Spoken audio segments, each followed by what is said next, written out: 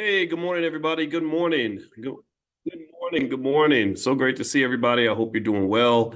Come on in. Come on in. Welcome to Money in the Morning Financial Consciousness Training. My name is Dr. Boyce Watkins, in case you're new. And the goal is every morning, every single morning, 7 days a week, we discuss the art of economic elevation and just what that looks like, what it means to elevate your finances, what it means to become the absolute best you can be from a financial standpoint. And also, if you want to get text notifications when we start, and I send them out a couple of times a week, just text the word morning, MORNING, to 87948. Text morning to 87948, and I will send you a reminder, like kind of a wake-up call, to kind of get you started so that you'll know that we are about to do the thing. So anyway, how's everybody doing? I am actually in Amsterdam. I'm at the end of was about a 10-day European tour. I had to do a daddy-daughter business trip, and it was amazing. And let me just tell you, so many cities in Europe are so beautiful. Let's see, I'm trying to remember all the cities we went to. We went to a bunch of them. Let's see, we had Dubrovnik, which is part of Croatia. And a lot of people think about the war when they think about Croatia. A lot of terrible things happened there, but actually it's a really beautiful place and it's really recovered from the war. And it's one of the most beautiful places you've ever seen. In fact, they actually shot Game of Thrones there. If you're a Game of Thrones fan, you'll remember King's Landing. That's where Dubrovnik was. It was King's Landing. And then we also went to Brussels, which has this square. I've never seen anything that beautiful in my life. There's like this town square that's 1,000 years old. And I mean, it's amazing. I can't explain how beautiful it is. You just got to go see it. I think you're not gonna regret it. Luxembourg, saw Luxembourg. That's a beautiful city. What's another one? Gosh, I think Basel, where they have Art Basel. That was really cool. And now it's Amsterdam, and now we head back home. And then I got to take another trip next week. We're going to Egypt, a group trip with the Black Business School. We're taking a trip to Egypt, thanks to Jay Cameron. I would invite you guys to go, but unfortunately, immediately all the tickets sold out. And so, if you want to join us on the next trip, though, it's going to be South Africa, and I'll announce that first here, because I'd rather travel with people that know me well and that I know you well, and we're connected. So you guys will get first dibs if you want to join us in South Africa. We're probably going to make that available at the All Black National Convention, which is going to happen October 25th through the 27th in Chicago, Illinois, which is actually Lombard, Illinois, which is a suburb of Chicago. So give me a quick yes if you guys can hear me okay. I am traveling, so I want to make sure that my Wi-Fi is okay. Give me a quick yes in the chat if you can hear me. How you doing, James Keller? I see you. Jamila Cook, Travis, Stephen, Pilar, Mia, Claudia, John Peacock. Good to see you. Jackie Myers, Sharon, Josephine Rainwater, Juanita, Rochelle. I see you in here. Sheila. Good to see you. Della Montez, Clarence, Rebecca Lee. So great. It's always great to see all of you. And I want to apologize for the other day. I think there was a day where I could not actually formally cancel class. I didn't get to send out the text. And I just want to say I'm sorry if you came in and I wasn't here. That's not the way I should be doing things, and it is completely my fault, my responsibility, and I apologize for that. But if you want to keep joining us, just so you know, we do this every single day, 7 days a week, because I believe that for us to be a serious community, we got to be serious people, right? And I think that's a great place to begin. I think in order for us to really be taken seriously by the world, we first have to take ourselves seriously. And when I study a lot. I pay attention to everything. When I study, people that are seriously good at what they do, world champions, people who are the best at anything, communities that are succeeding. One thing I know is that, that people that are really good at things, they're very serious. So I think, so my belief, a very fundamental, simple idea is that if we're going to be taken seriously when it comes to our wealth, we're going to have to get serious. We're going to have to make sacrifices. We're going to have to be committed. Tell me if you agree. I hope that you agree with this. We're going to have to really talk about this in a serious way to say, okay, what are some serious things we can do to make sure that we're seriously ready and seriously empowered for the next generation? As I was studying in Europe and I was going through and I was kind of paying attention to European history. I'm gonna do the same thing when I go to Egypt next week. So just know. And sometimes people, when I go to European countries, people say, "Oh, you only want to hang around white people." I'm like, no, no, no. I'm going to Africa next, and so Egypt is a part of Africa, and then there's Ghana and there's other places. But I went to China and I would go to South America. I'm gonna go everywhere. I went to Antarctica. Well, not Antarctica. It was actually Reykjavik, Iceland, which, by the way, is a beautiful place too. Oh my gosh. Anyway, so I want to go everywhere. I want to learn from everybody. I like to learn the history of things. I like to learn um, why did this happen? What happened? How did this come to be? And so here's one of the things that I was noticing, and I'll start here, and then I'm going to go into the point that I wanted to make today for our financial consciousness training. Is I was curious about the Irish potato famine. And it's interesting. I haven't thought about Ireland for a long time. If you want to know what I think about it, what comes to mind, number one, I found out in my DNA test that I'm like 20% Irish or something, which is weird. It tells, but you know why that is, right? Some slave master snuck in the barn and took something that didn't belong to him. I'm gonna suspect that was the case. My great great grandfather's name was Boyce, and his slave master gave him that name. So that's the history there. So anyway, also with Ireland, I remember in college, I had a scholarship to go to Ireland, and I did not take it. I got my dream job actually that summer working for General Electric Aircraft Engines Division in Lynn, Massachusetts, and they paid me a ton of money. They put me in a really expensive apartment and gave me a ton of money, and it was the worst, most horrible job I ever had. I had a racist boss who ignored me and didn't teach me anything, and this black mentor I had nothing in common with, and I was so uninspired. And I remember just being so bored and walking around the factory trying to find stuff to do because I hated that job so much. And that was when I decided that I wasn't going to spend my life on the corporate plantation. Just the idea of doing that job for the next 30 or 40 years was very depressing. And so I had my black job, and it was a good black job. I made good black money on that black job, but I did not want that job. Instead of just the black job, I decided maybe I want something that's black owned, or at the very least, I wanted a better job. That's why I became a professor. So anyway, with going back to Ireland here, another thought that came to Ireland, which was really just a random thought. In case you don't know, that's what we do. We talk about money and we do streams of consciousness, but I promise you, everything comes back to money.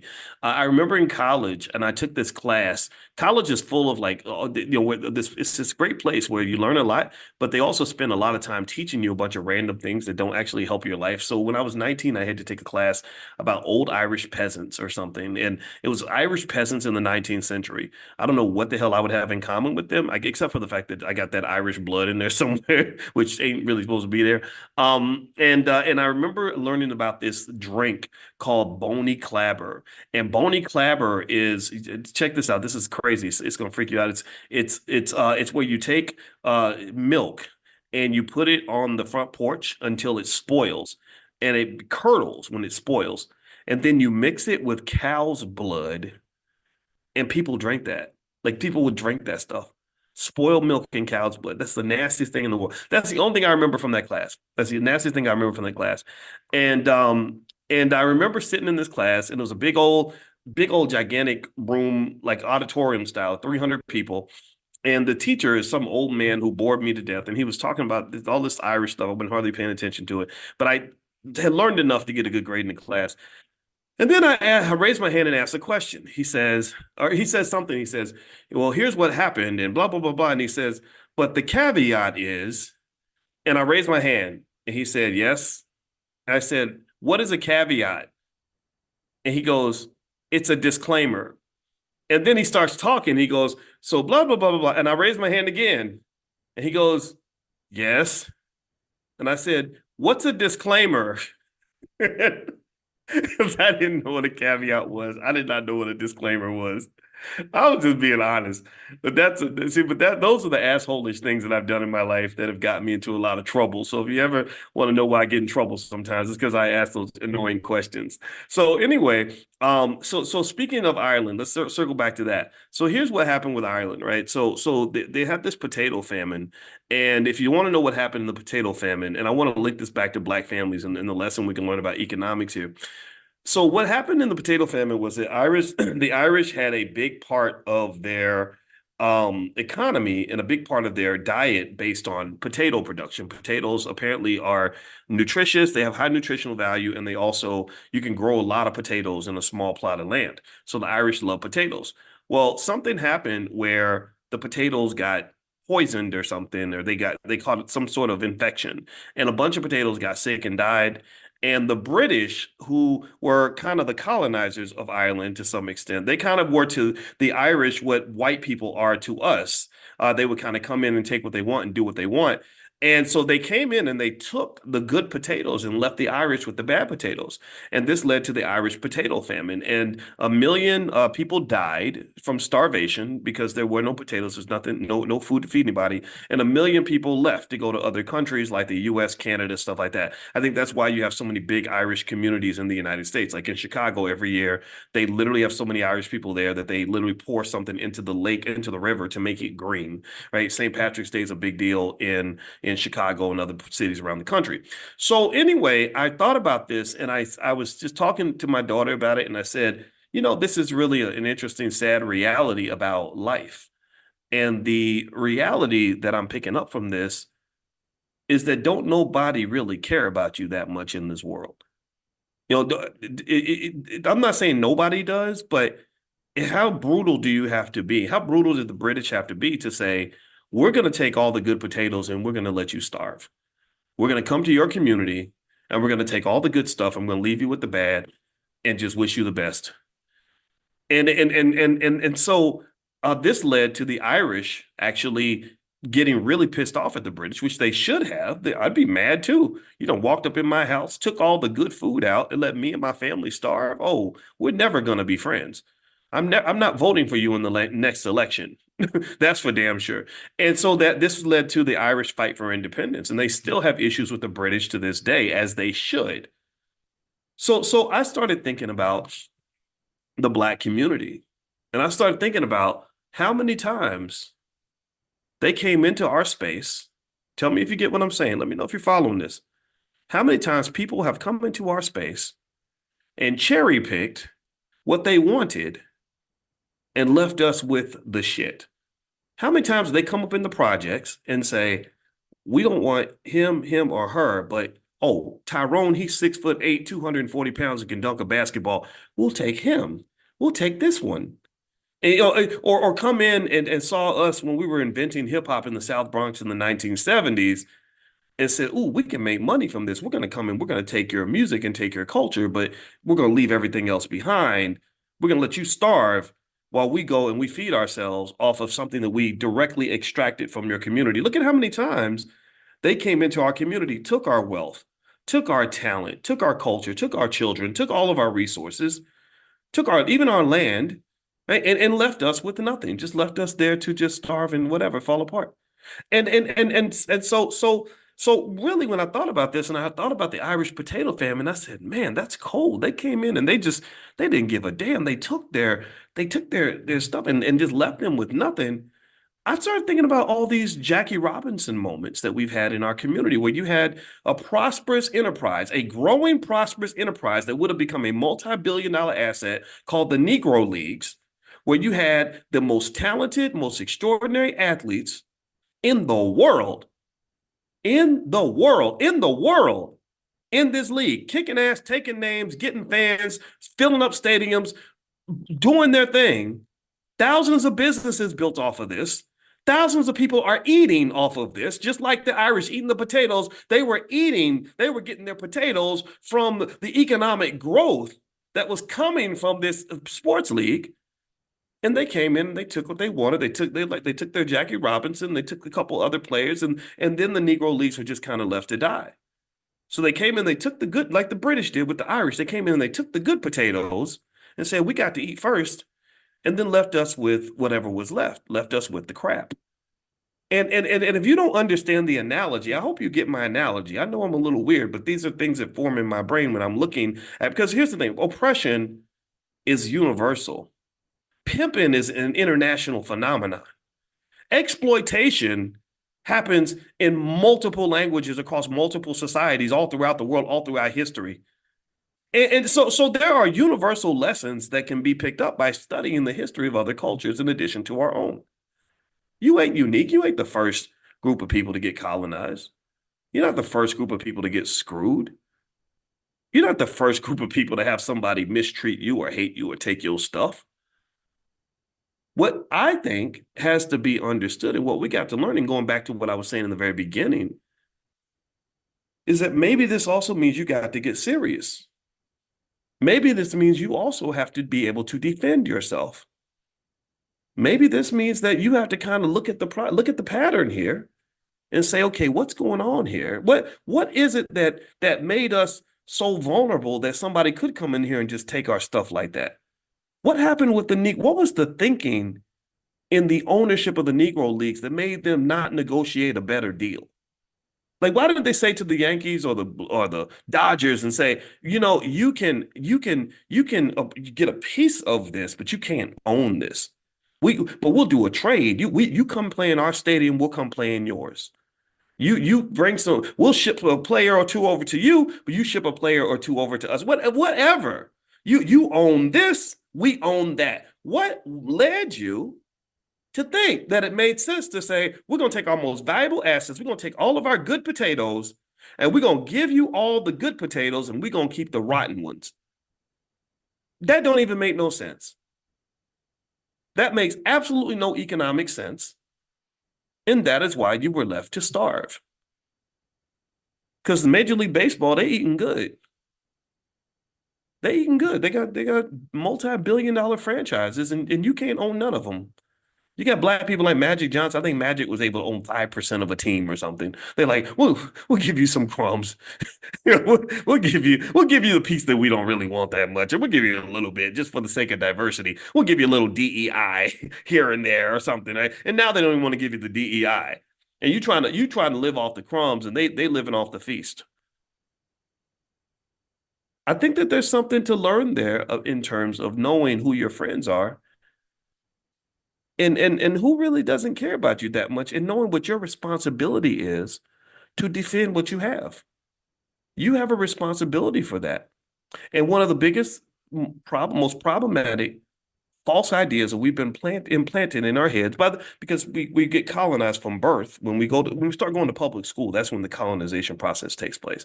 And then media, they soften you up. It's like an airstrike that happens before you bring in the ground troops. You soften up the target with the airstrike. So the airstrike is the airwaves. What they put on the airwaves and the radio, get everybody twerking, get everybody listening to music that's telling you to send your son to prison at an early age, that's getting all the kids hooked on drugs, getting them out here thugging out and everything else. And then the public school system where they're learning how wonderful white people are and how ridiculously sad and pathetic black people are. That's the airstrike. That's getting you prepped up. That's softening you up, softening up the target so that when they want to take you to the big Diddy party that's going to happen to you in your life where you're going to get screwed for the rest of your life, you're ready for that. You've been softened up. You understand? So the lack of ability and the lack of discernment, the lack of consciousness, this is for economic consciousness, financial consciousness is what we cover every morning. The lack of consciousness shows itself in the sense that you're not stopping and saying, hold on, wait, what are you doing? What's in that drink right there? What are you trying to feed me? What's in this? What ingredients are in this thing that you're trying to feed me right now in this education you're trying to give me? What's in this? What is on this TV screen that you try? What's in this music? What poison did you put in the music to make us think that make our kids want to grow up and become thugs and killers and gangsters and drug addicts and everything else? No, we're not doing that. Do you understand? That requires strategy. It requires consciousness. It requires preparation. It also requires courage. And in some cases, we are lacking all of these things. We lack all of these things because in many cases, unfortunately, whenever somebody comes along and says, why are we letting them do this to us? First thing you'll have another black person getting mad at that person, saying you're dangerous. Wait, that's a dangerous person. You'd be amazed. You'd be amazed. Even when I was on the faculty of Syracuse, and I don't know how smart I am. I don't know how smart I compare to other people, but I know that when it comes to economics, I'm one of the most highly trained people on this planet. And I remember when I would say certain things and say, well, this don't make no sense. Why would we let them do that to us? You'd be amazed how many black professors were scared to even be my friend. They were scared to be my friend because they knew that the colonizers were going to kick them in the ass if they did. If they got seen hanging with me, if they saw that they were associated with me, they knew they would get in trouble for that. And so I didn't have a lot of friends. And I didn't need a lot of friends. I'm not that don't I leaned on the Nat Turner spirit, whatever. If I got to do this by myself, I'm gonna do it. I'm not following a stupid crowd. I'm not following strategies that fail. I'm not following an approach that has clearly showed that it's not going to get us what we want because slavery is not fun. It's not fun to have somebody else control your life. It's not fun to have somebody else beating you up all the time. It's not fun to be at the bottom. It's not fun to be in last place. I don't want to be in last place. I want to be a winner. I like winning. I like succeeding. I like being the best. I like doing my best. Even if I'm not the best, I want to do my best. And I don't think, I'm gonna tell you this, my little simple theory is that in many cases, we are not really doing our best. I really think that we're sort of afraid to shine. We're afraid to push. We're afraid to grow. We're afraid to stand up. We're afraid to be what we were meant to be. And so this colonization oppression that kind of occurs kind of stunts our growth. And just to tell you how where my ideas have gotten on this, I literally remember whenever I would hear somebody complaining about how the public schools aren't going to teach Black history in the right way, my first reaction is, why do we think white people, why do we need white people to teach us our history? Give me a yes or no. Give me a yes or no. I have this. How many of y'all got a cell phone? Anybody else got a phone, or am I the only one? It's this new technology. You probably haven't heard of it. Let me tell you about it. You haven't heard of this, so it's very cutting edge. It's called an iPhone. The iPhone. I don't know. So a few of y'all may have heard of it, but I've got this thing called an iPhone. And did you know that with my iPhone, I can look up anything that I want on this other amazing invention called the internet. Holy crap. Oh my God. And I know this is freaking y'all out. This is new stuff, man. This is the new stuff. And so if I use this thing called the internet on my iPhone, I can look up anything that a teacher could teach in a classroom. Did y'all know that? Did y'all know that? And I don't even need a white man's permission to do that. I don't get to ask massa to let me do nothing. So go tells your friends, tells your family, tells your children that we can teach ourselves now. We don't need to go to this building with some crusty lady from the suburbs who don't even know who the hell I am, who don't understand me, my struggle, my family, my children, or nothing, teaching them a bunch of very biased, false facts about who I am. I don't need to abuse my children by exposing them to that nonsense. I'm not saying your kids shouldn't go to school. I'm not telling you to go take your kids out of school. I'm not that extreme. But at the end of the day, we can educate ourselves. And not only can we do that, we should be doing that. We should do that. Do you understand? We should do that. Not because, again, I'm not saying take your kid out of school. Don't think some of y'all are doing homeschooling, and I applaud you. I think that that's a great solution. But don't think I'm telling you like, oh, you're a sellout for sending your kid to school. I'm not here to judge any of that. So let's just do we understand each other, please? Because I don't want people to take what I'm saying and make it into an extremist argument. This is not extremism. This is not extremism. This is called common sense. Common sense says that when they are giving you Kool-Aid that's filled with pee and rat poison, you should probably think a little more carefully about what you allow your children to drink. And that's what they're giving them the Kool-Aid and it's got some pee in it. It does. It's got this thing called white supremacy, this idea that somehow everything wonderful that's ever happened in the world was done by a white man, and Black people, the only thing you've ever done is you were freed from slavery, which you didn't even do because there was this bearded white guy named Abraham Lincoln who did it for you. That's the best that ever happened to you. So you celebrate Juneteenth every year like it's the greatest thing you've ever accomplished because the best thing you ever accomplished was letting white people free you and get you out of jail. And so now to this day, we still carry the same mentality. We carry the same mindset that says, yeah, we can make progress, but we need their help. We need them to do this for us. We need them to open doors for us. And that bred the whole industry of these anti-racism speakers that pretty much go to big white universities and they don't really talk to a lot of Black people. They talk mostly to white people and explain to white people how to treat Black people better because you are defined as this relentlessly oppressed minority group who has no fate or no ability to control their own fate. And what I want you to understand is that is very, very dangerous. It does not mean that good white folks who truly want to heal and truly want to do the right thing can't play a role. There's nothing against that. Some of you are white in this room, and I applaud you for having the courage to hear from a loud, angry Black man every morning. I respect that immensely. Your family too, if you got the right energy. But what I am saying is that you have to also ask yourself, can we do this if they never help us? If no one ever comes in and saves us, If we're the Irish, if we are where the Irish were, with British oppression under British rule, where the British were coming in, taking their resources, taking their women, taking their food, and kicking their asses, if we are the Irish and the British are just being the British, what if the British never help us at all? What if they never change their behavior? What if they never shift? What are you going to do? At that point, it's all on you, Jack. It's all on you.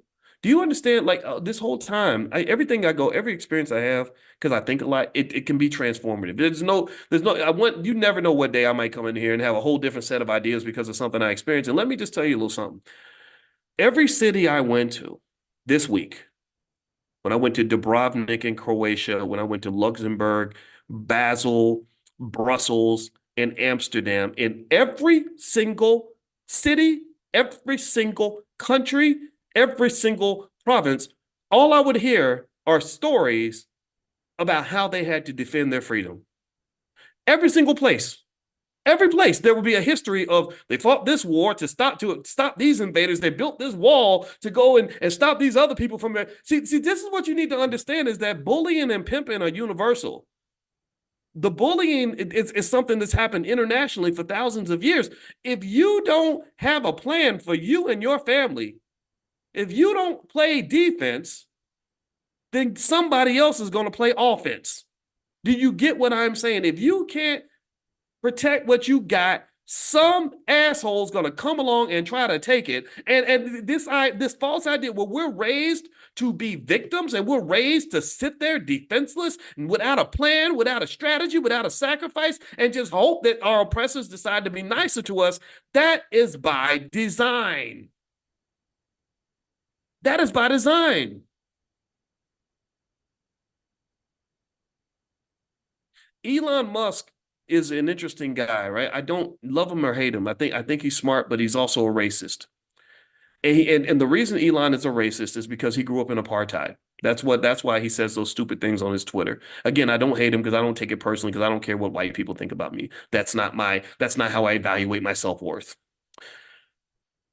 One thing that they used to do during apartheid was, did you know, how many of y'all knew this? That, and I'm not an expert on apartheid. So those of you who know more about it than I do, forgive me if I say something wrong.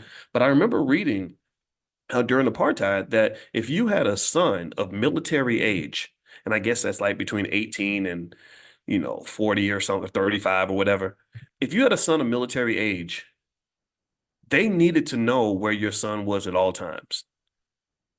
If they came to your house or somebody in the village told them that your son disappeared and just left town for a while, you could go to jail for that. They will come get you. They might kill somebody in your family or lock up your mama because your son is not, nobody knows where your son is at. Do you know why they did that? Does anybody know why? Can you guess why? Because because they did not want young, angry black men to go get military training that would allow them to fight back. Did y'all know that? They wanted passive men. They wanted feminine men. They wanted weak men. They wanted the wusses. Because you can control a wuss. You can control a weak little pathetic man who don't fight back or a man who doesn't have the skill to fight back. But you can't really, it's hard to oppress a warrior. Because warriors are different. Warriors have strategy. Warriors have tactics. Warriors ain't scared to die. They're ready to die. They're ready to go down for what they believe in. So it's hard to oppress a warrior. It's easy to oppress a punk. So do you think that it's a coincidence that we suddenly have this rise in the feminization of black men all throughout this society? Has anybody been to Atlanta and see how many, and no disrespect, this is not anti nobody. I'm not trying to hurt nobody's feelings, but you go to Atlanta, you can't help but notice how many brothers want to walk around in mini skirts with high heels and wigs on. You think this is an accident? You think this somebody was, you think this kind of was part of the plan? What do y'all think? So here's the deal. It's one thing if the bully can beat you up. Sure, but beating you up is hard to do if you fight back. It's easier for the bully to soften you up so that you are scared to fight in the first place. And the reality is that a lot of our people are scared to fight. And then and then if they're not scared to fight, they don't know how to fight because you never had conversations like this. You never sat down with your father or your mother and had them explain to you that preparation is the key to success. They never told you that the way to prevent a problem is to prevent a problem. They never told you that the way to overcome the attack is to get ready for the attack. They never taught you that in Sun Tzu's book, The Art of War, that battles are won before they even begin. They never taught you that. You just get spilled and flooded with a culture from the BETs of the world, who are white-owned companies that pretend to be in blackface. They spill a culture of instant gratification, very sloppy living, very irresponsible choices, so that you simply are just sloshing through life, being a victim of problems that sometimes you created yourself. Like, so when you're that guy that's 36 years old and you can't figure out how to pay your child support because you got 7 babies, mamas, well, you made those babies, and nobody ever talked to you about sexual discipline and the importance of that as a form of economic preservation. Nobody talked to you about that. Or you sitting in a bad situation because you chose not to get an education, because you out thugging and following the crowd and getting into street life and all this other stuff because that was marketed to you. They packaged that up and marketed that to you. And then now you 30 something years old trying to play catch up because you spent your 20s in the streets. That was all by design. They marketed that to you. So what I'm here to say on this is that when you're talking about the accumulation of Black wealth, that is something that requires discipline and planning. When you talk about the preservation of that wealth, that also requires discipline and planning. Uh, it requires a mindset where you understand that your economics is a form of self-defense. See, money is used to enslave people all throughout the world. Economic warfare is very, very real, not just in the United States, but it happens all over the globe.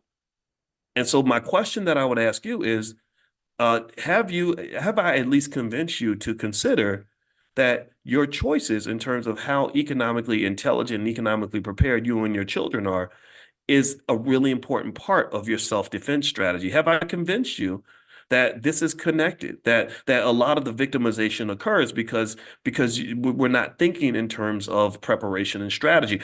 Do you understand? And actually, I'm going to talk to you about my conversation I had yesterday with Dr. George C. Frazier in a second. But before I do that, I want to mention to you all really quickly that there is something that we're doing now that I've offered you called the Freedom Challenge, where literally, you guys know in Money in the Morning, I've probably done about 200 lectures so far just this year alone. And by the time we're done, it'll be up in the thousands. And so what we did was one of my team members put something together where if you text the word freedom to 87948, you'll get one of those lectures sent to you every single morning. So if you like the Money in the Morning vibe and this is great for you, then if you text freedom to 87948, you will get one of those Money in the Morning lectures that maybe something I did in January or February that'll be sent to you, because these ideas are universal. And I'd like for you to also, if you just, so you can have it all for free, if you would just please share this with your family, share this with your loved ones, because I really believe deeply that economic intelligence is one of the keys to our freedom. It's not going to solve every problem, but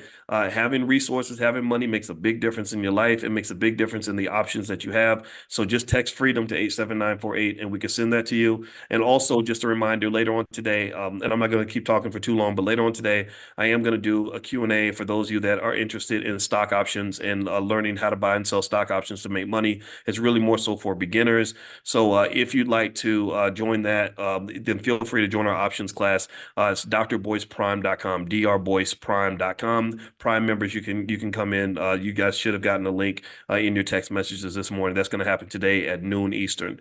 All right. So let me finish up on a conversation I had yesterday with Dr. George C. Frazier. So Dr. Frazier, in case you don't know, he runs the Power Networking Conference every year. He is by far, in my view, the greatest networking guru in the United States. And the reason that what Dr. Frazier does is so important is because not only is Dr. Frazier the OG, I think he's approaching 80, but he looks like he's 50 or 40, and he is one of the sharpest men I know, one of the greatest men I know, and I counsel with him on a regular basis, just like I do with Dr. Claude Anderson. And the reason that his job is so important is because he does one of the most important things that Black people should consider as it pertains to wealth accumulation. He talks about bringing us together. He talks about collaboration over competition.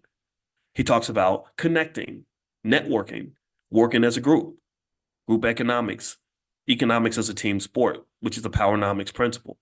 And the reason I have so much appreciation for what Dr. Fraser does is because when I was in grad school working on my doctorate in finance, I remember all of these economic models that pretty much showed that when you bring people together, you are actually creating wealth. There are legitimate, real economic models that basically show when you bring people together, you're creating wealth because when you bring people together, what you're doing is you're creating trade. Do you understand? So when you talk about places like right now I'm in Amsterdam, and Amsterdam had a company, I think it was called the Dutch East Indies Company or Dutch East India something company, and this was the first corporation ever created. It was worth today in today's dollars, it would be worth about $10 trillion. Apple's worth about 2 trillion. This company would be worth about $10 trillion. And one of the things I noticed when I studied, see, when you see something that's winning, you see something that's successful, you study it. So I studied this company, and I believe it's the Dutch East India Company. Forgive me if I got the name wrong. I got to go look that up again. But anyway, one of the things I noticed that was really interesting is the way this company came into fruition, came to existence, is basically you had a bunch of scattered companies all trading spices. Again, trade. Trade was a form of wealth. Trade brought people together. There's a big river where people would gather on the river. That's why rivers were an important part of any country's economy. So they were all doing all this trade individually, and they said something that's very logical, very natural, that even an animal can understand. They said, instead of all of us scrambling and doing our own thing, competing with each other, crabs in a barrel taking each other out, why don't we come together and do all this as one group? And why don't we engage in group economics? And that's what they did. So they formed a company that became arguably the most valuable company in the history of the world, one of the most valuable. I got to double check to see if the valuations are correct. But from what I have seen, this company was worth 5 times more than Apple in terms of its power and its impact. And so what Dr. Fraser does, and this is why y'all need to study this man. He's an American treasure. He's more important to me than Donald Trump. He's more important to me than a Joe Biden can ever be. He's more important than pretty much any non-Black person I've ever studied in my life. Definitely for the purposes of what we're trying to do. The reason you should pay attention to this man is because he's giving you the keys to the kingdom by helping you understand the very same philosophy that led to the creation of the most valuable company in the history of the world, or one of the most valuable.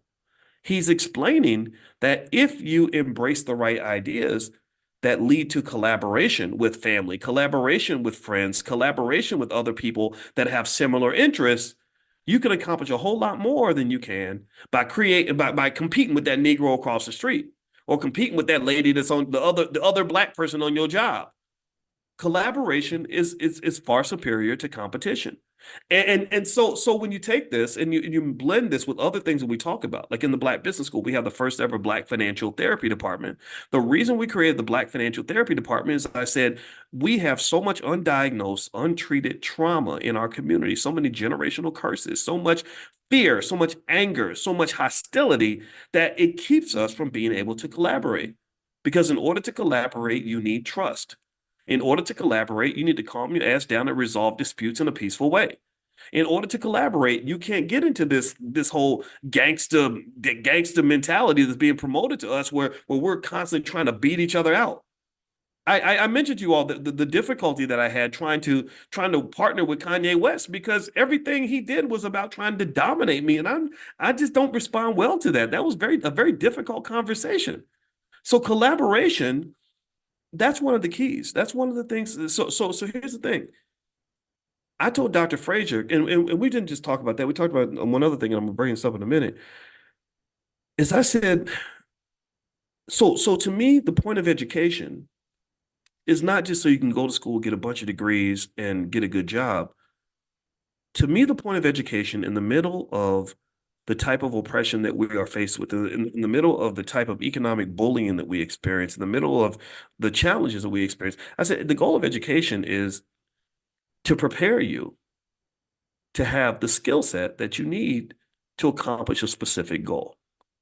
If you can't figure out what is at the end of that tunnel? If you're going into education blindly, just saying, I'm going to go study a bunch of books because somebody told me to, then you're missing the point. What you're supposed to do is actually do what they call in mathematics. They call this dynamic optimization. You start at the end. You say, why? Why am I doing this? What is this going to help me do? And then you work your way backward to figure out what you need to do. So to me, here's what I'm thinking. I said, okay, so we started talking about family. And one thing Dr. Frazier brought up, and this is the conversation we had last night while I was in Amsterdam. He was on the phone with me. I said, he said, and then we both agreed, he said that when you look at wealth across different communities, he said East Indians have the highest wealth in America. And I could have sworn he said that their marriage rate is like 95% or higher.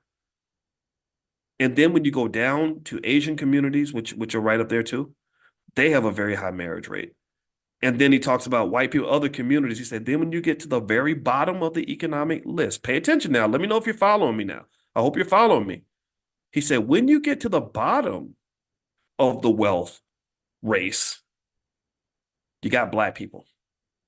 Well, the marriage rate has been declining for 40, 50 years. The ability to keep a family together has cost you $10 trillion in economic value. And I said, yeah, I get what you're saying. I just sat there and listened. I didn't say a single word when he was talking because I said, you know what? I'm smart enough to know that when the teacher's teaching, you shut up and listen. And I listened. I listened to every word. I hung on every word. And I think I was so quiet. I think he thought I wasn't paying attention, or maybe I was I was getting bored. And I said, no, I'm not bored. I'm meditating on every word that's coming out of your mouth because I got 1,000 things that I'm thinking about. But I wanna let you finish all this because I really want to hear all this. Then I'm going to tell you how you were correct on every single point. I mean, I want you to process this. Did y'all know the lowest median net worth in America is that of a single Black mother with children? Did y'all know that? She has the lowest median net worth in America. And right there with her is the single Black father that's got a whole bunch of babies, mamas, and is giving all his money to the child support court.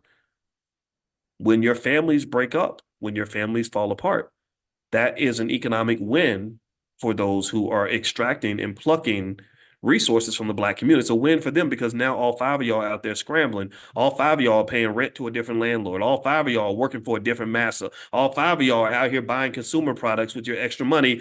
And there's no coordinated collaborative effort to accumulate wealth that is going to be collected and preserved within the family unit. There's nothing. There's no plan for that. There's no conversation around that. That's a foreign idea. It's a very foreign idea to say, how do we build wealth for our family? But it's a common idea to say, how am I building wealth for the landlord? Or how am I building wealth for the store down the street? How am I building wealth for my boss? I love my boss.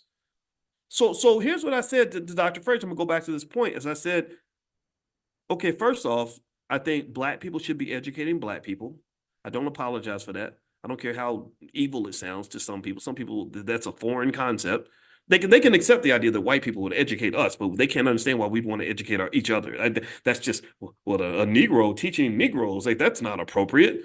Why? But it's appropriate for you to teach me. Is that what you're saying? That's cool. That's the standard. But when I say no, I want to teach my kids. I want to teach my people. I want people like I want my people teaching me.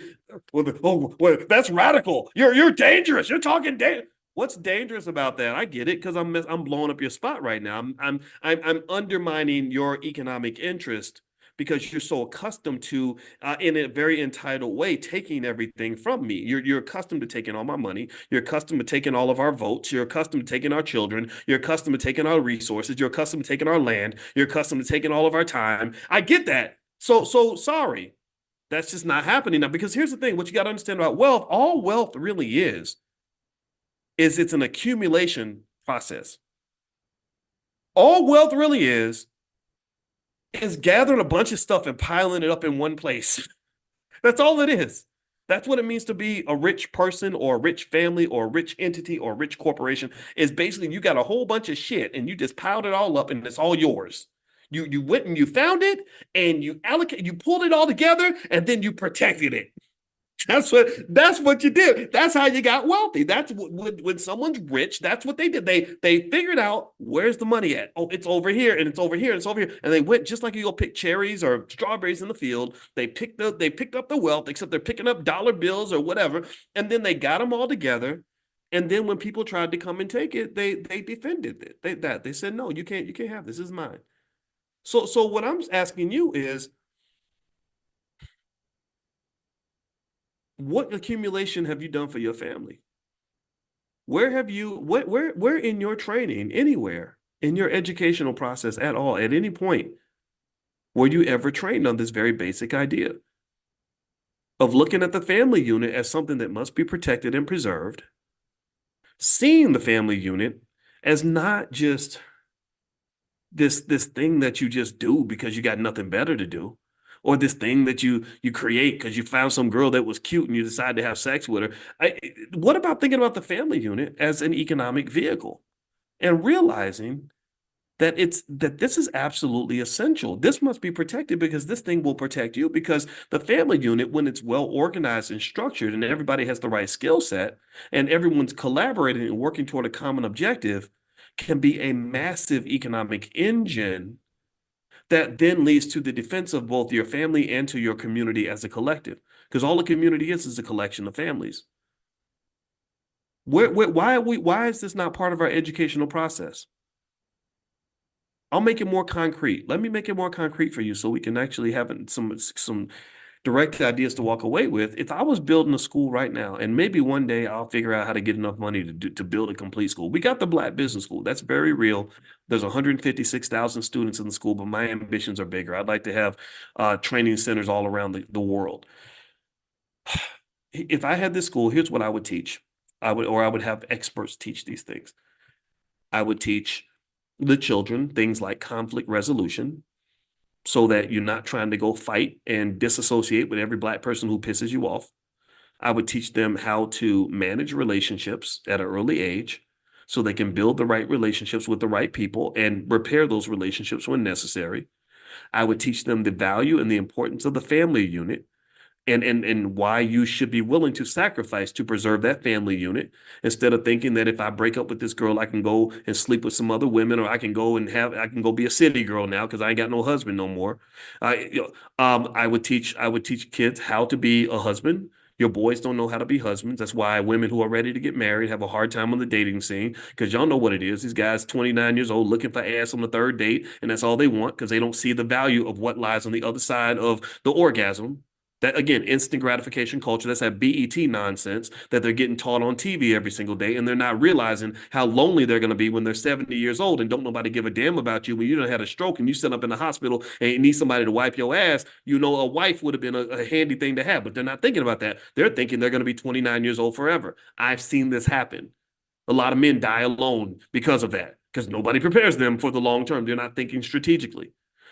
I would teach young girls. I would have women teach young girls how to be wives, how to appreciate men. We don't appreciate men in our society. We got a lot of good men who get made fun of, get attacked, get disrespected, get beat up on, get abused, and nobody talks about that. I think that is atrocious. You know, I tell you, I work really hard. I do my absolute best to be the best man that I can be, because I was raised by a man who taught me that these things were important. And one of the things I can appreciate about my wife is that her and my mother-in-law go out of their way to let me know how much they appreciate me. And that's a wonderful thing. That's a great feeling. That makes me want to be a better man. I would have young girls learn these things.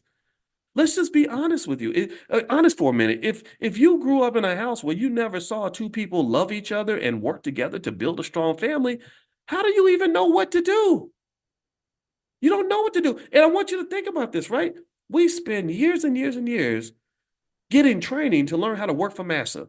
We will spend 4 or 5 years learning how to do a skill so we can get a degree, so we can go get a job working for a white man. We'll dedicate years in training for that. But we give no time to train on how to do the thing that's most important, the most important task of your life, which is the nurture and reproduction of children, the protection of a family. That's far more important than your job at Ford. But you'll go to school 4 years to go work at Ford, but you won't spend 10 minutes learning how to be a good spouse or learning how to be a good parent. So education, I think, should be reshaped. I really think we should literally start education by saying, what are the most important things? What are the top 5 priorities for any African-American person between, say, the ages of 30 and 50? Let's start there. Okay, so let's, and then once we figure out what those top 5 priorities are, we're going to train the kids and get them ready for this. And there are some cultures that already do this. That's why they have things like the debutante balls and all that stuff. You're teaching the ladies and the men how to interact with each other because they understand the importance of reproduction. Because when you don't have these things, when you don't have the training, then what you get is what you see all throughout society. You just see sloppiness. Some dude just making a bunch of babies everywhere because he's being led by his penis. Girls laying down with guys that have absolutely no future whatsoever, but still think that somehow he's a great man to be with because he looks like my favorite rapper. And it just creates a big mess. And then in the mess, you can never build wealth in the middle of mess. You can't build wealth in the middle of chaos. You can't build wealth in the middle of war. You can't. And to tell you how it ended with the Dutch East India Company, when I studied how they became so powerful, I said, well, what happened to them? How did they fall apart? And I was so interested in it. I wrote notes. I said, oh man, I got to tell everybody this. Oh, here's a few things that caused them to decline. They were the most powerful company in the world. This is the downfall. The biggest was they were constantly fighting. They were constantly fighting. They had wars that with France and England, because when you get rich, you're gonna have haters. You're gonna have people that are gonna fight you. So they were fighting these wars, and that bankrupt them. And then they were fighting with each other. They were fighting internally. A lot of your families are like that. A lot of your families always fighting. Everybody's fighting all the time. You can't build nothing in the middle of fighting and chaos. And so this is why, and as a family, I think that when you're building your family wealth or you're doing whatever you want to do, I think that having a process for mediation is very important. Having family meetings is very important. Getting a therapist to help you work through your conflicts is very important. Even if you're talking about three friends that you started a great business with, I think having somebody that can help you mediate disputes will go a very long way. Also, there was a mismanagement issue, mismanagement of the resources. When they became wealthy, they got sloppy and greedy, and people were stealing and doing corrupt things. And then next thing you know, everything declined. So I think about this. That made me think about the fact that, did you all know that 70% of all wealthy families lose all their wealth in one generation? 70% of all wealthy families lose their wealth in one generation. 90% of all wealthy families lose their wealth in two generations. And that's because sometimes success can make you complacent and make you get comfortable, make you think the money's never going to run out. And next thing you know, you're broke. Just ask a lot of these professional athletes who do these ESPN 30 for 30s, where they talk about how much they had and then they eventually lost it all. And this is a common story that you see. So not only does climbing to the top require a certain type of collaborative effort, a certain type of planning and strategy, but protecting your position once you're at the top is also important. So things like estate planning and having a generational wealth plan, things like that, really important for every family. And I want you to think for a second about how many times you see people that die that didn't even have a will. People that died that didn't have life insurance. People that died didn't even have any plan for who was going to get what. And these are real stories. And these are so these are things to think about as you're talking about building your wealth and protecting it. Okay. All right. I'm going to go, guys. I hope this discussion was beneficial to you. I hope that this helps you in terms of how to process these things. And again, if I say anything that's offensive, I apologize, but really I don't, because I just say what I have to say. And I hope we can disagree and still be loved.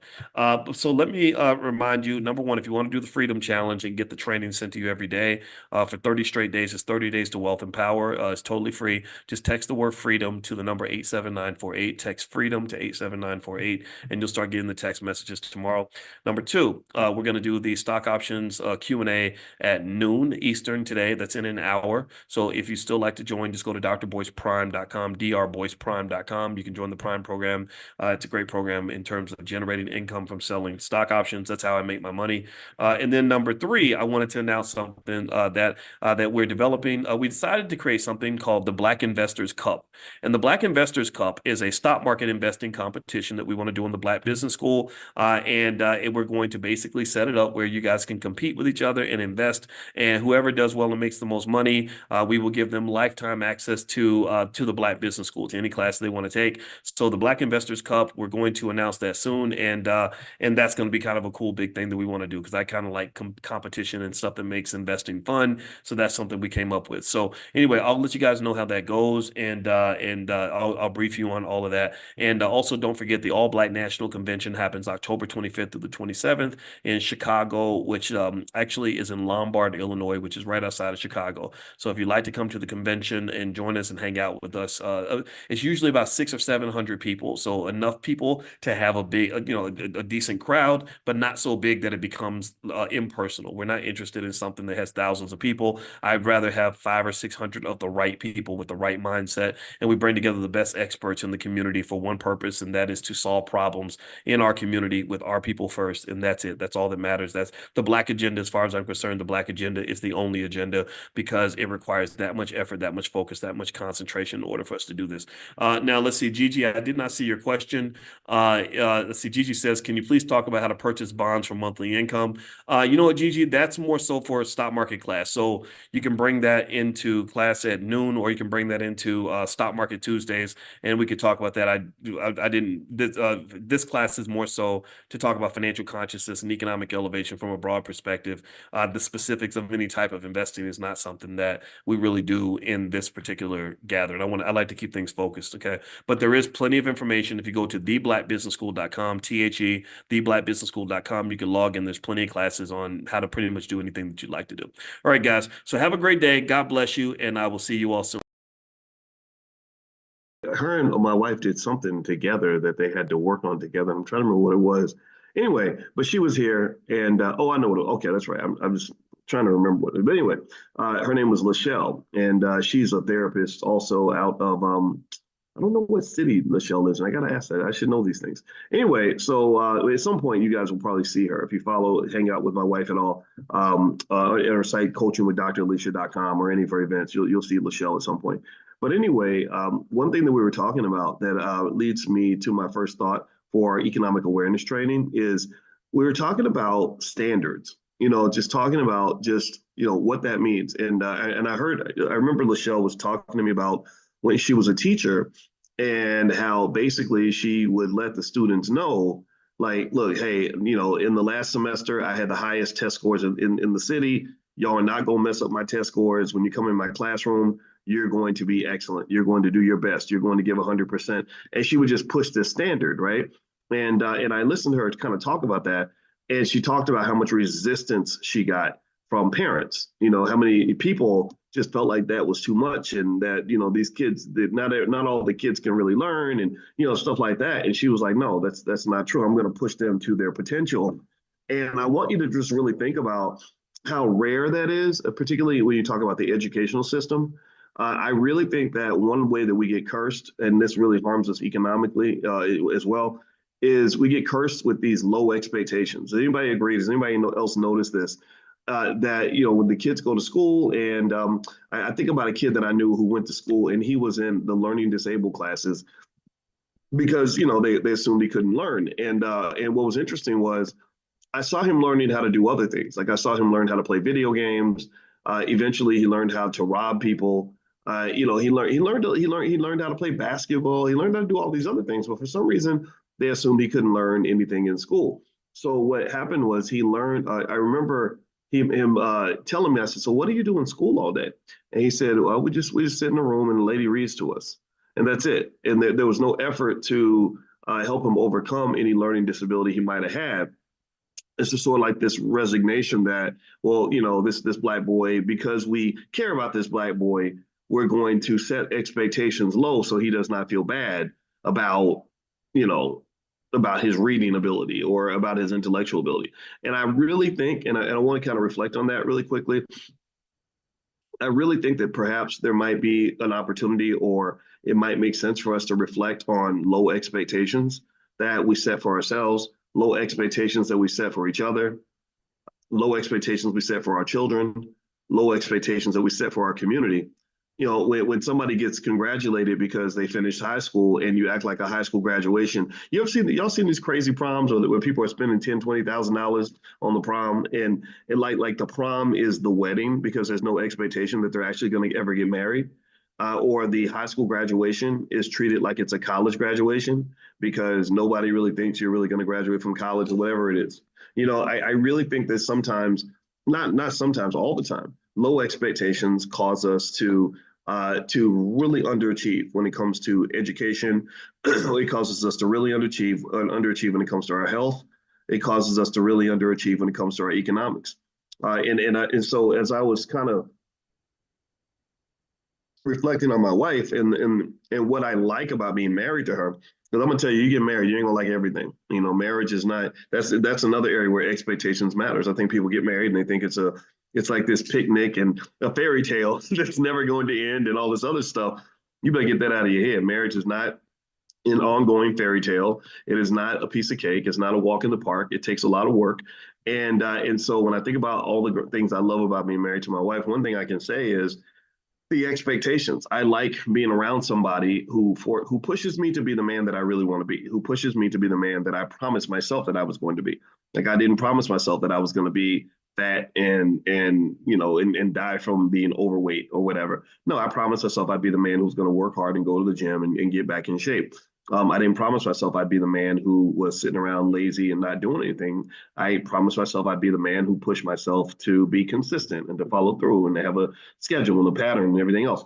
So I really think that one thing that you may want to think about when you're talking about achieving whatever goal you have or elevating to the next level or reaching your goals financially is think about the expectations you have for yourself and then think about the expectations that are set in your environment because your environment will have a huge impact on what you can do yourself. Your environment really truly affects what you yourself will ever be able to really accomplish. So if you're in an environment that sets low expectations, but you expect to have high expectations, that's really like running against the wind. You know, it's really it's like swimming upstream. It's like trying to fit a square peg into a round hole, if that makes any sense. It's not it's not something that is going to help you really get to where you want to get to. Your environment is really huge. So I'd be very conscious. I think one aspect of consciousness, since this is financial consciousness training, I would consciously think about the environment that you're in, consciously think about the goals you want for yourself. Also, every single morning, I would get up and literally write those goals down. And remember that your whole life is nothing more than a series of days. Like if you add up all your days, and there's really even the concept of a day is a contrived, constructed concept. What do I mean by that? We separate our lives into these little blocks called days because the sun goes down and then it comes back up, and then we say, oh, now it's a new day because I went to sleep and I woke back up, and that does help hit the reset button. But really, if you imagine if the sun never went down, and imagine if you never went to sleep, then your life would just be one big long day. Like that's it. It would just be one really long day, and then that just lasted for 80 years or something. And so, in a way, it's like one thing that I do believe though is that sort of breaking life into these things called days allows us to each day just really hit the reset button on what we're going to do that day. And so, my question is not, do you plan to be excellent for the rest of your life? My question really is, do you plan to be excellent today? And really, if you want to go deeper, it's not so much do you want to be excellent today? Do you want to be excellent this morning? And what does excellence look like this morning? What does a wealthy person do this morning? What does a physically fit person do this morning? What does an educated person, a person that's a high achiever, what are they going to do this morning? You understand? Because just the same way you are what you eat, you really are what you do. Your life becomes what you do. And really, this is a wealth concept. In case I'm losing anybody who thinks I stopped talking about wealth, and I'm completely talking about wealth. I'm completely talking about what it means to be a rich person versus a broke person. If you look at the next activity that occurs in the next 2 or 3 hours, I guarantee you that the majority of rich people are going to be doing one thing, and the majority of broke ass people are going to be doing something different. And when I talk about broke, I'm not just talking about money. I'm talking about broke in terms of spirit, broke in terms of attitude, talking about broke in terms of energy. I'm talking about broke in terms of effort. Broke people are going to have a very different morning than most rich people. Do you follow me? So ask yourself, just what kind of person am I going to be? And what is that person, that imaginary person I'm drawing in my head? What are they going to be doing this morning? What are they going to be eating for breakfast? What are they going to do with this extra hour of free time? Are they going to go for a walk or a run, or are they going to sit on the couch and eat potato chips? They're not going to be sitting on the couch eating potato chips. They're going to be out working out. They're going to be doing, so really focus that way. And what I like about that approach, honestly, is it really takes you from level one to level two. And what do I mean by that? Well, level one is one day. Anybody ever notice that? You ever know somebody, and some of us have done this, all of us have fallen in this trap at some point, most of us have. You ever notice people that are always talking about what they're gonna do one day? Like one day I'm gonna do this, one day I'm gonna do that. Let me tell you, see, I remember one day, one time, one time at band camp, I don't know if y'all know that joke or not. But anyway, one time when I was 14, I met my biological father for the first time. And I remember having these little Oliver Twist fantasies that my father would be some amazing man who was doing amazing things, who had lots of wealth and intelligence and wisdom and love, and would just be this awesome guy. And I didn't get that. I got a guy who was honestly a man that I don't respect very much. And he's gone now, and he never earned my respect. And I hate saying it like that, but it's true. I do have a father that did earn my respect. That guy didn't do it. And I remember I went to go see him, and I was sitting there on the couch in this awkward, conversation, trying to, figure things out. I'm a little kid, and I remember him saying something like, well, one day I'm gonna get me a Maserati. And I was thinking, even at 14, I remember thinking, okay, so when you tell me what you're going to do one day, that means that you don't have it together today. So that tells me that you're at level one. You're not at level two because you're talking about what you're going to do one day, but you can't tell me what you did today. Now, if he said today I bought a Maserati, or I heard his mother, I also heard his mother say, just very subtly, she said, one day he's gonna get it together. A mother's love, and y'all. I know mamas are love. Y'all love the sons and nurture them, but you need the. I think that father energy is so important because sometimes you can love that son to the point where he just becomes this little marshmallow man that isn't good for anybody. But then again, I just think love is a good thing though. We all need it, but it's like a pillow. Like your whole life is not going to be a pillow. Sometimes you need to be a rock, right? So anyway, I remember hearing my grandmother, who was his mother, I heard her, she was the sweetest lady. I remember her saying, yeah, one day he's going to get it together. And that told me, okay, so that means he doesn't have it together yet. That means wherever getting it together lives, he has not arrived in that city yet. So that means he's at level one. He's not at level two. He's in the one day, which is fantasy, it's theory, it's hope. It's just this belief that one day things are going to get better versus today. Like if she said, he really got to get it together today. Well, he's got it together today. But he was out here, he was hustling today. He got it done today. And that's really a really subtle distinction between what I see as successful people or wealth builders or high achievers or people that just really get things done is typically, and I really think this is a subtle point you might want to pay attention to. At least I pay very close attention to it because I have to have heightened awareness because I attract so many people that come around and, I'm shaking hands and meeting people and stuff like that. And a lot of people want to come closer and get things, get to know me. So, and you have to be mindful because sometimes not everybody wants to be your friend. Not everybody is going to benefit you in your life. So I have to be very observant and I pay attention. So when people talk, I listen carefully and I sit there like this and I just listen and I'm literally writing every word that comes out of your mouth. And I've kind of gained this process of kind of determining like, okay, when you tell me what you're doing and what you're going to do one day, I'm always listening. Like, what did you do today? And then really beyond that, what did you do yesterday? What are you doing right now? And, because the future is like this sort of mushy thing where we kind of make it into whatever we want it to be because it's flexible. You can permeate it into whatever. You're living in the ether. You're in the quantum universe of all these possibilities that could exist for your life. And we tend to pick the one that is the most optimal. Like when I visualize myself next year, I visualize myself in great shape. I visualize myself with another $1 million in the bank. I visualize myself, just living my best life, right? Doing all the things I dreamed of. But then reality hits, and what happens is, and this is even I see everything as as a mathematician, and what happens is that all these possible multiverses collapse into one reality, right? And that reality rarely does that reality that manifests itself, rarely does that reality match the optimal vision that we had of what that reality was going to look like. Rarely does that happen. It doesn't happen very often. Dreams don't come true for most people. Dreams do not come true. They're not for everybody. Sometimes they do. Right. So if I'm really trying to figure out this life thing and how to be where I want to be, I'm really trying to figure out, okay, what's the difference between people whose dreams come true and those whose dreams do not come true? Why is it? Pay attention now. If you ask most 18-year-olds, what's your life going to be like when you're 40? What do you think is the first thing that a lot of them are going to say? What's the first thing? Tell me in the chat.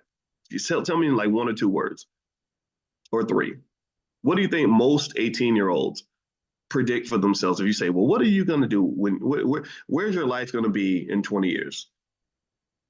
I'll give you a hint. It relates to money. Most people are going to say, I'm going to be rich. I'm going to have money. At least most optimistic. Now, maybe somebody who's really depressed might say, I don't know, I'm going to be broke and poor and unhappy. I don't think most young people think that way. I think most young people look at their future and they say, I'm going to be rich. And what's fascinating is that if you go to the next step and you say, well, how are you going to get rich? How is that going to happen? They have no idea. They can't tell you. They don't know. They're like, I don't know. But I can grab this fantasy because it's available to me. I can grab it and pull it in and just say it. I can make it real. But I still haven't really learned that talk is very, very cheap. Talk is pretty meaningless. Because I can say anything. I could say that tomorrow I'm going to be a 400-pound giraffe, and that is feasible if I just talk about it, but it's not very realistic because I have no idea how that's going to happen. So for most people, the dreams do not come true. For most people, they say what they want to be and they don't do it. So what's the difference? Here's the point. Here's what I'm going to get to, and this is something that I hope to support you with. That again, God's telling me to share this message, so I'm going to share it. So the question becomes, in my view, if you're talking about trying to be rich or whatever it is you want to be, what is it that is going to tether you from your existing reality to the reality that you're hoping to achieve? Like, what is it that's going to connect you, like almost like a rope? What's going to tether you to that reality and not cause you to fall into the other 10 million realities that could happen to you if you're not focused or whatever? Well, part of it might start with things like accountability, standards, a plan. A plan is a big start. When you make a plan, you have accountability, you have standards. And in fact, what I actually the way I kind of view the future, and I still haven't mastered this, by the way. Some of this is theoretical. Now, I can say that I've accomplished a lot of my dreams in my life. I can't lie. I'm very content with where my life is. But some areas I'm like, damn, Boyce, you fell short. You didn't deliver. You didn't become the man that you said you were going to be. So a lot of it is almost like when I visualize the man I want to be, say next year, and we're really doing this together, by the way. I want y'all to know this. I'm a player coach in this game. I'm not just the teacher. I'm also the student, or I'm the teacher who's going to classes at night because we're all learning this together. I'm just sharing what I know, okay, or what I see. So when I think about the man that I want to be, it's almost like he's a ghost. The vision, and I want you to really one day sit down and visualize the person that you want to be a year from now, and really maybe write down 2 or 3 characteristics of that person. Don't make it overly complicated, because and remember that person is a ghost, they're a concept, and in order for me to become that ghost of a man and to make him real, it is a very spiritual process in a way. It's very spiritual in the sense that in order for me to become him, I've literally got to leave my body. In order for me to become him, I have to kill the old me. I have to leave that Boyce behind, the Boyce of 2024. I'm hoping that you never see him again. I'm hoping that the man that I come back as tomorrow or next week or next month is a completely different guy. So this guy that I am right now, I'm going to do my best to put him in a casket and say goodbye to him. And really have that, thank you, Calvin, it's a great word, ascension, have that ascension to become this other guy. Right? So that requires me to really spiritually leave my body, and I got to enter into something else, right? And so to do that is so hard to do. That is so hard to do because we are really spiritually trapped inside our body. We're trapped inside our reality. We are trapped inside our habits. We're just trapped. And you have to break out of prison almost. It's so hard. It's so hard to break habits. It's so hard to disconnect from unhealthy culture.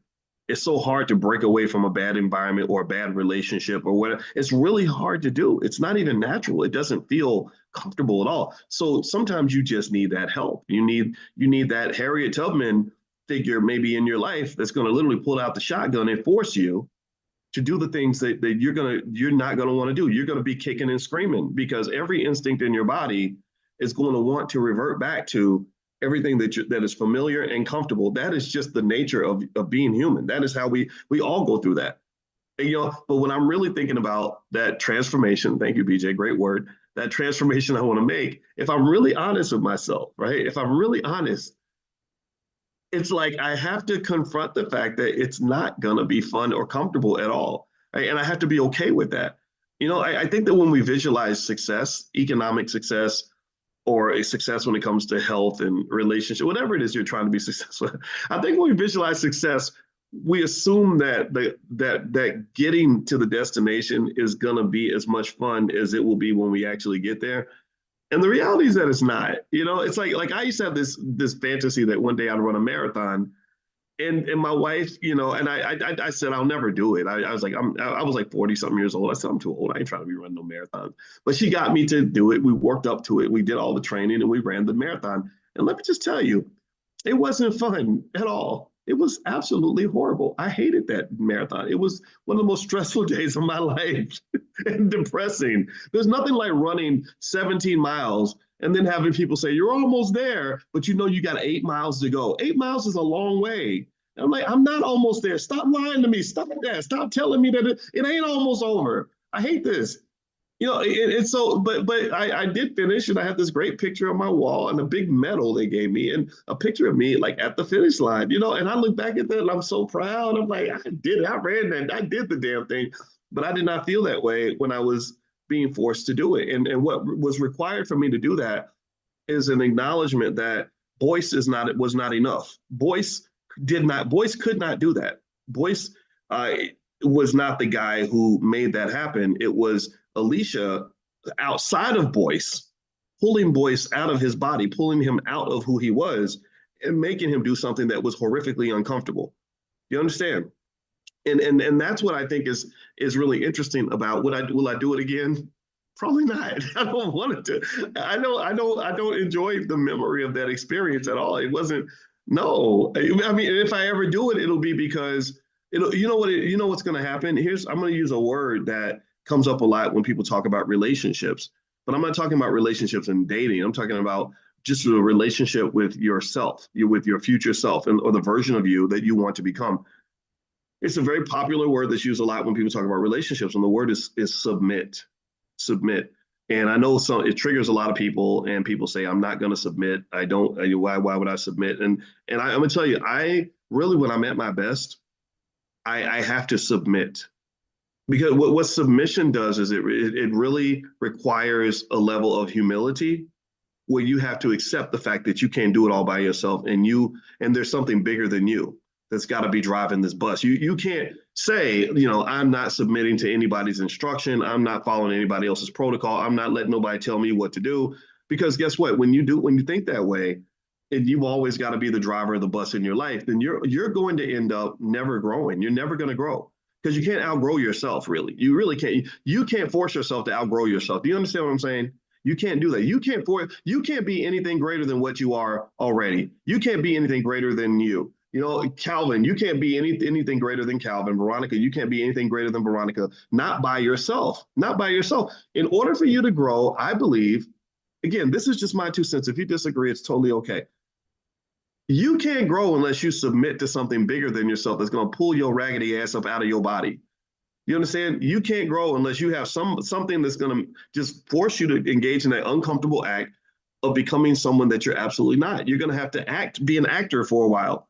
And when I really think about it, and because I'm even going through that right now, my weight and stuff came down, and I got in decent shape because I get up in the morning, I go, to the gym with my wife. I go to the gym. My wife goes to that boot camp, and my wife was encouraging me to go to this boot camp, and I was like, I don't want to go to that boot camp, And she's like, come on, boys, just try it once. I was like, I don't want to have these white people barking at me and telling me what to do, and I said that's triggering for me. And she's like, no, no, come on, boy, she got to try it. It's real, because every time she gets in the car, she's like exhausted. Me, I'm kind of sweating a little bit because I was on the treadmill, reading the articles and posting content, right? Just kind of walking when I feel like it. Like so my workouts are pretty comfortable. Her workouts are absolutely brutal, and that's why at the age of 50, she wears the same size she wore when she was 22. I don't wear the same size I wore when I was 22. I don't wear the same size I wore when I was 32, maybe not even 42. I don't know. I got to check. Um, so here's the thing. I remember thinking, I really don't want that. I really want to actually lose this weight. I really want to actually get in a higher level of shape. And so I went with her to visit the boot camp reluctantly, and it was hard. And I was there, and she was like, well, do you want to come back? Do you want to sign up? And I was like, no, I don't. Like, no, Boyce. And what I was saying was that Boyce does not want to sign up. And what I realized is that while Boyce does not want to sign up, I know Boyce needs to sign up. So the only way I can force myself to do something I don't want to do is I have to submit. I have to submit to my wife. I have to be an actor. I have to say, okay, I don't want to do this, but I'm going to do it, and I'm going to follow your lead because who I am is not enough right now. And I'm talking about right now. I'm not talking about the past. I'm talking about who I am right now. Who I am right now is not enough for me to become the man that I want to be. Like, I want to be in much better shape. I want to have more endurance. I want to lose the weight, all that stuff. So I got to submit. You see what I mean? So really, what I say to you is that whatever mountain you're climbing, it's always an ongoing journey. And I encourage you to never become so arrogant that you can't submit to something that's going to make you into the better version of yourself that you need to be. So if you want to grow financially, you're going to have to submit to something or some process or some person or something that's going to force you to behave and do things in ways that you've never done them before. Because if you keep doing exactly what you're doing, you're going to get exactly what you've been getting. If your goal is to really lose weight, you got to submit to something. Sign your ass up for the boot camp like I did. Or the fat farm or the whatever it is you got to do. Or hang out with the person who runs all the time. And even though you hate it and it sucks, but sometimes freedom is not a good thing all the time. Freedom is good most of the time, but sometimes, freedom kind of requires a certain level of self-discipline. You got to be disciplined by something or someone somewhere. And what I find is that self-discipline ain't always enough. Because I don't know about y'all, but self-discipline can be tough for me. So getting up at 5 a.m. to go work out is easier when my wife gets up and I've given her permission to kick me out of the bed even if I say I want to keep sleeping, because I know what my reaction is going to be. I'm not going to want to get up at 5 a.m. when it's 7 degrees outside. So I need you to force me to be the man that I say that I want to be, because life is short. And one thing that I've just concluded, and these are things I thought about when I was 20 years old, is that life is very short. Most people waste their time. Most people don't get to become the person they want to be. They don't achieve their goals because most dreams don't come true. So if you are a person who says, okay, you know what, if I make a New Year's resolution, I really want to keep it. Or if I have a goal, I really want to accomplish it. I really want to be something better than what I am right now. And I believe that you have it in you, because that's why you're here. That's why you get up every morning, you hang out with me, and we talk every day. Then I encourage you to find something that's going to push that standard. Let's go back to that original core term that Rochelle mentioned, the teacher I talked about earlier. Standards, standards, standards. When they look at excellence and accomplishment, and they look at wealth and everything else, everything is always about standards. Education, standards. Health, standards. People that are healthy, they don't eat the same thing that everybody else eats. They don't think about, they don't work out. They work out more than everyone else does, right? People that have wealth, they have high standards. They save and invest for their children. They save and invest for themselves. They're always looking for ways to learn how to make money. And people that don't have high standards, they don't tend to have high wealth, right? Let me know if you get what I'm saying. People that don't have high standards of economic training and financial literacy and goal setting and economic discipline, then their bank account, unfortunately, is going to be a reflection of their effort. of their approach. It is. And what happens is that society always gives you an excuse to be a weak ass. Society will always give you an excuse to not set a standard for yourself, because we live in this world where it's like, well, we don't want to hurt anybody's feelings or make them feel bad. So we're always going to be accepting of every single thing you do, every single person you choose to become. And that to me is a little bit of a crutch, because I think that, especially for Black people, I think that there are people that encourage us to keep our standards low. Like, even if you look at education and our kids are failing and struggling in school, and people are like, well, it's because they're Black. Or if you look at economics and people, you're blowing through all this money, people are like, oh, well, that's okay. You don't have to be a stickler about it. You don't have to, but the problem with low standards and low expectations is that it does eventually, it either keeps you in the trap that you're already in, or it builds a further trap that is even greater than the one that you were in before, because now you're older and you can't go back and fix the things that you did before. If you're an NBA player and you make $10 million and then your career's over, you can't go back and get that money back. And so, to some extent, I think that it's like in life, you either have to pay a price in advance or you pay the price later.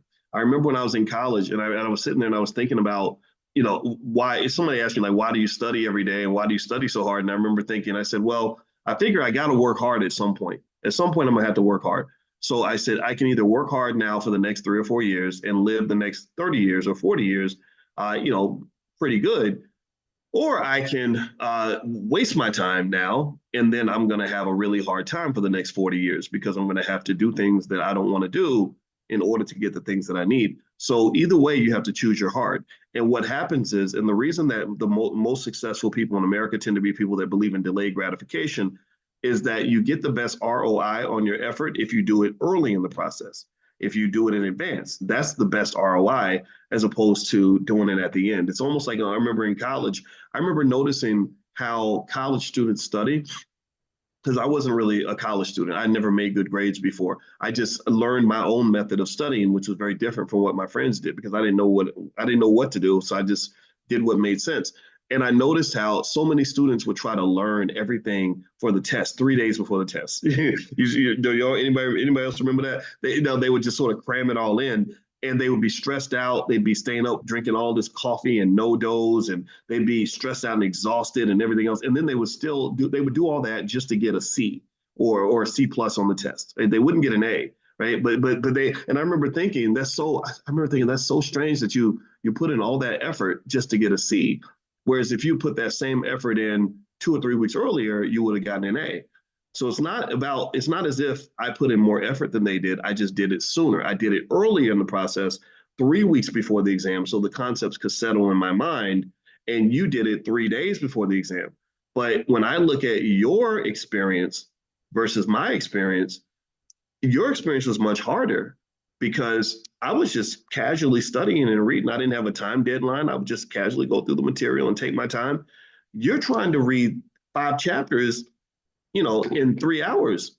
That's really hard. That's really stressful. So you went through it. So pay attention now. Here's what's interesting about life is that the people that don't make a plan and the people that don't have the discipline, either internally or externally, to plan in advance and to prepare, those are the people that end up working the hardest, actually. Those are the ones because you're playing catch up. Right? You're in survival mode. And that's very, very stressful. It's very stressful to always be in survival mode. Your cortisol levels are super high.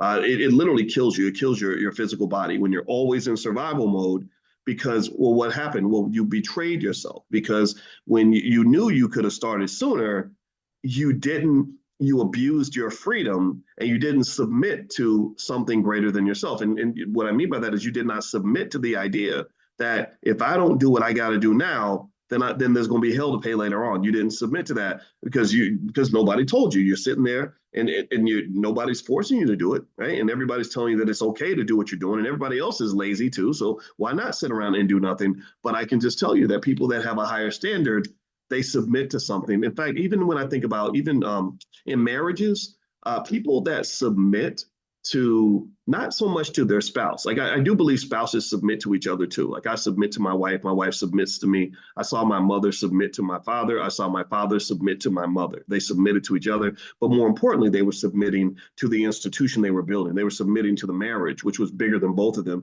And then for those two, they happen to also be submitting to God. Right. So by submitting to something bigger than yourself, then your own emotional whims are not going to drive your day-to-day decision making. You're following some sort of structure. You're following some set of rules.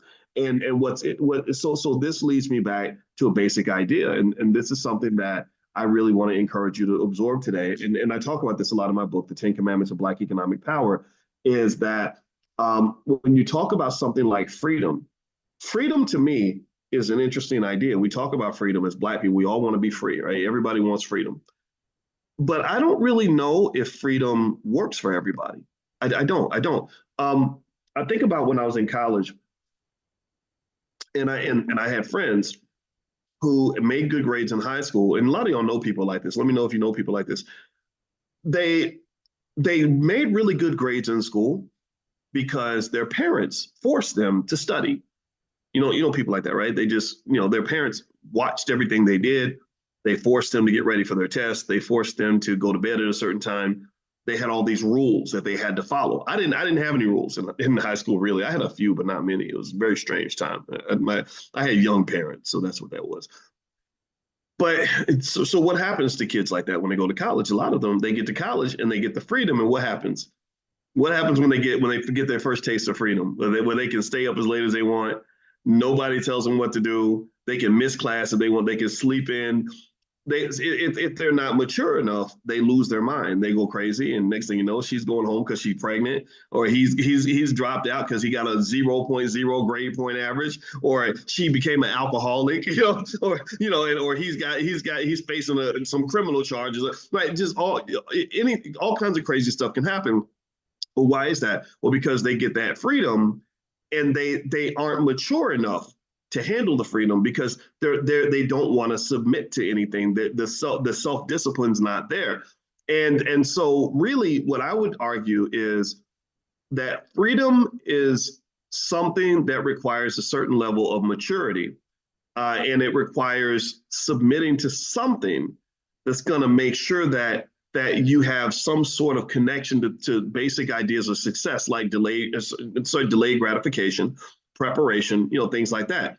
In fact, it's interesting because if you look at slavery and the reasons that white people said that Black people should not be free, is they really felt like we were just undisciplined people. They said if we let them go free and we don't tell them what to do, then they're going to lose their mind and they're going to go out and they won't survive. They won't be able, which is a very insulting idea.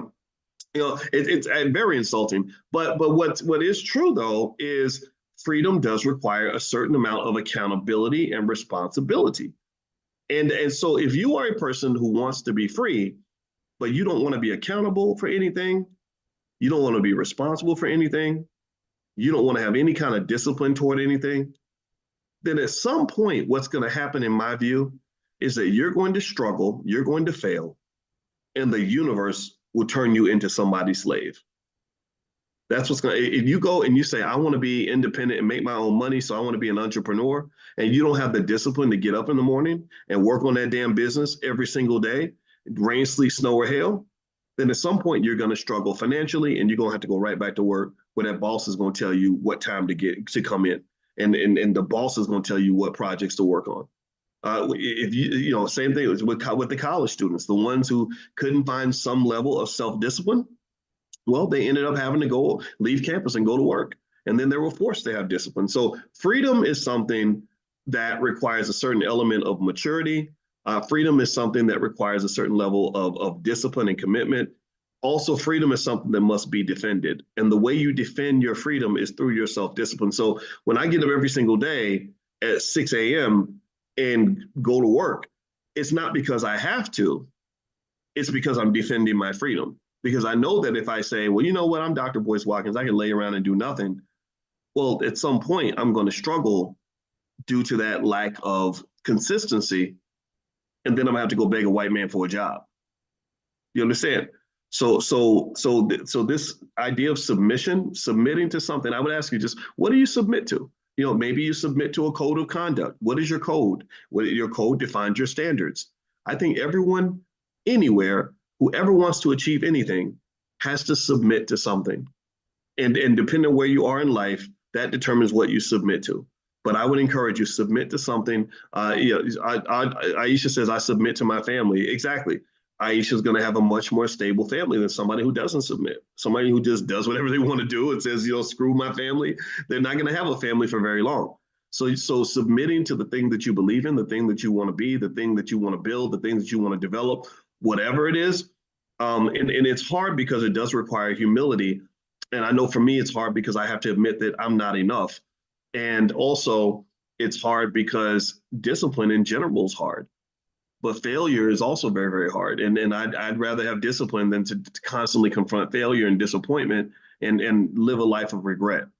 So let's be disciplined. That's how we're going to do this. That's how we're going to build that wealth. Because let's just think about it. Let's talk about the financial part really quickly.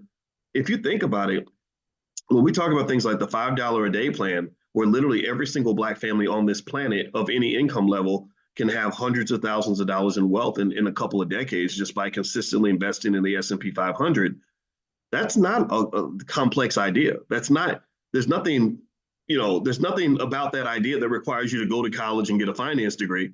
What it requires is discipline. It requires a standard.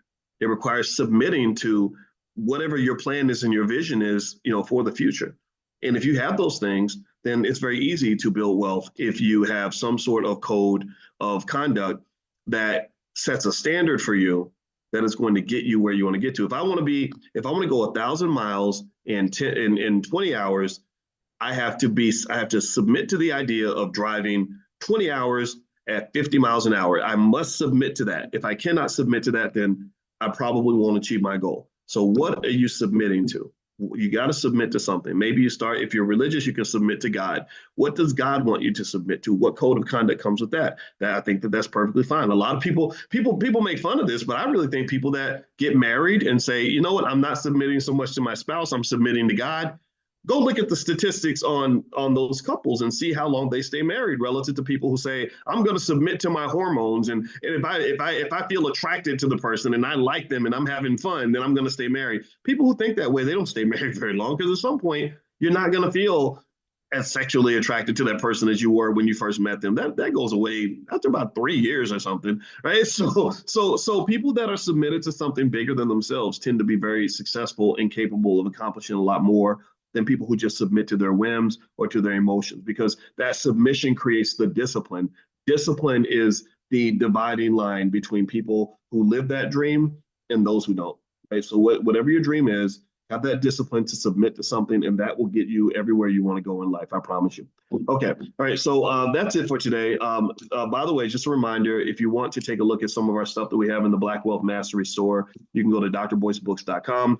Later on today, I'm going to do the portfolio power play, and I'm going to break down what I'm seeing in the stock market. There's a lot of interesting dynamics happening in the market, as really there are every week.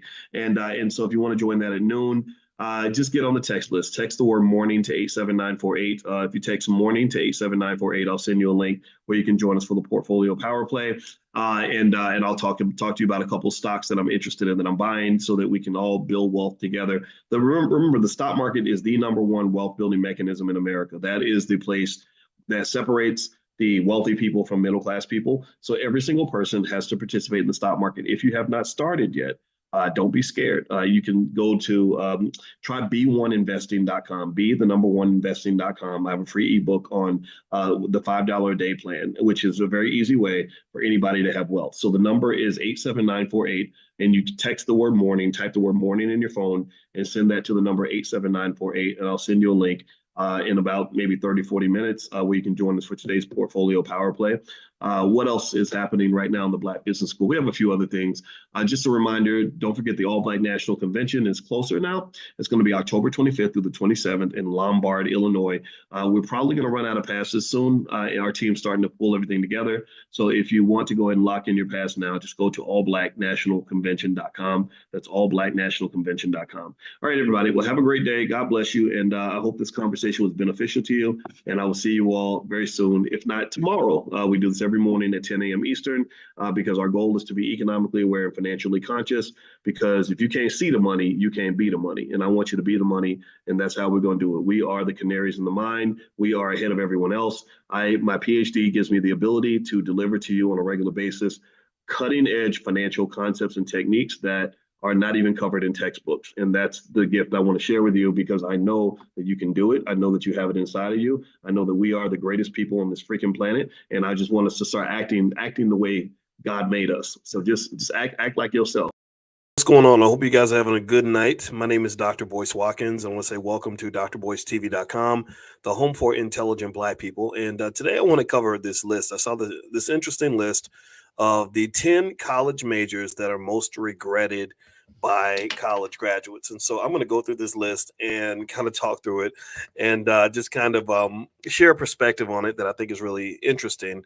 And also, I noticed that Terrence Howard thinks that he's reinvented mathematics, which I think is just hilarious. So, anyway, let's get started here. I'm going to jump right into the conversation. All right. So, I don't know how many of you went to college, but if you did go to college, type college or college graduate in the chat. Let me know that you went to college. If you don't know my background, I taught on college campuses for a long time. I taught at the University of Kentucky, Indiana University, Syracuse University, the Ohio State University. I also started the Black Business School, where we serve about 167,000 students around the world. And our goal is to focus primarily and solely on the Black wealth issue. I believe that the Black wealth issue is the most important, most pressing issue of our community right now. So I've dedicated my life to pulling together as many experts as possible, from therapists to health experts to relationship experts to financial experts, to figure out why Black wealth is going down and how to stop it. So I just want you to know we've already solved that problem. The challenge now is getting us to implement the solutions. Solutions are very straightforward. If you want to see our solutions, the solutions are free. You don't have to pay for the solution. It's blackwealthmasterplan.com. Go to blackwealthmasterplan.com. You'll see the $5 a day plan that will get anybody out of poverty and make them wealthy in less than a generation. So I want to first of all say hello to Robin at SUNY Binghamton. Robin is one of my favorite names. That is my mama's name, by the way. So shout out to you, Miss Robin. Jermaine Trusty, I know that name out of Camden, New Jersey. I talked to their brother directly, and because he knows that Milt Wagner, his son and grandson, all came out of Camden. So I'm a Louisville Cardinals fan, so we have a debt of gratitude to Camden for producing some of the most kick-ass basketball players ever. In fact, I think Billy Thompson came out of there too, and he was one of my childhood heroes. And what's going on, Issa Welder? Issa went to trade school. Yeah, well, trade school is making a major comeback. People are finding out that there's more money to be made by having a skill than there is by getting a piece of paper. Imagine that. Imagine that real skill has more value than simply going to a college campus and drinking beer for 4 years. But anyway, let me read this list to you of the 10 majors that people regret the most. And if any of these majors belong to you, feel free to shout it out in the chat, and we will give you our condolences for being suckered into wasting money on something that didn't give you what you were looking for. All right, so let me grab the list. I had the damn thing, and then I lost the damn thing, and now I'm mad because I can't. Hold on, I gotta find it. Y'all gotta give me 1 second. Y'all gotta pray for me. I'm figuring it all out. While I do that, please hit the thumbs up button. Thumbs up, share, subscribe. I promise y'all, I had it right here on my screen because I was like, boys, don't mess it up. Make sure you have your notes ready.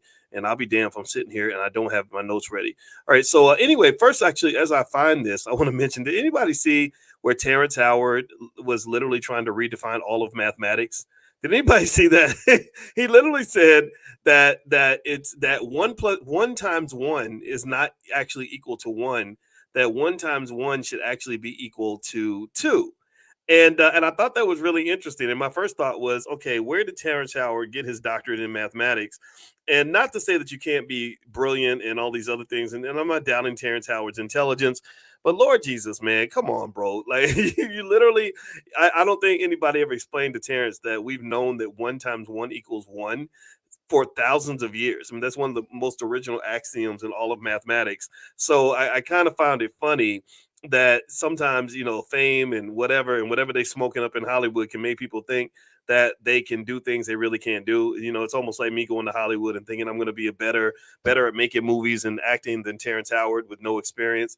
So it's kind of an insult to the real mathematicians out there that he actually thinks he can reinvent all of mathematics. There are thousands of high level mathematicians who've been working on problems like that for a long time. So him kind of I don't know. I thought I didn't like it. I thought it was kind of funny, but then again, people worship celebrities, so I don't want to insult anybody.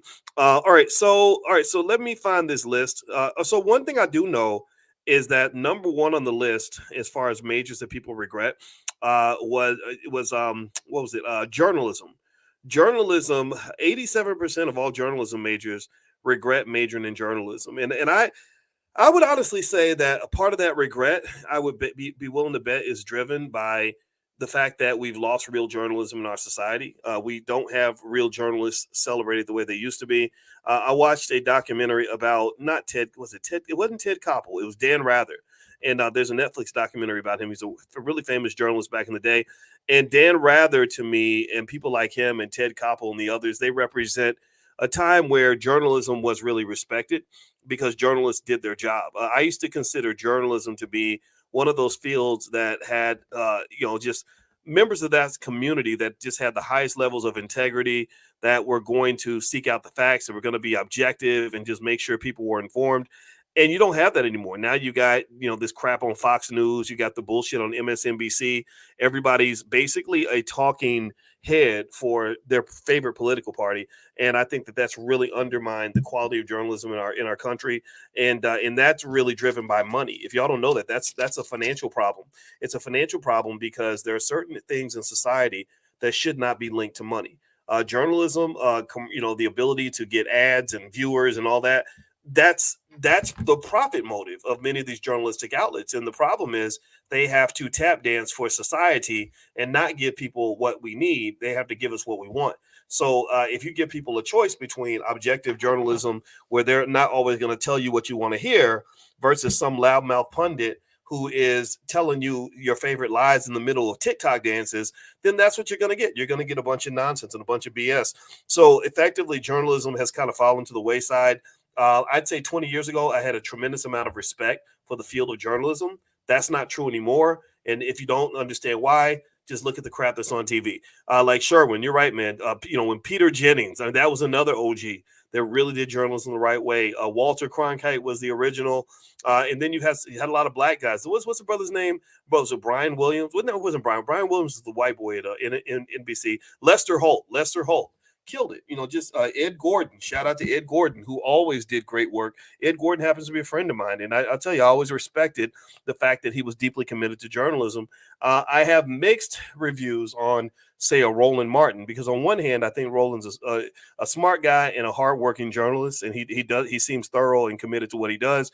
On the other hand, he comes off like a stooge for Joe Biden. He comes off as somebody who's almost he's always applying for a job with the Democratic Party. And that undermines his credibility as a journalist. Ed Bradley, there you go. There's another one. There's so many great black journalists. It's ridiculous. You have the National Black Journalist Society. I think that's what it's called, or the National Black Journalist Association, with so many great journalists in there. So I don't think that the few bad apples should spoil the bunch. But what's happened is that the bad apples have become the ones that they put on TV the most. All right, so let me keep going. Also on the list is sociology. They said if you go to college and you go deep in debt to become a sociology major, apparently that does not have a big payoff for you. You could learn sociology on your own. You could learn it on the internet. You don't have to go to college to learn sociology. Somebody could teach you that on YouTube. And I'm talking about real professors. I'm not talking about just people who are just talking out the side of their neck, like so many other YouTube pundits. You got a lot of people on YouTube who just run their mouths and just say things.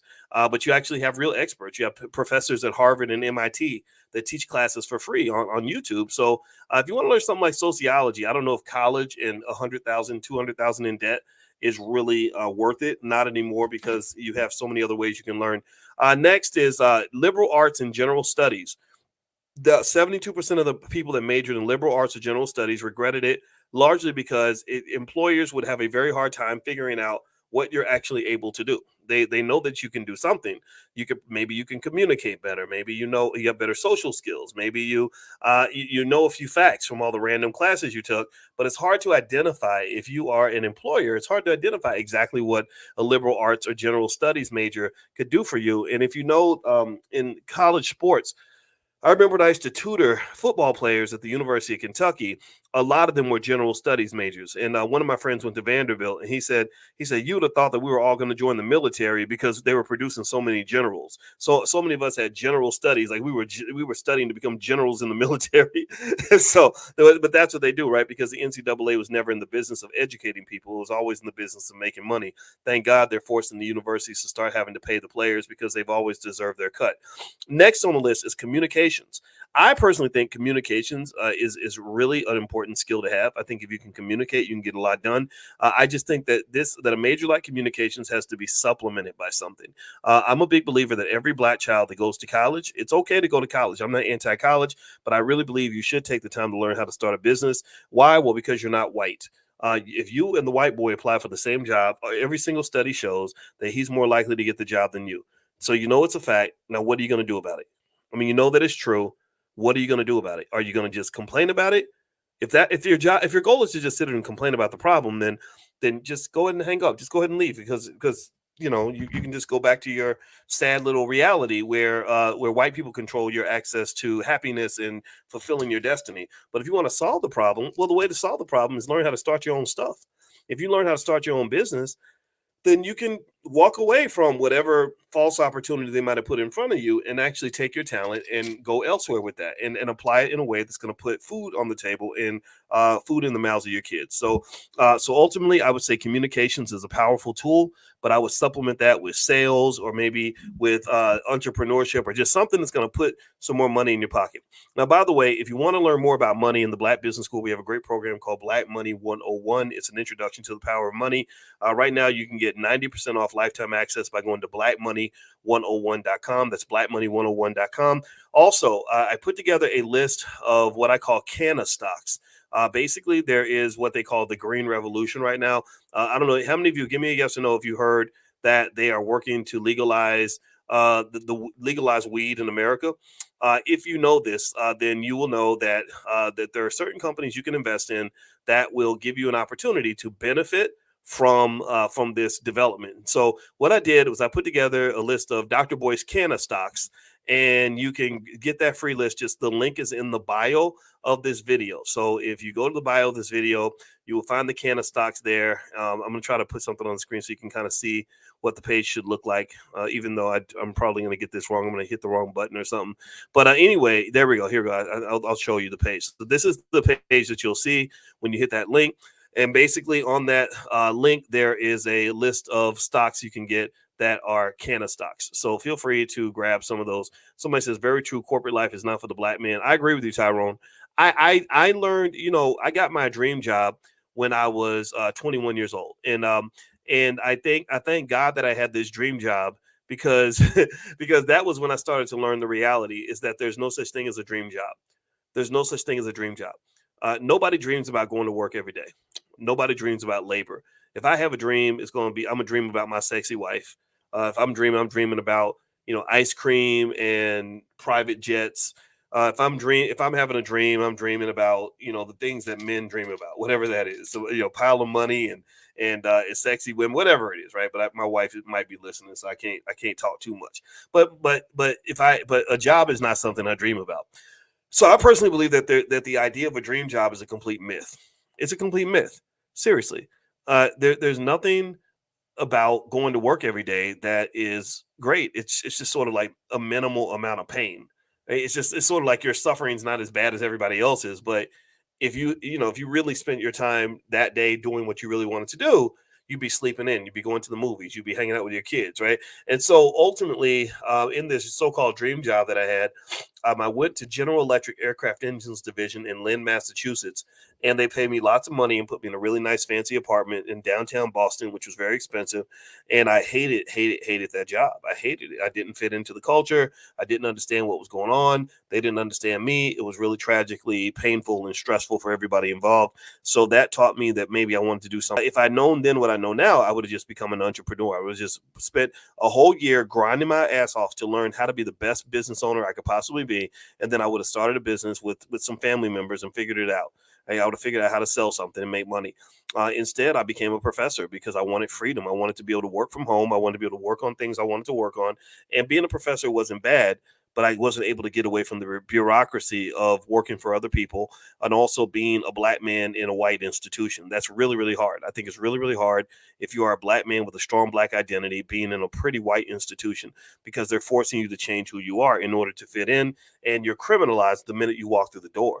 And that was just really tough. So I kind of think that the solution for most of us, especially brothers out here, learn how to start your own, and also make sure your sons and your daughters know how to do that too. All right, so let me keep going here. Education, that's the next major that people regret. I'm kind of surprised by that because I think education is a good major. We need our teachers. Teachers are extremely important, but teachers are not valued in the society. Teachers do not get the respect that they deserve. Teachers are severely underpaid. You got to deal with these little crazy ass, badass kids who have parents that don't give a damn. It's stressful to be a teacher, man. I feel so bad for our teachers. It's crazy to me. You know, when I see videos of some stupid teenager punching out the teacher and all that, the teacher didn't ask for that. They ain't getting hazard pay. So why are they going into a building where they're getting beat up, cussed out by the parents and all this other stuff? I mean, this is kind of how ridiculous the world has gotten. So, but they say that education is a major that people tend to regret, and that makes me very sad because we need educators in our community. And what we also need is we need more homeschool networks. That's what we need. We need to educate our own. We got to find some way to educate our own kids so that our kids don't get brainwashed and destroyed by this system. So that's something I'm working on in the background. If anybody happens to know somebody that can help us come up with $10 million to start a homeschool network, we will be more than happy to work with that person. So if you know somebody that's got ethical money, they can come in and put up the funds to help us build a homeschool network.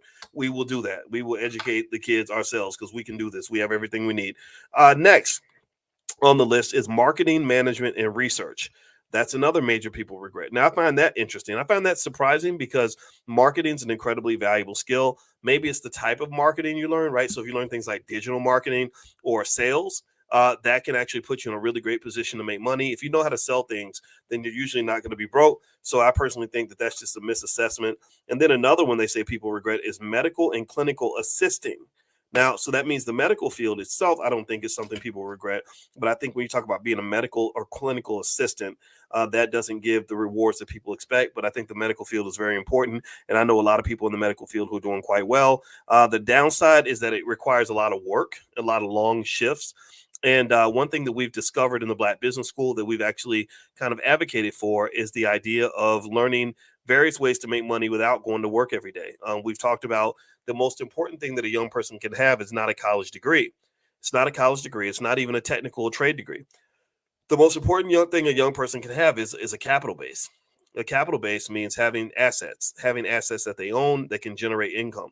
So if you go to drboyceprime.com, you'll see our Prime program where we have quite several hundred people that we've shown how to do little things like trade stock options, and they're generating more money without working than most people make on their job. Like, so for example, if a person has 1,000 shares of Coinbase and they know how to manage their risk effectively, which is what we train them on how to do, that person can make as much money as a medical doctor, more money than a medical doctor without a college degree. So I figured it out. I said, maybe instead of grinding like crazy to get the bachelor's degree, to get the master's degree, to get the doctoral degree, to get the law degree, and being in school for the rest of your life and then working 12, 13-hour days, maybe you focus on saying, hey, how can I get access to 1,000 shares of Coinbase, because then I can sell those options, make $5,000 or $6,000 a week, which is more than $250,000 a year. And I'm already making surgeon money, and I'm 22, 23 years old because my parents cared enough about me to invest for me long term. So this is part of what we call the Black Wealth Master Plan. The plan is not so much for you to be able to do it all by yourself. It's to understand the importance of being teammates, the importance of us working together, the importance of having parents that invest for their children, the importance of making sure that we understand that wealth is a team sport. It's an intergenerational sport. The reason our young people and our college graduates end up slaving for folks who hate their guts is because nobody makes a plan for them. If nobody makes a plan for you, then you will be out here with no plan. If nobody makes a plan for you, you will be out here with no plan. If nobody makes a plan for you, you're going to be assed out. You're out here stuck. You have no capital base. So therefore, you have to become a slave to the owners of capital in order for you to pay your bills. So anyway, Yoshika says, I'd like to learn stock options. Yeah, well, you know what, Yoshika, just go to drboyceprime.com. I'd love to have you as a member of the Prime program. I think you'll like it. Also, another way you can get some exposure to what we do in the Black Business School. It's very, very effective. The satisfaction rate is incredibly high. The students love it. And then also in the Black Business School, we have money back guarantees in the first 30 days if you're not happy for any reason.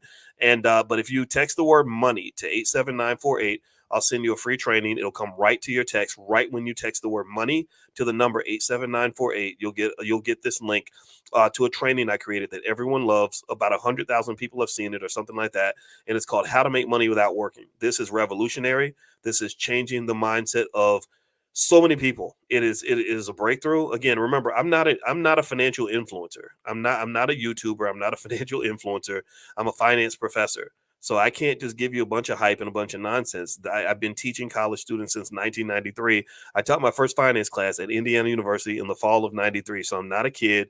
I'm not a loud influencer. I'm not out here imitating the damn dumbass rappers. I'm really trying to come up with real solutions. And our team has come up with these solutions. My wife is a therapist. She's not just a therapist, she's a therapist that trains other therapists. That's how good she is. And she still looks damn good. But let me just brag on my wife for a minute. Look at that. Isn't she fine? I mean, look at how gorgeous she is. And she just turned, well, I can't tell her age, but she ain't 22. She's closer to my age, and I think I put my wife up against a 32-year-old any day of the week. But anyway, yeah. So her birthday's this week, and we came out to California together, and she's doing this little photo shoot and stuff like that. And let me tell you, I love her, and I think she's gorgeous, and she reminds me of the excellence of Black women. When I even before I picked my wife to marry, I always told y'all years ago. I said I don't know if I'm gonna ever get married, but if I ever get married, I'm marrying me a Black woman because that's where I'm supposed to be. That's where I belong. Those are my people. That's where I'm at. It's not always easy, but that's where I'm going to go. So I married this Black woman, and today's her birthday. Well, actually, midnight will be her birthday. So I hope you'll wish her a happy birthday in the chat. And also, her website, by the way, is coachingwithdralicia.com. She sees clients on an individual basis. She also sees them. She sees families, stuff like that. She sees couples, stuff like that. So if that's of interest to you and you could use some help in your relationships, feel free to go to coachingwithdralicia.com. I'll put our URL up on the screen. All right. So let's finish up the list here. All right. So other majors that people regret, you've got political science and government. A lot of people that study political science, they end up regretting it. And I understand why, because you can learn political science on the internet. You can go read some really good books out here. There are lots of great political scientists out there that do extraordinary analyses, and you don't have to pay, a 400,000 in tuition money over 4 years or whatever, or 200,000, whatever the numbers are now, in order to learn from them. The next major people regret, oddly enough, is biology. I thought that's strange because I guess a lot of people become pre-med and they don't, they end up regretting being pre-med because they don't go to medical school. Maybe that's it. And then next on the list is English literature. And actually, I read this list kind of backward. Actually, the most regretted majors were sociology and liberal arts education. And then journalism was actually number one. Journalism was number one. And they said that 44% of all job seekers with college degrees regret their field of study. So 44%, that's nearly half. Think about that. Nearly half of all Black college graduates or white college graduates regret their major. Like they look back and they think about the money that they spent and they wish they could go get it back. And they'd be more than happy to hand their degree back to the school and then get a refund. I think that's insane. I don't know about y'all. I don't know about y'all, but in the world of business, that would be considered to be a bad investment. That would be considered to be an epic failure.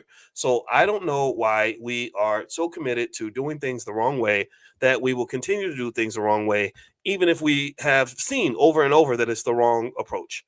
I don't know. I just don't get that. And I think that what happens is maybe it's a lack of knowledge or it's a lack of fear. Or maybe because I'm a Black man saying these things, it's not going to get as much attention as if some white guy said it. Maybe if Joe Biden said it or something, people would listen. But I personally will sort of encourage you to really think outside the box. There's a statement where they say that, what is it? That going to college, that going to school will train you on how to be, it'll train you to make a living, and self-knowledge will train you how to be a millionaire. So if you want to really build wealth and stuff like that, you're going to have to learn that on your own.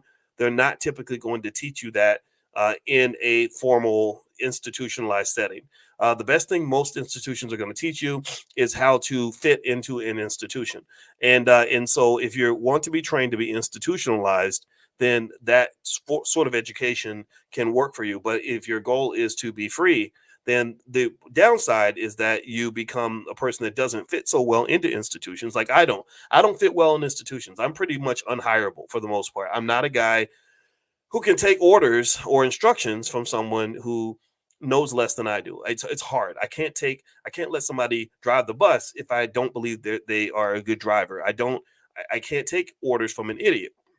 So I'll question things and I'll say, hey, why are we doing it this way? This doesn't make any sense. That doesn't work well in institutions. You're not supposed to really think or question things. I think that's why in the public school system, your son or your daughter gets punished for asking questions because they don't want you to ask questions. They want you to sit down, shut up, and do what they say. And if you can sit down and shut up and take orders, there's always a place for you in capitalist society. Right? If you know how to turn your brain off and sit down, shut up, do what you're told, then there's always a job for you. There's always a place for you. It's always going to work for you. But for those of you that don't want to sit down and shut up, those of you that actually want to have some agency in your own life and make some decisions and question things, well, then you're going to have to find a way to pay your own bills, because I don't know anybody out here that's going to pay your bills and let you talk crazy to them at the same time. Let me know if you agree with what I'm saying. I think it's unrealistic to think that we can be loud and proud and big and black and bold and then turn around and be like, well, master, after I finish cussing you out, I need you to send me my rent money. I don't know if that works. I don't know. I don't know if that works in the real world. So just keep that in mind. And this is one of the reasons why the ability to make our own money is deeply linked and deeply connected to our ability to truly be free, whatever that is for you, whatever freedom looks like for you. I think your access to freedom goes through the land of money. And if you want to understand money, we got you. In the Black Business School, we're the best on earth at Black wealth. We're the top financial institution on the planet when it comes to what Black people need in terms of specific theories and formulas and processes and systems that will work for the Black community based on what we're going through. So anyway, if you want to take a look at our Black Wealth Mastery store, you can go to drboycebooks.com. That's where my book, The 10 Commandments of Black Economic Power, is located. I also have a book series called Black American Money.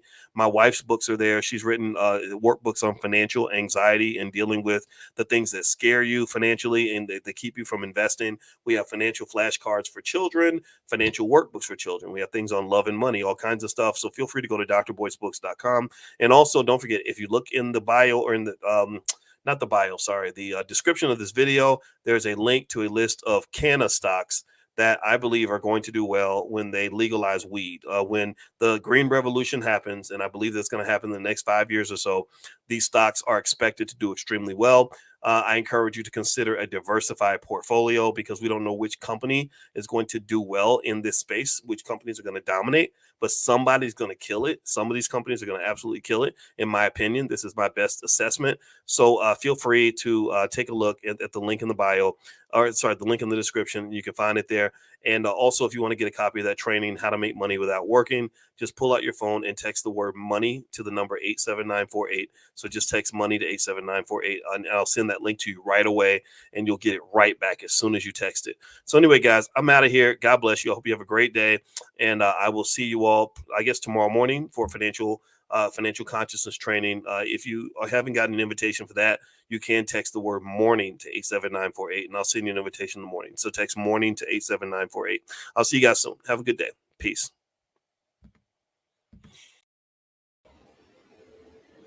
Hey, what's going on, everybody? What's going on? I hope you guys are doing well. I hope you guys are having a wonderful day. My name is Dr. Boyce Watkins. Today on drboycetv.com, we're going to talk about this interesting story that I just read about a mother who felt the need to spend $16,000 on her daughter's prom. Now, we're not here to shame the mother. We're not here to shame the daughter. Certainly, we're just here to kind of analyze this and think this through. And I'm going to just let you know what I see. And I'm going to be honest. And so I hope that that's okay. So anyway, get comfortable, buckle up your seatbelt. We're going to get started on drboycetv.com right now.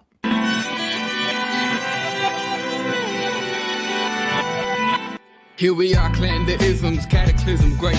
Our people out here struggling, trying to make it in this state. Everybody out here doing it, but we the ones who late. Now family, we the ones who gotta delegate.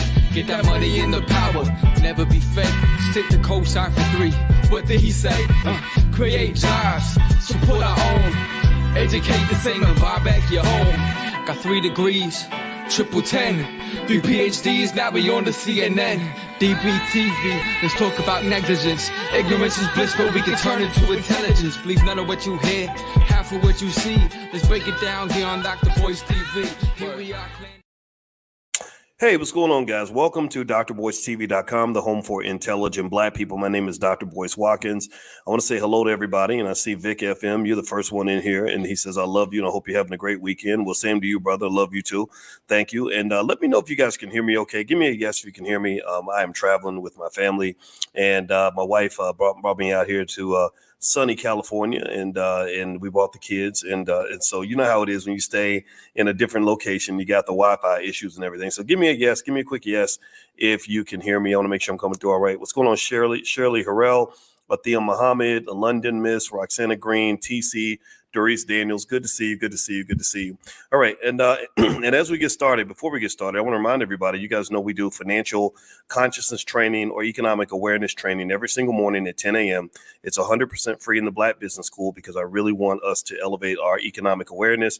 If you can't see the money, you can't be the money. So economic awareness training, EAT, means I'm going to show you how to eat so everybody can eat. So if you want to eat, then you got to be able to see the food. And that's what we do every single morning at 10 a.m. Eastern. It's 100% free. It's just all I ask is that you bring your family. So if you want to join, text the word morning to 87948. Text morning to 87948. Or if you live in another country, just go to drboyceelevate.com. That's drboyceelevate.com. So let's elevate our consciousness so we can understand things.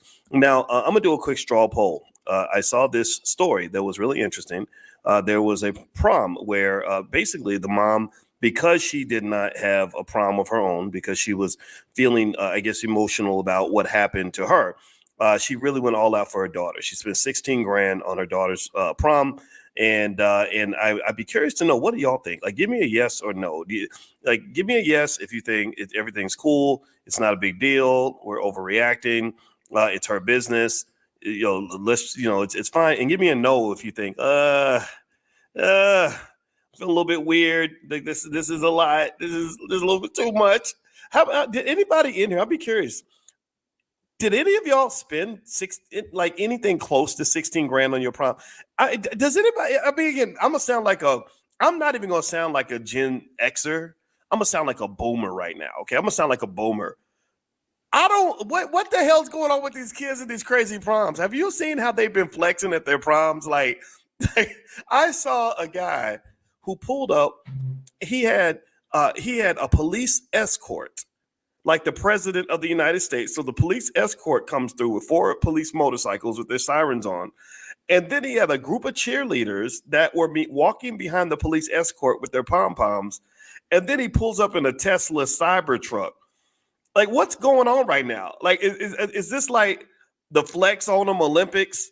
Like, is that what we're doing now? Is this our new competition? Like, did I miss the memo? Because I got to show y'all pictures of my proms. I had a couple of nickels to rub together. I had to buy my suit and my girlfriend's dress. And my parents didn't know that my girlfriend was pregnant. So we had to get a little bit of a extra large kind of dress. I mean, they just thought she was gaining weight.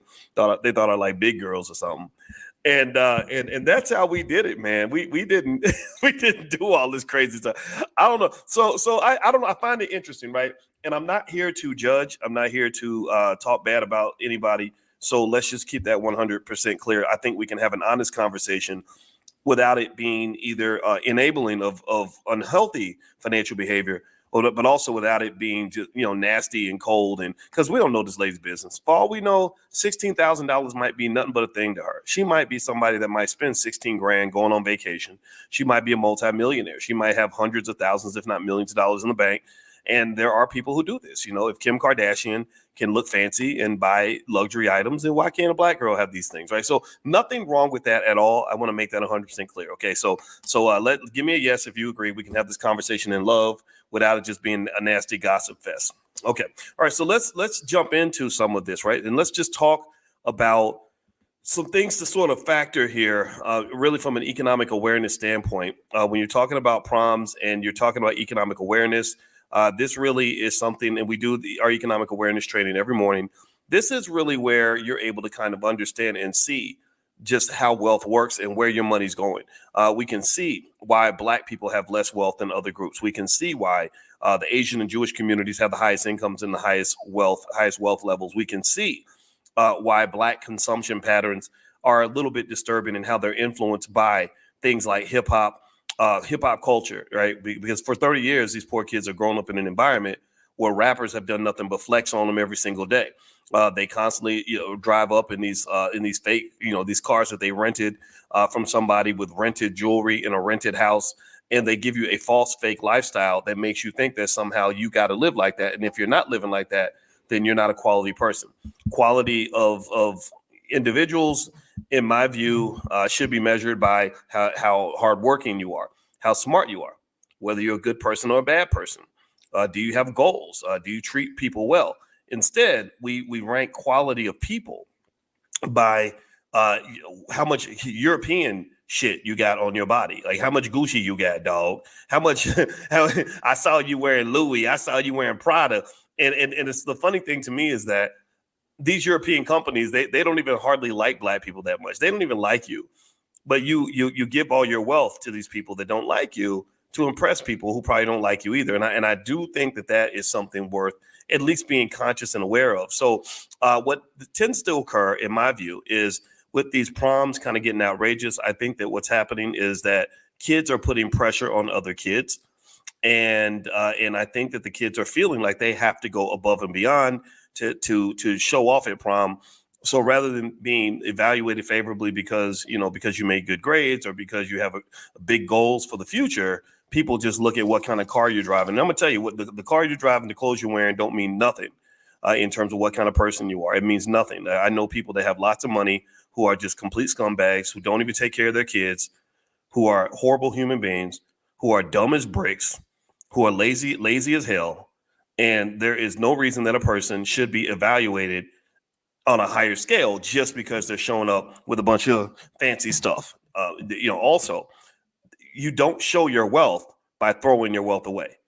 Throwing your wealth away is not a flex. It is not a flex to say, hey, I'm doing really well financially, and I'm going to prove it to you by giving all my money away to white people.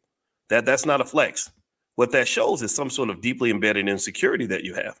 What it shows is that you don't feel confident and comfortable enough in your own skin that you have to spend money to buy self-esteem. You have to spend money to buy esteem from others.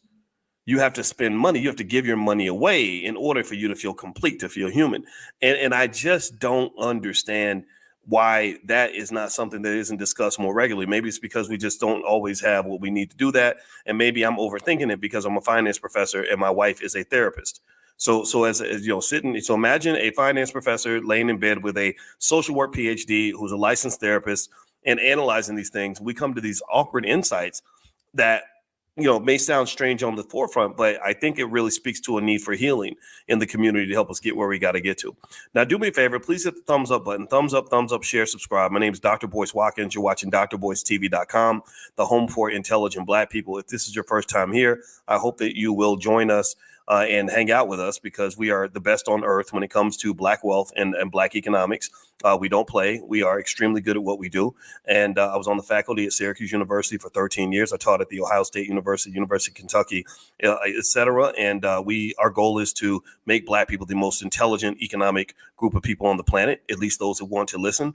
And I speak to you every single day because I'm serious about this too. So we're talking about spending on proms and overspending. Now, when I think about proms, when I look at kids flexing out on their proms and going crazy, rolling up in Camels and Bugattis and everything else, it makes me think about that next step, the bigger version of the prom, which is called the wedding.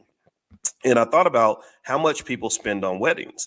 And I think that there's a connection there, right? There's a connection between just basically this idea that you're having this big event where you're showing off for a bunch of other people, right? You're spending a bunch of money so that other people can be comfortable and happy. I mean, because think about it. If you're giving away all your money, you're not comfortable. If you just spent your last nickel and you're looking at your bank account and you got 45 cents in it because you spent everything or you're thousands in debt, you're not comfortable. So the money that you spend on a wedding or prom, that's not really for you. That's not really for you. Let me know if you know what I'm saying. Give me a yes, you understand what I'm saying. It's not for you. It's not for you. The money that you're spending is for other people. The money that you're spending is not for you. It's for other people who are looking at you. It's for their pleasure, not for yours.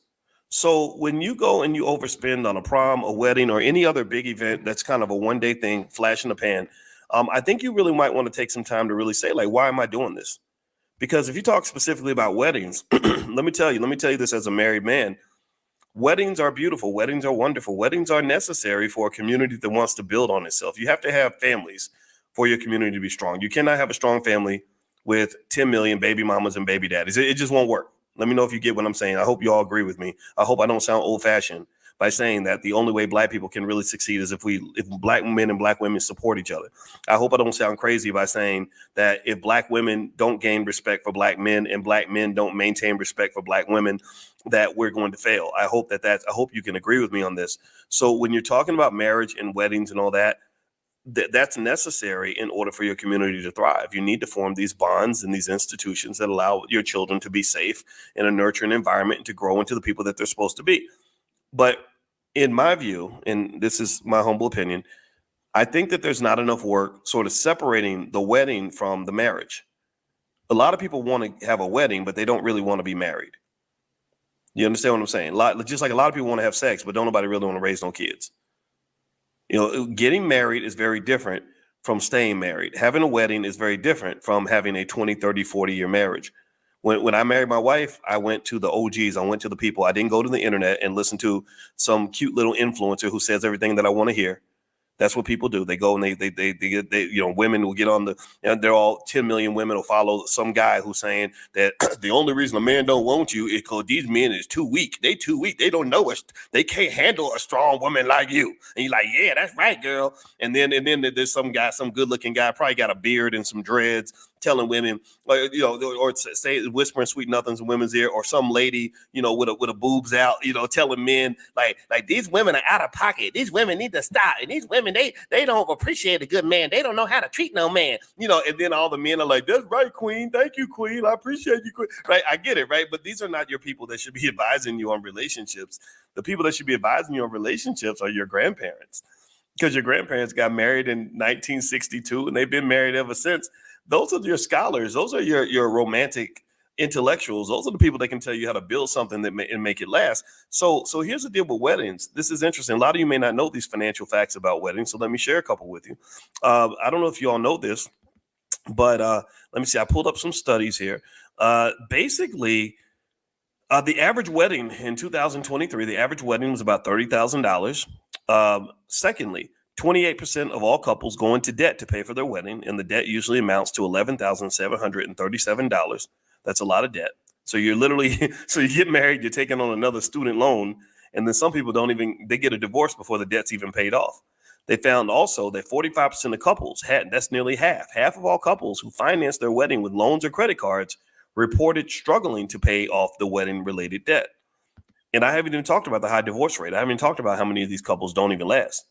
So effectively, when I see extravagant spending on a prom, it reminds me of the extravagant spending on the wedding, because what you're really doing is you're giving yourself some sort of emotional orgasm that is not in any way connected to the actual act of doing something that's actually lasting in long term. Marriage and things like that require discipline, whereas getting married or blowing your financial back out at your prom or whatever, that doesn't require discipline at all. That's just a feel-good moment that you're sacrificing your financial future for. Now, do me a favor, everybody. Please hit the thumbs up button. Thumbs up, share, subscribe. My name is Dr. Boyce Watkins. You're watching drboycetv.com, the home for intelligent Black people. And I hope you'll allow me to thank a sister who is supporting the Black Business School and helping us to do this podcast. And her website is ericatree.com. So if you're a parent, there's an amazing resource for you. There's a 30-day ninja cursive workbook that was inspired by a student named Patrick, who asked Miss Latanya Williams to teach him cursive so he could compete in chalkboard game wars. This workbook does more than just help students write. It boosts their memory, reading fluency, spatial awareness, and hand-eye coordination. And this is important because I don't know if you know how bad the public schools are. They're absolutely terrible. They're not educating our kids. They're not doing right by them. In Chicago public schools, the vast majority of the children can't read, write, or do math at grade level. So let me know if you agree with me that we need to educate our own kids. So this sister's doing this, Miss Latanya Williams, that's her name. The digital download is $39.99 at ericatree.com. That's RECA-tree.com. So that's a great deal. The physical product on Amazon is $54.99. So if you want to save some money, you can get the digital download at ericatree.com and teach your kids cursive. My mama was complaining about that. My mama was like, they don't even teach the babies how to write cursive no more. My mom, when I get on the phone with my mama, she got a whole laundry list of rants, because my mama got me through the public school system. This terrible public school system. They love to take little Black boys like me, who probably have a touch of ADHD. I do, because my brain is very active. And rather than seeing that as an asset, rather than seeing me as somebody who maybe has a lot of good ideas, who's a good thinker, they look at you and they say, okay, we got to put him on medication. And I think that the reason that they're so quick to put Black boys on medication, they over medicate us, is because they want to control us. Every week we do Powernomics training where we read Dr. Claude Anderson books. And if you read a Dr. Claude Anderson book like Black Labor, White Wealth, which you can find at powernomics.com, you'll find that historically the goal was always to control and contain Black people. And they always had a fear of active Black males. They had a fear of courageous Black men. They had a fear of intelligent Black men. So when your son shows up as an intelligent Black boy, their first goal is like, okay, how do we control this guy and get him to do what we're telling him to do? And I'm glad my mother encouraged me to be the rebel that I am, because if I'd done what they told me to do, I would be a shadow of the man that I am today. So shout out to all the mothers and the fathers who are defending your children. Shout out to all the parents that are teaching your own kids, and whenever you can. You don't have to take them out of school, but you should be teaching them. And shout out to everybody who understands what I'm talking about, because this brainwashing runs pretty deep. Now let's go back here. Let's talk about this this lady, this very nice, loving mom. I'm gonna call her the loving mom. She's not, I'm not gonna say anything bad about her, but she spent 16 grand on her daughter's prom. And part of the reason that she did it is because she said she didn't have a prom herself. At least that's the headline I read. I think it was on Shade Room or something, right? So I don't know this lady's complete story. I just know that $16,000 number was pretty amazing. I bet you there are lots of parents who did the same thing. And one of the things that was really interesting to me that really stood out, and this is the kind of thing we will be talking about in our economic awareness training, is that she mentioned the reason that she felt the need to spend this money is because she had this emotional void. And the emotional void came from what seems to be a type of trauma. And again, my wife is my wife is certified in trauma. So I have to double check to make sure that this will qualify as a trauma. But there was this trauma of missing her own prom. And this is something that clearly has stuck with her. She doesn't look old. Y'all know Black don't crack. She's looking like she's 28 or 29, but she's probably about 40 something. Y'all know how y'all Black women are. Y'all the most beautiful creatures on the planet. Her daughter's beautiful as well. And what I was seeing here is this almost like this horrible experience she went through that she could not get over, that has shaped her financial choices 20, 30, 40 years later. And this is really interesting to me because in the Black Business School, we have the first ever Black financial therapy department where we talk about how these traumas affect your economic choices. And my wife helped me to actually put this together because trauma is huge in terms of Black spending patterns. Trauma is huge when it comes to Black investing patterns.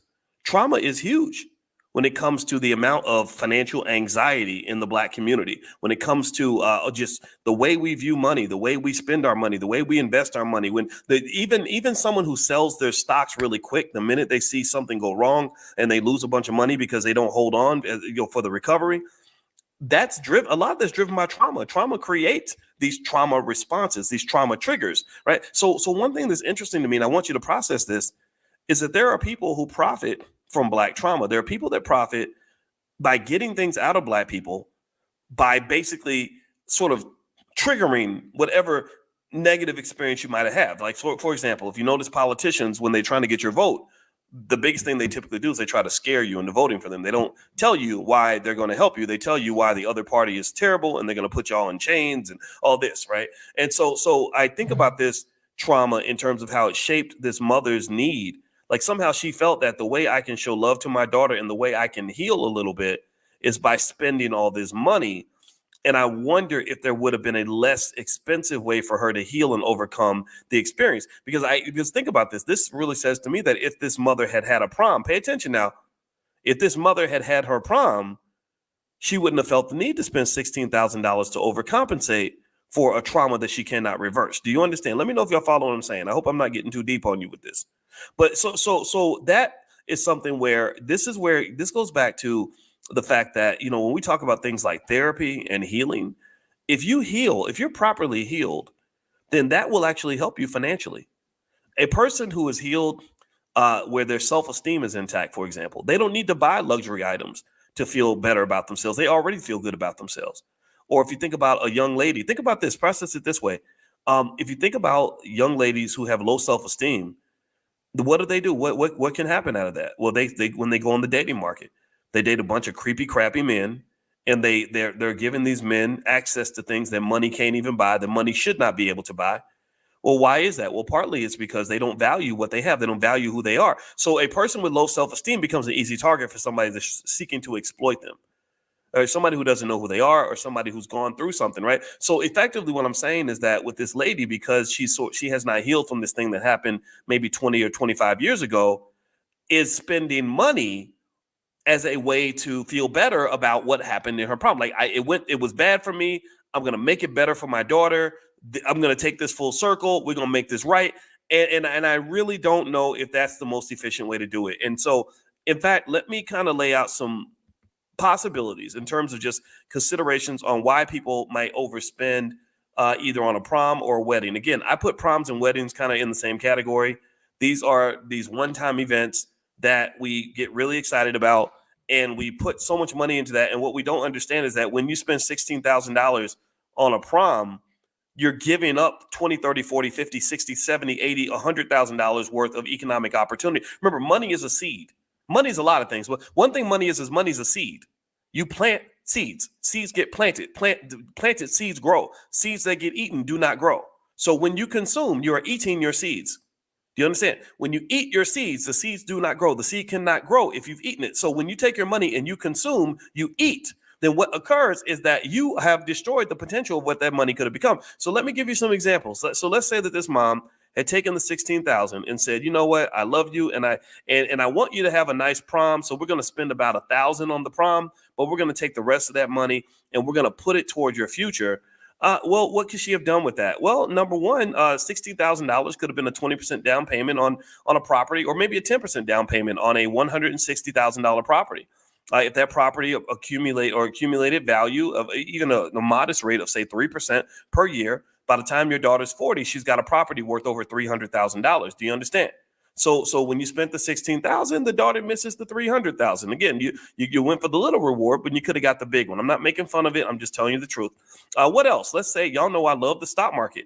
Well, if you take that 16,000 and you put the 16,000 in a regular S&P 500 fund, which we show you how to do at blackwealthmasterplan.com. It's totally free.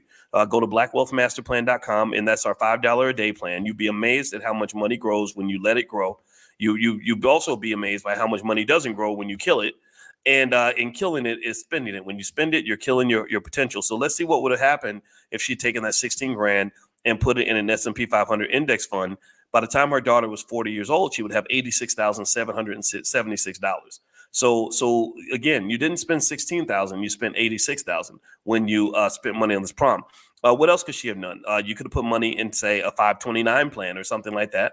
The 529 plan also grows. It's a way to kind of save for college, right? So again, I'm not assuming the mother didn't do all these things, right? She may have done all these things. She may have the 529 plan in place. She may have the stock portfolio in place. She may have her daughter in position to own real estate. She may have done all these things. But here's my point. If any of these things have not yet been done, that concerns me, because I get concerned when I see us having just sort of embracing a culture where we blow the whole bag before we get a chance to really have anything, right? This instant gratification culture is very anti-wealth. The instant gratification culture is being heavily promoted through things like hip hop. And I'm sorry, rappers, my buddy Killer Mike, he texted me one time. He said, hey, Doc, we want you to lay off the rappers. We don't want people to think you don't like rappers. And I said, I do like rappers. What are you talking about? I'm friends with a lot of rappers.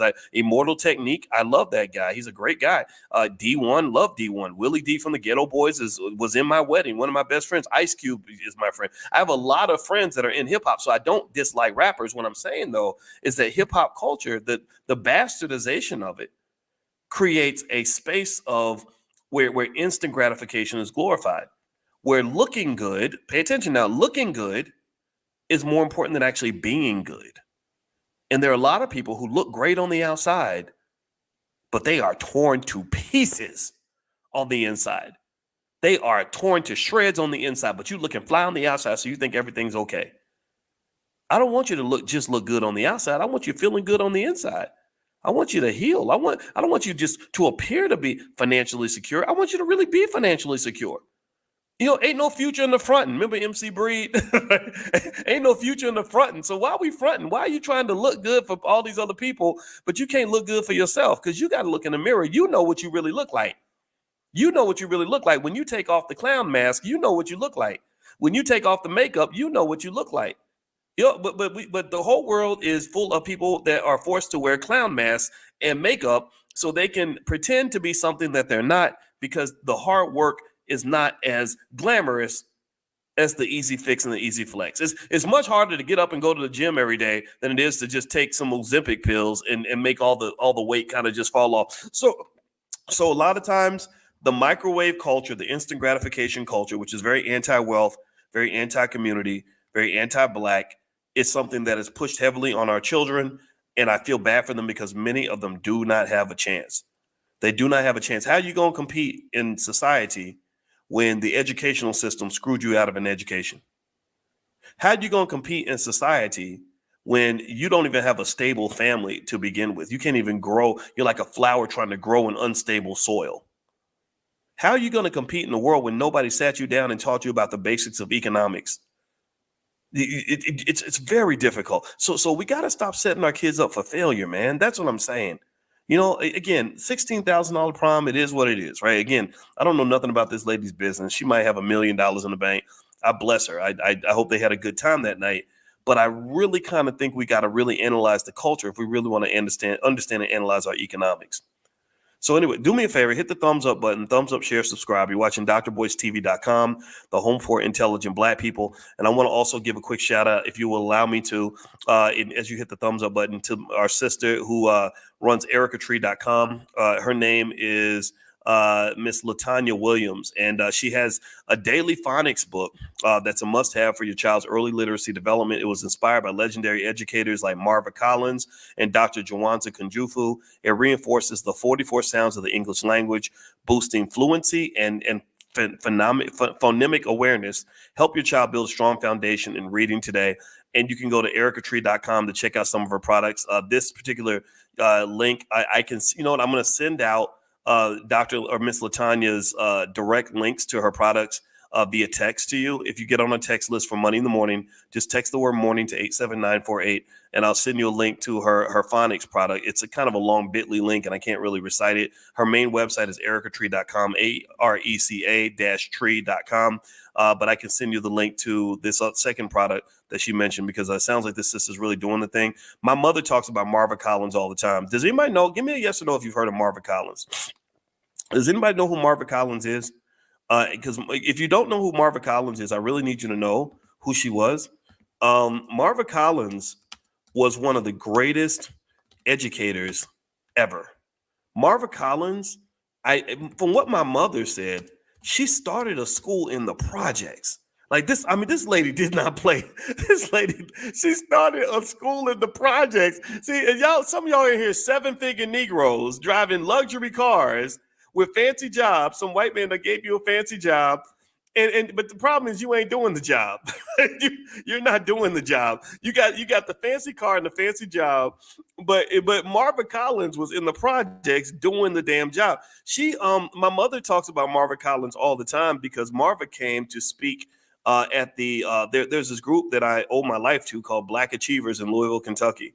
And in fact, I love them so much. Me and my wife made a $20,000 donation a couple years ago, and that's not even a drop in the bucket compared to what they gave me. I really should have given them a $2 billion donation because they literally saved my life. And Marva Collins gave the speech, and she was standing in front of a lot of really fancy, well-dressed Black people in this really nice hotel.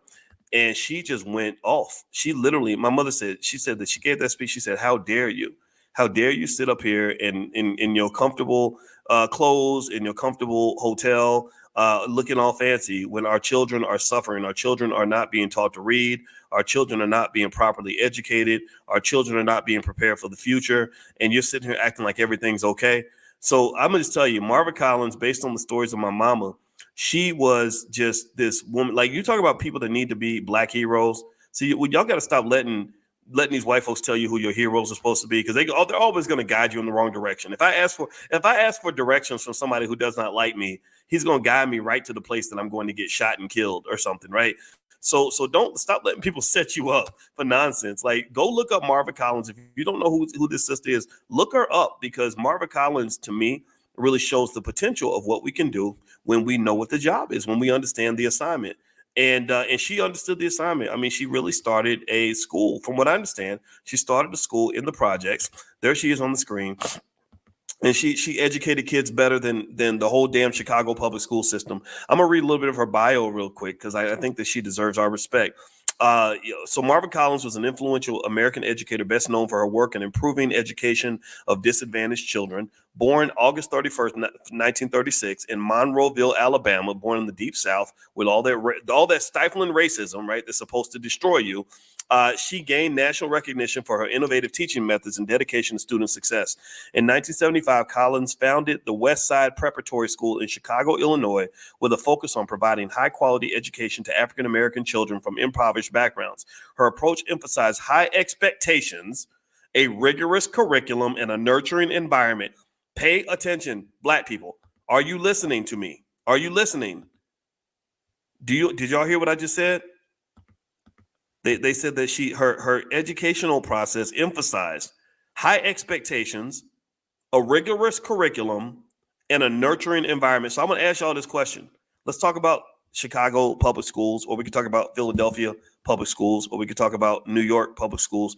When it comes to Black children in these public school systems, do they have high expectations for Black children?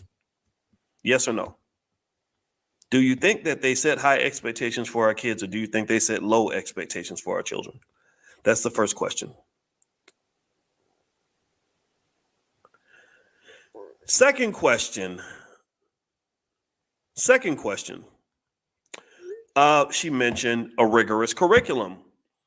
Would you agree, yes or no, that Black children who go through most public school systems are the beneficiaries of a rigorous curriculum that prepares them for life, where they're reading and doing math and science at the highest levels and prepared to succeed at anything that they choose to do in life? Yes or no? What do you think? Do you think that they give the Black kids, little Black boys, little crazy Black boys like me, the rigorous curriculum, or you think they give us some old BS, some old bull spit? What do you think? Now let's go to the third element that they mentioned here, a nurturing environment. Yes or no? Do you think that our children in the public school system are the recipients of a nurturing environment? What do y'all think? Or are they pretty much given prison on training wheels? The school to prison pipeline is very real. Prisons and schools are very similar. And it's kind of crazy that we think that that's okay. It's kind of crazy that we look at this and we say, oh yeah, my kid's going to school and I'm doing what I'm supposed to do. No, you're not. So Marva Collins set the standard, and you can either face the challenge or run away from the challenge. You know, you can look up to people like Diddy if you want to, somebody who might who might try to take your daughter's booty and your son's booty at the same time. You can look up to people like that, people who spend their time being clowns for a living and dancing and singing and all that. Or you can look up to people like Marva Collins or Dr. Jawanza Kunjufu. I met Dr. Jawanza Kunjufu one time. I loved him. He's as great in person as he is as he is publicly. These are your heroes, people. These are the people that we want to learn from. So let's finish up this conversation here. So we were talking about this sister who spent $16,000, or her mother spent $16,000 on the prom, and the little girl went to the prom and had a great time, I'm sure. The $16,000 in general, I would say, might be a bit much for a prom. But then again, though, I think that it becomes kind of a weird dilemma, because do we have the right to really tell anybody what they should spend on the prom? All of us have spending habits on things that we just want to enjoy, right? And I think that when it comes to money, I think you can be financially literate, financially secure, and financially intelligent without it always coming down to you beating yourself up because you got coffee at Starbucks, or get mad at yourself because you decided you wanted to get a luxury car. A lot of people will tell you this. A lot of the financial gurus who didn't go to school that long on the internet will beat you up all day about all the little expenditures that you have and all the little ways that you spend money. And I can tell you as a finance professor that a lot of that stuff is BS. A lot of it's silly. Basically, being financially secure and financially intelligent doesn't mean that you can't splurge. It does not mean that you can't enjoy your life. It does not mean you can't have nice stuff. You deserve nice stuff. You deserve a nice life. What it just means is that you have to have that work hard, play hard kind of mindset. The problem is not so much that young kids want to have nice stuff. It's that some of them ain't trained to work for it. They don't understand the sacrifice required to even get to a point where you deserve to lean back and kind of chill a little bit. Some people come into life chilling. And I don't understand that. I'm just gonna tell you, I probably sound old fashioned, but I don't get that. How you gonna start off chilling at 18? How are you 18 and you going into retirement already? And I don't understand that, right? Because I do think that there is something to be said about hard work, planning, perseverance, education, all these other values. Those tend to be the characteristics that are common in cultures that are successful. So if you were to pay attention to things that you see on, say, the Shade Room or places like that, you see the remnants of a really, really toxic, unhealthy culture. What do you see? You see unhealthy relationships, lots of baby mama, baby daddy drama every other day. You see lots of materialism, lots of shallow behavior, right? Like, I'm doing well because I'm a famous rapper that's wearing Gucci and riding in a limo, but the reason I have 8,000 tattoos on my body, with a couple of them being teardrops, and the reason that I passed out at my last concert is because I got a drug addiction, an alcohol addiction, and I slept with 3,000 women. So not only have I received every STD in the book, but I'm giving STDs to your daughters because your daughters have been falsely led into being attracted to toxic, horrific men like myself, which is, to me, just one of the most sinister things that the racists can do to the black man and to the black woman. The most horrible thing that they have done to us is to take people that are unhealthy and elevate them as your success stories. Do you understand what I'm saying? To really take people. I mean, have you ever looked at some of the guys and the women that are just on, go to like the Shade Room. I follow the Shade Room because I like to see what young people are looking at. I like to see what they're looking up to. And I say, gosh, that person looks physically and mentally unhealthy, but somehow people think that person is a hero or a leader. Oh, wow, that person is ignorant as hell. They probably can't even read, but somehow the kids look at that and say, I want to be just like that when I grow up. Wow, that person is really wasting a lot of money. They're probably in a really bad financial situation, or they're going to be, but yet we look at that and we say, wow, look at how successful they are. Those are not your success stories. Those just aren't, and I really think that this whole phenomenon of overspending at prom, spending like a damn buffoon and I'm not calling this lady a buffoon. I'm just saying that some of this stuff is kind of crazy. There's a history to this, by the way.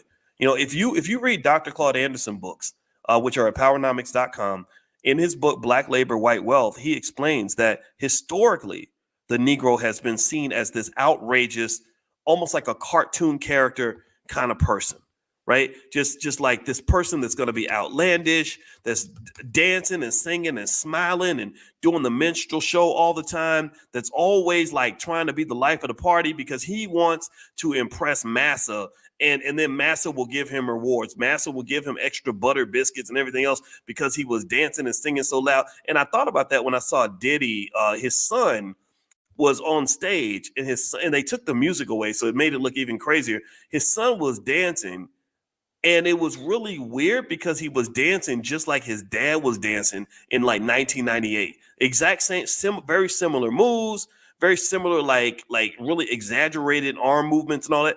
And I say, gosh, am I the only person who thinks that looks kind of clownish? Like, am I the only person who's kind of feeling uncomfortable about the fact that this is what the African-American male is known for throughout the world? I don't know. I don't know. I mean, am I being too serious, or what do y'all think? I mean, because I just really kind of think it's something that we have to kind of process, because trying to sort of be outlandish in order to sing for your supper is I kind of think that's beneath us. I don't think that is dignified behavior. I don't think that is behavior that's going to get respect from other people, right? I don't think that that's going to make people say, golly, look at those African Americans. Those are some model citizens. They raise their kids properly. The black male, he's always intelligent. He's always prepared. He's always thinking about the future. He's always doing right by his family. He's just sturdy. He's just solid. You can rely on him to come through. I don't think they look at black men and think that way. I really don't. I don't, and I hate it. But that's what I think. I think that they look at black men and they say, "Oh, well, they don't get pregnant by a black man. He won't take care of the kids because he's irresponsible. He's like an animal. He's a buffoon. He's an idiot. He's a clown." That's what people say about you. That's what they say. That's just true. That's what they say. And I will personally say overall that we have to sort of look at the culture, not because this is a culture that was created by us. This culture was not created by us. Even if you look at a guy like Diddy, who was really heavily influential in quote unquote the culture, he referenced the culture all the time. Remember, he was backed by people like Clive Davis. Without Clive Davis and these other people at the record labels, there would be no Diddy. There would be no Diddy out here if it wasn't for whoever was giving him money to fund the mass marketing of whatever he was doing on stage. So really, when I say let's challenge the culture, I'm not talking about challenging Black culture. I'm really talking about challenging racist culture in blackface. And it's racist culture in blackface that I believe had a huge impact in the culture of our kids that feel like they got to spend 10,000, 20,000 at the prom just to not get made fun of. There's no reason. Again, if kids want to go, if their parents want to go blow the whole bag on a prom, that's their right. But what I feel bad for are the kids whose parents are thinking, no, I don't want to spend $20,000 on your prom. We're going to spend $1,000 on your prom, and the other 19,000 is going to go into your investment portfolio. I don't want that kid to get made fun of by the loud clowns who spent $20,000. I don't want that to happen, and that's what occurs. That's what happens. The smart kid gets made fun of. The kid who's thinking about the future gets made fun of. The kid who's serious about his life gets made fun of. And I think that that's wrong. I think we have to defend those children. So anyway, that's my 2 cents on the topic.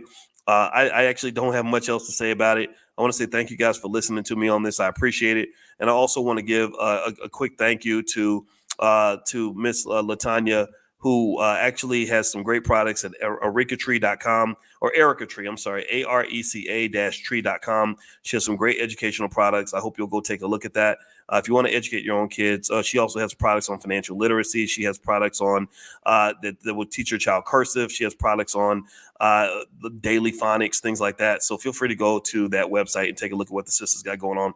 Now, if you want to join us tomorrow morning, every single morning in the Black Business School, we do financial consciousness training, or what we call economic awareness training, where I show you just how to see the money, how to see the economics around you, how to see the possibility around you. It's totally free. I just ask that you pay attention and you bring your family. If you want to join us, text the word morning to 87948 on your phone. So just type in the word morning and text that to the number 87948. And if you live in another country, you can go to drboyceelevate.com and join us there. All right, guys, I'm out of here. God bless you. Thank you so much for listening. I hope you had a great day. Have a great day, and I appreciate you. Take it easy. Peace.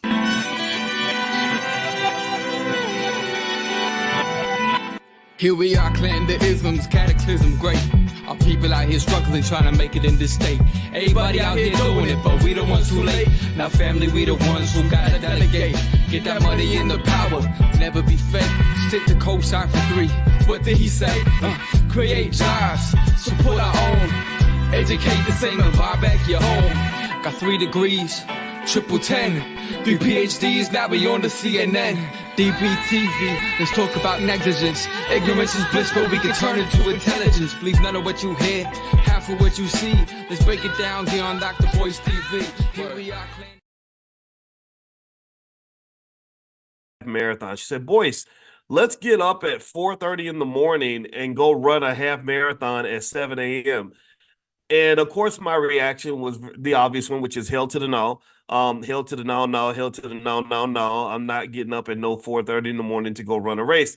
But I did say that because I love you and I need you to be safe, I will get up at 4:30 in the morning to drive you to the race. So that's what I did. I drove her. My goal was to be a good husband. And I said, Boyce, you cannot let your wife go drive, a good 50 miles from home and just be surrounded by random white people. So I said, okay, I'm going to get up and I'm going to go with you. And so here's what I did. So I dropped my wife off and I was so sleepy. I was so tired. I dropped her off and I saw this hotel right across the street from the race. And I said, you know what, babe, while you're running, I'm going to be sleeping and I'm going to be thinking about you and wishing you the absolute best, but I'm going to be warm in the bed and I'll be at that hotel right there. See that hotel right there? You can walk right to that hotel and come and hang out with me after you get done, because I'm going to take me a nap and then get up and talk to the students today because we got financial consciousness training. So that's the real life of Boyce Watkins. That's really what was going on today in my life. That's absolutely the truth in terms of what happened today. Now, the second thing that was on my mind as I was dropping my wife off was I started to I did some research on what's going on with debt and what's going on in America when it comes to debt. Also, what's going on with Black people as it pertains to debt, and also what's going on with both educated and uneducated Black folks when it comes to debt. One group is not better than the other. It's just you deal with different dynamics in the economy, and it made me think about the corporate plantation, and it made me think about corporate slavery and how so many of our people that go that do everything right, you do everything you're supposed to do, you go to school, you work hard, you get good grades to get a good job, and it just doesn't quite work out the way you want it to. And in fact, actually, but I'm still a big advocate of education. In fact, my wife's brother, or who happens to be my brother-in-law, that's what your wife's brother is called. He actually works with this company called C2, and C2 is where they actually train kids to get ready for college, and they work with the kids to help them to get high ACT scores and high SAT scores. Our daughter's going through it right now. What's interesting about that is he was mentioning to me an honest truth. He said, we have a really hard time getting Black parents to bring their children to come in. He said, we drop the price, we offer free stuff, we do everything we can. And he said, it's just really hard. He said, now Indian parents, he said, their kids are in their full throttle. He said, Asian parents, they'll spend their last nickel. And in fact, I went into the C2 office and I saw on the wall, they had pictures of happy little students with braces and stuff that like had completed the C2 programs and stuff. And on one wall, I saw a little white girl saying, thank you, C2, for helping me because they helped me go to college and now I'm very successful. And then I saw another one with a little Indian boy. I don't know who he was. I don't know his name or anything, but it was him. He was basically saying C2 is what helped me to become a National Merit Scholar. And then there was like a little Asian kid. I think it was a girl, and she looked, maybe, I don't know if she was Chinese or whatever Asian ethnicity it was, but she was Asian, and she was thanking the C2. But I did not see any pictures of Black children on the wall. I did not see one Black child on the wall. And I don't know if that's because they forgot that Black kids exist, or if it's because Black kids just we don't participate as much. But I was looking for the Black kid. I was looking for the Black person. And so one of the things that made me think about is it made me ask this very obvious question that I think maybe from a consciousness standpoint, we might want to ask ourselves, which is this. It's very simple. Do we spend as much preparing our kids for education as we spend on things like preparing them for an imaginary career in professional sports? Yes or no? What do y'all think? Do you think we spend as much putting our kids in college prep programs as we would spend sending them to basketball camp, even though he's 5'8" and ain't never going to grow no taller for the rest of his life? And do we spend as much energy sending our children to these educational programs, even if they're low cost or free? I've seen them where they're free. I know people say we can't afford it, but I just find that really fascinating when we say we can't afford educational support when it seems like we can afford everything that we want. I see Black people driving cars that I would never buy. I see Black folks wearing clothes that I can't afford myself, not because I don't have the money, but because I can't justify throwing that much money down the toilet. I see Black folks, living pretty good. It doesn't mean everybody's living good. I'm not saying everybody is balling. I'm not saying everybody's got $1 billion in the bank. That's not true. But some of us are not in the struggle, right? Some of us are actually doing okay and have extra money floating around and could really get the things that we want. We can afford to go to a nice restaurant every now and then, go to the movies and dinner. Black Panther comes out. Every person shows up for that movie as if it is a religious experience that requires mandatory attendance. They show up for the Black Panther movies the same way they show up to vote when the Democratic Party says y'all need to show up and make sure you get Joe Biden back in office, right? So we're kind of committed to certain things. Do you get what I mean? Like there's certain things we're kind of committed to. Like I saw this thing where they were making a joke about what happens. I promise you I'm gonna get back to the debt thing. I got my notes here that's gonna get me back on track. But y'all know what, in case you don't know what financial consciousness does, it's literally me giving you a stream of consciousness of what I'm observing economically so we can see the money dynamics in our lives and how it all plays together. So I saw this video that was interesting where there was a Black girl who was married to a white guy, and she made a joke about what happens to white guys when they marry Black girls, how they start changing how they dress and how they kind of tighten them up a little bit and give them a little more swag. Like, like they'll have them grow a beard or they'll get some kind of cool haircut, or they'll start wearing like certain clothes, like like a alligator belt or some patent leather shoes or whatever. And I saw the images and the imagery that they had of the way black men supposedly dress has nothing to do with me. I've never worn any of those clothes. I'm not saying that they're tacky or that they're bad, and I respect you. If you got the swag, then God bless you, because God didn't bless me with no swag. You were talking to a swagless human being. I have zero swag when it comes to how I dress, because I can easily go shop at Walmart and feel like I did everything right. So anyway, I saw these clothes, and these clothes looked expensive. Like, don't get me wrong, maybe they're not, maybe they don't cost that much, but I remember just thinking, gosh, that's so interesting that there's some of us who really will put a lot of money into every aspect of our appearance. And I'm not saying that that's bad. You probably shouldn't do what I do. I'm raggedy. Don't be like me. Don't be like me when you grow up. I ain't, if I didn't have no money, and that I didn't have and I wasn't like kind of internet famous or whatever, I probably would never have had a girlfriend in my life. Who knows? I have no idea. But anyway, but the thing was though, I remember looking at that and thinking, gosh, it must be really expensive in terms of time, energy, and money to really, really put that much energy into your appearance. And is this really the image of the black male? Like, is that really the image of the black male, or is that the image of a certain kind of black male? Not that that's a bad black man. I'm not making fun of guys who are in that category. I know guys. We all got that uncle. You like my Uncle John. I had an Uncle John, rest his soul, wonderful man. He was from Atlanta, and he was a big fan of the Atlanta Falcons. And he looked just like Deion Sanders. Imagine a fat Deion Sanders in the 1980s. That's what he was. He had a big Jerry curl. He had four. He didn't have one ring or two ring. He had like four rings on each hand.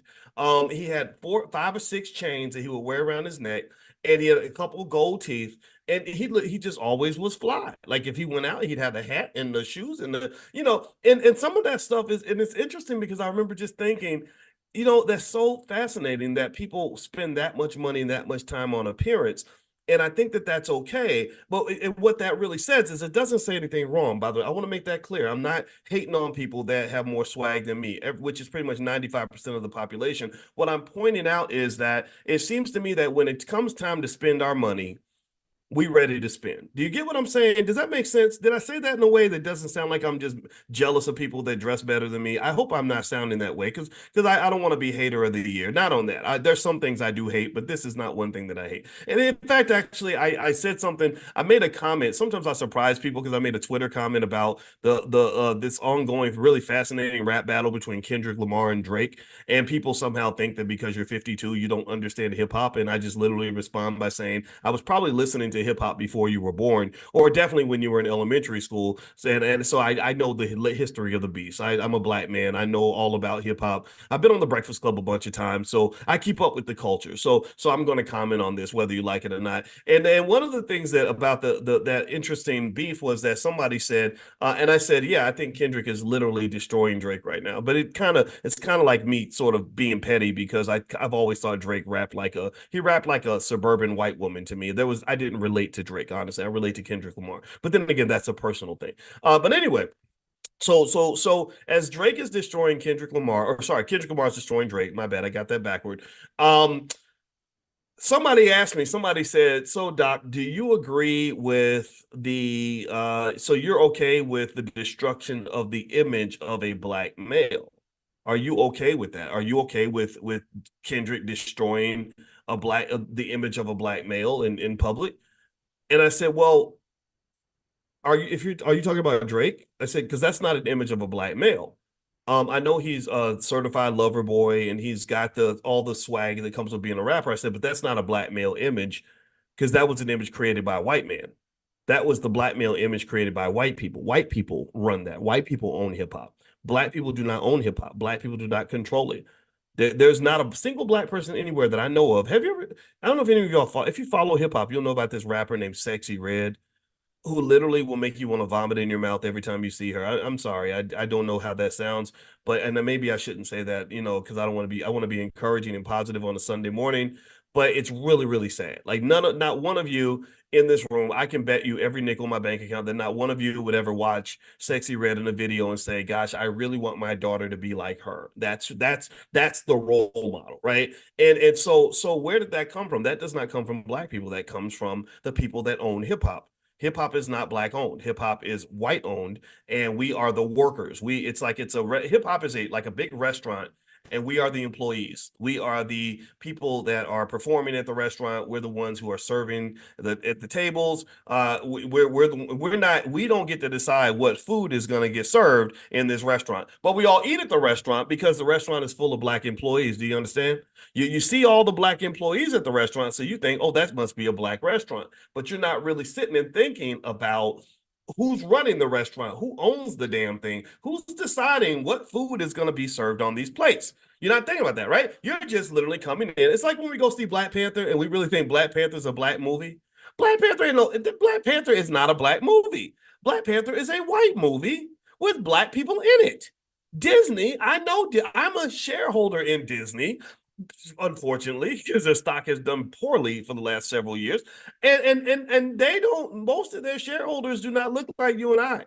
The people that make the money when a new Black Panther movie comes out are not people like us. That money does not go to Wakanda, because Wakanda doesn't exist.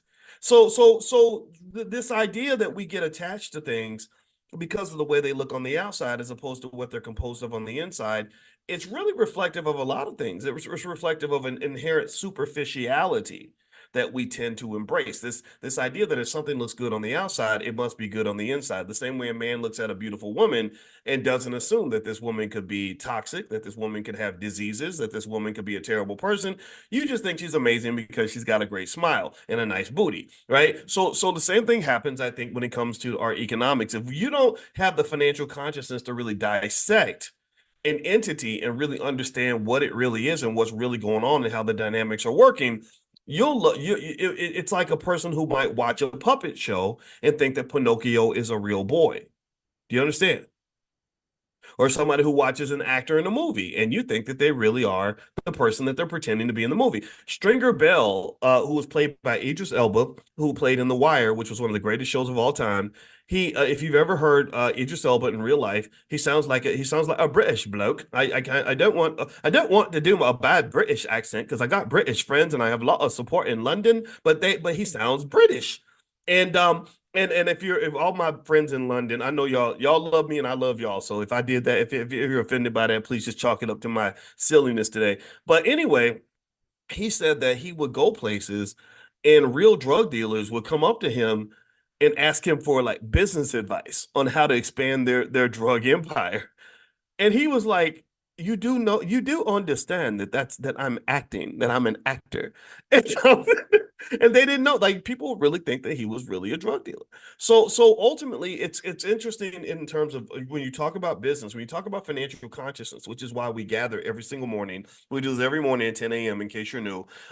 It's really a matter of just kind of looking at the world and saying, what's really going on here? What's really in front of me, as opposed to what they put in front of me. Right. In fact, one of my good friends, one of my great friends, is Daryl Bell. Daryl Bell was in that show, A Different World, and Daryl played Dwayne Wayne's best friend. And Daryl is a great guy. He's super smart. We really connect on financial stuff. He's super smart in finance. His daddy was a great guy on Wall Street. I mean, literally a pioneer on Wall Street. And so anyway, he was explaining to me that everybody feels like A Different World is a black show because we all watched it. We supported it. We're the reason that Warner Brothers made billions of dollars or hundreds of millions or however much money they made from that show. But they can't bring that show back until Warner Brothers gives the green light, because Warner Brothers owns the show. In fact, Warner Brothers doesn't just own the show. They have dozens, if not hundreds, of patents and trademarks on this show. So even Jasmine Guy cannot go in public and perform the accent of Whitley Gilbert without being sued by Warner Brothers because they own her accent. So she can't even go if they say, can you do an imitation of Whitley? And when you say, Dwayne, remember how she talked, Dwayne, I love Dwayne, right? She can't do that. She can't do Whitley Gilbert's accent because they put a trademark or a patent or a copyright, whichever one. I don't know the right one. I have to talk to, I literally have a trademark lawyer. I need to one day bring her into class or something, but she could probably tell me the difference between which one you need. But that's why I hired her name's Takora. That's why I hired her as my trademark lawyer, because she knows the difference between these things. And so ultimately, a lot of the things that we think are black really aren't black. And I think it's very important to just make sure we know the difference. Okay. So circling back, when you're talking about that first issue of, do we spend our money on education as quickly as we spend it on sports?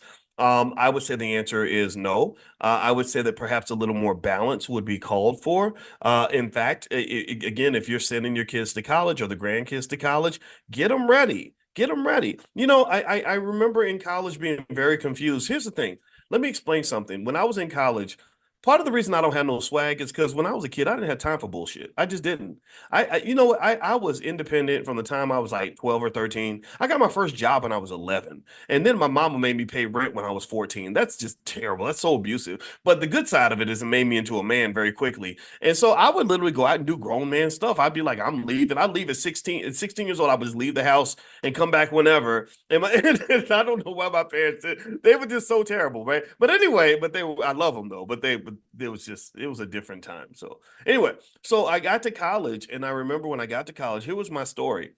All through high school, I was a really bad student. All through high school, my grades were bad. I never made an A. I remember my goal was like, I'm gonna make an A this time in something, and I would make A's in like PE because I could run fast and I could jump high and I was strong. I had those three things. I was a good athlete, like so many other black boys.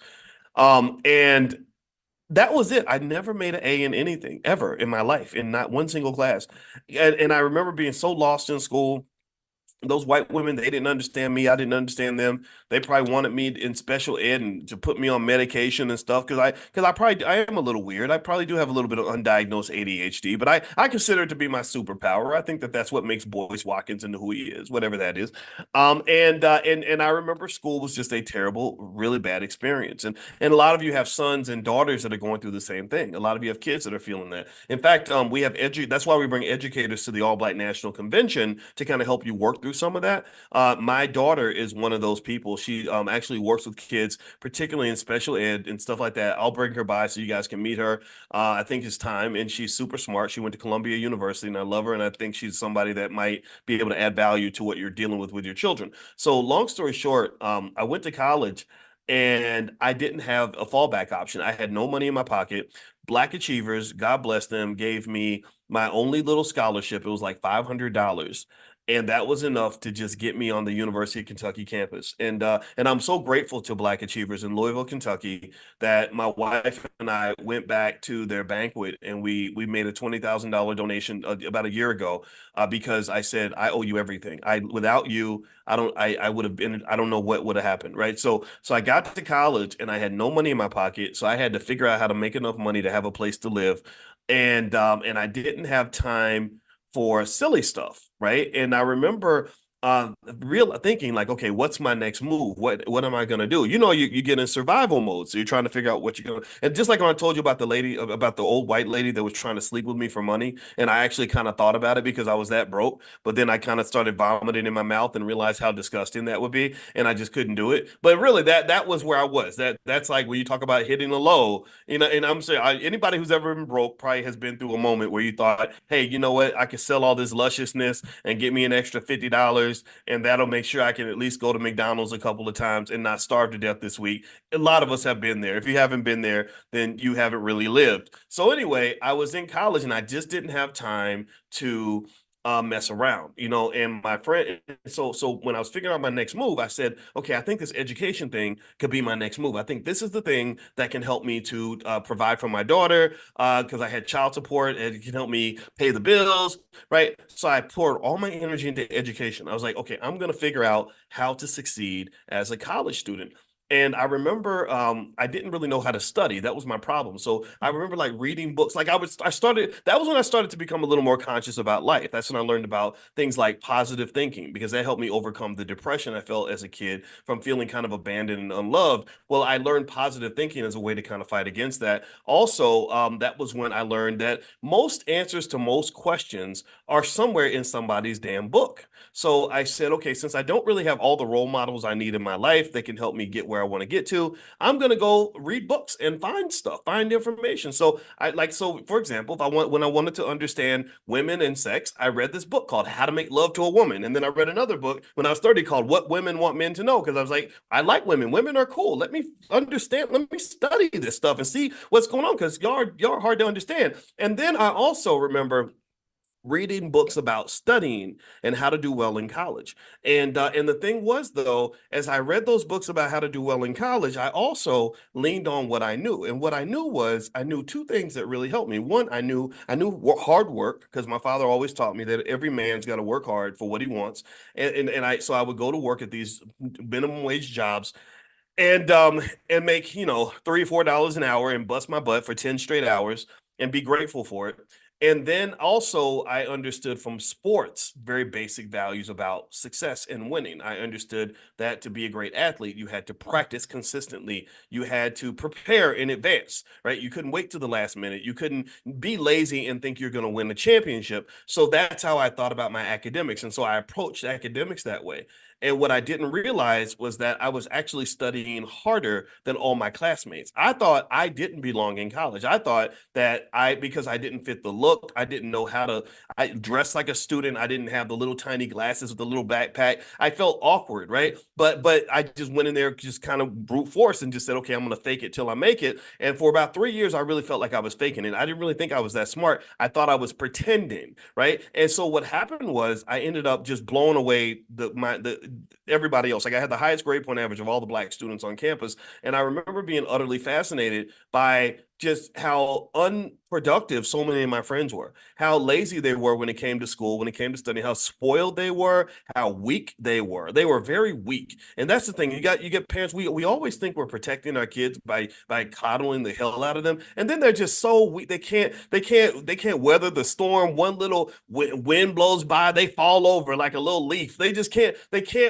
have no resilience, no commitment, no dedication. And they get that little 2.2 grade point average where they were studying 1 hour a week and then whine the entire time. And I didn't understand that. And so one of the things I really felt was I said, I think that there's something happening here where we're just not really hungry in this area the way I think we could be and should be. And there are other areas where we're very competitive. We're very competitive when it comes to sports. You got to be a great Black basketball player. You got to be really, really good. We're really competitive maybe when it comes to dance. We're really competitive when it comes to even dressing sharp. When they show like sharp dressed Black men, they go to the nth degree and they spend the money getting the beard perfectly shaved. And because for some reason everybody thinks a beard makes you into a man, which is like weird because a beard doesn't do anything except put hair on your face. And just there's so many things that we're really, really into.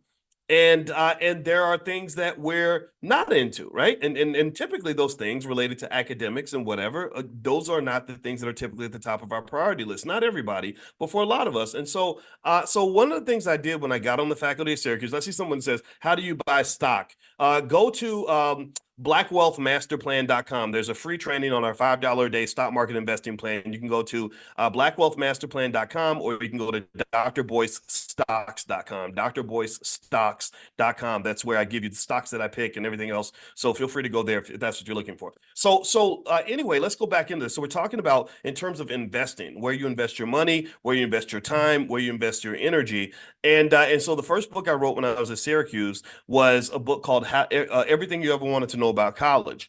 And I put everything in there that I learned as a professor about how to do well in school, right? So one of the things that's interesting to me, though, is that despite the fact that there are people like me who've written books that literally explain every single thing that you need to know to do well in college, there are so many people that will still go to that next level and really will just feel like they're just this uninformed Black person.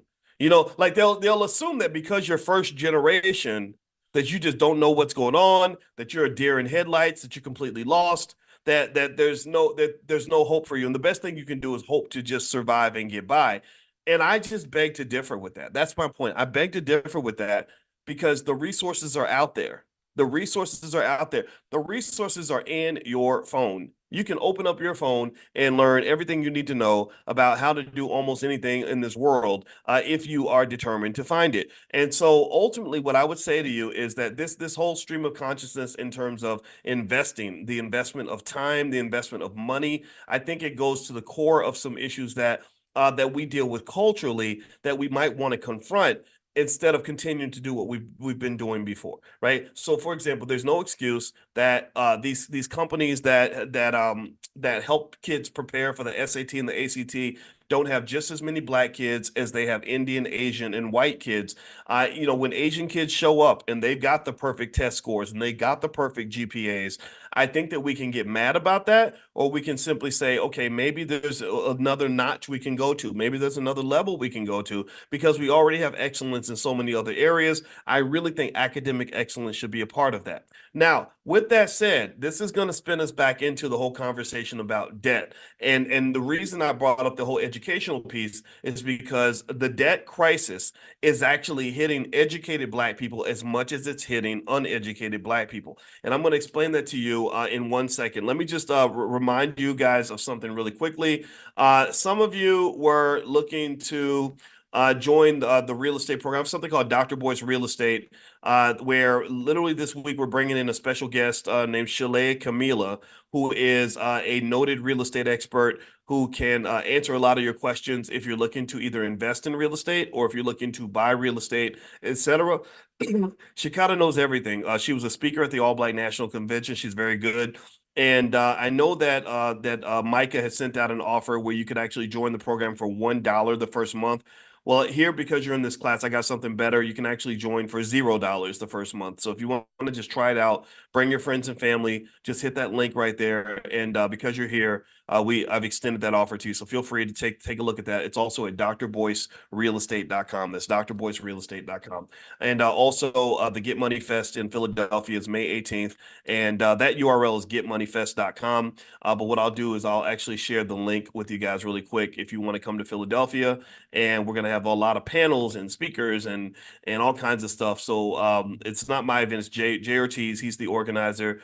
He's a rapper out of Philadelphia, and I love it when rappers want to be smart. So I told him I would support him 100%, just like all the other rappers, the smart rappers that I know. I'm friends with a lot of smart rappers, and I'm enemies with a lot of dumb rappers. The ones that are destroying the community, those are not my friends. But the ones that want to do better, those are ones I respect. All right. So anyway, let's break down what's going on with consumer debt, and then I'm going to explain to you why consumer debt is a type of financial slavery and why financial consciousness, which is what we cover every single day in this class at 10 a.m., is really important in terms of understanding what debt does for you. All right. So here's the deal with consumer debt. First of all, consumer debt, pretty much any debt that is on the back of a consumer or on the back of a family in America, consumer debt's at an all-time high. Right now, consumer debt is about $17.1 trillion. 70% of that debt is mortgages. I don't think mortgages are automatically always bad debt. I think mortgages are better. Now, someone says, where's the link? Oh, you know what? I didn't. Sorry about that.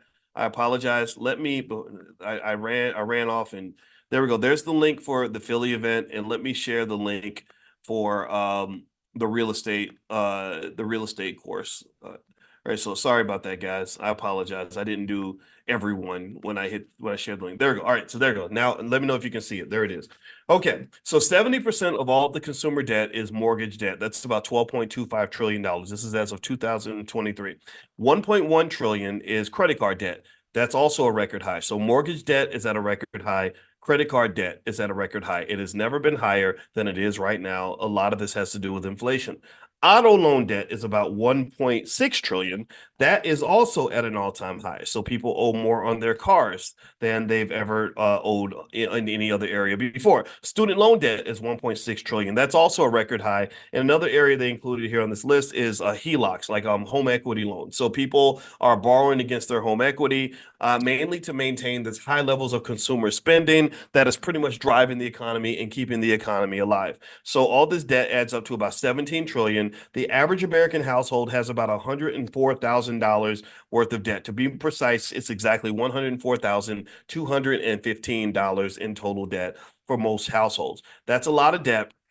And here's the thing about debt that's really interesting is that debt can either liberate you or debt can enslave you. Debt can either be something that really enhances your life and makes it better, or debt can be something that just makes you regret the day that you were born. And let me explain why. So debt, the way debt can be liberating is if you use the debt in a way that actually helps you make more money. Most multi-billionaires and millionaires and people that run big businesses, they started their businesses off with debt. They went and borrowed some money. They went and borrowed, say, $5 million, and they turned the 5 million into 20 million, and they got to keep 15 after they paid back the 5 million plus interest. Whatever, maybe it's 12, 13, 14 million, whatever the number is, right?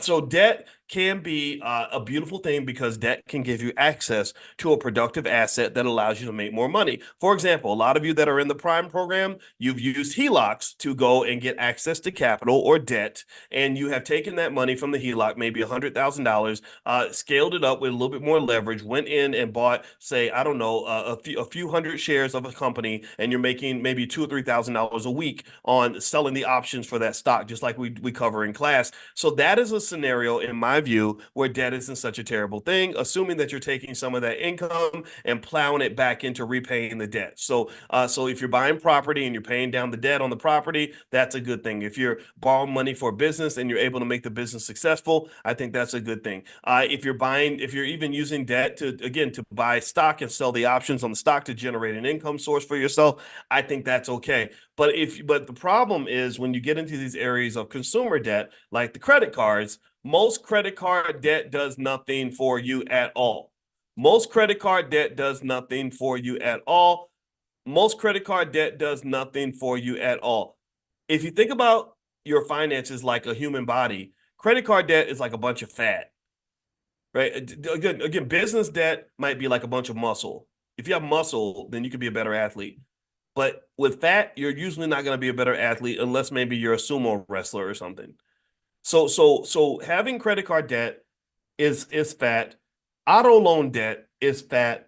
And for a lot of people, even student loan debt is fat, not because student loans are always bad, but because student loan debt has gotten so high. It's gotten so high that it's gotten to the point where it is very toxic, right? So ultimately, if you're not careful, that student loan debt or that credit card debt or whatever type of debt can be the thing that not only slows you down financially and keeps you from growing, but it can also be the key to your slavery. Like there are people that are enslaved when um they actually go into so much debt that they can't quit their job. If you watch the movie, there was a movie called Wonka. Go see the movie Wonka. Wonka is a great movie. I took my daughter to see it, and in the movie Wonka, there's a point where Willy Wonka, it's the origin story of Willy Wonka. I assume y'all know I hope y'all know the story of Willy Wonka. Do y'all know Willy Wonka, right? I don't have to explain that. Okay, so the origin story of Willy Wonka before he builds his great chocolate factory and everything when he's young and he's a young guy young hustler on the move, he's trying to figure out how to make his next move. There's a point in the movie where the a person tricks him into debt, and they put him so deep in debt that he then says, well, I can't afford to pay that. So then what they do is they force him to work in the laundry room of some hotel, and he can't go out and build his chocolate factory. He can't go pursue his dream of building the greatest chocolate factory in the world because he has to do laundry all day to repay this debt. And they said, if you keep it, well, you can pay it off. It's just going to take you about 30 years to do that. Well, that really happens to millions of people. Millions of people end up in the same position as Willy Wonka because you've got this amazing dream, this fantasy, this vision that God gave you, and God said, "Go fulfill the vision."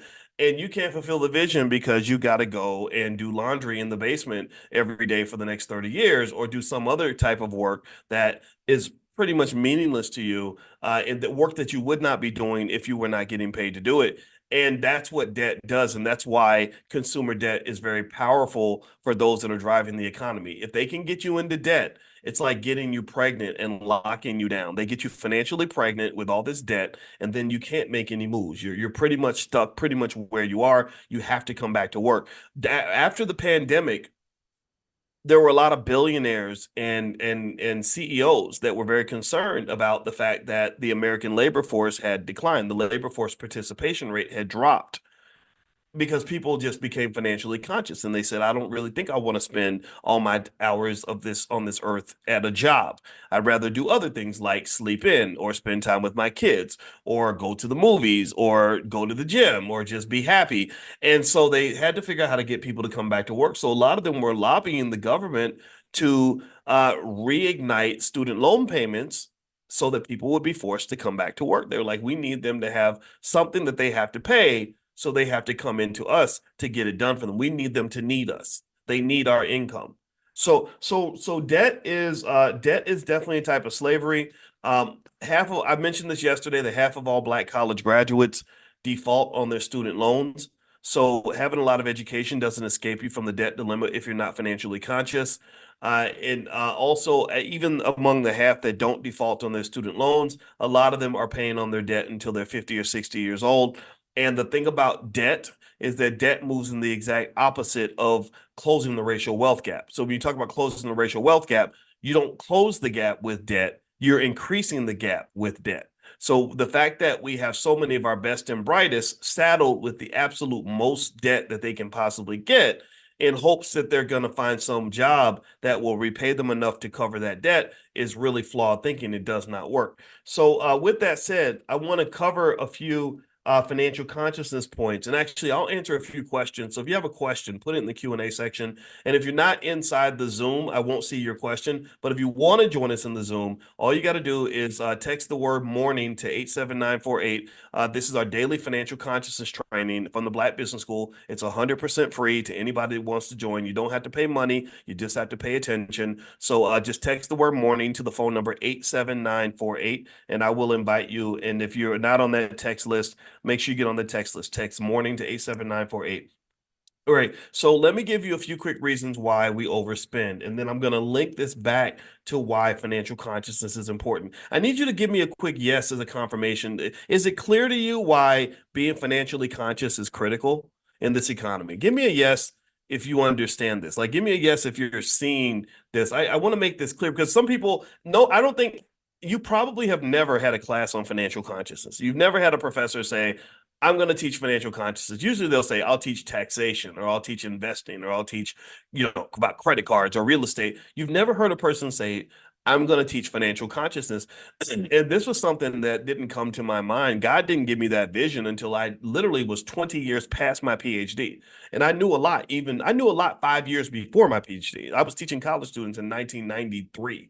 So it took a lot of processing for me to look at Black culture over many, many years, many decades to understand, like, I get what's going on. It's our culture, it's our habits, it's our consciousness that's kicking us in the butt. If they can get you to dumb yourself down and become unconscious, then they can use you like a slave. It can literally become like a zombie virus that takes over your brain. In fact, I remember reading where they said that consuming lots of media and television reduces the strength of your prefrontal cortex, which is the part of your brain that allows you to engage in strategic thinking and delayed gratification. So literally, but when you're sitting there watching TV all day and consuming media, it's literally frying your brain. It's literally dumbing you down. That's what it's doing. And then when you look at the studies, well, what do you find? You find that Black people watch more television than anybody else. Black people consume more social media entertainment than anybody else. Do you think that there's a connection between the two? Do you think that those two things are connected? And do you think that maybe that's kind of done on purpose? So anyway, so here are some reasons why people overspend their money. One is a lack of a budget. When you don't have a budget, that tends to cause your money to fly out your pocket.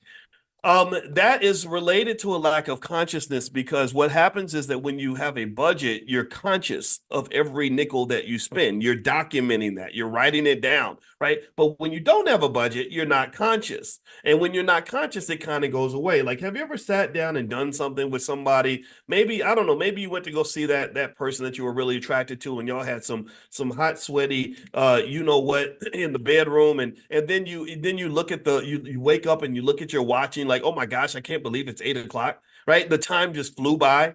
Or remember that song, Secret Lovers? And it said something about we wake up and we notice the time. Remember that? Yeah.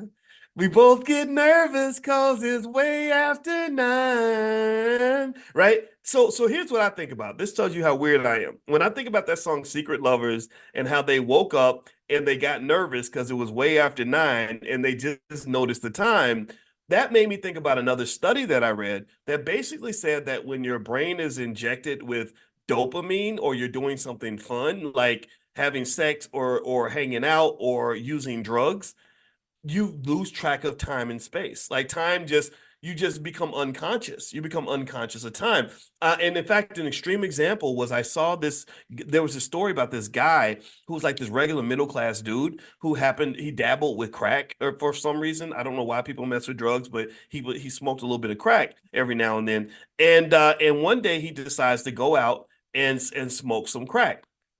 And and when he did that, he literally lost track of time. Like the whatever the crack did to his brain caused him to forget about time. And he said that he was literally just smoking away and 3 days went by. He didn't even realize that 3 days went by. So when he finally sobered up and went home, he said his house was empty, his wife was gone, the kids were gone, everything, his whole life was gone. Right. And that to me makes me think about what also happens when it comes to economic consciousness. I believe that when you're not conscious of your money or you're just sort of living life and just spending a little bit here and a little bit there, and you lose that consciousness, your money is just going to kind of fly out the window and you're not going to know where your money went. So one way to counter that might be to have a budget and kind of document things. And not only have a budget for money, but I actually have time budgets for time. I have time budgets. When I get on the phone, I think I live my life in 20-minute blocks, 20-minute increments. So if I do something, I'll look at my clock, my watch, and I'll say, okay, it's 8:50, it's 8:44. I'm going to stop doing this at 9 o'clock.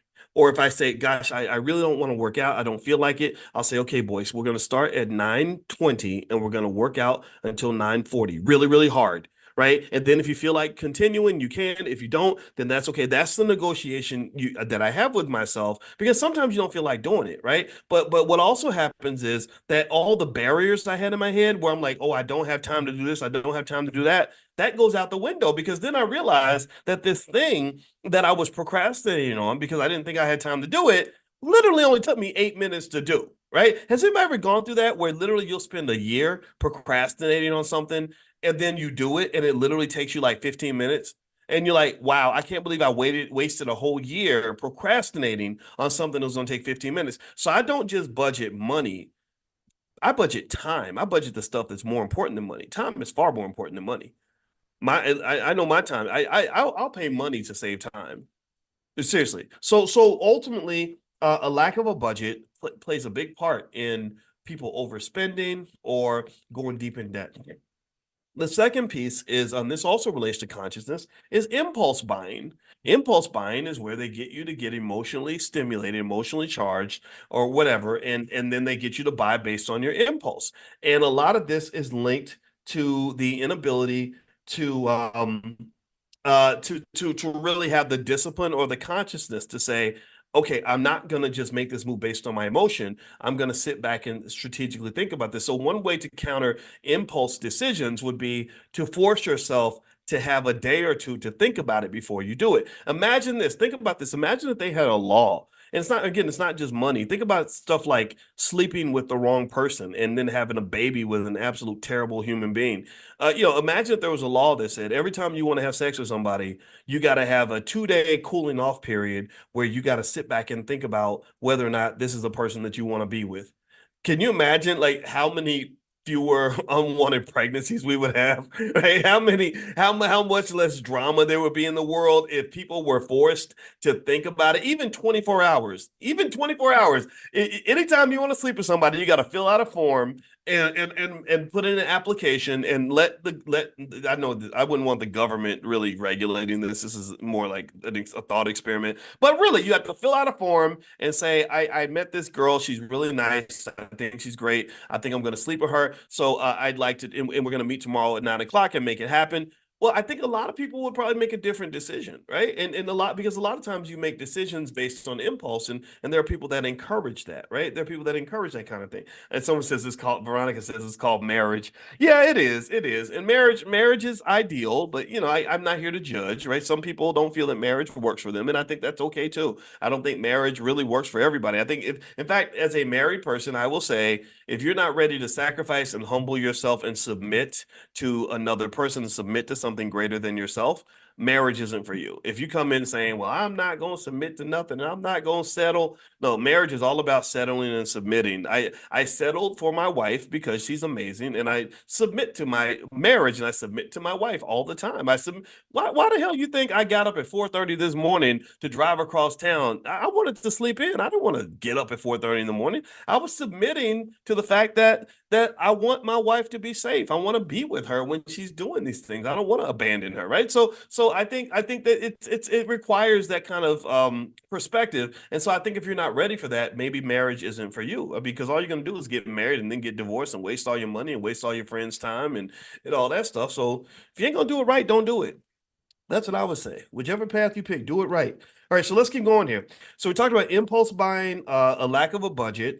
Third is social pressure. Peer pressure is big in terms of buying things. A lot of people feel pressure to keep up with the Joneses, or they want to or maybe black people that just want to be like white folks, or also poor people imitating rich people. That's one of the reasons why luxury items get sold, is because poor people buy them thinking that if I imitate a rich person, then the world is going to see me in a different light. They're going to see me as a successful person. And what's funny is that if you go and you hang out with billionaires where money just isn't a thing anymore for them, at least not, maybe in a big picture sense, like I'm going to go buy this building or buy this property, but they're not thinking like I'm going to just impress you with my Gucci belt or whatever. Like a lot of billionaires dress like bums. Like they might drive a regular little car, and you go to their office and it's just this tiny little office. And I think that what kind of happens maybe is that when they get that much money, they don't feel the need to impress you with how much money they have.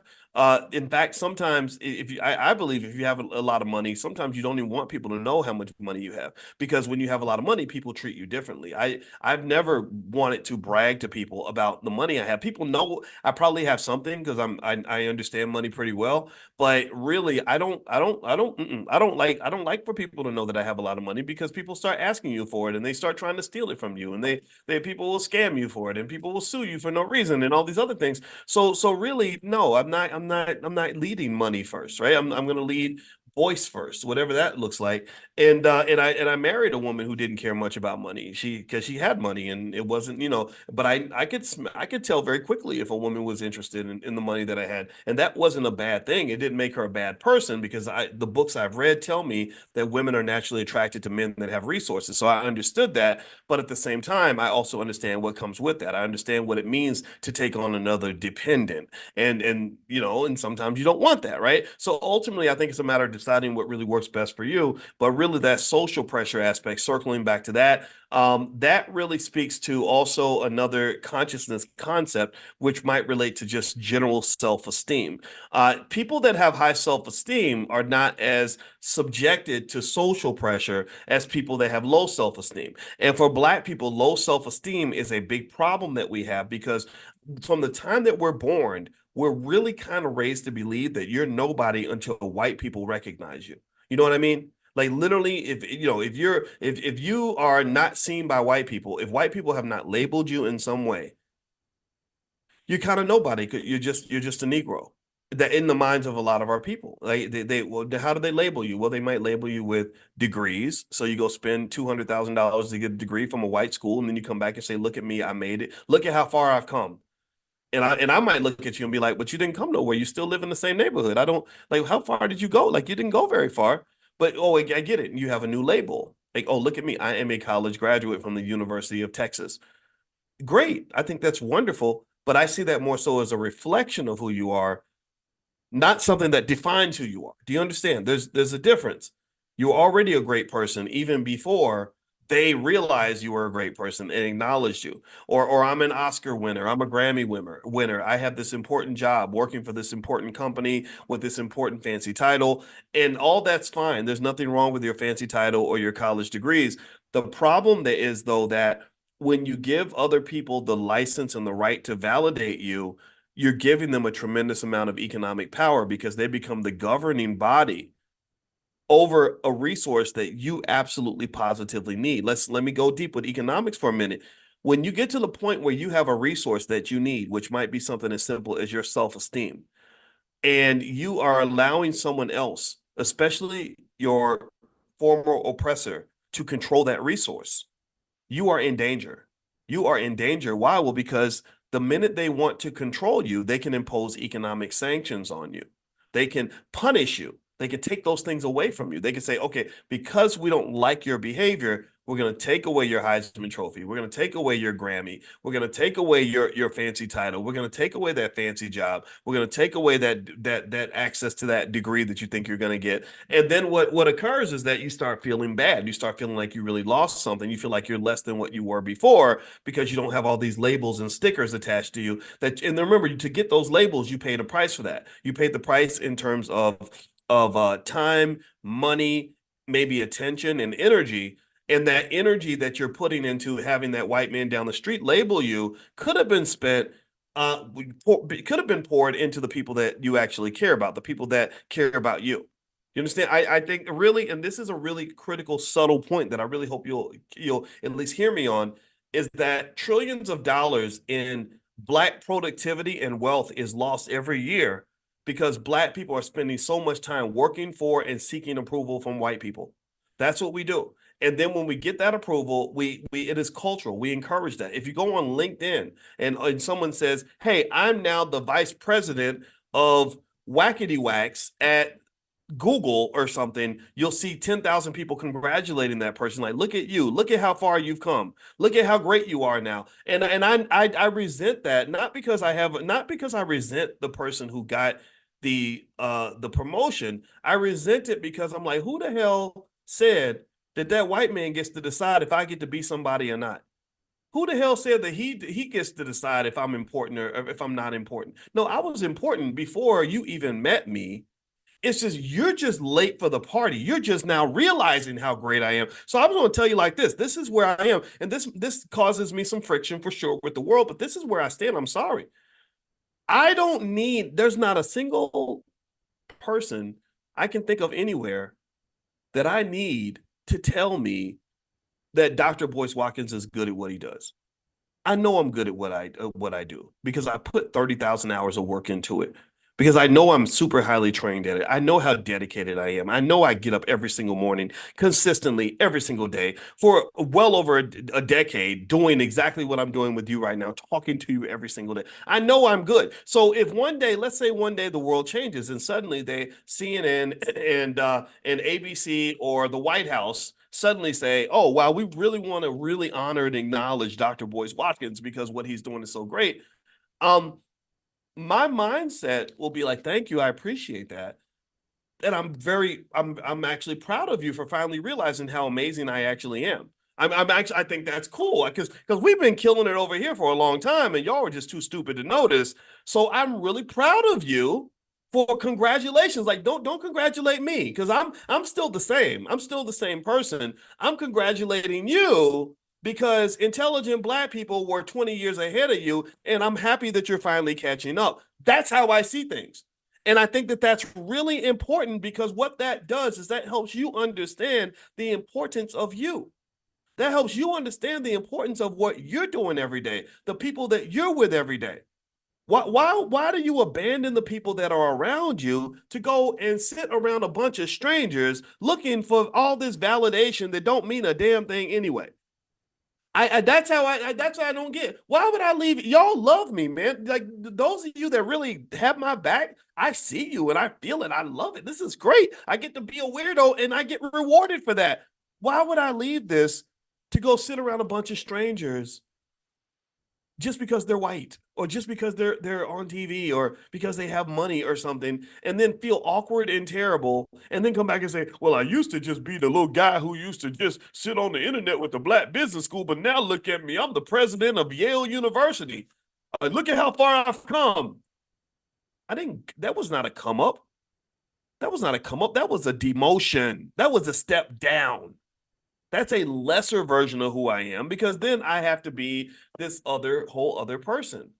Walking on pins and needles, scared to offend white people. I don't want to make the people in Israel mad because anti-Semitism. I'm not trying to be that person, right? So this social pressure piece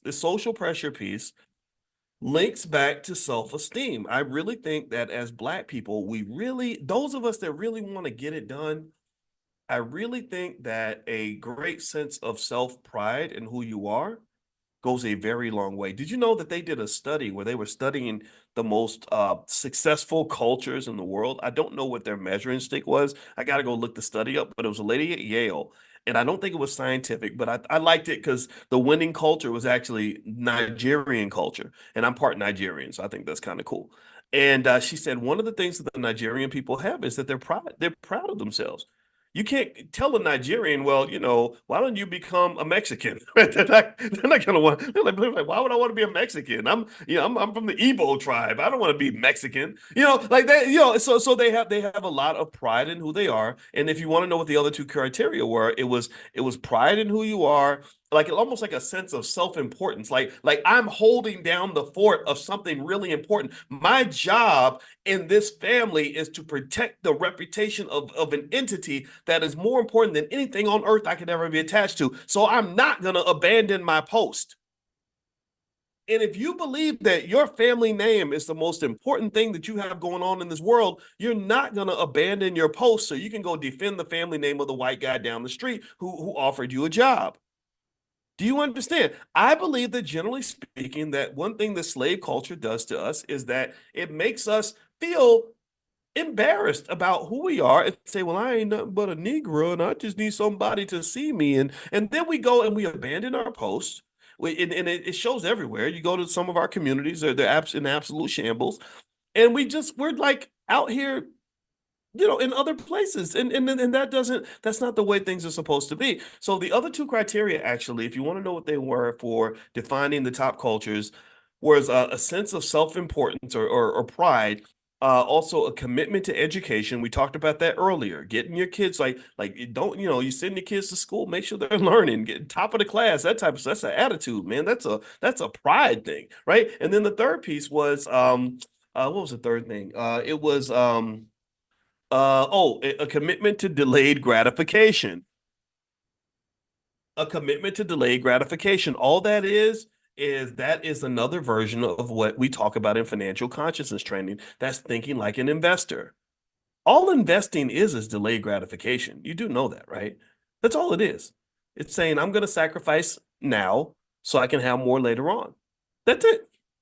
People and cultures and communities that have an extreme commitment to delayed gratification are 9 times out of 10 more successful than other cultures.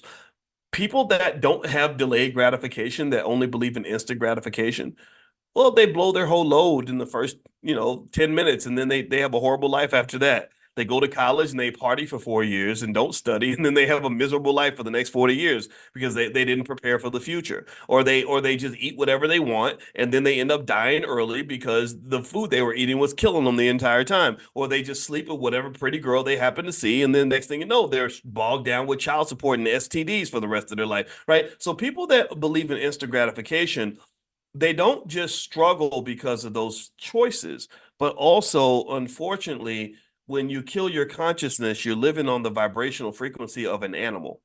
Animals live in the world of instant gratification. Animals are not strategic. Animals don't make long-term plans. Animals are not able to sacrifice for the future. That's not what they do. So what I believe, generally speaking, is that there is a consistent effort to reduce the consciousness of all Americans, especially Black people. I think this is one of the reasons why, even in hip hop music, which has tremendous capacity to elevate the consciousness of anybody, it promotes things that are very low vibrational behavior, very instant gratification based sorts of activities, because the goal is to keep your consciousness low. A consumer and a worker that doesn't have economic consciousness, for example, is very easy to control. You throw out some instant gratification. In fact, this is the last point that they made in the study about why people overspend and why they end up in debt. easy credit access.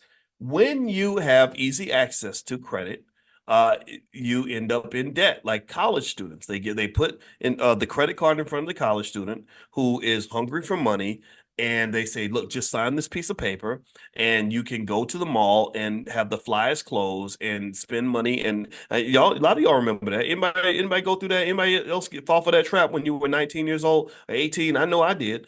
And they do it with the student loans. They just sign here and everything's fine. And that instant access takes advantage of anybody that doesn't have a high level of consciousness or commitment to delayed gratification.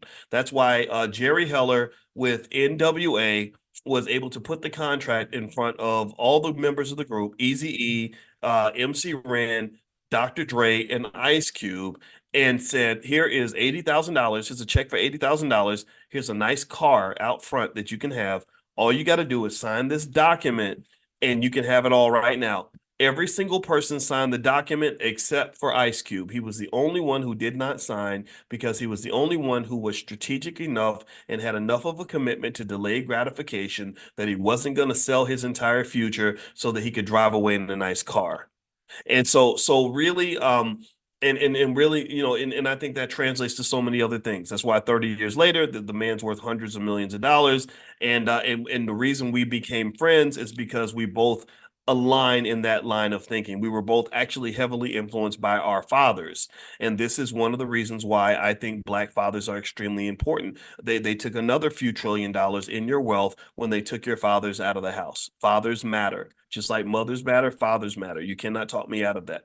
Okay. So anyway, what I want to do is put your question in the Q&A section. Let's do a quick Q&A. I'll answer a few of your questions. And one other thing I want to share with you, I mentioned this before, is with the summertime coming, we have our financial flashcards for kids and stuff like that you can take a look at in our Black Wealth Mastery store. So I'm going to put this here. It's at drboycebooks.com, and there's the link directly. Also, if you use the code word book club, all one word, use the code word book club, you can get another 30% off everything in the store. We have apparel now in the store. So if you like Black Wealth, we have Black Wealth apparel. We have a whole love and money section that my wife and I run, where she's got workbooks on financial anxiety and all different kinds of things that relate to relationships and money. And there's a lot of good stuff there. Also, Dr. Claude Anderson's book, Powernomics, is there. So feel free to take a look at drboycebooks.com if you'd like to see what we have there. All right, so let me answer a few of your questions here. Okay. Now, if you could make your question like one sentence, that will help me make sure I can get through as many as possible. If it's too long, I'm gonna skim. I'll read the first sentence or so. Let's see here. Barbara says, "I think the younger group has a different perspective of rappers." Yeah, I think that they do. There's a generational differential, and I think that the generation gap should not be seen as a bad thing. I think it's a good thing. Young people need to listen to elders. Elders need to listen to young people. I pay attention to what young people are doing all the time. I watch the culture. I'm not, I think it's hilarious when people think that because I'm 52 that I don't see the same thing that I would see on the internet if I was 22. I probably see more. I talk to our 20-year-old all the time, and I see things he doesn't see. I'll say, "Well, did you see where Kai Cenat was beefing with so and so?" And he'll be like, "Oh, I didn't know about that." Right. So ultimately, I think that paying attention to the world is really good. I think paying attention to the community and the culture is very valuable. And I think that young people, if you want to be stupid, I mean, don't listen to older people. But if you want to be smart, listen to older people, and just know that that doesn't mean you can't still be who you want to be. And I think older people should listen to younger people too, because they can teach you how to be a little more creative and innovative in your thinking, and you have to respect that as well. But just because it's new, that does not make it better. Just because it's new, that doesn't make it better. In fact, I really believe that when you talk about solving the Black economic problem in America, the best way for us to move forward is we have to look back, and we got to look way back. We got to go back to when our ancestors were in before integration, where they didn't have the same access that we had, but yet they owned 100 times more land than we had. They had a lot more businesses than we have. They had stronger communities than we have. The kids were better educated than they are now. that's where our solutions lie. I don't think that our solutions lie necessarily in all the progressive answers. Okay, so someone says, were you teaching at a PhD level in 1993? No, I wasn't. I was a graduate student, and I taught my first finance class at Indiana University in 1993, and then I taught mathematics at the University of Kentucky in 1995 and 96, and then I taught finance also at the Ohio State University when I was working on my doctorate. And then I taught finance at Syracuse University on the faculty for 13 years. I also taught in China for about for a summer, and taught in some other places as well. So that's my teaching background in case you want to know it. Let's see here. How's your daughter? Does she still do makeup? No, she does not, and she's doing very well. Thank you for asking. All right, let's see here. Kathy, what books did you read for help? Well, I told you to learn about whatever it was I wanted to understand. I would just kind of read a book about it or try to get information, So again, when I wanted to understand women, I read that book called What Women Want Men to Know by Dr. Barbara DeAngelis, which I recommend for any man that really wants to understand women. I think you got to listen and learn and understand. And I think women should read books about men because I from reading these books, I concluded that men and women are just very different. And that's why we don't understand each other, because I can't look at my wife and what she does and see it through the lens of a man, because our brains are different. They're literally different. I think men have more white matter and women have more gray matter, or it's reversed. And women, we're just different. So I think anything you want to learn about, it's in a book. I think I would get in the habit of consuming information. Let's see here. Someone says, I see the link to the real estate class, but it only sent me to my Black Business Program account. Showing me the classes I paid for. Should I email your support team? Yeah, well, at Dr. Boyce Real Estate, Lisa, it should take you to the real estate class.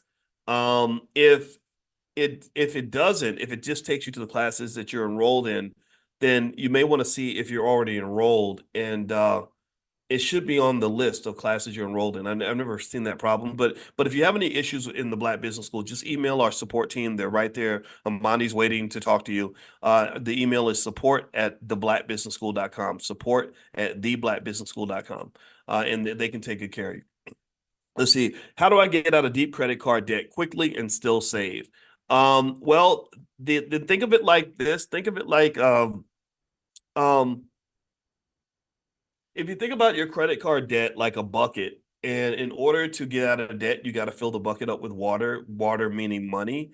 Then the more water you have, the faster you can fill the bucket up, right? There's no way to really eliminate a lot of debt quickly, typically without having resources to do that. So the fastest way to get out of debt is to maybe take a class, learn how to build a side hustle. And that side hustle, that little extra income might make a difference.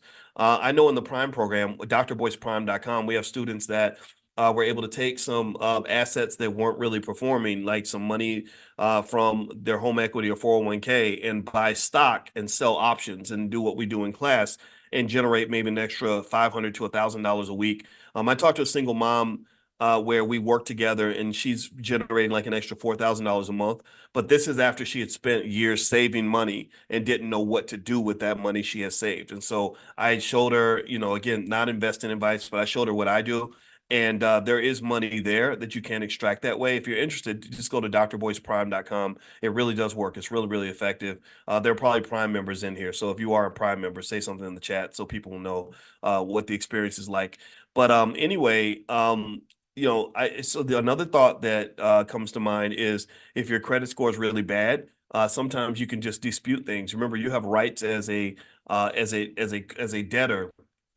And so if you dispute things that are on your credit report, they have a certain amount of time they have to get back to you and validate that debt. And if they don't get back to you in time, then they have to remove the debt. So that might be another way to at least make sure that the debts are valid when you make your move. Let's see here. Is there a contact number for your trademark lawyer? Ask Rainthon. Email support@theblackbusinessschool.com. I don't have her information here. And honestly, I cannot recommend her yet just because I have not worked with her long enough yet. So I did it again because I support Black business owners and stuff. And I was really a little irritated and traumatized by people assuming that I was running the Tulsa Real Estate Fund because Jay came on the channel and talked about what he was doing.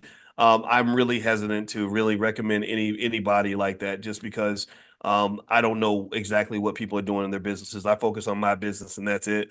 And so really I wish I could share that, but I don't want to share things until I'm sure of what I'm seeing. So that's really a shift in policy we had to pursue because because people get things misconstrued, and I don't want that to happen. All right, so let's see. Barbara says, "Can you elaborate more on how to get out of credit card debt?" Okay, so we talked about that a second ago.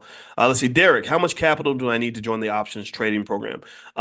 There's no specific minimum. I mean, just learning stock options is beneficial wherever you are capital wise. However, if you're talking about generating significant income, I found that at least maybe 10,000 to jump in and participate, and then maybe using a little margin can get you like a little bit of income coming in that can maybe get you the feel of maybe what it would feel like to own a multifamily property. Like, I think that this approach is better than owning multifamily property. Take it from somebody. So I scratch that. I don't own multifamily property, so I want to be clear on that. I own 2 properties, and we're selling our properties, and we're just basically going to replace that with selling stock options instead because the ROI is higher. There's no work required. It's much more liquid. And those are really 3 things that are driving us to kind of make that shift.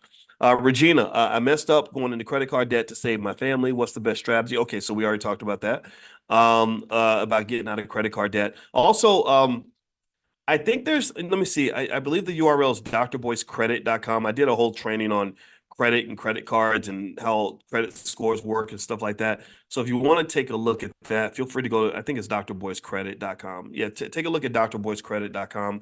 If you can't find, if that does not work, email support@theblackbusinessschool.com, and they can help you out in terms of finding out what resources we have in that area. But yeah, I think that with getting out of debt, I know Dave Ramsey talks about the snowball method, where he talks about paying the smallest debts first and then getting that momentum and using that to pay the higher debts.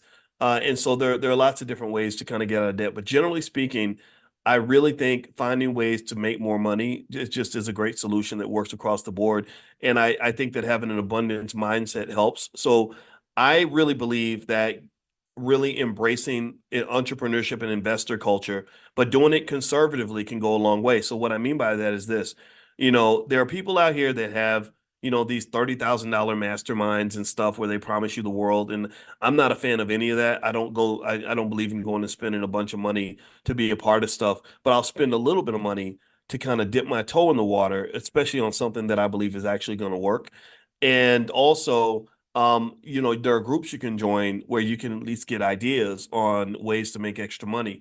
The hard part is that there's so much stuff out here that just does not work. And I think that leaves a lot of us jaded. For example, I don't believe in MLMs. I know some of you may be members of MLMs, and I don't want to offend you, but what I believe with MLMs what happens is that a lot of people that they put on stage, what happens is that they put 2 or 3 people on stage, and everybody at the conference aspires to be like the 2 or 3 people on stage, but 99% of the audience hasn't made any money yet. And so to me, if I am looking to join anything, an MLM or whatever, one of the first things I'm going to ask is the person that's bringing me in. I'm going to say, well, how much money are you making? And can you show me how much you're making? And if you can show me that you're making a lot of money and exactly how it's being done, I might consider that. I might consider making some limited investment to explore that. But the risk is that you're putting up a lot of times you're putting up a lot of money and a lot of time. And I just don't have time to waste on stuff like that, right? So one of the things that I like about the Prime program that makes it just me really excited about it is that I met the students at the Stock Options Summit in Los Angeles, and all of you were there. It was totally packed up. Sorry it sold out, but we're going to do another one in Chicago. And I just told them, I said, if you have a little bit of capital to invest, I can show you how to make money on Monday.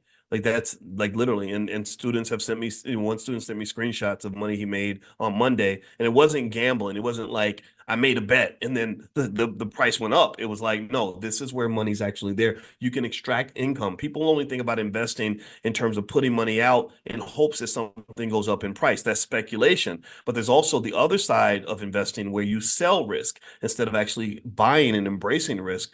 And that is an income stream that a lot of people use. So there's money out there. I encourage you to explore it. If you don't have the capital base to do what you want, remember I told you the most important thing a person can have when it comes to money is not a college degree, it's a capital base. If you have a capital base, I would trade a capital base for a college degree any day of the week. Like, so if I had a choice between being a 25-year-old with 150,000 in the bank or being a 25-year-old with a college degree and no money in the bank, I take the 125,000, especially if that kid knows how to, or 150, whatever the number was. Especially if he knows what to do with that money. If you give a kid 150,000 in the bank and they know what to do with that money, just basic things like I can go sell stock options or whatever, that kid can make as much money as a medical doctor, literally without any college degrees or anything like that. So give your kids a capital base. Forget college degrees. I'm not saying that they're not important. I'm not saying don't do it. And when I say forget it, I don't mean to say forget it like don't do it. I'm saying forget it as in that's not the best solution. The best solution is a capital base. All right. So anyway, let me keep going. Let me answer some more of your questions here. Let's see. Travis says, can you sell cover calls to the strike price less than the current price? Yes, you absolutely can. I'm going to answer some of your questions. So if you log into drboyceprime.com, I'm going to do a Q&A this afternoon. So you may want to log in and leave a question, and I'm going to answer a bunch of them this afternoon before my wife gets back. Calvin, what are effective steps to reclaim the resources in the African continent? I don't know. That's a big question because the Chinese have their teeth sank very deeply into Africa, and they formed a lot of partnerships there. There are people like Dr. Ken Harris, who's a very good friend of mine, who are forming delegations of business owners that are going to Africa and setting up trade lines in Africa. But I don't know if that can really compete with what the Chinese are doing. So that part is going to be tough. I think over time, though, young Africans are going to fight for their fair share. Their children are going to fight for their fair share. They're not going to let Chinese people just come in and take everything. I think there's going to be a reckoning on that. Let's see here. Veronica says, after weeks of rejects, we finally have a Robinhood account. Good for you. I'm very, very happy to hear that. I'm so sorry to hear about the rejection. Sheesh.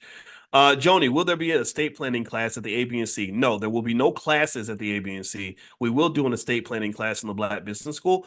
We will have an estate planner at the ABNC, but the ABNC is a weekend-long event.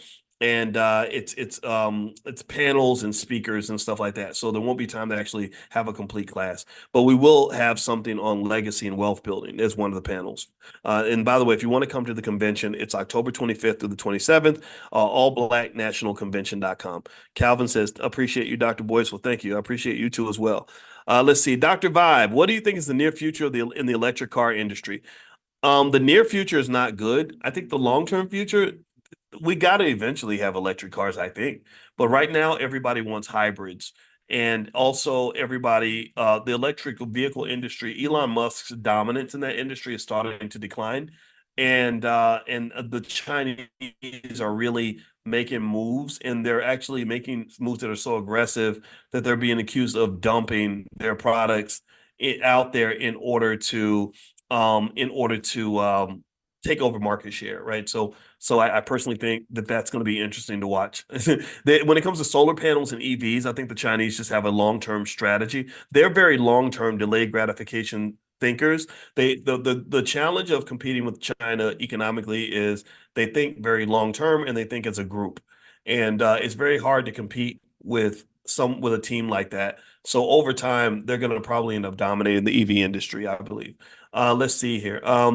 Let's see. Someone asks, is the Prime membership a monthly or annual? It's either one. If you go to drboyceprime.com, there's different options there. And also, if you text the word money to 87948, there's a training called How to Make Money Without Working that you can receive. So just text the word money to 87948. Yvonne says, is the real estate meeting $1 or free, like you said today? It's free. You can do the first month for free. So the link was in there. I put the link in there earlier. If you want to join for the first month, it's free. After that, it's $89 a month, and it's a bunch of resources and private discussions with real estate experts that can enhance your real estate training. There's already a lot of free bonus material in there. There's like $1,000 worth of stuff already in there. But then also I have private sort of VIP sessions with real estate experts, and you'll be able to join those as well. And you can share the membership with your whole family. So feel free to go to drboycerealestate.com. Dr. Vibe, on a scale of 0 to 10, how optimistic are you about Black economics future for the next 50 years? It depends on which Black people you're talking about. I don't think all Black people are in the same boat. I think that there's a segment of the Black community that's going to just sort of be stuck, and they're going to be part of the permanent underclass that Dr. Claude Anderson talks about. And I don't, in that there's not much I can do about that, just because if you're listening to mainstream people and rappers and stuff like that, in the public school system and all that, I don't know how to fix that. But I do believe that there is a segment, a large segment, a growing segment of intelligent Black people that are really making just dramatic economic moves that put us on on a scale of 0 to 10, they're on a 14. You remember that when we're training you to teach your kids about investing at the age of 7, other people aren't really doing that. Even Jewish people aren't really doing it like that. Not at that level, not formalizing it. Like, what I'm doing is simply taking Black excellence that we already have in the area of, say, sports and entertainment, and just saying, let's apply that to our economics also. This is nothing new. We're already performing at that level. We're already dominant, in certain areas. Let's just expand that into everything. All we're doing is we're doing a Michael Jordan. We're doing exactly what Michael Jordan did. Michael Jordan is a guy who said, I'm not just great at basketball, I want to be great at everything. And so Michael Jordan makes more money, probably 10 times more money now than he ever made as a basketball player. And as a basketball player, he was the highest paid player in the NBA. And I believe that if we were to talk to him now, I don't know Michael. I know Larry Miller, who is the former CEO of the Air Jordan brand, who was responsible for taking Michael Jordan's brand to the multi-billion-dollar level. Larry's a great guy. I've actually had him on this platform before. I'll try to bring him back in.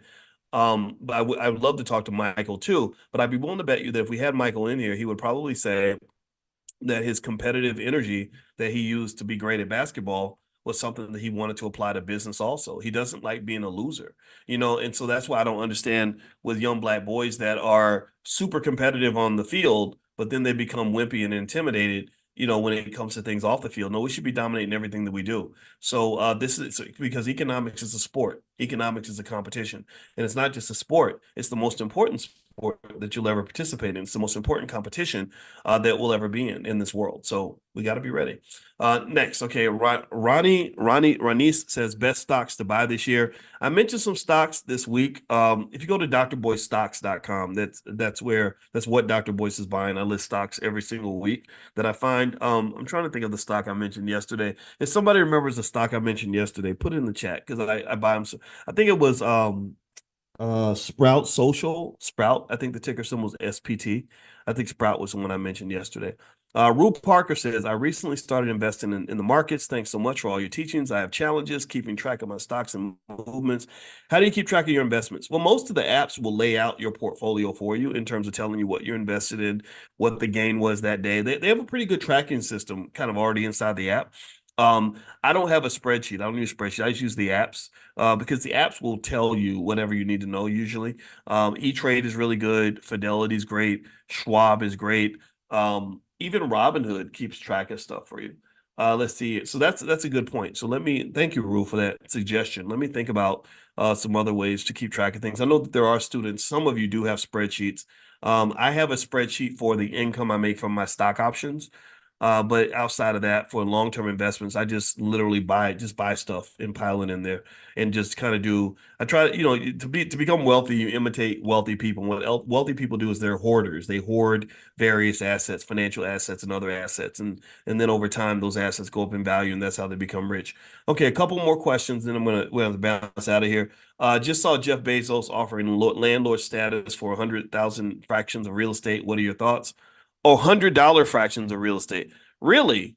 Jeff Bezos. Oh, I didn't know that, Patricia. I'm gonna look that up. I did. That's very interesting. Have you been cloned on TikTok? Yes, I have. Probably about 80 times. So my TikTok has about 35,000 followers. So if you see me request or if you see me on TikTok, first of all, I don't slide in nobody's DM except my wife's. And also I don't really send out a lot of friend requests. So if you get one from me, that is not me. But if you want to follow me on TikTok, I think it's like Dr. Boyce Watkins. And if you go to Instagram, it's Dr. Boyce Finance. So feel free to take a look. Are you planning to teach in Texas? No time soon, Ranice. I don't have any. We had the convention in Houston one year, but that was a while ago. Let's see. Are you going to the rally for reparations on June 15th? That's April. No, but I spoke at the last rally and I supported 100%.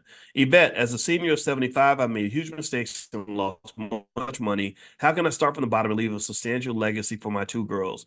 Well, I would look at things like your insurance. Also, remember that if you have your 2 girls and they're very young, the gift that they have is time. So you can plant small amounts of money and just in your estate plan, just have it set where they can't touch that money for say like 20 years. If you give your money 20 years to grow, it grows like a weed, right? And especially if your estate plan or your insurance policy automatically makes your trust the beneficiary of all those resources, and you give it like a good 20 years, that money will grow into something pretty substantial. The reason people don't have a lot of money is because they don't let their money grow. Like, think about it. If you had bought Bitcoin in 2015 and just sat, it didn't touch it, didn't mess with it. Let's say you just consistently bought $50 in Bitcoin every week for the last 8 years or 9 years, you'd have a ton of money, a ton of money. But what happens is that people, they things happen and they need the money, and so they sell, or they're worried that the price dropped a little bit, so they sell out because they're scared of the price dropping further. And all this picking at it, it's like when you have a scab. You know, your mama used to say, "Don't pick at it," because the more you pick at it, the longer it's going to take to heal. So when you get your portfolio, don't pick at it. Just do the $5 a day plan. That's blackwealthmasterplan.com. That's totally free. Blackwealthmasterplan.com. And literally don't pick at it. Just set it and forget it. Don't touch it. That ain't your money. That belongs to the kids and the grandkids. All right. So anyway, let me keep going here. Let's see here. So yeah, I'm cloned on all the platforms, basically. So if you see me and I'm sending you like solicitations to buy Bitcoin or something, please don't do that. That's not me. Are teenagers able to sell options? Yeah, but I think they need parental supervision, but I think it's a valuable skill. Oh my God. If you have a child that is mature enough and patient enough to sit down and believe you when you tell them how important this skill is, it will change their whole freaking life. It will change their whole life. I'm not I'm talking like this because I'm just thinking about even kids in my own family where kids are just, if their brains are somewhere else, you can't explain like how important this is. So you try to tell them like, hey, you really don't, I know you're planning on trying to figure out which minimum wage job you're going to get and when you're going to graduate and what's going to happen after that. And I don't want to take that away from you. I don't want to take away your opportunity to experience the misery of going to work every day. Maybe that builds character or something. It didn't, I don't know what it did for me, but I guess that's what it did. But if your kid has a capital base that's like, let's say you invest for them when they're young and they have a capital basis, let's say $100,000, they never have to work for anyone ever. I think the problem there, though, is what do you do if you don't work? If you take that away from people, see, work gives people a sense of purpose. That's the problem, right? Society tells you that your purpose is to get up and go to work for that corporation every day, and we create meaning in an otherwise meaningless activity for the most part, and we do that because we're bored. Like, what else would you do other than if you're sitting at home? What are you gonna do? Smoke weed and play video games and you know what I mean? Like, right? So you have to find a sense of purpose that goes beyond just like I'm getting up and going to do this meaningless job just so I can pay bills every day. And because that's what most people do. Most people's time is spent paying bills and taking care of kids. That's it. And then resting in between. And so what do you do when that work piece is taken out, where there's a big void there? And that's where self-awareness comes into play and consciousness comes into play, because you got to fill that void with a purpose that's going to get you out of bed every morning.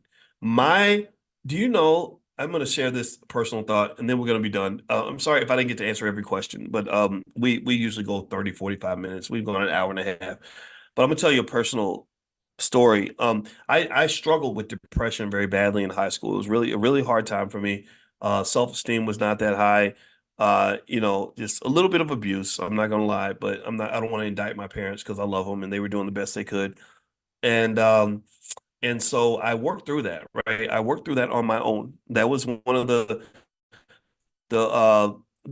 benefits of being kind of like a pseudo abandoned kid, is that you learn how to be independent. So I just learned if I don't do it, nobody will. So I started to learn about things like positive thinking and stuff like that to kind of help me to overcome that, right? And when I really focused on that, it really made a difference. So for the next 30 years, I was very happy, very positive, because I would consciously, this is consciousness. This is why I'm so committed to the concept of consciousness. I would consciously look for the brighter side. I would consciously look for hope and possibility in my life. I would consciously look for ways to motivate myself to keep trying harder, while at the same time, realizing like, hey, God is not through with me yet. I can do this, right? That was literally like I became my own little internal cheerleader. I would give myself little motivational speeches inside my head, because I had nobody else around me to do that. So that was really beneficial in terms of being a driving force.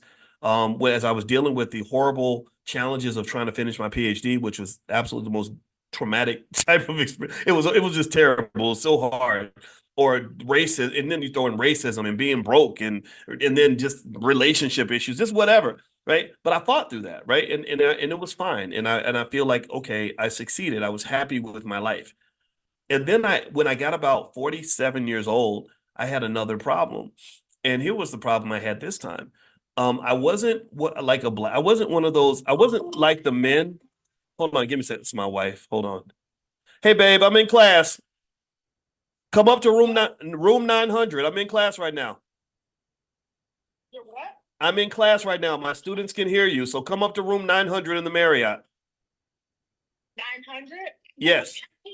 Boys. I know that's great, baby, but they can hear you. They're listening to you. 255. That's great, babe. Are 255. you able to hear me? They're listening to you right now. Come up to room 900. I love you. That is awesome. Bye. So she's excited because she PR'd. So there we go. All right. Can y'all still hear me? Okay. Let me know. Give me a yes if you can still hear me. Okay. So anyway, so here's what the experience was. So when I was 47, what happened was I remember I wasn't like it was good in the sense like I wasn't one of those black men who's sort of like I made all these mistakes and now I'm trying to make up for the mistakes I made. I didn't have a lot of margin of error. Like, I had the kind of parents where if I went to jail, they would just leave me in jail. And so I didn't do stupid stuff. I didn't waste my opportunities, and everything I wanted to accomplish educationally, I accomplished it. Everything I wanted to accomplish financially, I accomplished it. Everything I literally married the woman of my dreams. I married the woman that I considered, if you'd asked me years ago, who's the prettiest lady you've ever met, I would have said Alicia. So I was very happy with my life. But the problem was that I realized I said, I don't have a reason to get out of bed anymore. Like I don't like what do you do? Like if you've accomplished what you want to accomplish and you have the money that you need to buy what you want, and you don't have to get up and like go to work every day. You have to find. So I was depressed for about 2 weeks. I would just lay in the bed and I would just watch Netflix. And I remember just telling Alicia, I was like, well, it doesn't really matter if I get out of bed or not because nothing's really going to change. And I had to find a new sense of purpose because my life had gotten almost like I'm not going to say too good, but it was like, okay, those basic things that had driven me for so long were no longer there. What do you do when you have that void? So I encourage you to be conscious of that, right? And I encourage you to really train your kids on that because what can happen is that if you give a kid a lot of resources, like if you're just determined to give them what you never had, and you give them all these resources and they're 25 years old with, $250,000 in assets, they can get into a lot of bad stuff.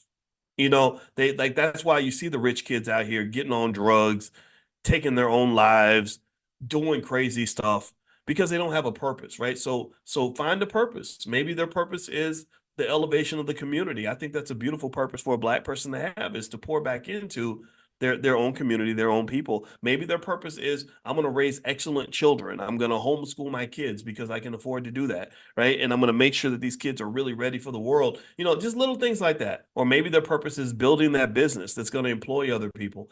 Find your purpose, find your purpose, find your purpose, find your money, and then find your purpose. Money is a pathway to purpose. That job is probably not in alignment with the purpose that God meant for you to have. And I just want that for you. Okay. And I hope that helps. I hope this conversation was beneficial. And sorry about my wife's interruption. That's really a wake-up call for me to go ahead and finish this conversation. So you all have a great day, and I will see you all tomorrow morning at 10 a.m. Eastern. Make sure you're on the text list. Text the word morning, MORNING, to 87948. If you want to get a reminder, text morning to 87948. I don't send reminders out every day, but I can send them out periodically. Also, if you want to join us for the Get Money Fest in Philadelphia, here is the link, or you can also try getmoneyfest.com, but here's the link right here. If you would like to come to Philly, And that is my wife knocking at the door. 1 second, babe. So that means I got to get out of here. And also, last but not least, if you'd like to get a copy of Powernomics or our flashcards for kids, then you can go to drboycebooks.com. All right, guys, have a good.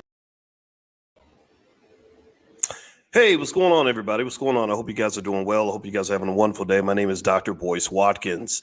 Today on drboycetv.com, we're going to talk about this interesting story that I just read about a mother who felt the need to spend $16,000 on her daughter's prom. Now, we're not here to shame the mother. We're not here to shame the daughter. Certainly, we're just here to kind of analyze this and think this through. And I'm going to just let you know what I see. And I'm going to be honest. And so I hope that that's okay.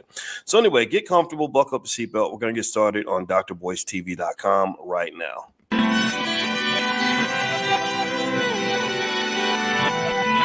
Here we are, clan the isms, cataclysm great. Our people out here struggling, trying to make it in this state. Everybody out here doing it, but we the ones who late. Now family, we the ones who gotta delegate. Get that money in the power, never be fake. Stick to cosign for 3. What did he say? Create jobs, support our own. Educate the same and buy back your home. Got 3 degrees, triple 10. 3 PhDs, now we on the CNN. DBTV, let's talk about negligence. Ignorance is bliss, but we can turn it to intelligence. Believe none of what you hear, half of what you see. Let's break it down here on Dr. Boyce TV. Here we are, clan. Hey, what's going on, guys? Welcome to drboycetv.com, the home for intelligent Black people. My name is Dr. Boyce Watkins. I want to say hello to everybody, and I see Vic FM. You're the first one in here, and he says, I love you, and I hope you're having a great weekend. Well, same to you, brother. Love you, too. Thank you. And let me know if you guys can hear me okay. Give me a yes if you can hear me. I am traveling with my family, and my wife brought me out here to sunny California, and we brought the kids, and so you know how it is when you stay in a different location. You got the Wi-Fi issues and everything. So give me a yes, give me a quick yes if you can hear me. I want to make sure I'm coming through all right. What's going on, Shirley Harrell, Athea Muhammad, London Miss, Roxana Green, TC, Doris Daniels? Good to see you. Good to see you. Good to see you. All right. And and as we get started, before we get started, I want to remind everybody, you guys know we do financial consciousness training or economic awareness training every single morning at 10 a.m. It's 100% free in the Black Business School because I really want us to elevate our economic awareness. If you can't see the money, you can't be the money. So economic awareness training, EAT, means I'm going to show you how to eat so everybody can eat. So if you want to eat, then you got to be able to see the food. And that's what we do every single morning at 10 a.m. Eastern. It's 100% free. It's just all I ask is that you bring your family. So if you want to join, text the word morning to 87948. Text morning to 87948. Or if you live in another country, just go to drboyceelevate.com. That's drboyceelevate.com. So let's elevate our consciousness so we can understand things. Now, I'm going to do a quick straw poll. I saw this story that was really interesting. There was a prom where basically the mom, because she did not have a prom of her own, because she was feeling, I guess, emotional about what happened to her, she really went all out for her daughter. She spent $16,000 on her daughter's prom. And I'd be curious to know, what do y'all think? Like, give me a yes or no. Give me a yes if you think everything's cool. It's not a big deal. We're overreacting. It's her business. It's fine. And give me a no if you think, I feel a little bit weird. Like this is a lot. This is a little bit too much. How about, did anybody in here? I'll be curious. Did any of y'all spend anything close to $16,000 on your prom? Does anybody? I mean, again, I'm not even gonna sound like a Gen Xer. I'm gonna sound like a boomer right now. Okay, I'm gonna sound like a boomer. What the hell's going on with these kids at these crazy proms? Have you seen how they've been flexing at their proms? Like I saw a guy who pulled up. He had a police escort, like the president of the United States. So the police escort comes through with 4 police motorcycles with their sirens on. And then he had a group of cheerleaders that were walking behind the police escort with their pom-poms. And then he pulls up in a Tesla Cybertruck. Like, what's going on right now? Like, is this like the flex on them Olympics? Like, is that what we're doing now? Is this our new competition? Like, did I miss the memo? Because I got to show y'all pictures of my proms. I had a couple of nickels to rub together. I had to buy my suit and my girlfriend's dress. And my parents didn't know that my girlfriend was pregnant. So we had to get a little bit of a extra large kind of dress. I mean, they just thought she was gaining weight. They thought I liked big girls or something. And that's how we did it, man. We didn't we didn't do all this crazy stuff. I don't know. I don't know. I find it interesting, right? And I'm not here to judge. I'm not here to talk bad about anybody. So let's just keep that 100% clear. I think we can have an honest conversation without it being either enabling of unhealthy financial behavior, but also without it being just, nasty and cold. And because we don't know this lady's business. For all we know, $16,000 might be nothing but a thing to her. She might be somebody that might spend 16 grand going on vacation. She might be a multimillionaire. She might have hundreds of thousands, if not millions of dollars in the bank. And there are people who do this. If Kim Kardashian can look fancy and buy luxury items, then why can't a black girl have these things, right? So nothing wrong with that at all. I want to make that 100% clear. Okay, so give me a yes if you agree. We can have this conversation in love without it just being a nasty gossip fest. Okay, all right. So let's jump into some of this, right? And let's just talk about some things to sort of factor here, really from an economic awareness standpoint. When you're talking about proms and you're talking about economic awareness, this really is something, and we do our economic awareness training every morning. This is really where you're able to kind of understand and see just how wealth works and where your money's going. We can see why Black people have less wealth than other groups. We can see why the Asian and Jewish communities have the highest incomes and the highest wealth levels. We can see why Black consumption patterns are a little bit disturbing and how they're influenced by things like hip hop culture, right? Because for 30 years, these poor kids are growing up in an environment where rappers have done nothing but flex on them every single day. They constantly, drive up in these fake, these cars that they rented from somebody with rented jewelry in a rented house, and they give you a false fake lifestyle that makes you think that somehow you got to live like that. And if you're not living like that, then you're not a quality person.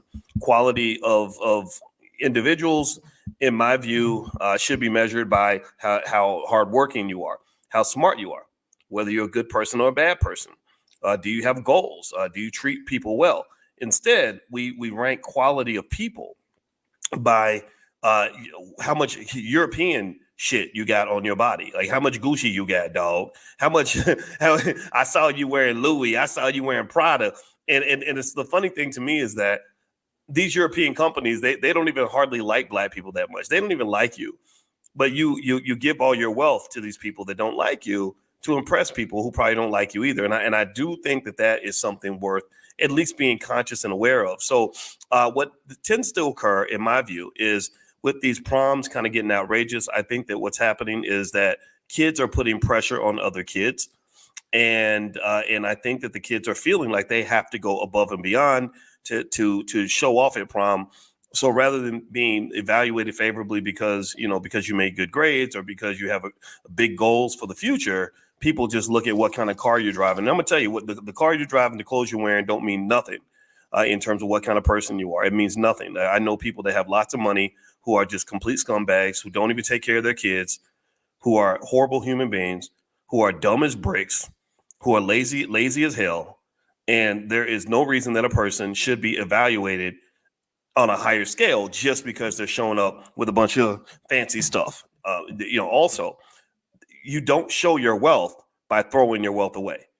Throwing your wealth away is not a flex. It is not a flex to say, hey, I'm doing really well financially, and I'm going to prove it to you by giving all my money away to white people.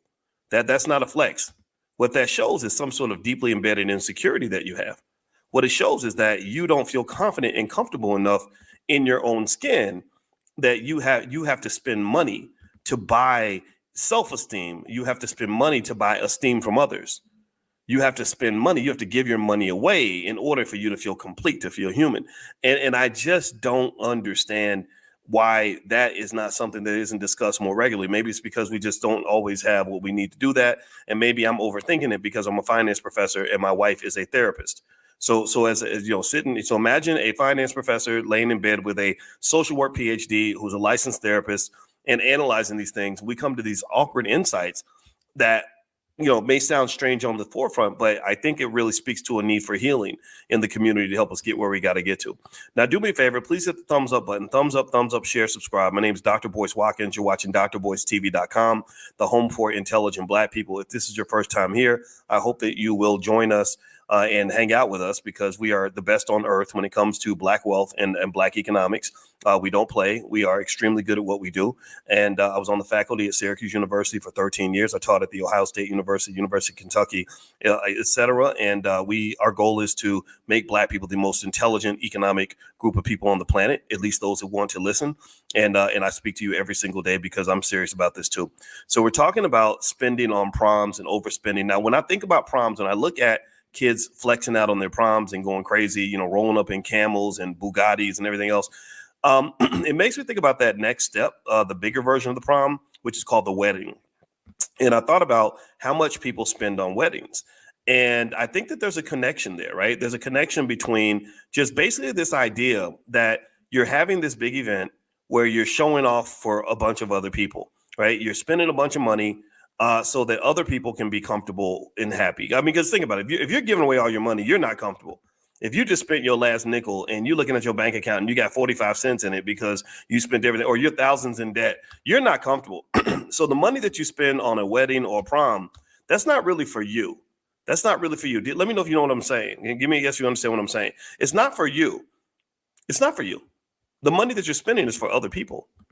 The money that you're spending is not for you. It's for other people who are looking at you. It's for their pleasure, not for yours. So when you go and you overspend on a prom, a wedding, or any other big event that's kind of a one-day thing, flash in the pan, I think you really might want to take some time to really say, like, why am I doing this? Because if you talk specifically about weddings, let me tell you this as a married man. Weddings are beautiful. Weddings are wonderful. Weddings are necessary for a community that wants to build on itself. You have to have families for your community to be strong. You cannot have a strong family with 10 million baby mamas and baby daddies. It just won't work. Let me know if you get what I'm saying. I hope you all agree with me. I hope I don't sound old fashioned by saying that the only way Black people can really succeed is if Black men and Black women support each other. I hope I don't sound crazy by saying that if Black women don't gain respect for Black men and Black men don't maintain respect for Black women, that we're going to fail. I hope I hope you can agree with me on this. So when you're talking about marriage and weddings and all that, that's necessary in order for your community to thrive. You need to form these bonds and these institutions that allow your children to be safe in a nurturing environment and to grow into the people that they're supposed to be. But in my view, and this is my humble opinion, I think that there's not enough work sort of separating the wedding from the marriage. A lot of people want to have a wedding, but they don't really want to be married. You understand what I'm saying? Just like a lot of people want to have sex, but don't nobody really want to raise no kids. Getting married is very different from staying married. Having a wedding is very different from having a 20, 30, 40-year marriage. When I married my wife, I went to the OGs. I went to the people. I didn't go to the internet and listen to some cute little influencer who says everything that I want to hear. That's what people do. They go and they women will get on they're all 10 million women will follow some guy who's saying that the only reason a man don't want you is because these men is too weak. They too weak. They don't know us. They can't handle a strong woman like you. And you're like, yeah, that's right, girl. And then there's some guy, some good looking guy, probably got a beard and some dreads, telling women, or say whispering sweet nothings in women's ear, or some lady, with a boobs out, telling men like these women are out of pocket. These women need to stop. And these women, they don't appreciate a good man. They don't know how to treat no man, and then all the men are like, that's right, queen. Thank you, queen. I appreciate you, queen. Right. I get it. Right. But these are not your people that should be advising you on relationships. The people that should be advising you on relationships are your grandparents, because your grandparents got married in 1962 and they've been married ever since. Those are your scholars. Those are your romantic intellectuals. Those are the people that can tell you how to build something and make it last. So here's the deal with weddings. This is interesting. A lot of you may not know these financial facts about weddings, so let me share a couple with you. I don't know if you all know this, but let me see. I pulled up some studies here. Basically, the average wedding in 2023, the average wedding was about $30,000. Secondly, 28% of all couples go into debt to pay for their wedding, and the debt usually amounts to $11,737. That's a lot of debt. So you're literally, so you get married, you're taking on another student loan, and then some people they get a divorce before the debt's even paid off. They found also that 45% of couples that's nearly half of all couples who financed their wedding with loans or credit cards reported struggling to pay off the wedding related debt. And I haven't even talked about the high divorce rate. I haven't even talked about how many of these couples don't even last. So effectively, when I see extravagant spending on a prom, it reminds me of the extravagant spending on the wedding, because what you're really doing is you're giving yourself some sort of emotional orgasm that is not in any way connected to the actual act of doing something that's actually lasting in long term. Marriage and things like that require discipline. Whereas getting married or blowing your financial back out at your prom or whatever, that doesn't require discipline at all. That's just a feel good moment that you're sacrificing your financial future for. Now, do me a favor, everybody. Please hit the thumbs up button. Thumbs up, share, subscribe. My name is Dr. Boyce Watkins. You're watching drboycetv.com, the home for intelligent Black people. And I hope you'll allow me to thank a sister who is supporting the Black Business School and helping us to do this podcast. And her website is ericatree.com. So if you're a parent, there's an amazing resource for you. There's a 30-day ninja cursive workbook that was inspired by a student named Patrick, who asked Miss Latanya Williams to teach him cursive so he could compete in chalkboard game wars. This workbook does more than just help students write. It boosts their memory, reading fluency, spatial awareness, and hand-eye coordination. And this is important because I don't know if you know how bad the public schools are. They're absolutely terrible. They're not educating our kids. They're not doing right by them. In Chicago public schools, the vast majority of the children can't read, write, or do math at grade level. So let me know if you agree with me that we need to educate our own kids. So this sister's doing this, Miss Latanya Williams, that's her name. The digital download is $39.99 at ericatree.com. That's RECA-tree.com. So that's a great deal. The physical product on Amazon is $54.99. So if you want to save some money, you can get the digital download at ericatree.com and teach your kids cursive. My mama was complaining about that. My mama was like, they don't even teach the babies how to write cursive no more. My mom, when I get on the phone with my mama, she got a whole laundry list of rants because my mama got me through the public school system. This terrible public school system. They love to take little Black boys like me, who probably have a touch of ADHD. I do, because my brain is very active. And rather than seeing that as an asset, rather than seeing me as somebody who maybe has a lot of good ideas, who's a good thinker, they look at you and they say, okay, we got to put him on medication. And I think that the reason that they're so quick to put Black boys on medication, they over medicate us, is because they want to control us. Every week we do Powernomics training where we read Dr. Claude Anderson books. And if you read a Dr. Claude Anderson book like Black Labor, White Wealth, which you can find at powernomics.com, you'll find that historically the goal was always to control and contain Black people. And they always had a fear of active Black males. They had a fear of courageous Black men. They had a fear of intelligent Black men. So when your son shows up as an intelligent Black boy, their first goal is like, okay, how do we control this guy and get him to do what we're telling him to do? And I'm glad my mother encouraged me to be the rebel that I am, because if I'd done what they told me to do, I would be a shadow of the man that I am today. So shout out to all the mothers and the fathers who are defending your children. Shout out to all the parents that are teaching your own kids, and whenever you can. You don't have to take them out of school, but you should be teaching them. And shout out to everybody who understands what I'm talking about, because this brainwashing runs pretty deep.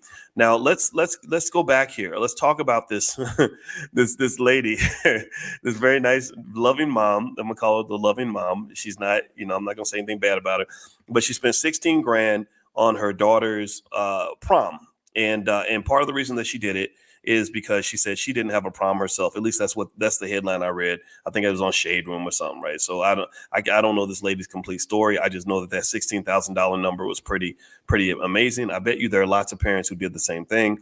And one of the things that was really interesting to me that really stood out, and this is the kind of thing we will be talking about in our economic awareness training, is that she mentioned the reason that she felt the need to spend this money is because she had this emotional void. And the emotional void came from what seems to be a type of trauma. And again, my wife is my wife is certified in trauma. So I have to double check to make sure that this will qualify as a trauma. But there was this trauma of missing her own prom. And this is something that clearly has stuck with her. She doesn't look old. Y'all know Black don't crack. She's looking like she's 28 or 29, but she's probably about 40 something. Y'all know how y'all Black women are. Y'all the most beautiful creatures on the planet. Her daughter's beautiful as well. And what I was seeing here is this almost like this horrible experience she went through that she could not get over, that has shaped her financial choices 20, 30, 40 years later. And this is really interesting to me because in the Black Business School, we have the first ever Black financial therapy department where we talk about how these traumas affect your economic choices. And my wife helped me to actually put this together because trauma is huge in terms of Black spending patterns. Trauma is huge when it comes to Black investing patterns. Trauma is huge when it comes to the amount of financial anxiety in the Black community, when it comes to just the way we view money, the way we spend our money, the way we invest our money. When even someone who sells their stocks really quick, the minute they see something go wrong and they lose a bunch of money because they don't hold on, for the recovery, that's driven. A lot of that's driven by trauma. Trauma creates these trauma responses, these trauma triggers, right? So one thing that's interesting to me, and I want you to process this, is that there are people who profit from Black trauma. There are people that profit by getting things out of Black people by basically sort of triggering whatever negative experience you might have. Like, for example, if you notice politicians, when they're trying to get your vote, the biggest thing they typically do is they try to scare you into voting for them. They don't tell you why they're going to help you. They tell you why the other party is terrible and they're going to put you all in chains and all this, right? And so I think about this trauma in terms of how it shaped this mother's need. Like, somehow she felt that the way I can show love to my daughter and the way I can heal a little bit is by spending all this money. And I wonder if there would have been a less expensive way for her to heal and overcome the experience. Because think about this. This really says to me that if this mother had had a prom, pay attention now, if this mother had had her prom, she wouldn't have felt the need to spend $16,000 to overcompensate for a trauma that she cannot reverse. Do you understand? Let me know if y'all follow what I'm saying. I hope I'm not getting too deep on you with this. But so that is something where this goes back to the fact that, when we talk about things like therapy and healing, if you're properly healed, then that will actually help you financially. A person who is healed, where their self-esteem is intact, for example, they don't need to buy luxury items to feel better about themselves. They already feel good about themselves. Or if you think about a young lady, think about this, process it this way. If you think about young ladies who have low self-esteem, what do? What can happen out of that? Well, they when they go on the dating market, they date a bunch of creepy, crappy men, and they're giving these men access to things that money can't even buy, that money should not be able to buy. Well, why is that? Well, partly it's because they don't value what they have. They don't value who they are. So a person with low self-esteem becomes an easy target for somebody that's seeking to exploit them, or somebody who doesn't know who they are, or somebody who's gone through something, right? So effectively what I'm saying is that with this lady, because she has not healed from this thing that happened maybe 20 or 25 years ago, is spending money as a way to feel better about what happened in her problem. Like, it was bad for me. I'm going to make it better for my daughter. I'm going to take this full circle. We're going to make this right. And I really don't know if that's the most efficient way to do it. And so, in fact, let me kind of lay out some possibilities in terms of just considerations on why people might overspend either on a prom or a wedding. Again, I put proms and weddings kind of in the same category. These are these one-time events that we get really excited about, and we put so much money into that. And what we don't understand is that when you spend $16,000 on a prom, you're giving up 20, 30, 40, 50, 60, 70, 80, $100,000 worth of economic opportunity. Remember, money is a seed. Money is a lot of things, but one thing money is money's a seed. You plant seeds. Seeds get planted. Planted seeds grow. Seeds that get eaten do not grow. So when you consume, you are eating your seeds. Do you understand? When you eat your seeds, the seeds do not grow. The seed cannot grow if you've eaten it. So when you take your money and you consume, you eat, then what occurs is that you have destroyed the potential of what that money could have become. So let me give you some examples. So let's say that this mom had taken the $16,000 and said, you know what, I love you, and I want you to have a nice prom. So we're going to spend about $1,000 on the prom, but we're going to take the rest of that money and we're going to put it toward your future. Well, what could she have done with that? Well, number one, $60,000 could have been a 20% down payment on a property, or maybe a 10% down payment on a $160,000 property. If that property accumulated value of even a modest rate of, say, 3% per year, by the time your daughter's 40, she's got a property worth over $300,000. Do you understand? So when you spent the $16,000, the daughter misses the $300,000. Again, you went for the little reward, but you could have got the big one. I'm not making fun of it. I'm just telling you the truth. What else? Let's say, y'all know I love the stock market. Well, if you take that $16,000 and you put the $16,000 in a regular S&P 500 fund, which we show you how to do at blackwealthmasterplan.com. It's totally free. Go to blackwealthmasterplan.com, and that's our $5 a day plan. You'd be amazed at how much money grows when you let it grow. You'd also be amazed by how much money doesn't grow when you kill it. And in killing it is spending it. When you spend it, you're killing your potential. So let's see what would have happened if she'd taken that 16 grand and put it in an S&P 500 index fund. By the time her daughter was 40 years old, she would have $86,776. So again, you didn't spend 16,000, you spent 86,000 when you spent money on this prom. What else could she have done? You could have put money in, say, a 529 plan or something like that.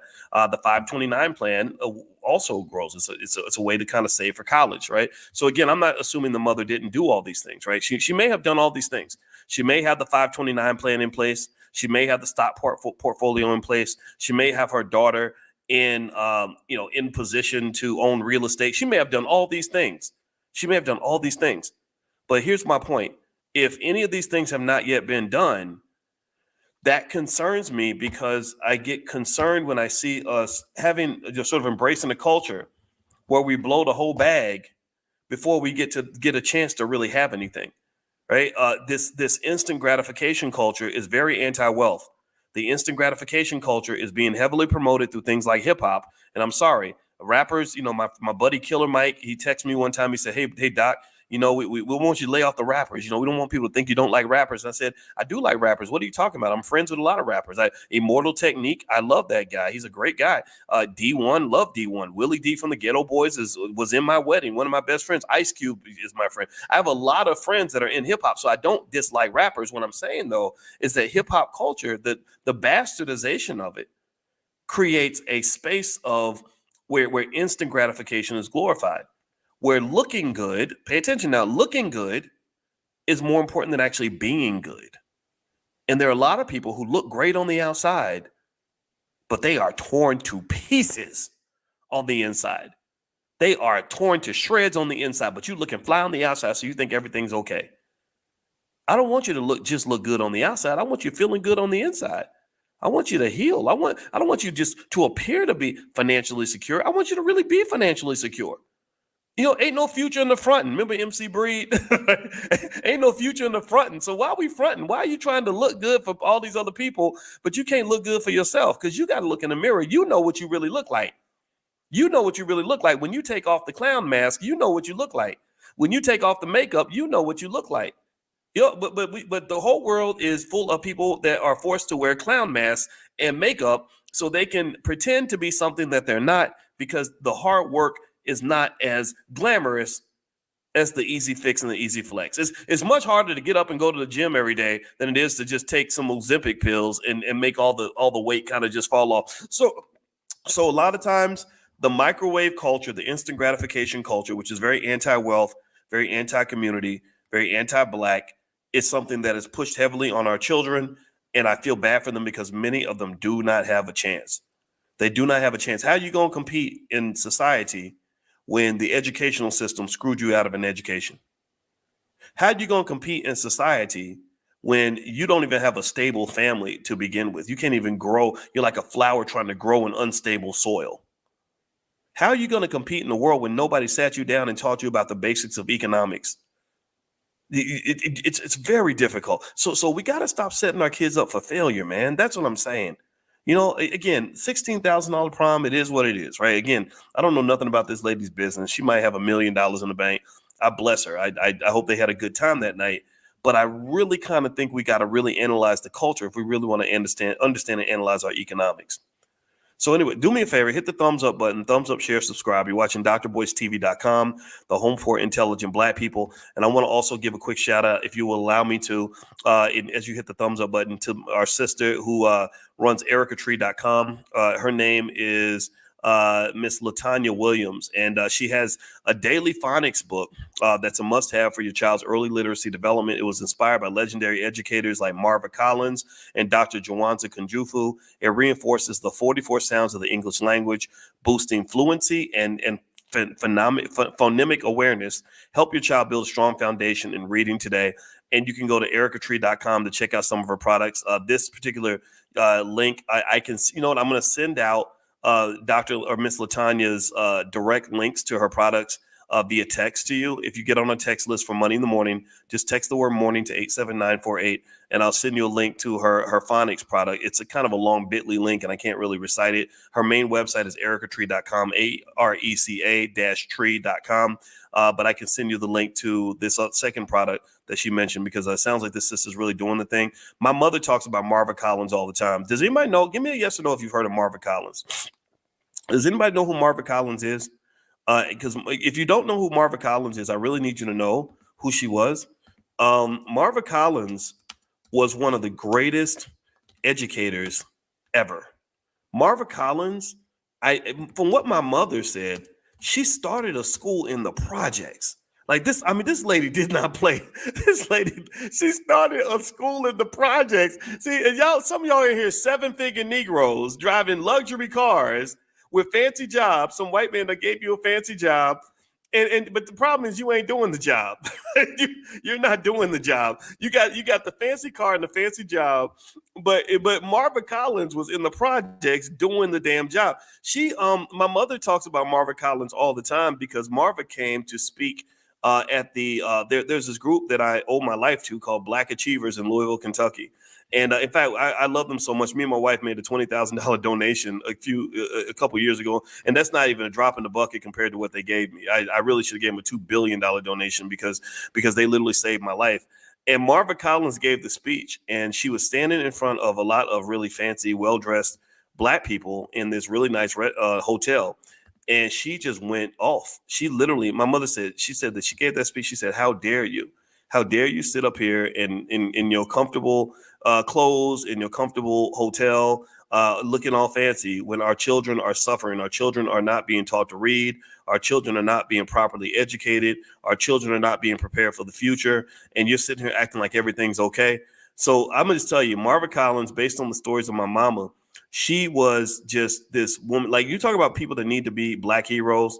See, y'all got to stop letting these white folks tell you who your heroes are supposed to be, because they're always going to guide you in the wrong direction. If I ask for directions from somebody who does not like me, he's going to guide me right to the place that I'm going to get shot and killed or something, right? So don't stop letting people set you up for nonsense. Like, go look up Marva Collins. If you don't know who this sister is, look her up, because Marva Collins, to me, really shows the potential of what we can do when we know what the job is, when we understand the assignment. And she understood the assignment. I mean, she really started a school. From what I understand, she started a school in the projects. There she is on the screen. And she educated kids better than the whole damn Chicago public school system. I'm gonna read a little bit of her bio real quick, because I think that she deserves our respect. So Marva Collins was an influential American educator, best known for her work in improving education of disadvantaged children. Born August 31st, 1936 in Monroeville, Alabama, born in the Deep South with all that stifling racism, right, that's supposed to destroy you. She gained national recognition for her innovative teaching methods and dedication to student success.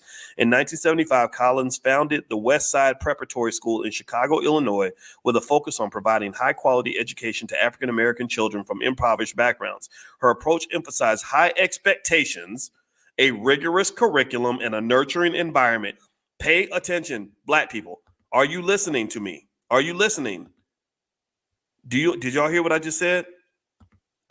They said that her educational process emphasized high expectations, a rigorous curriculum, and a nurturing environment. So I'm going to ask y'all this question. Let's talk about Chicago public schools, or we could talk about Philadelphia public schools, or we could talk about New York public schools. When it comes to Black children in these public school systems, do they have high expectations for Black children? Yes or no? Do you think that they set high expectations for our kids, or do you think they set low expectations for our children? That's the first question. Second question. She mentioned a rigorous curriculum. Would you agree, yes or no, that Black children who go through most public school systems are the beneficiaries of a rigorous curriculum that prepares them for life, where they're reading and doing math and science at the highest levels and prepared to succeed at anything that they choose to do in life? Yes or no? What do you think? Do you think that they give the Black kids, little Black boys, little crazy Black boys like me, the rigorous curriculum, or you think they give us some old BS, some old bull spit? What do you think? Now let's go to the third element that they mentioned here, a nurturing environment. Yes or no? Do you think that our children in the public school system are the recipients of a nurturing environment? What do y'all think? Or are they pretty much given prison on training wheels? The school to prison pipeline is very real. Prisons and schools are very similar. And it's kind of crazy that we think that that's okay. It's kind of crazy that we look at this and we say, oh yeah, my kid's going to school and I'm doing what I'm supposed to do. No, you're not. So Marvin Collins set the standard, and you can either face the challenge or run away from the challenge. You can look up to people like Diddy if you want to, somebody who might who might try to take your daughter's booty and your son's booty at the same time. You can look up to people like that, people who spend their time being clowns for a living and dancing and singing and all that. Or you can look up to people like Marvin Collins or Dr. Jawanza Kunjufu. I met Dr. Jawanza Kunjufu one time. I loved him. He's as great in person as he is as he is publicly. These are your heroes, people. These are the people that we want to learn from. So let's finish up this conversation here. So we were talking about this sister who spent 16,000, or her mother spent 16,000 on the prom, and the little girl went to the prom and had a great time, I'm sure. The $16,000 in general, I would say, might be a bit much for a prom.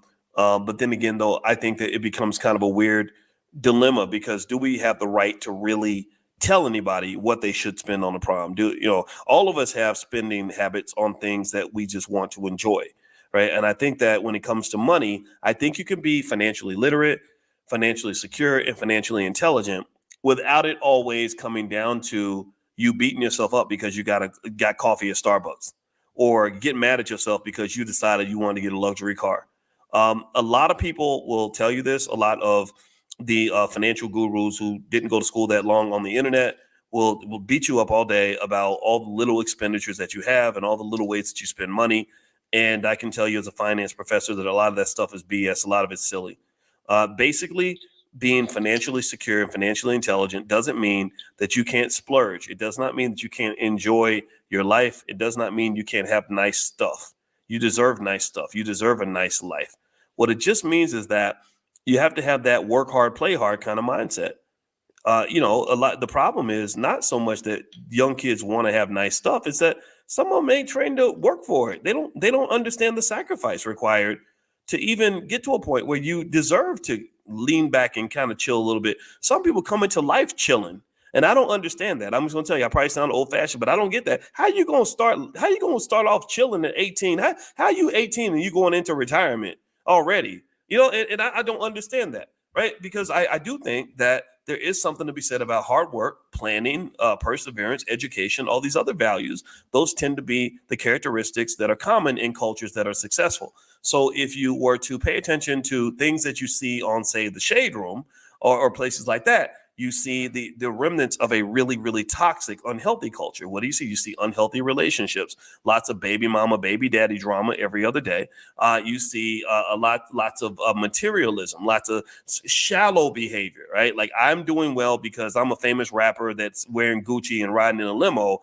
But the reason I have 8,000 tattoos on my body, with a couple of them being teardrops, and the reason that I passed out at my last concert is because I got a drug addiction, an alcohol addiction, and I slept with 3,000 women. So not only have I received every STD in the book, but I'm giving STDs to your daughters because your daughters have been falsely led into being attracted to toxic, horrific men like myself, which is, to me, just one of the most sinister things that the racists can do to the black man and to the black woman. The most horrible thing that they have done to us is to take people that are unhealthy and elevate them as your success stories. Do you understand what I'm saying? To really take people. I mean, have you ever looked at some of the guys and the women that are just on, go to like the Shade Room. I follow the Shade Room because I like to see what young people are looking at. I like to see what they're looking up to. And I say, gosh, that person looks physically and mentally unhealthy, but somehow people think that person is a hero or a leader. Oh, wow, that person is ignorant as hell. They probably can't even read, but somehow the kids look at that and say, I want to be just like that when I grow up. Wow, that person is really wasting a lot of money. They're probably in a really bad financial situation, or they're going to be, but yet we look at that and we say, wow, look at how successful they are. Those are not your success stories. Those just aren't, and I really think that this whole phenomenon of overspending at prom, spending like a damn buffoon and I'm not calling this lady a buffoon. I'm just saying that some of this stuff is kind of crazy. There's a history to this, by the way. If you read Dr. Claude Anderson books, which are at powernomics.com, in his book, Black Labor, White Wealth, he explains that historically, the Negro has been seen as this outrageous, almost like a cartoon character kind of person, right? Just like this person that's going to be outlandish, that's dancing and singing and smiling and doing the minstrel show all the time, that's always like trying to be the life of the party because he wants to impress massa. And then Massa will give him rewards. Massa will give him extra butter biscuits and everything else because he was dancing and singing so loud. And I thought about that when I saw Diddy, his son was on stage and they took the music away. So it made it look even crazier. His son was dancing and it was really weird because he was dancing just like his dad was dancing in like 1998. Exact same, very similar moves, very similar, like really exaggerated arm movements and all that.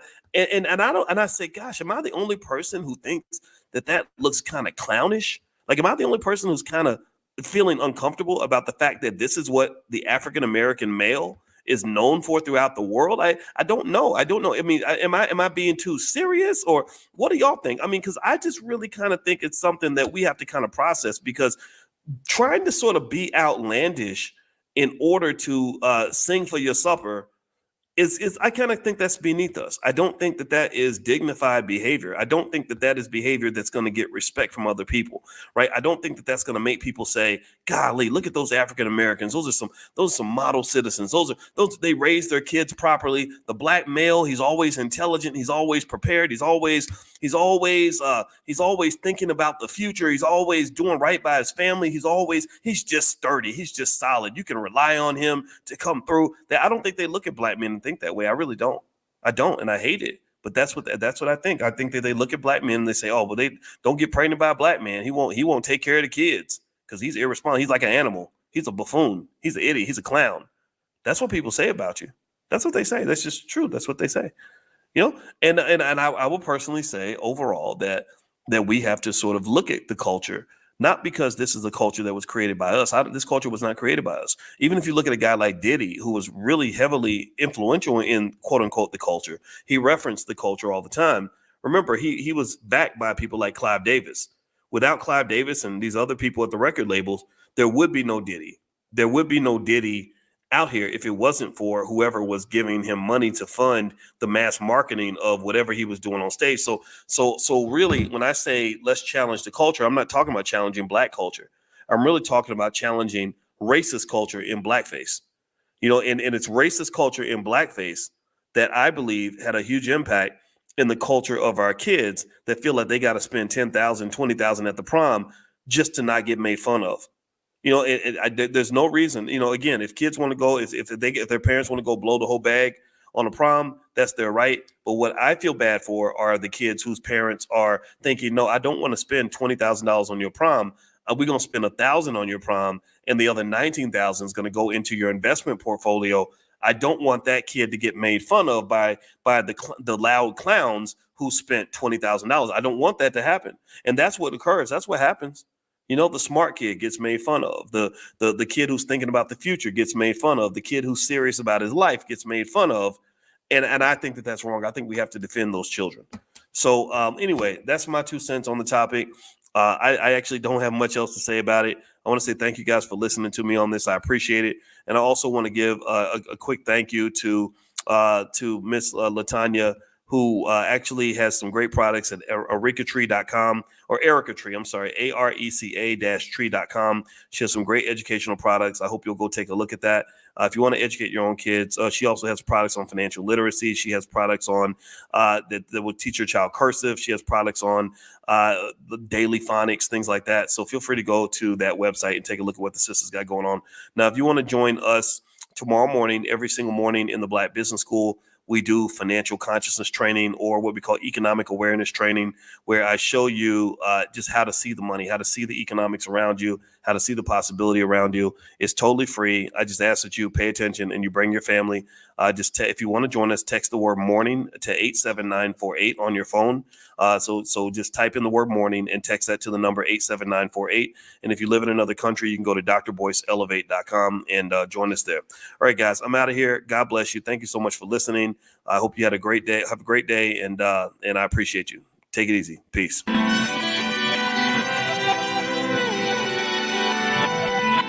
Here we are, clan the isms, cataclysm great. Our people out here struggling, trying to make it in this state. Everybody out here doing it, but we the ones who late. Now family, we the ones who gotta delegate. Get that money in the power, never be fake. Stick to co-sign for 3. What did he say? Create jobs, support our own.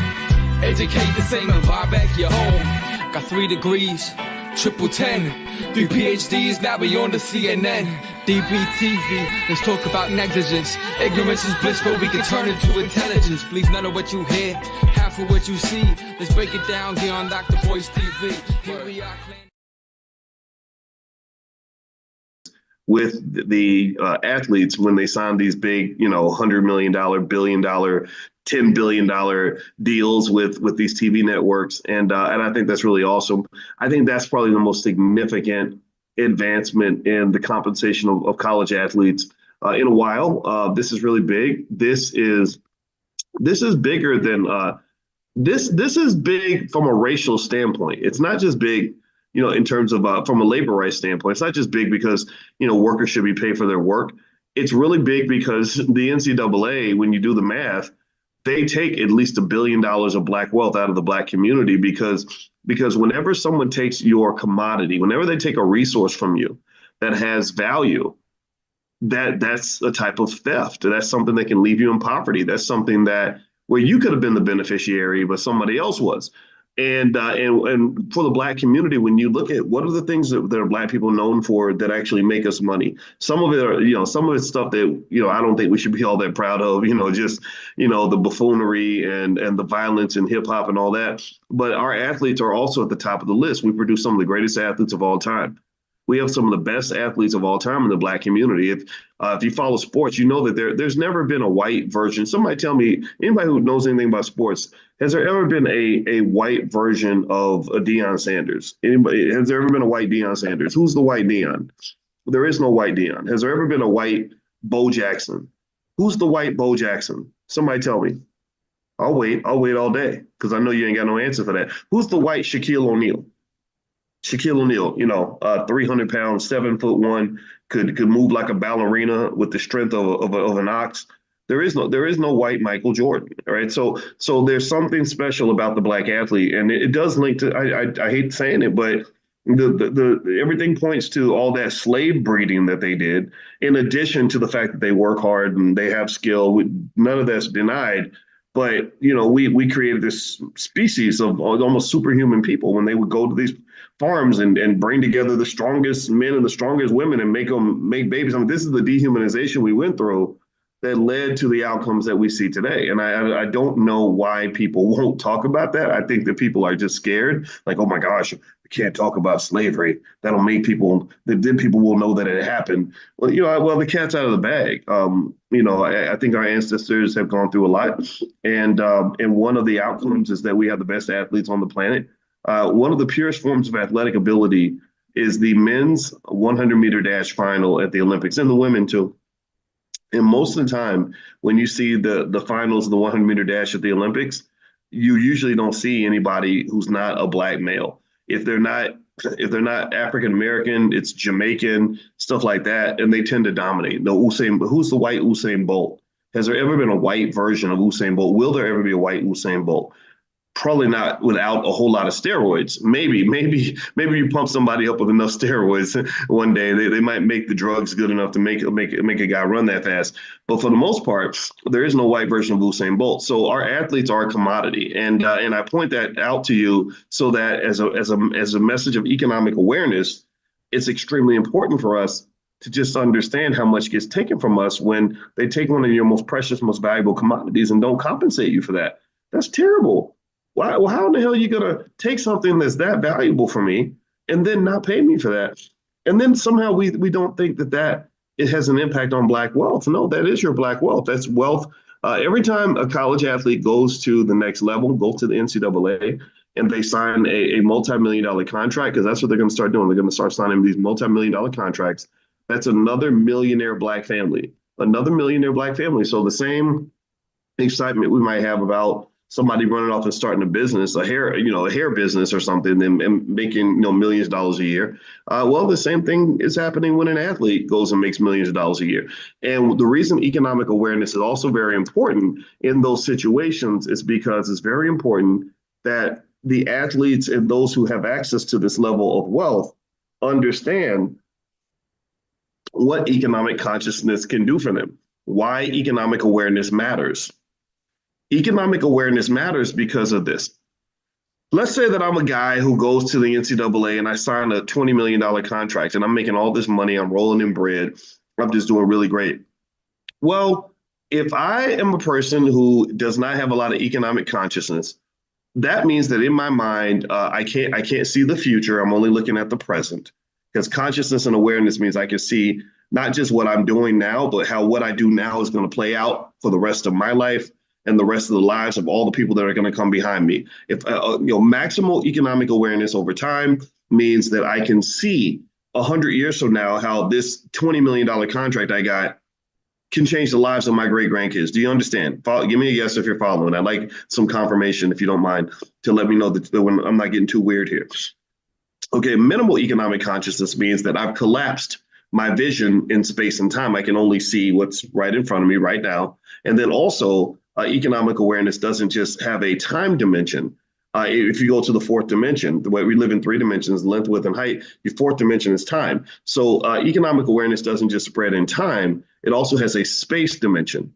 So my vision in time and space, if I'm economically conscious, pretty much means that not only do I see how my actions affect me, a minimal collapsed version of economic consciousness, a condensed, tiny, low-level vibration of economic consciousness means all I see is how my choices affect me. It's me, me, me, me, me, me. I went to the strip club. I bought me a car. I'm going to get me this and I'm going to get me that, right?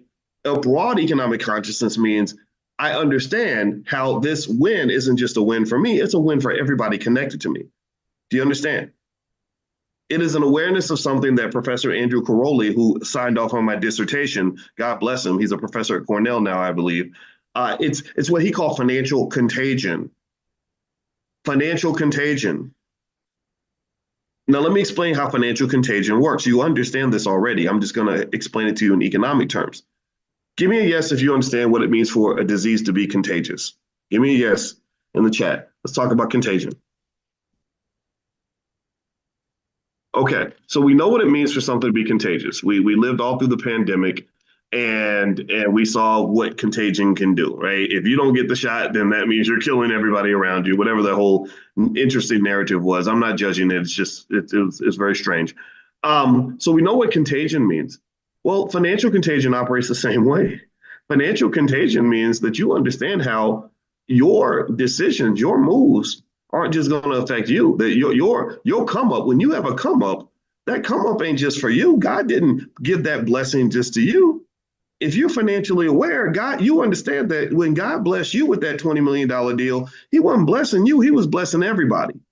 He was blessing your whole family. He was blessing the whole hood. He was blessing every person that you're connected to.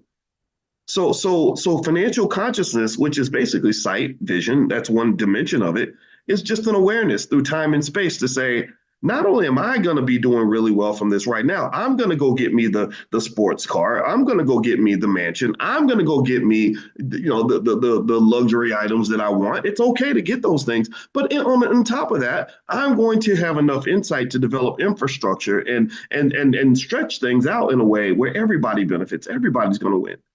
So what's an example of that? Well, it helps. Like if your family followed the Black Wealth Master Plan and you grew up as a young Black boy or girl where you learned how to start a business by the age of 12, and then you understand things like delegation and you understand how to develop infrastructure and some sort of organizational layout that allows you to go hire as many people as you want.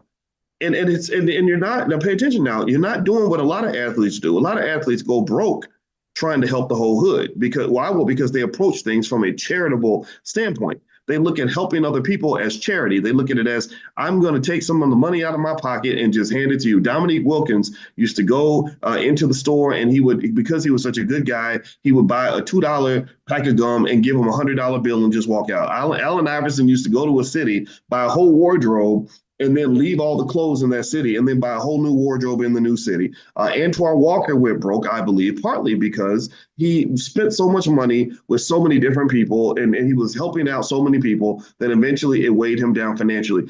I don't think there's anything wrong with being generous. I really don't. If you're a generous person, and you're helping other people, God bless you. How many of you are helping others? How many of you have people that are depending on you? How many of you have people that you're coming through for? Say something in the chat, because I honor you. I really do. I really honor you. I think that is what you're supposed to do. I mean, some people don't do it. Some people think you're a sucker if you do it. I don't agree. I'm not one of those people. I like helping other people, and I don't always need something in return. I don't always say, well, what is I gonna get from it? If I don't get nothing from it, I'm not gonna do it. Well, what that attitude unfortunately reflects is it might be a trauma response, right? Because you've been screwed before, and you're like, well, if I don't take care of me first, then nobody else will. And I get that, but it's okay to be nice to other people. Like even when I got married and my wife had 3 kids, people were like, well, why would you want to take care of 3 kids and they ain't your kids? I was like, well, because I like kids and I like mentoring kids and I like my wife and her kids are cool and this is fun. It's not a burden for me. It's not hard for me. So I don't understand why every calculation has to be, what is I gonna get? What's in it for me? If you understand concepts that we talk about in economic awareness training, like reciprocity, you understand that karma is real. You understand that what you put out in the universe is what circles back to you. If you understand the concepts that we discuss here, if you have an economic awareness, you understand that most powerful economic situations are built on some sort of an ecosystem, like air circulating in a room. If you put bad air in the room, then you're going to have bad air in the room. It's going to circulate. If I'm putting bad energy out to the world, then the world's going to give me bad energy back. If I'm putting nothing into the world, then the world will give me nothing back. So a lot of people either put bad energy into the world and then they're surprised when bad energy comes back because they don't know karma, they don't understand ecosystems, or they put no energy into the world. They say, I'm not taking care of nobody but me, and that's it. And then next thing you know, they don't understand why they're lonely. They don't understand why nobody wants to be around them, why nobody wants to date them. Nobody visits them in the nursing home. My wife works in hospice care, by the way, which is, we're going to talk about heightening your awareness. She comes back and tells me stories about hospice care. And she literally told me a real financial story just yesterday about a poor guy who had a son, and he got mad because his son was going to put him in a nursing home. And so he left all his money to his girlfriend's daughter, and the girlfriend's daughter doesn't care about him. And the son comes to visit him every day in the nursing home, but he doesn't have access to the money. The girlfriend's daughter has the money, and she doesn't really like the guy, so she doesn't come see him. And he didn't invest in anybody else in his life, so he's sitting in the hospice, and he doesn't have anybody coming to see him. And it's crazy because he worked hard his whole life and he built up some assets, but he kind of made some moves that weren't really thoughtful from a consciousness standpoint about what the long-term implications of his decisions were going to be. So here's my point. I really encourage you to embrace the idea of economic awareness as one of the most critical things a person can have. So so circling back to the issue of athletes, I'm glad the NCAA is paying these guys. I see this as a massive opportunity to either improve their lives or to make their lives worse. As you know, it's very dangerous handing a 20-year-old, $5-10 million. It's very dangerous, especially if they are brainwashed by unfortunate, unhealthy economic culture. If they are brainwashed by mostly hip hop culture, which trains you to throw your money away and to make very, very bad decisions that ruin your life, I worry about those guys because they're going to cause a lot of destruction and chaos with that money. But at the same time, if you give that kind of money to someone that has strong economic vision, they then say, wow, this is a great opportunity for all of us to have a come up. When Antoine Walker blew, he blew through because he embraced a very bad toxic culture. He blew through $100 million. Well, see, you got to understand, everybody else in the media was saying, oh my God, how do you waste $100 million? I wasn't thinking that way because, again, my economic awareness is pretty strong. I was like, no, he didn't blow $100 million. This man blew $1 billion. Because what I see is I don't see $100 million. I see what $100 million would have become if he'd invested that money consistently. And by the time he died, this man could have easily been worth over $1 billion. So, and then over, say, a 50-year period, if that money is nurtured and protected and grown properly, you're talking about an empire of 50 to $100 billion that would have become by the time his granddaughter got a hold of that money. But instead, his granddaughter grows up, is going to be born, going to work every day for a white man, living in the projects, in the struggle. Maybe it's struggling as a single mom or something because granddaddy dropped the ball. Granddaddy did not play the game of economic basketball properly. Granddaddy thought that as long as he can dunk a basketball, that the white man was going to take good care of him. He's going to be okay. Granddaddy thought that all he had to understand was how to win games, and he didn't prepare for the ultimate game. The ultimate game is not on the basketball court. The ultimate game is the game of life.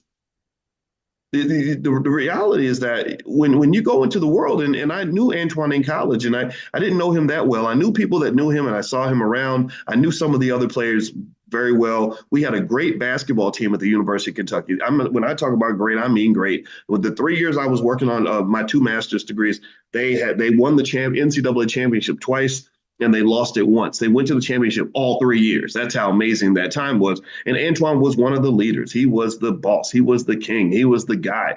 And I remember being so concerned, even when I was in my little 25-year-old brain, I was worried. I said, what's going to happen to a man that gets hundreds of millions of dollars where his education is just not where it needs to be, where his awareness may not be where it needs to be? And I remember thinking that. And lo and behold, years later, I see the headline of how much money he lost. And I hear the stories. Oh, I was gambling all night with Michael Jordan, and we would spend $2 million, at the casino, and all I see is culture. I see economic culture. Economic culture is heavy. Economic culture is very important. If you have an economic culture that tells you to go and blow your money at the casino, then that's what you're going to do. If economic culture tells you you're supposed to run to a club and put $1,000, $20,000, $50,000 in a stripper thong, then that's what you're going to do. And what you'll notice, and which is very unfortunate, is that when you really study the economic culture of many, many Black males in America, it comes right out of what they see on TV. And this also is connected to the fatherlessness issue as well. Right? You don't have that stern, strong father to say, boy, what are you doing? This is stupid. Don't you dare waste that money. You have TV, and you're watching TV, and you're seeing rappers doing certain things. And if you connect the behavior of some of the young, wealthy athletes to the behavior of hip hop artists that's being promoted through these videos that are financed by people who are not Black, where they want to finance the buffoonery, then you can see a direct connection in terms of economic culture. Because remember, the economic culture doesn't have to just be, bottles of Ciroc and stripper thongs. The economic culture can also be networking and building business. The economic culture does not have to be outrageous and loud and ridiculous in order to get attention and attention-seeking behavior. Economic culture could also be quietly grinding away to build the next Facebook with you and your buddies buying a house together where you all get together and you're programming computers all night so you can become the next Mark Zuckerberg or the next Elon Musk, right? Economic culture doesn't have to be what you see in a music video.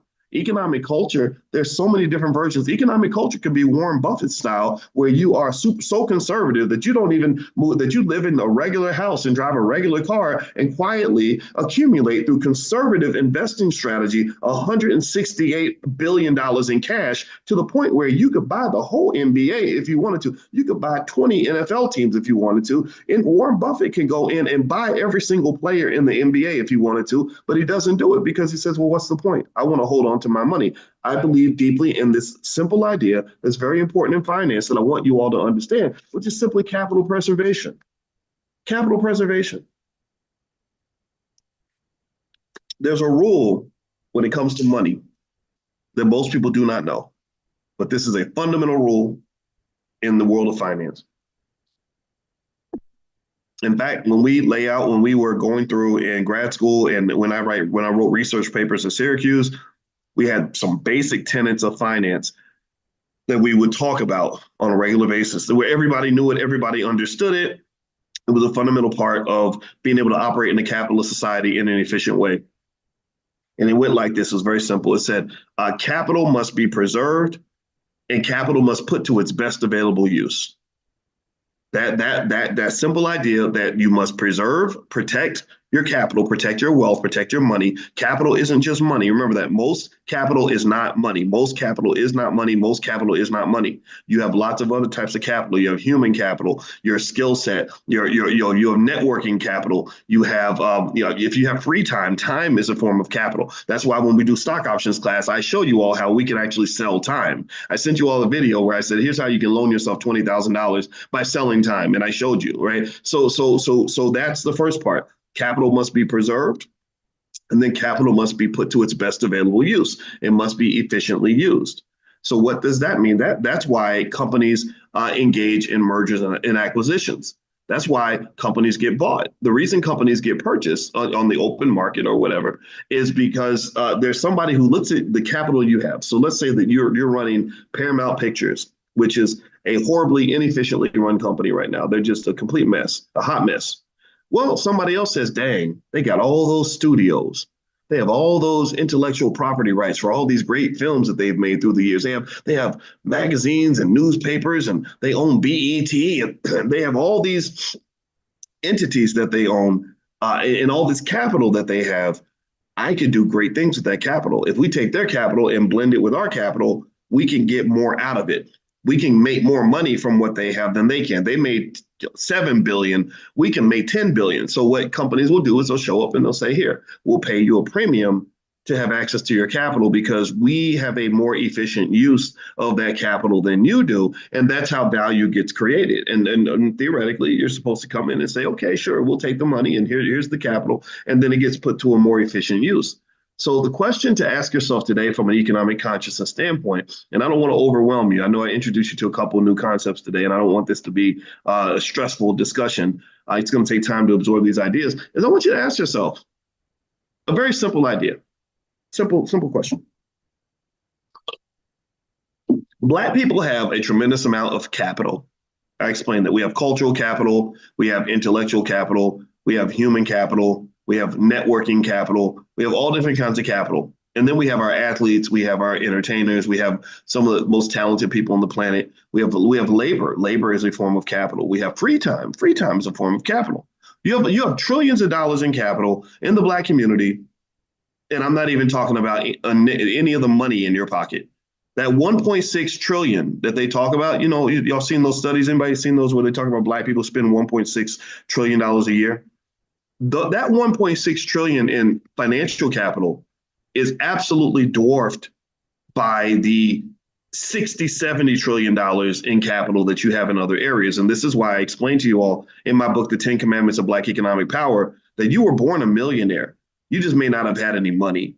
If you had family, you were a millionaire. You just may not have had the economic vision to be able to put that capital to its best available use to extract the wealth from that family. But anybody who's ever seen a family when they're on their job, anybody ever seen a family that starts that killer family business where they're all on code and they're all working together, they're all grinding, they're all hustling on behalf of the family? What happens with a family like that? Do they end up broke? Do they end up, on welfare, in poverty? Do they all end up in jail where they got the strong father, the strong mother sitting all 7 kids down and getting them on code? Does this family end up in the streets? They end up getting beat up by the world? What happens to a family like that? They get rich. They become very successful. But they don't just get rich financially. They get rich in so many other ways. They have nothing. They don't just get money. They get all the things that money cannot buy. Money is not a be-all, end-all. Money is not a destination. Money is a tool. Money is a gateway. Money it knocks down barriers to give you access to the real wins in life. The real wins in life are things like freedom. Black people talk all day about freedom. I'm telling you the truth. I think most of us don't even know what freedom looks like. Freedom does not involve you serving a white man and tickling his testicles every morning so you can go pay your rent. That is not freedom. I'm sorry. I hate to say it. I don't want to bust nobody's bubbles, but that don't look like freedom to me. So we don't even, not only do we not have freedom, we don't even know what freedom looks like. We don't. I'm just going to tell you the truth.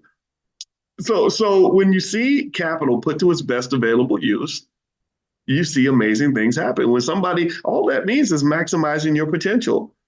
Or in financial terms, another way you might say it, and which might be connect to our stock options training, is all economic efficiency kind of means is maybe exercising your options.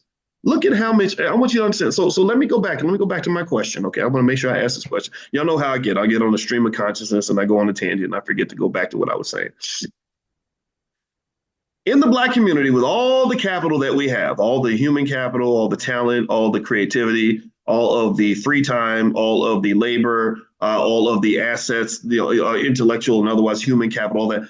Do you think, yes or no, answer me in the chat, do you think that Black people are following one of the most fundamental principles of economics by putting their capital to its best available use? Yes or no? Are we optimizing? Are we maximizing? When hip hop comes along and God says, okay, you are the chosen people. I'm going to bless you with one of the most extraordinary, most impactful, most influential art forms in the history of this earth called hip hop. With DJ Kool Herc and Grandmaster Flash and all them going through the Bronx, I'm gonna bless you with that right now. So I've just given you $10 trillion worth of capital over multiple generations. Was that capital put to its best available use? Did we maximize? Or did we fumble the ball? Did we lose the basketball game of economics? Did we take the ball and throw it out of bounds? Because I'm trying to figure out how the hell did hip hop start with us, but then next thing you know, some guy named Abraham Iskowitz is the biggest mogul in all of hip hop. I just made that name up, but y'all know where I'm going with this. I'm not gonna talk about it. Right?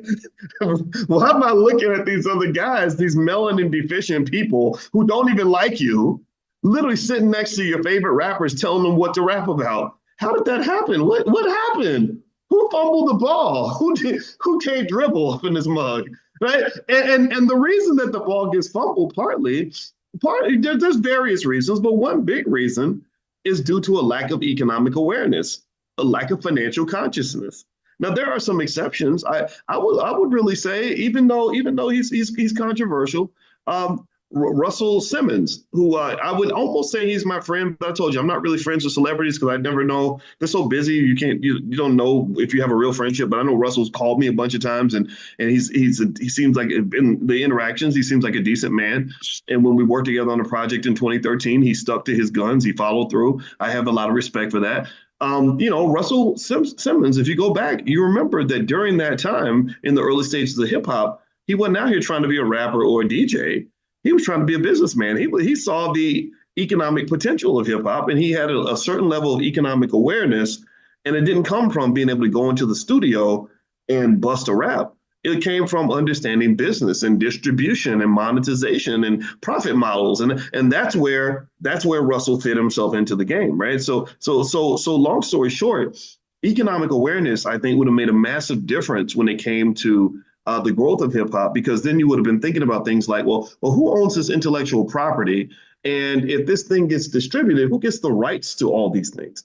When we're in stock options class and we talk about selling rights, some of you have made over $100,000 just selling the rights to your stock. Well, that requires a certain level of awareness and training where I say, well, this is what it means to sell the rights to something. You're not selling the asset, you're selling the rights to it. The rights are just kind of the potential, right? It's like if a lady is, if you have a daughter, the reality is that you don't just have one person. You have the daughter, plus you have all the children that this young lady can produce. So there's sort of this unseen aspect of it that you have to have awareness in order to see. So when I see a little kid, one time, this true story, one time there was a young lady I mentored, and I guess we were close, and she trusted me, and she was thinking about terminating her pregnancy, and she put this crazy burden on me. She said, oh, I got one more day to terminate. What do you think I should do?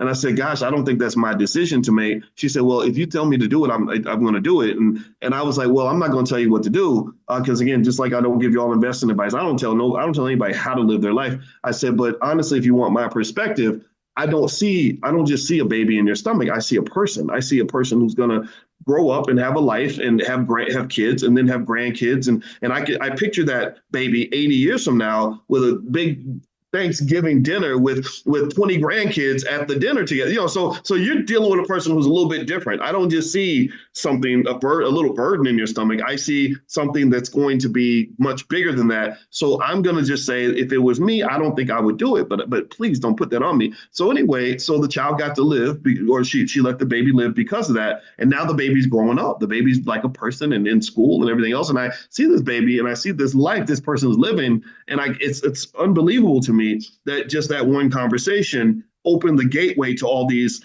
possibilities, right? And I think that that's one thing that you have to have awareness. You have to meditate on that. You got to understand that when we're talking in class and we're talking about shifting the financial trajectory of your family across multiple generations, you got to be able to see those little butterfly effects. Does anybody know the term butterfly effect? Give me a yes if you heard butterfly effect. Butterfly effect, in case you don't, let me know if y'all know what that butterfly effect is like, where they show you that little changes can change everything. Just little pivots, just little tiny things that you don't even think matter in the moment. That if you're not conscious, you're not even thinking about this little thing like, oh, should I sleep with her or not sleep with her? Do I take the job or not take the job? All these little tiny decisions that you make open up a whole universe of possibility in terms of other realities that would not exist. It's like going through a wormhole. If you know wormholes, it's like a whole other universe. You're going through this whole universe of possibilities because you make these tiny little pivots. So what I would encourage you to consider is that when we talk about shifting, when we talk about really shifting our economic reality, not just for ourselves, but for everyone we care about, and not just for people that are living, but also people who are not yet born, I encourage you to understand that you have such a massive opportunity right now. You have such an amazing set of possibilities that exist for you right now because you are alive on May 24th, 2024. And May 24th, 2024 is never going to exist ever again. You have this set of possibilities in front of you that your kids and grandkids will never have because they're not going to live May 24th, 2024, or be able to make adult decisions at that time. So whatever little decisions you make, the little pivot you make, like if you say, okay, you know what, let's go ahead and set up that auto deposit, that auto invest in the stock market, or let's go ahead and start doing those family business meetings where we can start just talking about our economics. Or let me go ahead and just take that little class, or let me go ahead and just have that conversation with so and so. Yeah, these little things, these little choices that you make are going to have a massive butterfly effect in terms of opening up options and possibilities and rights and outcomes that you can't even see right now. So make those little pivots. In fact, that's really the foundation of a lot of my teaching. My thinking a lot of times is like, what are some little things we can do that would just like have a massive impact? Like something that you barely notice it, but it's like huge because once you accumulate those tiny actions over time, it becomes something amazing. So economic awareness is something where, in my view, just circling back to what we were talking about earlier with the athletes and the money and all that stuff, economic awareness is the difference between somebody getting a $5 million bag and just spending $5 million as a consumer versus somebody getting a $5 million bag and turning that into $1 billion empire. And the economic awareness is something where the earlier that you get it, the better off you are. That's why I tell you to bring your kids to class. Let them just sit and listen to me. I believe deeply in conversational teaching because that's how my father taught me. You don't always have to sit down and take notes and take a class and memorize stuff. That's fine. But the thing is, I don't want you to memorize stuff. I want you to internalize stuff. I don't just want you to remember concepts. I want you to experience them and to feel them. I want them to be a part of who you are, a part of your culture, a part of your DNA. I don't want you to remember things. I want you to understand things. And understanding sometimes might require a conversation as opposed to somebody just having you just learn a bunch of stuff. Do you understand how many years I was learning very high level finance, but I never internalized it because I just had to learn it for a test?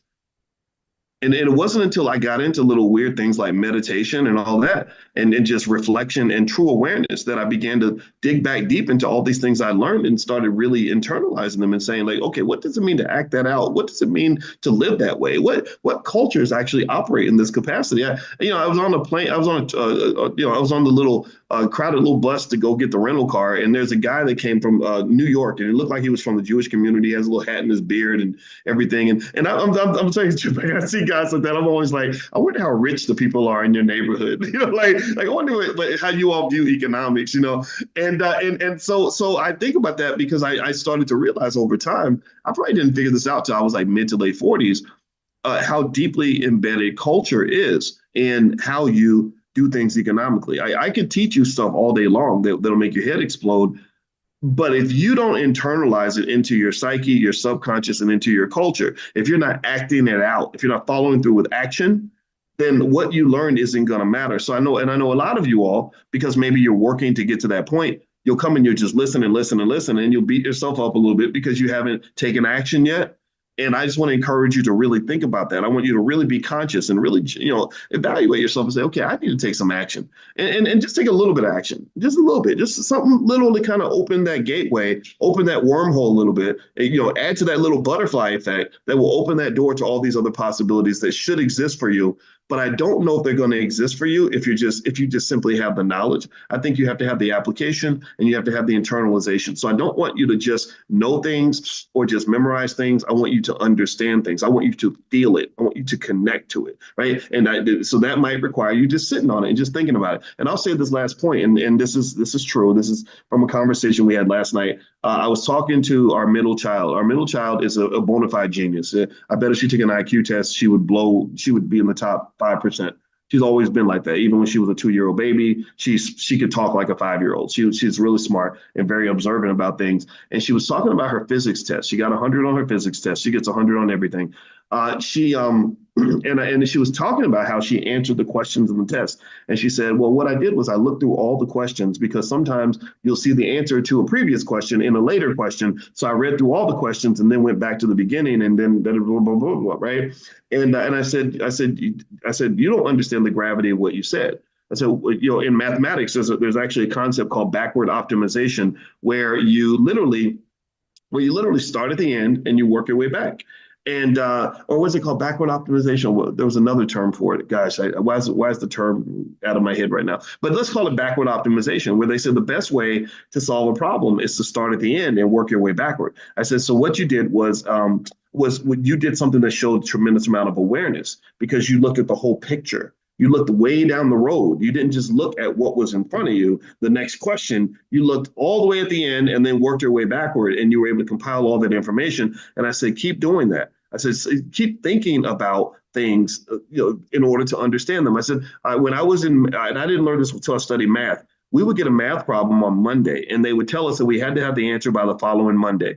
And it was the most terrifying experience in the world because nobody knew how to answer that question. Nobody understood what was going on. But what would happen is through the week, because you had to do it, you would think about it, obsess about it, talk to people about it, read books about it, look at the problem from 50 different angles. And then eventually by Monday, you would have the answer somehow, right? A lot of it had to do with like the subconscious. You would go to sleep thinking about it. And even while you're sleeping, you're solving the problem in your head. So that led to me sort of looking at things in a different way. I said, okay, my goal is not just to memorize things. I want to understand things.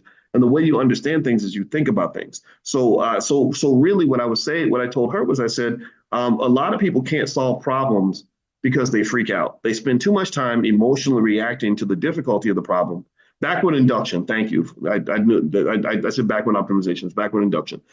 So a lot of people can't solve problems because they spend so much time getting scared.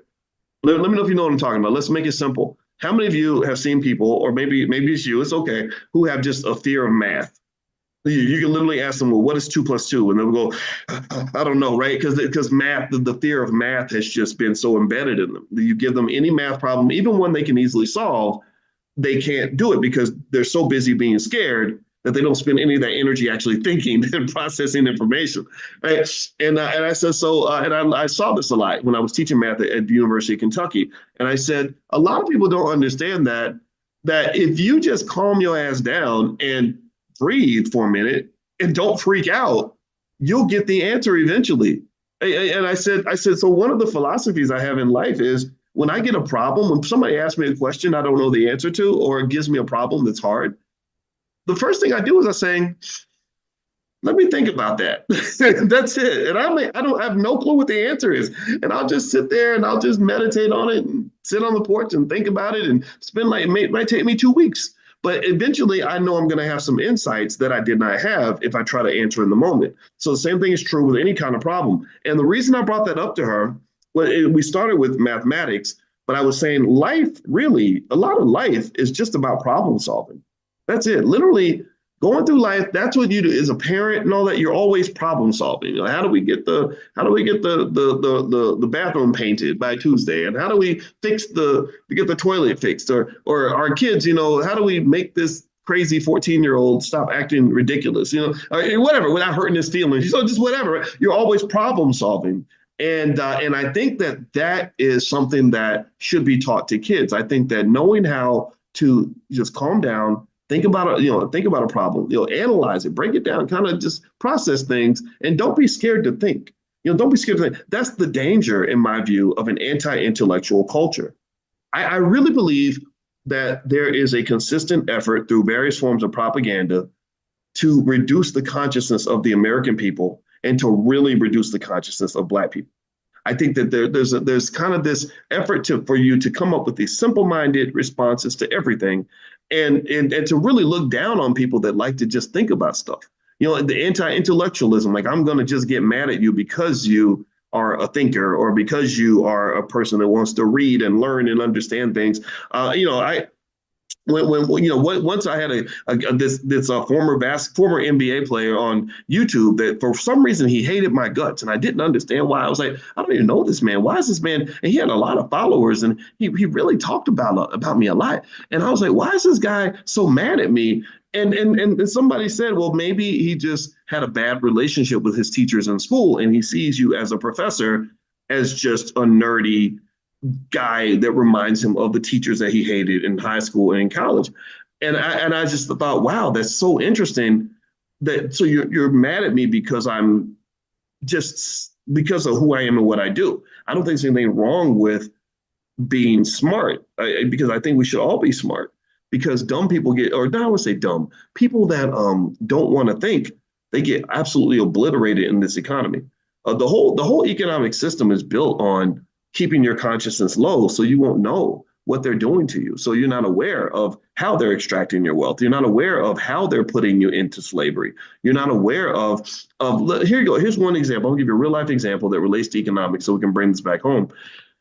I was looking at this. There's this morning podcast I listen to called Morning Brew that I really like. And it's a couple of white boys who just talk about economics or whatever. I listen to a lot of podcasts. And they put up this post where they were basically saying that 3 in 5 Americans believe we're in a recession, and that's not true. They said it's crazy that 3 in 5 Americans think we're in a recession, and all these TikTok videos are out there about how bad the economy is, and that's just not true, because the data says everything's great, and they blame Joe Biden because they think the economy is bad. But really, if you look at this data, GDP has gone up and unemployment is really low and things like that. And what I thought was really interesting about that is I put a little response in there, and I kind of said, actually, what I think is happening is that the reason that you have this disconnect is because you have two economies. You have one economy for people that own assets. They own real estate, they own stock, maybe they own businesses. They're doing great. They're doing excellent. All these things are just at all-time highs. And then you have the economy for people who don't have any of these things. They don't have real estate. They don't have a business. They don't own any stock. They are the workers, they are the consumers, and they are the renters. So if I'm a worker, here's what I'm seeing as a worker. Inflation is going up, but my wages are not going up. So that's a lose for me, right? If I got a 1% raise in a year that has 7% inflation, that's really bad for me. They're consumers. Well, as a consumer, when they go to the grocery store, the price of everything's going up. So they're trying to buy lettuce and pickles or whatever and mustard at the grocery store, and the price of everything keeps going up. That's another loss. And then if they are renters, then with companies like BlackRock buying up 30% of the single family homes in Atlanta, your rent is going up too. So your income is staying flat, but your expenses are going up. So yeah, you've got a pretty crappy economy. So where's that excess going to? It's going into debt. The only way you can maintain your standard of living is when you max out the credit cards and everything else. And that's why credit card debt's at an all-time high, student loan debt's at an all-time high. Most forms of debt, car loan debt is at an all-time high because people have to go into debt if you don't have if you don't have enough income to cover your expenses. If you want to know about BlackRock, Crystal, BlackRock is just this big company that controls about $9 trillion in assets, and they kind of have more power than most governments. They're kind of everywhere. So that's BlackRock. And the difference with America versus other countries is that America will allow BlackRock to go in and buy single family homes. In Denmark and other countries, they told BlackRock, you can't do that. We're making laws to stop you from buying all the houses, because when they buy all the houses, it pushes up the value of real estate. It pushes up the cost of rent.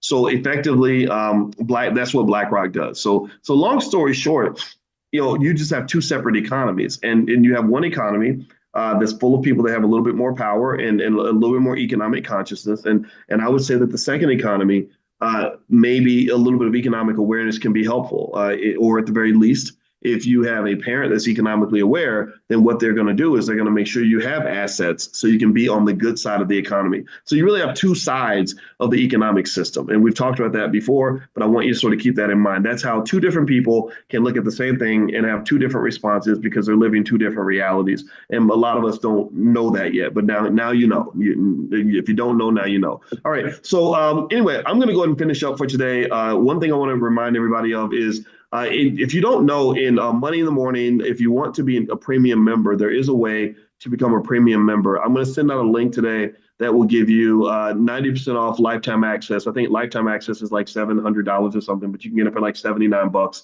and it'll give you access to all of the archived trainings that we've done here. We've done well over 150. I want to say about 150 of these Money in the Morning economic awareness trainings.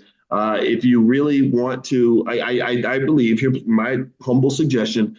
If you have kids and you really want them to kind of get this stuff, let me talk to them. Just take the video, give them money, like give them like $5 for every video they watch or something, whatever you got to do, right? Just bribe them if you have to, because it's going to be good for them. If they sit and they listen to me talk about this stuff for a while, they're just going to, if you're swimming in the economics, you're going to understand it. A fish will always be a better swimmer than a giraffe trying to learn how to swim. And so if you're in the economics, then you're going to be the economics. You're going to be the money. If you see the money, you're going to be the money. So awareness is sight. I want them to have sight. I want them to see it. I want them to be it. I want them to live it, to the point where they're not having to consciously decide, I'm going to learn a little bit about money. No, most millionaires spend 20 hours a month studying money and understanding money. So I want your kids to be on that millionaire track. So feel free to bring your kids, whoever, share it with whoever you want. So anyway, I'm going to send that link out later on today. If you want that link, just make sure you get on the text list. Text the word morning to 87948. If you text morning to the number 87948, I'll send you a link and you can join for 90% off. You can do a monthly access, but really, if you do it all at once, it's easier. It'll be $79 one time. But there is a monthly access link if that's something that's more comfortable for you. But all this stuff, every single training we've done, and we do these every single morning, 7 days a week, is put in that archive. And then also premium members get exclusive access to other things we have going on in the Black Business School. So there's a lot of benefits there. And also, if you want to get a copy of my book, The 10 Commandments of Black Economic Power, or our financial flashcards for children, things like that, you can go to drboycebooks.com. That's drboycebooks.com. We have a lot of great stuff there in our Black Wealth Mastery store. And we're very proud because we know we're good at what we do. All right, guys, I'm going to get out of here. Have a great day. I will see you all, I guess, tomorrow, and bless you. Love you. Take it easy. Hey, what's going on, guys? I hope you guys are having a wonderful day. Welcome to drboycetv.com, the home for intelligent Black people. My name is Dr. Boyce Watkins. So good to see everybody. Come on in, and as you come in, please hit the thumbs up button, thumbs up, share, subscribe. Today, I want to talk a little bit about some funny issues in terms of what's going on with our economy. I want to talk about the economics and hopefully give you some information that'll put some money in your pocket and some opportunity in your vision. Because the truth of the matter is that things are hard for people, and there are a lot of people that are struggling, and it's kind of unfortunate. I hate to see that, because really what's going on is that you've been sold a bill of goods that is fundamentally incorrect. You've been told that that going to school and getting a job is the best way for you to get ahead financially, and that's just not true. And something that triggered this thought for me today, and I'm going to give you some data that is going to help you understand why getting jobs is a losing wealth strategy. That literally finding your way to yet another broken opportunity or going down some other rabbit hole, economic rabbit hole with nothing at the end of it, why that's not going to help you to find what you're looking for. And I just thought about this because I was explaining this to our kids. So I said, since I'm explaining to the kids, I'm explaining to anybody that wants to listen. So anyway, let me show you all what I was thinking about. What's up, Justin? And my name is Corey and Cam and Jones. Can y'all hear me? Let me know. Give me a quick yes if you can hear me. Let me know if you can hear me okay. Once I get the yes and the confirmation, then I'll know I can move forward in peace. We're traveling as a family. My wife's birthday weekend's coming up.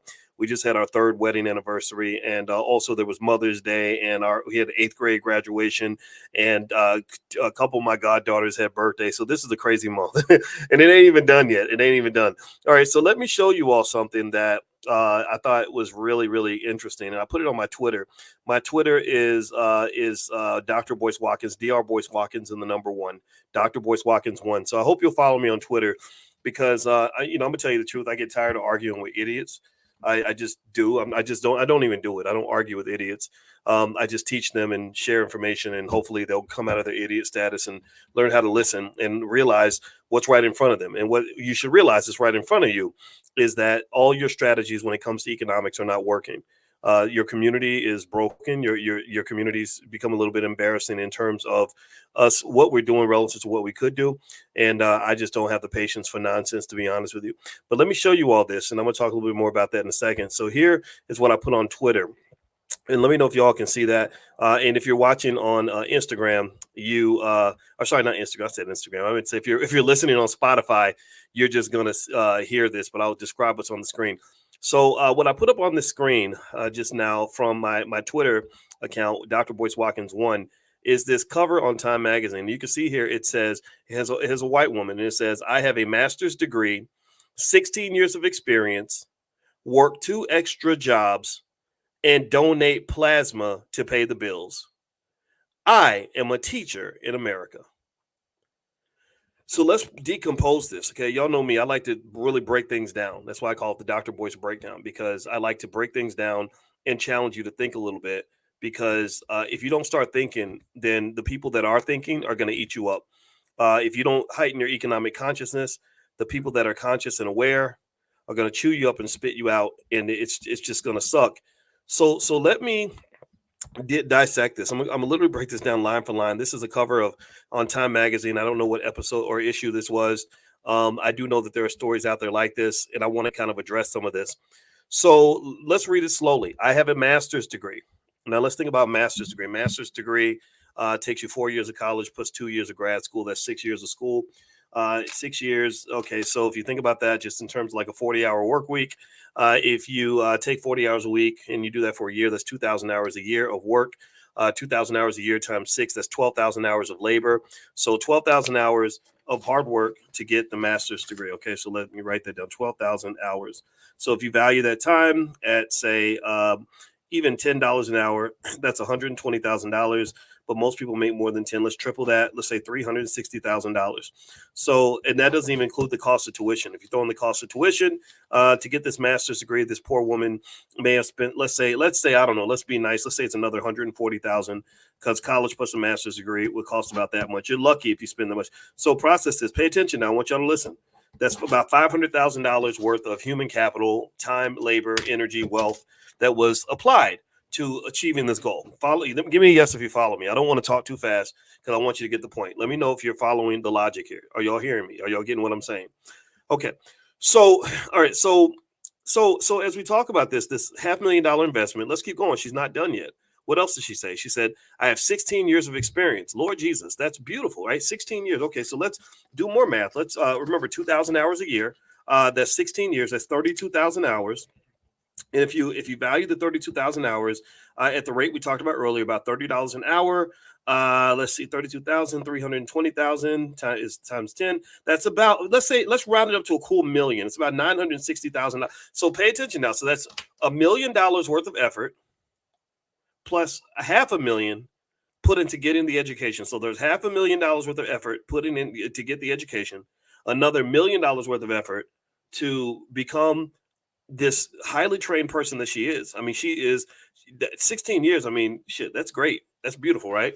All right, and then what else? She also says that she works 2 extra jobs, so she's not working 40 hours a week. Give me a yes or no. How many of y'all think that if she's working 2 extra jobs on top of being a teacher, how many of you think that she's working, more than 40 hours a week?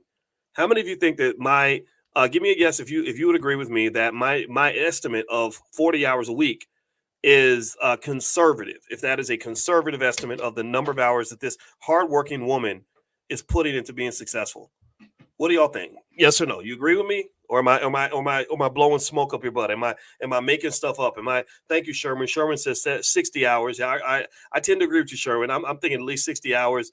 I think this poor lady's been busting her butt. I think that she's been just grinding like crazy, and she's not young. She's not old.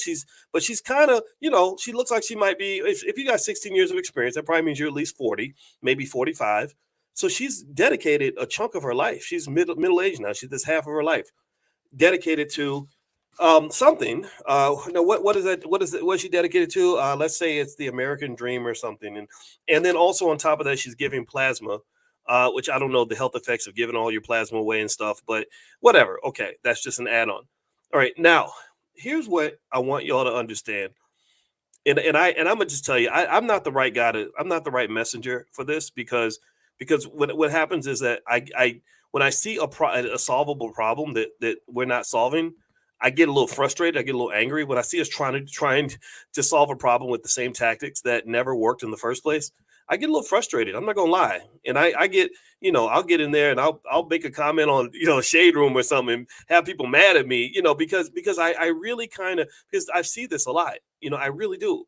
And the curse of knowing finance the way I know it. I've been a finance professor for a long time. I've been teaching for 30 years pretty much.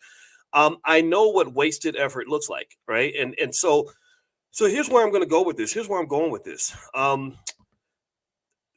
This is really indicative of our society.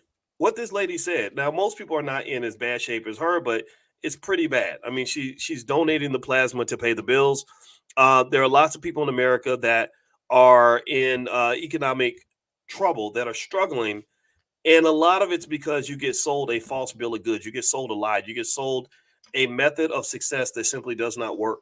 And this lady is, to me, exemplifies that, because I just showed you mathematically how she put in approximately, arguably, $1.5 million worth of investment into a business, the business called Her Life, that is failing. It's a struggling business. If you invest 1.5 million, say in the S&P 500, and you do that over the same number of time that she spent going to school and going to work and donating plasma and working 2 jobs, you're gonna have $10 million, right? You're gonna have a lot more. Now, arguably, obviously, right? She couldn't have done that when she was younger. So I'm not saying that was an easy option. I'm not saying that at all. What I'm saying is that the whole get the education and go to work model does not work. And in fact, I'm gonna read some statistics to you about what college graduates are going through that will help you understand my point a little more clearly. And before I do that, I'd like to ask you all if you could do me a favor. Please hit the thumbs up button, thumbs up, share, subscribe. My name is Dr. Boyce Watkins, and if you're interested in things like Black Wealth, we actually have a Black Wealth Mastery store where I literally have put books like my book, Financial Lovemaking, my book, The 10 Commandments of Black Economic Power. My wife is a therapist. She helped us in the Black Business School to create our first ever Black financial therapy department. It's the first one ever created. There's not one anywhere, because what we're trying to really study and understand in our think tank is why we keep doing the same thing over and over again. What's really going on that's causing us to believe something that is simply unbelievable. And I've gone on a lot of different shows to try to express this idea, shows like The Breakfast Club and stuff like that. And it's really, really hard because there are a lot of you that get it. I go places and we have packed out arenas and everything else. And we have lots of people that are hearing this, but there are other messages that are so much louder that are just the wrong messages. And I want you to understand that, that being Black means, in my view, that there are people that have a vested interest in making sure that you hear the wrong message. There are people out there that have a vested interest in making sure that you're always behind. In fact, I'll tell you this. I'm going to tell you something that just happened to me not too long ago. I had some people really mad at me. I made a little comment on this Shade Room post. They had Kai Cenat and Kevin Hart. And they were doing something together. I think Kevin went to Kai's YouTube channel or wherever it is, and I really kind of had an issue with that. I kind of thought about that, and I said, gosh, it's like this intergenerational thing. These two guys, even they look alike, they kind of act alike, and it's like this sort of intergenerational thing, right? Where you got kind of these guys that are really, really funny, but it seems like we have this oversupply of very unserious black men. Like, like I went to Elon Musk's page, right? Who's one of the most famous white men in America. And Elon is a racist and I don't like him that much. And he made a comment about some really exclusive, rare element in the universe that takes like 10 billion or 14 billion years to decay. And I thought that was so cool that he gets to be smart in public and there aren't people, and his people appreciate that. Like they appreciate smart stuff. They appreciate wanting to learn about how the world works. They appreciate, building an automobile manufacturing facility, solving problems with the environment or whatever. Whereas it seems to me that sometimes, and again, I'm going to make some people mad when I say this, and I cannot apologize for this, but it's like every time I turn around and I see famous black males, we're not famous for being the smartest people in the room. We're typically famous for being the dumbest. We're typically famous for being funny. We're famous for being athletic.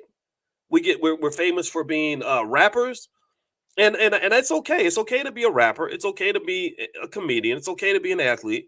But I don't really think that the most famous, most successful men in our community should be clowns. And why do I say that? Am I just trying to be a hater? No. Here's why it's a problem. It's because it's designed that way. It's designed that way. America doesn't want to hear from smart black people. They want to hear from the clowns. They want to hear from the rappers. They want to hear from the people that don't necessarily want to think. And when people got mad at me, they said, Unc, you sound old fashioned. Unc, you just hating, Unc, and whatever. I said, well, let me tell you something. I said, let Unc tell you something right quick. Let Unc break it down for you. Why they playing your little dumb ass? Here's why they playing your little silly ass. I said, look at your community. Look at your community right now. And let me know if you're following any of this. I said, look at your community right now. I said, you have the goofiest, most unserious people in your community with the biggest platforms. They're not doing serious things. I said, the most famous white men in the world are known for building billion-dollar tech companies. They're worth $100 billion each because they are developing artificial intelligence and technologies that are changing the world. They're building rocket ships to Mars. They're solving important problems. Your most famous people, your most famous men are men like Diddy, who's known for dancing like a teenager till the age of 50. Or Kevin Hart and Kai Cenat, guys that, are just funny. And it's okay. You need your comedians, but your comedians should not be the leaders of your community. The rappers should not be the leaders of the black community because you got too many problems. I said, look at your community. Thank you, Calvin. That's a great term, shucking and jiving. I said, look at your community. Your community is falling apart because your men, the men that they're choosing to lead the community, are not leaders at all. They're not thinking about how to use their power and their platform for the benefit of the community. They're not thinking like, how do we solve important problems? How do we build more schools? How do we create more jobs? How do we develop more manufacturing facilities? How do we build a company that can compete with Tesla? They're not thinking that. And I said, and you see the evidence everywhere. Tell me if you agree with this. Tell me if you agree with this. The black family is in absolute shambles. Black families are just broken into little tiny microscopic pieces, and the pieces are filled with crap. And the poor children are growing up traumatized as hell because the people that are supposed to be guiding them and leading them are so messed up that they can't lead themselves. Tell me if you agree with this. Educationally speaking, black children get the worst education known to man. You literally mass produce, the public school system mass produces millions of black kids who are 18 years old who can't read at the level of a fourth grader. How does that happen? Well, it's because your men are not leaders. Your men are off telling jokes. You funny dog.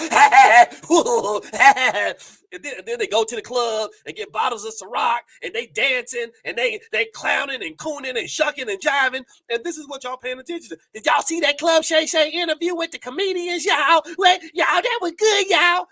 No, that's reflected in your community. You look around your community, the families are shit. Your women are not protected. Your children are not being educated, nor are they being loved or guided. Your wealth is falling in the toilet. Your wealth is going backward. And this is not anti-entertainer or anti-athlete. I mean, there was a time where you had entertainers and athletes who got serious. Anybody remember this? How many of y'all remember the picture that's right here on this page? Anybody seen this picture before? What picture is that? Tell me what's on that screen right there. Y'all see that? Y'all see those serious black men? Now, these are all athletes. Muhammad Ali, Bill Russell, Jim Brown, Kareem Abdul-Jabbar. And these men showed up ready for business. They were ready to handle business. They said, we are the biggest, strongest, baddest dudes out here, and we are the leaders. We are getting the most attention, and we're going to stand up and we're going to do something meaningful with our power. Now, remember this. Remember, back in the day, you had O.J. Simpson that same year. And O.J., when they asked O.J. to participate, O.J. said, I'm not black, I'm O.J. He was the clown of the time. He was the guy that made white folks happy and comfortable. And you saw what happened. They strung his butt up as soon as they did him like Diddy. As soon as he messed up and did something, or was in the wrong place, wrong time, I don't know, whatever you believe, they reminded him of exactly who he was, just like they're doing with Diddy. So at the end of the day, what I will say to you all is that you're really kind of in this awkward situation where not only are you living in an economy that is not built to sustain and support the average American worker, you're also living in a world where the black community gets taken for a massive rope-a-dope. You kind of live in a world where you're taught that as a black man, your most important job is to kind of just sort of be this clownish guy who makes lots of money by making white people happy and comfortable. And then you're all the while your community's not benefiting. You're not building infrastructure. You're not developing schools. You're not building businesses that are capable of employing more than maybe 20 or 30 people. You're not developing the kinds of things that are going to sustain and elevate a community. So there's nothing wrong with necessarily being a comedian. I'm not saying that at all. I'm saying that comedians should not be leading a community. You need people that can create jobs. You need people that can build schools. You need people that are going to guide you in a direction that's going to make you better. And I don't know if we're getting that. I think that people get mad at me. They hate on me when I say it. And I get a lot of heat. But you know what? I can't back down. I'm not going to back down because God is telling me that you're full of crap with this nonsense. That if you believe that what we're doing and where we're going as a community is the right direction, I ain't got nothing for you. I can't help you. I cannot help you. Now do me a favor. Hit the thumbs up button. Thumbs up, share, subscribe. You're watching drboycetv.com, the home for intelligent black people. My name is Dr. Boyce Watkins. And I don't just talk about the problem. I want to solve the problem. In the Black Business School, every single morning, as a finance professor, my goal is to help you become economically aware. So we have what we call economic awareness training that we do every morning at 10 a.m. Eastern. It's 100% free. You don't have to pay money, just pay attention. And we do this every single day in a private Zoom. And so if that's your thing and you're interested in joining us, just pull out your phone, text the word morning, MORNING, to 87948. And if you text morning to 87948, I will send you an invitation. We will meet tomorrow morning because we do this every day, every single day, 7 days a week. And also, as I mentioned earlier, we have books and all kinds of materials and tools and flashcards for kids, financial flashcards, all that. Feel free to go to drboycebooks.com to take a look if you'd like to be a part of that. Okay. So we got all the resources. We're building a university. It's hard. We don't have all the money that we'd like to have. But we have raised a few $1 million and we poured all that right back into building the infrastructure that a lot of these entertainers won't build. And of course, that makes me a very dangerous black man, apparently, in the eyes of people who would rather see a black man as a thug or a comedian than to see a black man show up as a thinker and as someone who actually gets things done. And so anyway, let me get back to this. Okay, so we were talking earlier about this lady who, who had, the whole master's degree, 16 years of experience. She was working 2 jobs and she still was basically on pretty much almost on welfare. Like she was really in a position financially where she can't pay the bills. And really that's an unfortunate reality about America. I mean, at the end of the day, we treat our teachers like crap. We treat our soldiers like crap. The people in the community that are really getting the work done, again, the teachers and the soldiers and the thinkers and the parents and the activists and the people that are really guiding our people to a better place, the husbands and wives and fathers and mothers. These are the individuals that don't get the support that they deserve. And one of the things I just truly believe is that all this is by design. I think that we have a society that's designed to keep the most backward thinking people at the front of the bus, because they'll drive the bus backward. Why? Well, because you're a backward Negro. Backward Negroes drive the bus backward. Their job is not to move it forward. So if your biggest Black leaders and your most visible Black people, are comedians, well, then you're going to be a joke. Your community is going to be a joke. Why? Well, because your leader's a comedian. So comedians make you laugh, and there's a long history of a very non-threatening, comedy-like Black men being put at the top of the food chain, being seen, by everybody, getting lots of money to be goofballs, and absolutely no progress gets made out of that. There's no improvement in our educational system. There's no infrastructure being built. There's no jobs being created. Families are not stronger. It's just kind of this intergenerational phenomenon. Now, one of the things I want to mention also, though, that you really want to understand is that there is a way to kind of analyze what's happening to all Americans as it pertains to what a college degree does for you and what it does not do for you. College degrees, are something that when we felt like we were being progressive, we really pursued education at the highest levels, and we still do. I think there's nothing wrong with going to college. I taught on many college campuses, University of Kentucky, Indiana University, etc. And I love going to college campuses. My wife and I, every year, we go back to Indiana University where I met her. And I tell guys, I kind of mess with them. I say, if you're looking for a good wife, you ain't going to typically find your best wife in the club. I said, I found my wife in the library, and I got a great wife. And because somebody wrote something on there where they said, I can't find a woman who looks good, who can cook and who can clean, who can throw down in the bedroom and all these other things, right? And I said, you know what? Then I must have hit the lottery. I said, but the truth of the matter is that my wife was not the first Black woman I met who had those criteria. There's lots of amazing Black women in the world.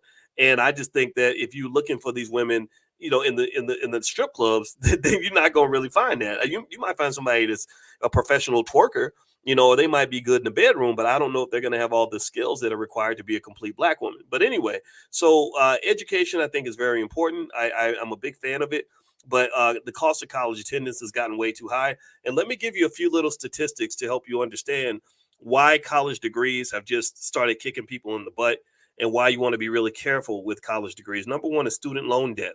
The average student loan debt for the class of 2022 was $37,000. It was only $20,000 back in the year 2000.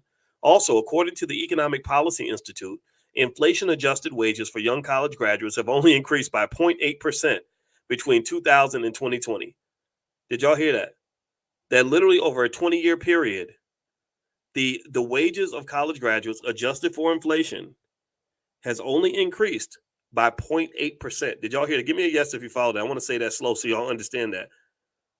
Now, let me ask y'all this. So the wages, the inflation adjusted wages for young college graduates have only increased by 0.8%. Do you think that over a 20-year period, the cost of living only went up by 0.8%? What do y'all think? Do you think that 0.8% increase over a 20-year period is good? Did y'all hear? Are y'all hearing this? So it basically says that as a college graduate in 2024, you're not making that much more than your mother did when she graduated in 2020 or 1998. You're not. So how in the hell can we see a statistic like this and somehow still believe that the whole go to school and get a good job path is the best approach? I mean, what makes me sad about it is that I know how hard it is to be a good teacher. God bless the best teachers in our world. I mean, teachers are just some of the most amazing, important, transformative human beings in our society. Teachers, I mean, and nowadays, these kids are crazy. They're coming to school with guns, ready to fight because their mama and their daddy ain't doing a good job. The daddy's on crack, mama's on heroin, and they come into school ready to fight the teacher and all that. And so God bless all the teachers that put up with that. I mean, I think that you are a gift from God. You are more important to the Black community than any athlete, any rapper, or any comedian will ever be. And I think you deserve to be paid for that. So it makes me sad to hear that teachers and people that are doing these really important jobs are not getting what they deserve in terms of pay. And where I come in, and again, this sometimes it offends people, but I don't care about that. I want to offend you because your ass needs to be offended by the way you've been treated. You need to be offended by the fact that your community's following behind every generation.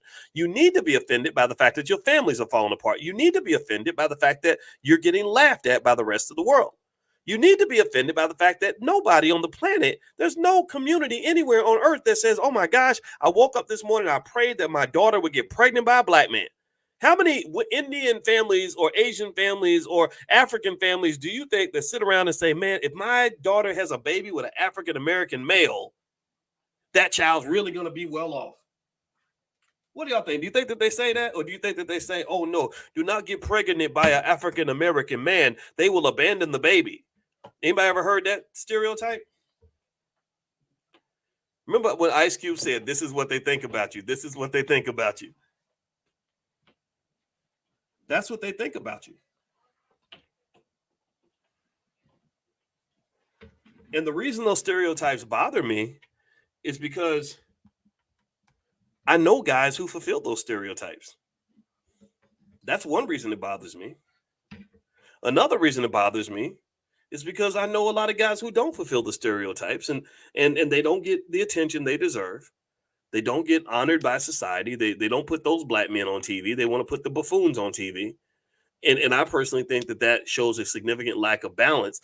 But if you understand Dr. Claude Anderson the way I do in his books like Black Labor, White Wealth, you'll know that there's a history to this. There's a history of making black people look ridiculous. There's a history of promoting backward thinking in their community. So really what I would say to you is that the solution is going to have to come from you. And ultimately, when you're talking about solutions, there's no way around basic things like entrepreneurship. There's no way around things like investing. Every kid's going to have to invest, especially with some of our people and the way they see the shiny Negroes on TV, the rappers and everything else, and they want to dress like the rappers, and they want to have the Gucci this and the Prada that and the fancy this and the fancy that. Well, all that stuff costs money. There's nothing wrong with wanting nice stuff, but if you want nice stuff, you have to have a financial plan. If you want nice stuff and you don't position yourself to be able to afford it, then you're eventually going to have to do something illegal or unethical in order to obtain it. So what happens in the black community in many cases is that a lot of our young people have significant financial addictions. They're addicted to the Louis. They're addicted to the Gucci. They're addicted to the Prada. They're addicted to the jewelry. They're addicted to the Benz. They're addicted to whatever, right? You saw kids. Did you see that? I talked about this yesterday. You see kids going to the prom that literally look like they are born in Indian or African royalty or something. Like they're showing to the prom, spending $10,000-$20,000 on the prom, pulling up in Benzes and Bentleys and everything else. And it's all a costume party. It's all fake. It's all fake because 9 times out of 10, you can't afford it. 9 times out of 10, you're going in debt to have it. 9 times out of 10, you're just trying to keep up with your friends. 9 times out of 10, you are using financial extravagance as a way to cover up extreme insecurities. 9 times out of 10, you act this way because you think that that's the culture. And my question that I ask you, the question that's going to get on your nerves is I say, well, who created that culture? Where'd that culture come from? Well, that's what the rappers do. Well, who put the rappers on TV? Probably the record labels. Or who runs the record labels? It ain't us. Who runs the TV networks? It ain't us. And the people that are putting these images into the media, the people that are putting these guys on TV that you look up to, they don't put their own children out there like that. They don't have their own kids looking like you. It's just you. It's your thing, right? So ultimately, if you have this much materialism, I'm not saying there's anything wrong with having nice stuff. I have a luxury car. My wife has a luxury car. But at the same time, we also have a work ethic that is consistent with being able to obtain a luxury car. In addition to having the luxury car, my wife has a PhD. She spent many, many years in school studying 8 hours a day so she could be successful. That's what I had to do. I had to study 7-8 hours a day for almost a decade to get my PhD in finance. They didn't give me that. I didn't get it through some weekend program. I'm not a veneer tech. Right? You saw the veneer techs, right? And I think that sometimes what can occur is that you have this weird disconnect. What entertainment kind of does is it creates this weird disconnect between work ethic and success. It makes a 25-year-old think that you're supposed to live like a rich 45-year-old by the time you're 26. And I just really think that that's a dangerous trap to fall into, especially when all the skills that you're given to obtain that are the wrong skills anyway. Now, what I'm going to do actually is, instead of just talking about the problem, I'm going to give you some solutions. If you could, please do me a favor, hit the thumbs up button, thumbs up, share, subscribe. My name is Dr. Boyce Watkins. If you'd like to learn how to make money without working, I teach stock options and all kinds of stuff, things that I really think everybody should understand. I think kids should learn this stuff. I really wish every child understood stock options, because it would really change your life. I'm training our 17-year-old on stock options now, because I told her we're in LA, and I said, I'm going to take you to Rodeo Drive, but I'll take you as long as you will let me show you some things that will allow you to afford stuff on Rodeo Drive. So if you'd like to take advantage of a free training that I have that everyone loves, called How to Make Money Without Working, just text the word money to the number 87948. You could text money to 87948. And another way you could take a look at what we do with stock options is you can go to drboyceprime.com. Prime stands for Passive Recurring Income Machine. So feel free to go to drboyceprime.com. You can take a look. All right, so let's finish this up. Let's finish this conversation, because I don't want to sit on here ranting all day. Even though y'all know me, I get mad about this stuff, and I end up just kind of going off. And I apologize if I sound that way. Just chalk it up to a frustrated person who sees a solution that isn't being applied. So there's a lot of financial stress out here. A lot of people are worried about how to pay the bills. A lot of people are mad because their college degree did not pay off the way they wanted it to. Other statistics that you should pay attention to are the following. In 2020, the unemployment rate for recent college graduates was 6.8%.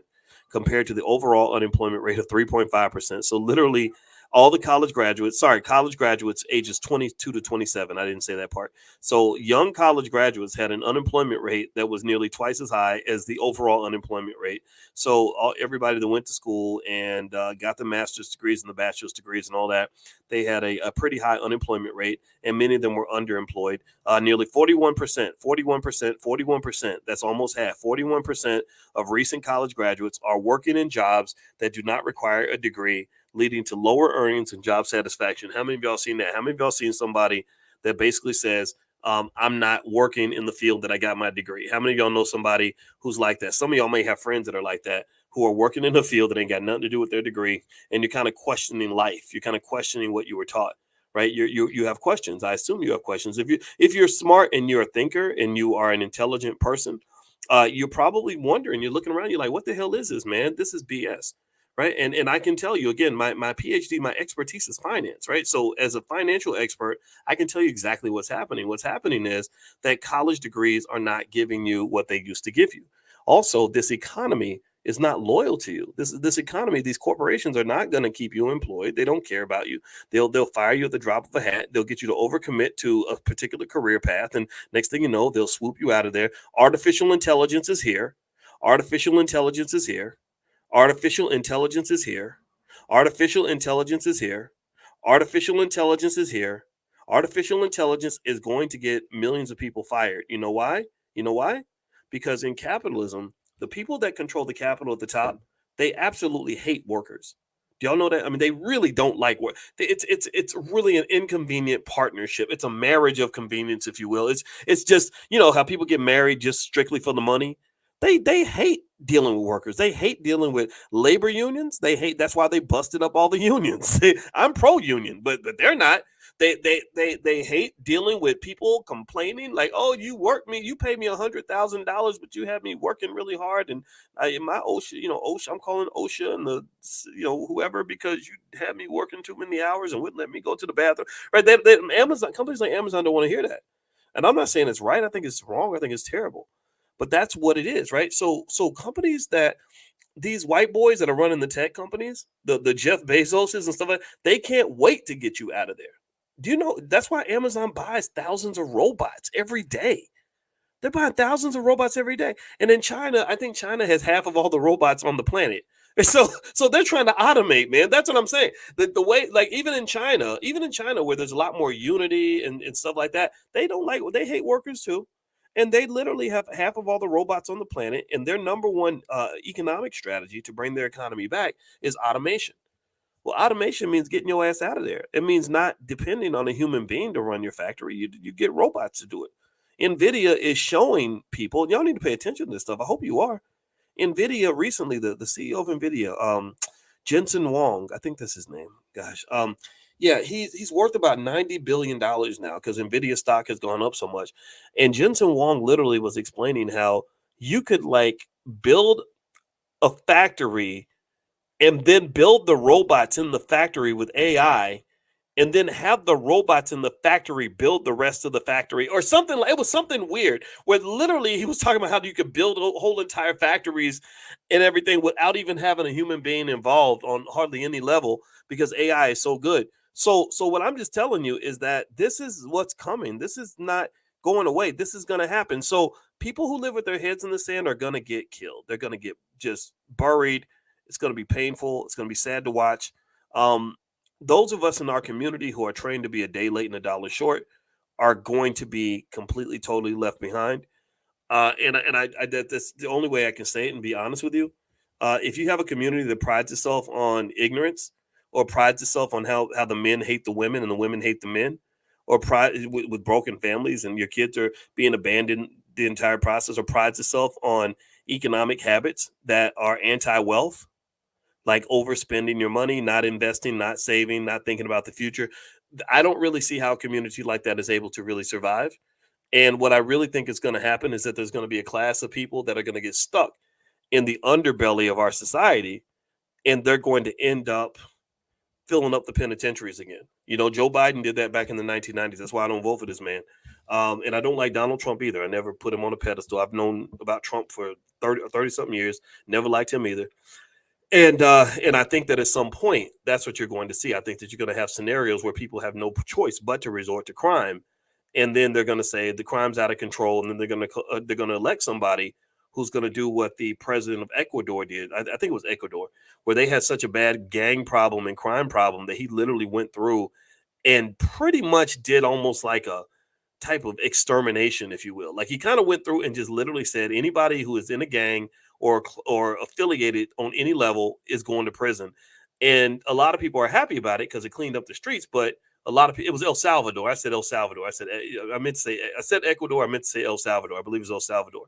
Go look that up. So I kind of just really think that it's important to kind of know what's coming down the pike. And artificial intelligence for sure is coming down the pike. Another stat that tells you how college graduates are kind of getting their butts kicked is it says here that the cost of living has increased significantly. Housing prices have risen 54% just from 2012 to 2024, and they've gone up even since then.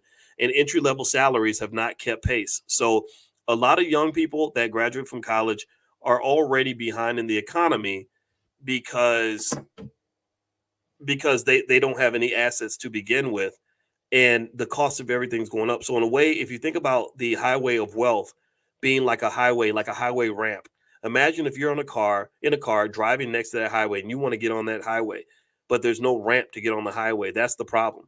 And so one of the reasons that we created things in the Black Business School, like the Black Wealth Master Plan, which I'll put the URL up here if you guys want to go take a look, is because basically what you have to do, in my opinion, is if you want your children to avoid the pain of what's coming, you have to get them ready now. Like when you got that little baby next to you, you got to start thinking about their economic plan today, so that in 20 years, you'll have enough time to grow the wealth that is required to liberate them. Also, the Black Wealth Master Plan is very, very simple. It says every Black child should be taught to how to start a business by the age of 12. If that teacher, with all that experience and all that education and all that skill, knew how to start a little side hustle that made her an extra $2,000 a month, she wouldn't be on the cover of a magazine talking about how broke she is. Do you understand what I'm saying? It doesn't take a lot to change your economic fate. It just takes that little ability to make a little bit of money. And one of the ways that they trap you is they get you to believe this ridiculous myth that as long as you know how to do your job, you're going to be okay. As long as you're the most important shift nurse, that in the hospital, you the best, you're the only person in the factory that knows how to work the blah blah blah machine, right? And you start to get this false sense of security because you really think you can't be replaced. And that's just not true. Like I kind of want you to just understand that you always have to have a plan B and a plan C and a plan D, right? So what does that look like? Let's go back here. Let me show you all this picture again. And this was the premise of why I even did this podcast episode. And by the way, I'm on Spotify. So if you look up the Dr. Boyce Breakdown on Spotify and Apple, you can find it there as well, in case you want to listen in your car. So listen to this. We'll read this again. I want you to read this And then I want you to think about what you see, but then I want to tell you what I see. Okay. What I see as a finance professor. And this is on my Twitter. My Twitter is Dr. Boyce Watkins and the number 1. Please follow me on Twitter. Please follow me on Twitter. I need y'all to follow me on Twitter and Instagram because I'm blocking the idiots. I get rid when people come in there stupid and corny and goofy. I had more patience when I was like 40 than I did when I was 50. I just don't have the patience anymore. So follow so we can have intelligent, important conversations. I don't want to be around stupid people. I just don't enjoy that very much.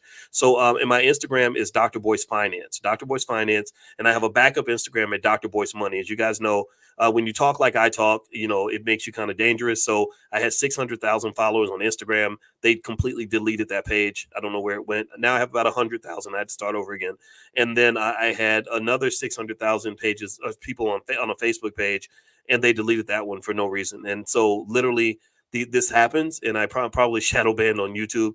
So if you follow me on multiple platforms, that'll give us a chance to make sure we're connected. One thing I got to warn you guys about, though, is that there are a lot of scammer pages that use my name. So if you see Boyce Watkins creeping in your DM, trying to sell you some Bitcoin or offer you some sex on the weekend or something like that, just know that ain't me. I don't creep in people's DMs. The only DM I creep in is my wife. And so just be mindful, because one lady told me she lost $200,000 from one of these scammer type people, and it just really breaks my heart, and I don't want that to happen to you. So please be careful. All right. So anyway, let me read this to you, and then I want you to, we're going to dissect this. It says, I have a master's degree, 16 years of experience. I work 2 extra jobs and donate blood plasma to pay the bills. I'm a teacher in America. So what she's basically saying is that with the master's degree, the 16 years of experience, the hard work with 2 extra jobs, she still doesn't have enough money. Now, here's what I want you to answer for me. I like to do these consciousness exercises. This is what we do in financial consciousness training every morning, by the way, is we're going to do a quick consciousness exercise. I'm going to ask you some simple questions. You're going to give me simple answers, and then it's going to lead us to the conclusion. So I want you to answer this for me. Does this lady have skill? Is she a skilled person? Is she a person who has acquired what should be a necessary amount of skill for her to be considered a successful person? Like, would you agree? She's got a master's degree. She achieved the educational dream. Most people don't have a master's degree. 16 years of experience, right? How many of y'all would agree that this lady is accomplished educationally and in terms of skill? Put a yes in the chat. Okay. Now, as you put your yeses in, I'm going to ask you another question. Simple question. Is this a hardworking woman? Would you agree that this teacher who works 2 extra jobs with her master's degree and 16 years of experience is a hardworking person? Would you agree? Give me a yes.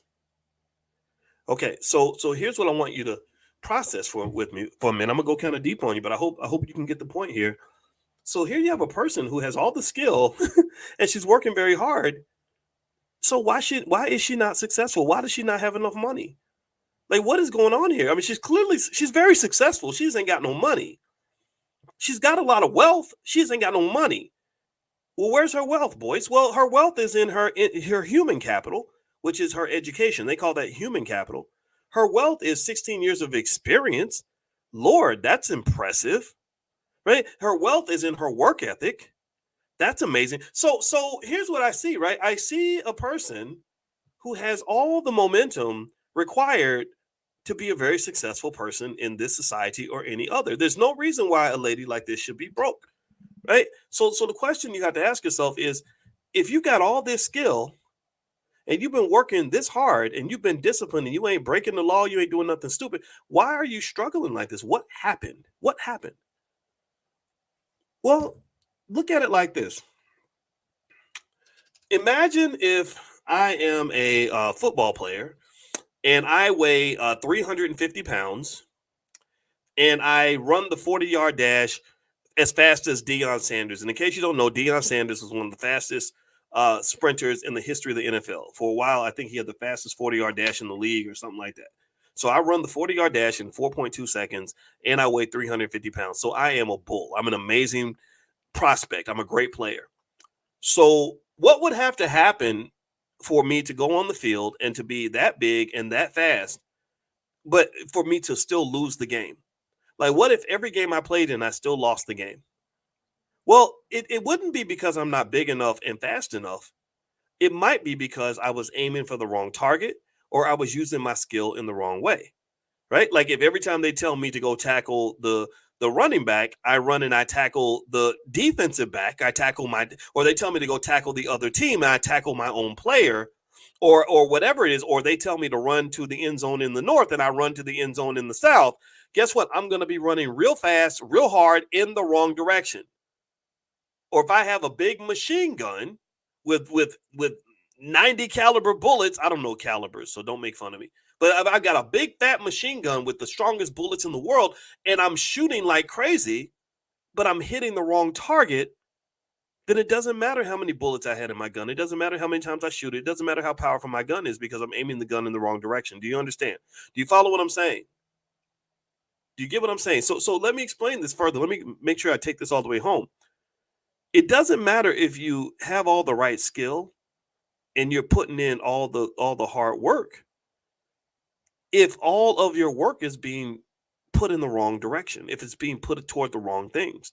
Like if I have a super fast, high-powered sports car and I drive 3,000 miles in the wrong direction, then I would have been better off without a car at all. I should have just walked. Somebody on a 10-speed bike could make more progress than I made because I've been going 120 miles an hour in the wrong direction. So this is my point. When I look at this lady, I say, man, you put 1.5 million. Remember at the beginning, we calculated financially the financial value of 16 years of experience and a master's degree. That was about $1.5 million worth of capital that was applied in a way where she still finds herself broke and without income and without assets. That tells me that something went wrong in terms of the application of her capital. She managed it the wrong way. Just like you run a business. When you run a business, you got to manage it a certain way to make it work. If you manage it incorrectly, it's going to fail. Suge Knight mismanaged Death Row Records. That's why Death Row Records died. Even my friend Jay Morrison mismanaged the Tulsa Real Estate Fund. Apparently something went wrong because you had the millions of dollars and it didn't quite work out. Or you look at other corporations that have failed. You look at opportunity. DMX mismanaged his extraordinary talent where he should have been a billionaire like Jay-Z, but instead he ended up dying as a crackhead in his mid-40s, right? So when you have something great, when God blesses you with something powerful and you have a great opportunity and you put work into building that opportunity up, if you mismanage that, if you misdirect the energy, then it'll be just like you never had it before. It'll be just like you never had it. So here's what I argue. I argue that for Black people, let's talk about us. I believe that we mismanage our collective energy. If this woman, she's not even Black, so I'm using this lady as an example, but I don't know if she's Black. Maybe she's Hispanic or something, or but Black people can be light skinned too. So whatever. My wife is light skinned.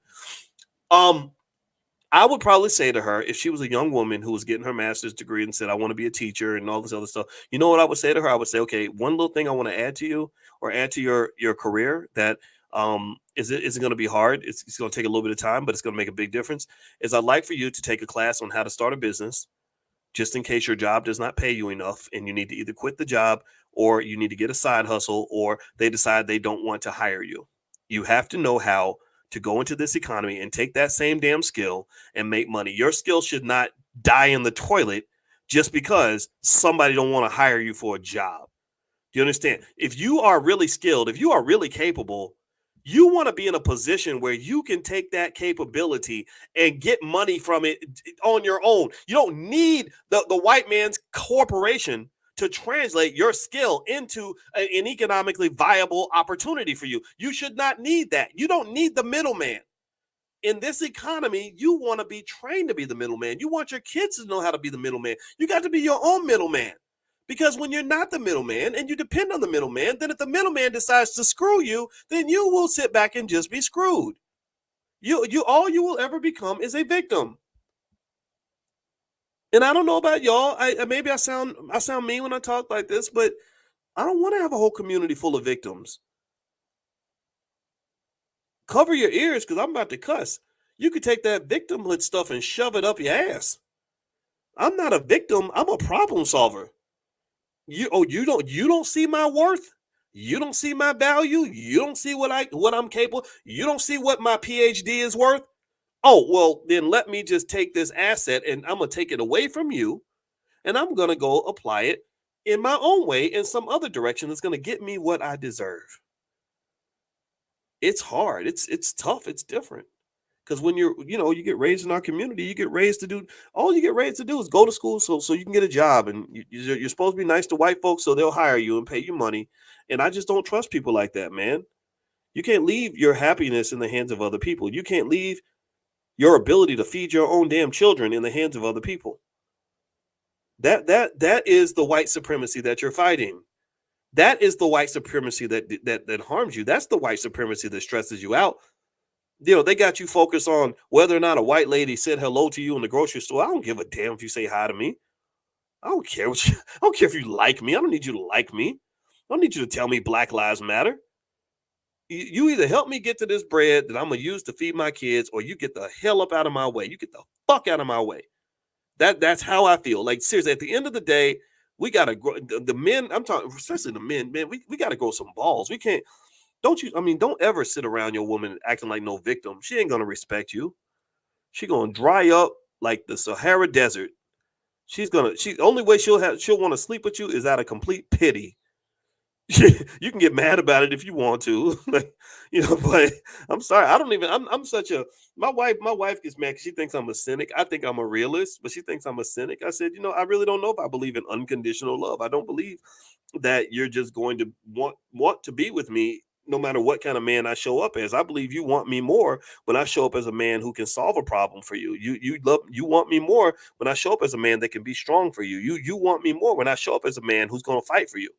I don't think that it would be natural for you to be attracted to me if I never fought for you, if I had no abilities that could support you, if I had no desire to be supportive of you. What in the hell would make you want to love a person like that? That doesn't even make any damn sense. So I personally think at the end of the day, we have to become realistic about the economics of this society and understand what it means to be Black in America, and just know that at the end of the day, you ain't white. And that's just, that's as plain as it gets. So anyway, do me a favor, please hit the thumbs up button, thumbs up, share, subscribe. If you want, just so you know, we were talking about artificial intelligence and stuff like that. I do have a list of AI stocks that I sent out to my students. So if you'd like to receive that list of AI stocks that you can invest in to take advantage of the AI boom, just text the word stock to the number 87948. If you text stock to 87948, the list should come to you in the next day or so. So there's information there that can help you. I believe a great way to benefit from AI is to invest in it. Secondly, I want to remind everybody that we have the All Black National Convention every year. That's a convention that we paid for, one that we created. It's not sponsored by a government corporation, nobody else. My wife comes out, and we have lots of great people that come out there every year. And it's where we gather the smartest people in our community to solve our problems. My wife is a wonderful, beautiful woman, and I love her so much. And her birthday is coming up, and she's a licensed therapist. She's a full professor of social work. She's a hardworking woman. She literally I think we should brag on our women when they're doing great things. And let me just tell you, my wife actually, believe it or not, she wears the same size that she wore in college, because she gets up at 5 o'clock in the morning every day to go to this boot camp where these people bark at and yell at them and make them do sit-ups and push-ups and run and all that stuff. And I just think that's awesome, because it does push you when you're around somebody that believes in excellence and perseverance and has determination. That pushes you to the next level, right? So I would encourage you to not just look for somebody who's going to just make life easy for you. Hang out with somebody that's going to kind of challenge you a little bit. I think that there is a balance there, obviously, though. I think, I think women that are able to give men peace, I think that means a lot. But one thing I can tell you is that my wife, I really appreciate her, because her intense work ethic, intellectually, physically, everything else, it pretty much saved my life. Because you get in your 40s and you start gaining the weight and all that stuff, and so having a wife getting up every morning at 5 a.m. and trying to keep up with that really made a difference for me, right? So anyway, she's a licensed therapist, a full professor of social work. She's also a certified trauma specialist, and she sees clients on an individual and collective basis. So if you want to go take a look at her site, it's coachingwithdralicia.com. That's coachingwithdralicia.com. And also, since her birthday's coming up, I just want to just mention how much I appreciate you, babe. So I don't know if she's going to hear this or not, but I think it's important that we give credit to our women. And yes, she is Black. I know some of y'all make fun of the fact that she's high yellow, but she's Black. She's not just Black. She's Gary, Indiana Black. And if you know anything about Gary, Gary ain't nothing to play with. When she grew up in Gary, it was the murder capital of the world. So, so anyway, that's a little bit about my wife. And one thing that she helped me do was with the convention. She helped us to add in things like we have a whole Black financial therapy department in the Black Business School. So she partners with therapists, and they work on all the psychological barriers that keep us from building Black wealth. And these are high-powered people. These are people that are credentialed, that have doctorates and licenses and everything else. And I think this is such an upgrade to the internet, because the internet is full of a lot of unqualified people. It's full of a lot of people where, I guess because we somehow think that having credentials is bad, or maybe there are people who make fun of people who actually went to school and all that. You just get a lot of bad information out here. So anyway, this is what we do. And the convention is going to be this year in Lombard, Illinois, which is right outside of Chicago. So I hope you'll join us. Just go to allblacknationalconvention.com. In fact, in our Money in the Morning, our financial awareness training, we're actually going to give away some free tickets to the convention. We're going to do a drawing maybe once every couple of weeks. And so if your money's tight and you want to try to, get in the drawing for a free convention ticket, just join us for our financial consciousness class in the morning. It's totally free. You can do that by texting the word morning to 87948. Or if you live in another country, you can go to drboyceelevate.com. That's drboyceelevate.com. Okay. So anyway, thank you for letting me gush about my wife for a second. I apologize. I don't know. I know people make fun of me for that. People have been making fun of me since. So there's some people who've been making fun of me since I got married.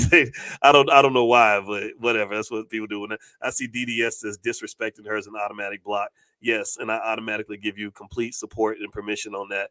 Somebody comes in acting silly, then they just need to go. It's okay. They can go. There's plenty of ignorant places they can go. They just don't need to be here. But anyway, long story short, let's sort of summarize what we were talking about earlier. So basically, here's the deal. So when we're talking about this poor lady who was struggling financially as a teacher with 16 years of experience and 2 master's degrees, there's an easy fix to this problem.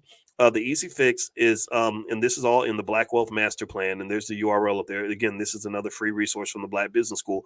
If every Black child is taught to start a business by the age of 12, then they always have a plan B. They can always create a side hustle to make an extra $2,000 a month.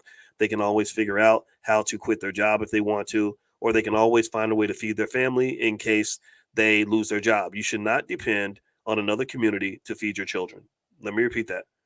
You should never depend on another community to feed your children. If you get to the point where you say, gosh, I can't feed my kids because Mr. White Man's not hiring, I don't think your children are going to want to hear that. They're not going to respect that. So it's very important that you have a plan B for that, and also that you train your children to have a plan B for that. Give me a yes if you agree with that. Number 2 is you got to buy stock for your kids when they're young. I wrote my dissertation on the stock market. I studied the stock market for 30 years. I've written a bunch of original research papers on how impactful the stock market is as a wealth building mechanism. So I have confirmed science that shows the stock market investing is literally the #1 wealth builder in our society. So you got to start buying your kids stock when they're young. Don't overthink it. Don't let it scare you. Just set it on autopilot, man. Just open up your Robinhood app and literally just like buy $30 or $40 worth of stock every week, or $100 worth if you can. I mean, $100 a week is $400 a month. There are people that spend more than that on a damn car note. So I'm trying to understand why the hell am I trying to fight with people who don't even love their kids as much as they love their car? Like that's what I'm on, and I don't want to guilt trip you, but it's true. That's how I think. I'm like, wait, isn't your child's future protecting them from racism and racial abuse, police shootings, and all these other horrible things that can happen when you're not prepared as a young Black man, a young Black woman?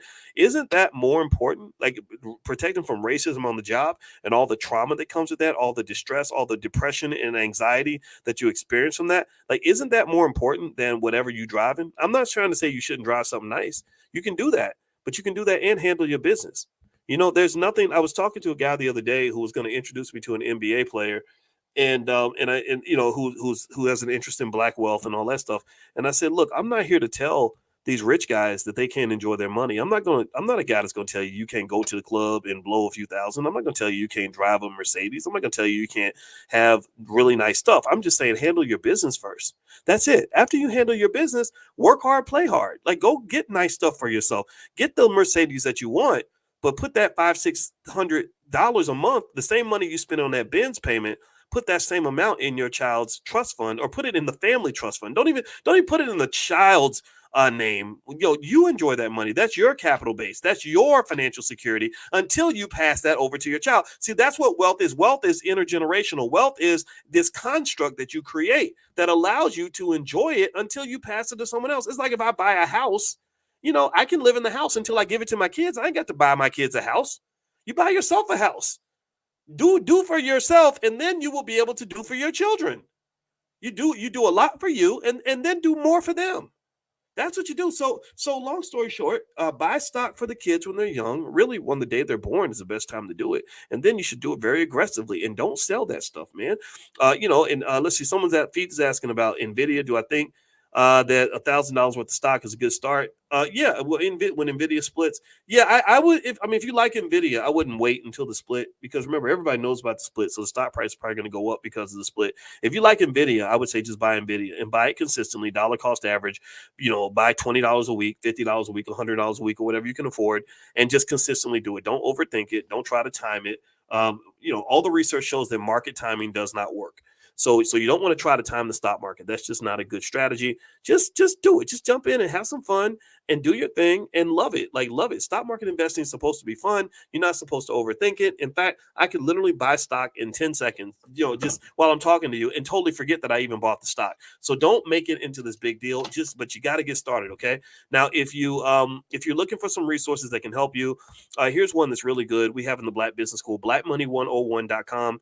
There is a ton of material, a ton of great lectures I put together with slides and PowerPoints and everything else that's yours for life.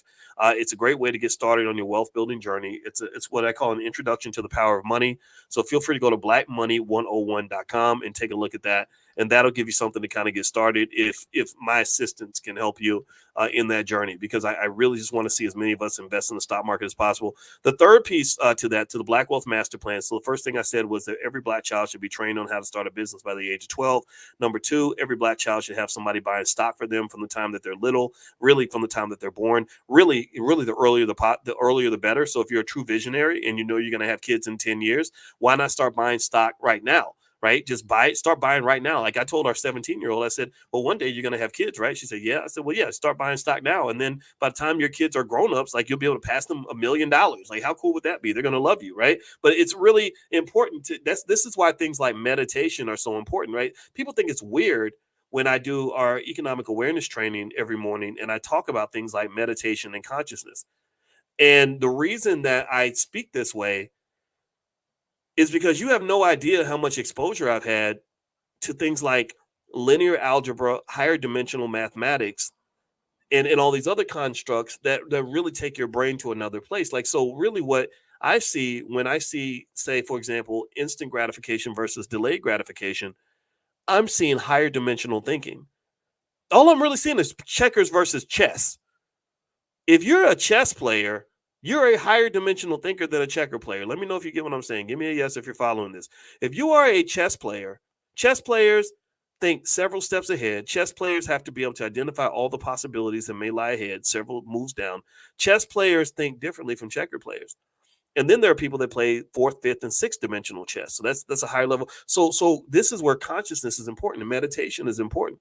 So if I'm sitting here and I'm 20 years old and I meditate and I just imagine myself as a 50-year-old, and I walk through my day as a 50-year-old man with teenage children and a 50-year-old wife and 50-year-old bills and and all that stuff, then I can see that life that I need to be prepared for. I can understand it better, and I'm not going to be intimidated by it because I have 30 years to put myself in a position where I'm going to be doing very well as a 50-year-old. Do you understand? Thank you, Sister Debbie. I see your yes.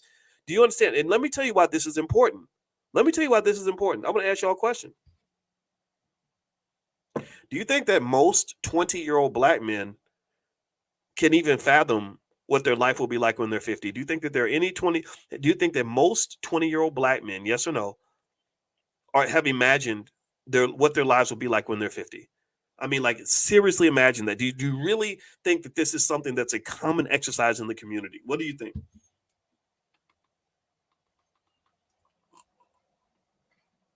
Of course it's not. It's not. Most 20-year-old Black men can't even imagine being 25. I'm not saying that there's something wrong with them. I'm not making fun of them. So if you're young, I'm not dogging you and nothing like that. I'm just telling you, look at your friends. Look at your friends who can't even look past Saturday night. You got friends that can't even see 3 months into the future, let alone think about it. You are running around skeeting and all these women and making babies everywhere. And you go look at a lot of 35-year-old men. Child support is one of the biggest financial drains that they're dealing with. They sit there dealing with all this child support, hate their baby's mama. I'm like, well, if you hate your baby's mama and you hate paying the child support, why was you in there raw dogging all them girls when you're talking? Well, you know, man, I wasn't thinking, man. I was just living, man. See, there's your problem. No, you didn't have somebody like me in your ear.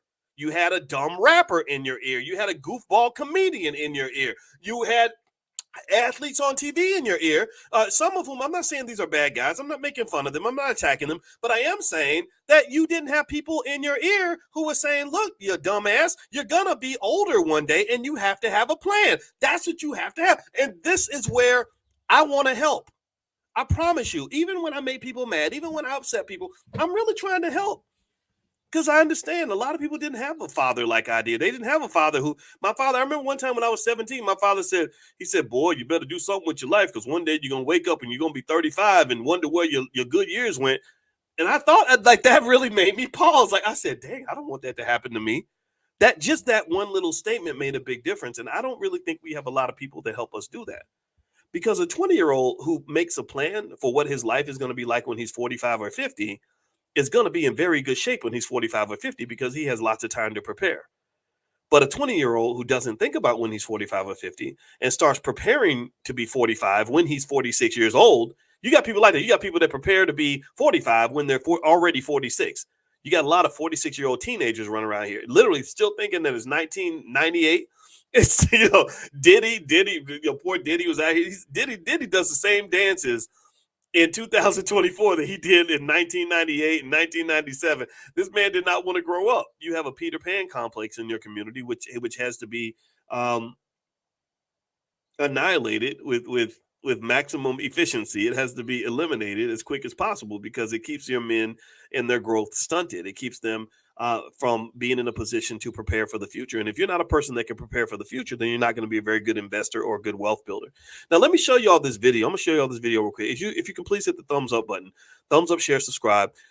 This is the last thing I'm going to show you, I promise. And then I'm going to get on out of here because when I start talking for a long time, I start saying stuff that makes people madder than it already does.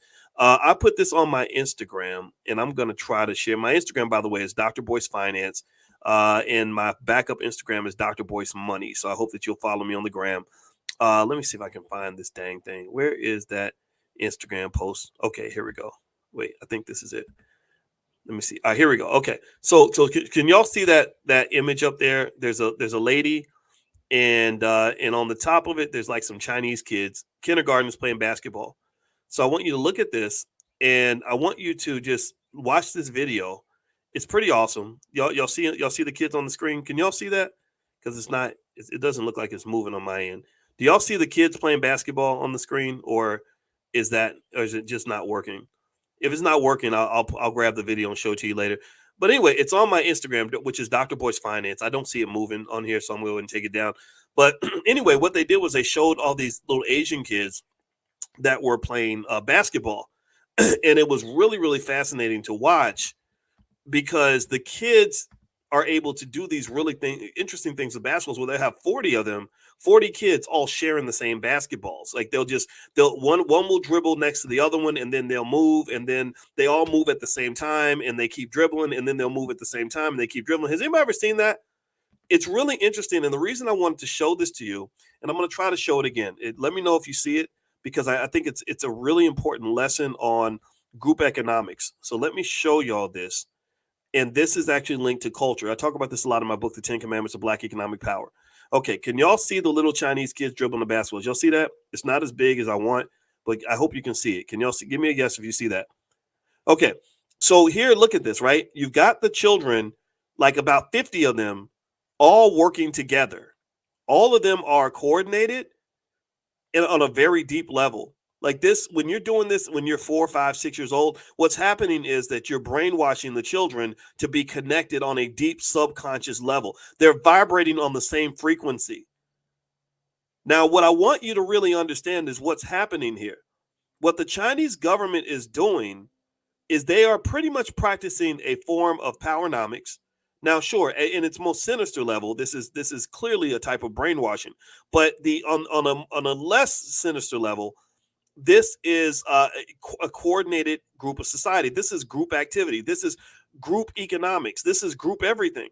This is family structure. This is us understanding that we are better off when we connect to the group, when we are consistent in terms of what we do, and what I do affects what you do affects what I do. We all care about the community. Now, I want you to contrast that with some of what we see sometimes in the Black community, where you don't have a collective mindset, where you have, for example, you might have some really famous entertainer who does some really ridiculous stuff, and people say, why would you set that bad example for the children?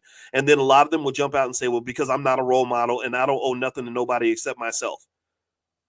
That doesn't really happen in China. The Chinese government pretty much forbids that kind of behavior. They punish and penalize that kind of behavior. In fact, if you are a loud, flashy hip hop artist showing off all your money and to poor people and also making people feel bad, they will take you down. They will take down your social media. They won't let you do that. They won't let people do what a lot of our artists do. Right. So what I'm saying to you is that when you see these kids operating in sync, what that's doing is that's creating a type of rhythm, a type of subconscious connection and vibration that they're going to operate on even when they're 20, 30, and 40 and 50 years old. You won't be able to compete. Your kids who are divided and conquered and crabs in a barrel and fighting each other, pulling each other down, hating on each other, mad at each other, competing with each other, they can't compete with Chinese kids, because I taught a class in China. I taught finance in China a long time ago, 18 years ago. I taught a finance class in China. And when I tell you that they operate in sync, it is not a game. They got powernomics mastered at a very high level. They are going to kick your kids in the ass if your kids grow up with all this Negro shit. If they grow up with all this nonsense, this selfish, narcissistic behavior that they see from some of their favorite celebrities, I don't care about nobody. All I care about is mine, and I hate my baby daddy. You can't win. Not against this, because they've been training since they were children on how to be connected. They also understand what an ecosystem looks like. In my book, The 10 Commandments of Black Economic Power, I have to spend a lot of time explaining what an ecosystem is. While the Black family is supposed to be an economic ecosystem where I pour into you, you pour into me.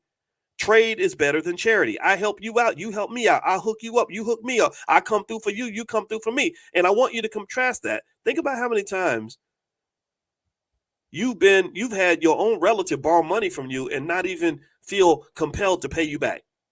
Has that happened to anybody? Has anybody ever loaned money to a relative who was in trouble because you're trying to be loyal, you're trying to follow through, you're trying to be a stand-up guy, you're trying to be a good loved one, and you come through for them, and then they disappear with your money? Has anybody ever seen that?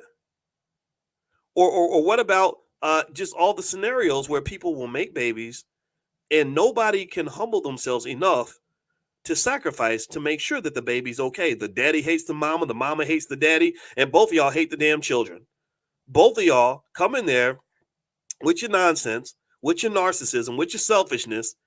You talking crazy about his daddy in front of the child. So the child hates himself. He hates his daddy. So he's got no father. And then the daddy's talking crazy about the mother. That's not healthy, man. Like that's very anti-family. It's very anti-wealth. It's very anti-community. You don't build anything out of that. So what the Chinese government is doing basically when they have these little kids dribbling basketballs together, this is not just PE class. This is treating them how to be a solid citizen. This is powernomics training, Black people. This is what powernomics training looks like. If you look at that circle right there, right, where each kid, think about this, you got 50 kids operating in unison to achieve the same goal. If one child falls off code, if one kid, just 1 out of 50, doesn't understand the assignment, the whole thing falls apart.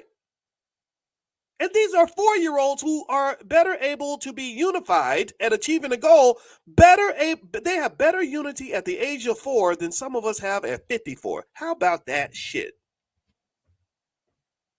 If that doesn't make you mad, I don't know what should. I'm inspired by what I see, but part of me is like frightened by this. I'm scared for for those of us who just never learn these things, right? And I really encourage you, like discipline and unity are critical when you're really trying to compete in this world. So a lot of us, let's just face it, a lot of our people won't ever be able to compete. When you can't compete, you pretty much have to submit yourself to become the slave of the people who can compete. That's where a big segment of our community is going to go. That's just the reality. That's just the fact. But there are some of you who are tired of that shit. Some of y'all who just ain't gonna live like that. You don't want to live like a slave. You don't want to be told what to do. You don't want anybody controlling you. You want to elevate. You want to break the generational curse. You want to go to the next level. And I applaud you, and I encourage you, and I challenge you. And what I'm also telling you is that you're gonna have to be strong as hell.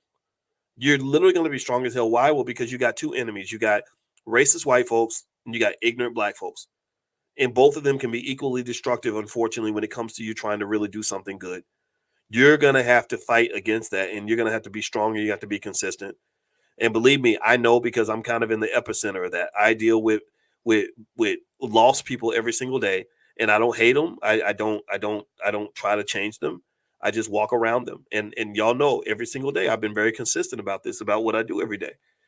Because when you're trying to do something hard or something great or whatever it is we're trying to do, you got to put forth that effort. You got to be committed at that level. You got to be extreme.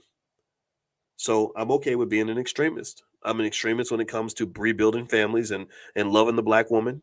I'm an extremist when it comes to education. I believe that our kids should be educated at the highest level. They should be able to compete with the Indian kids, Asian kids, Arab kids, and Nigerian kids. I'm not just happy when a kid finishes high school and he can't read. I'm not happy just because Pookie went to college. I'm happy when Pookie goes to college and he does his absolute best.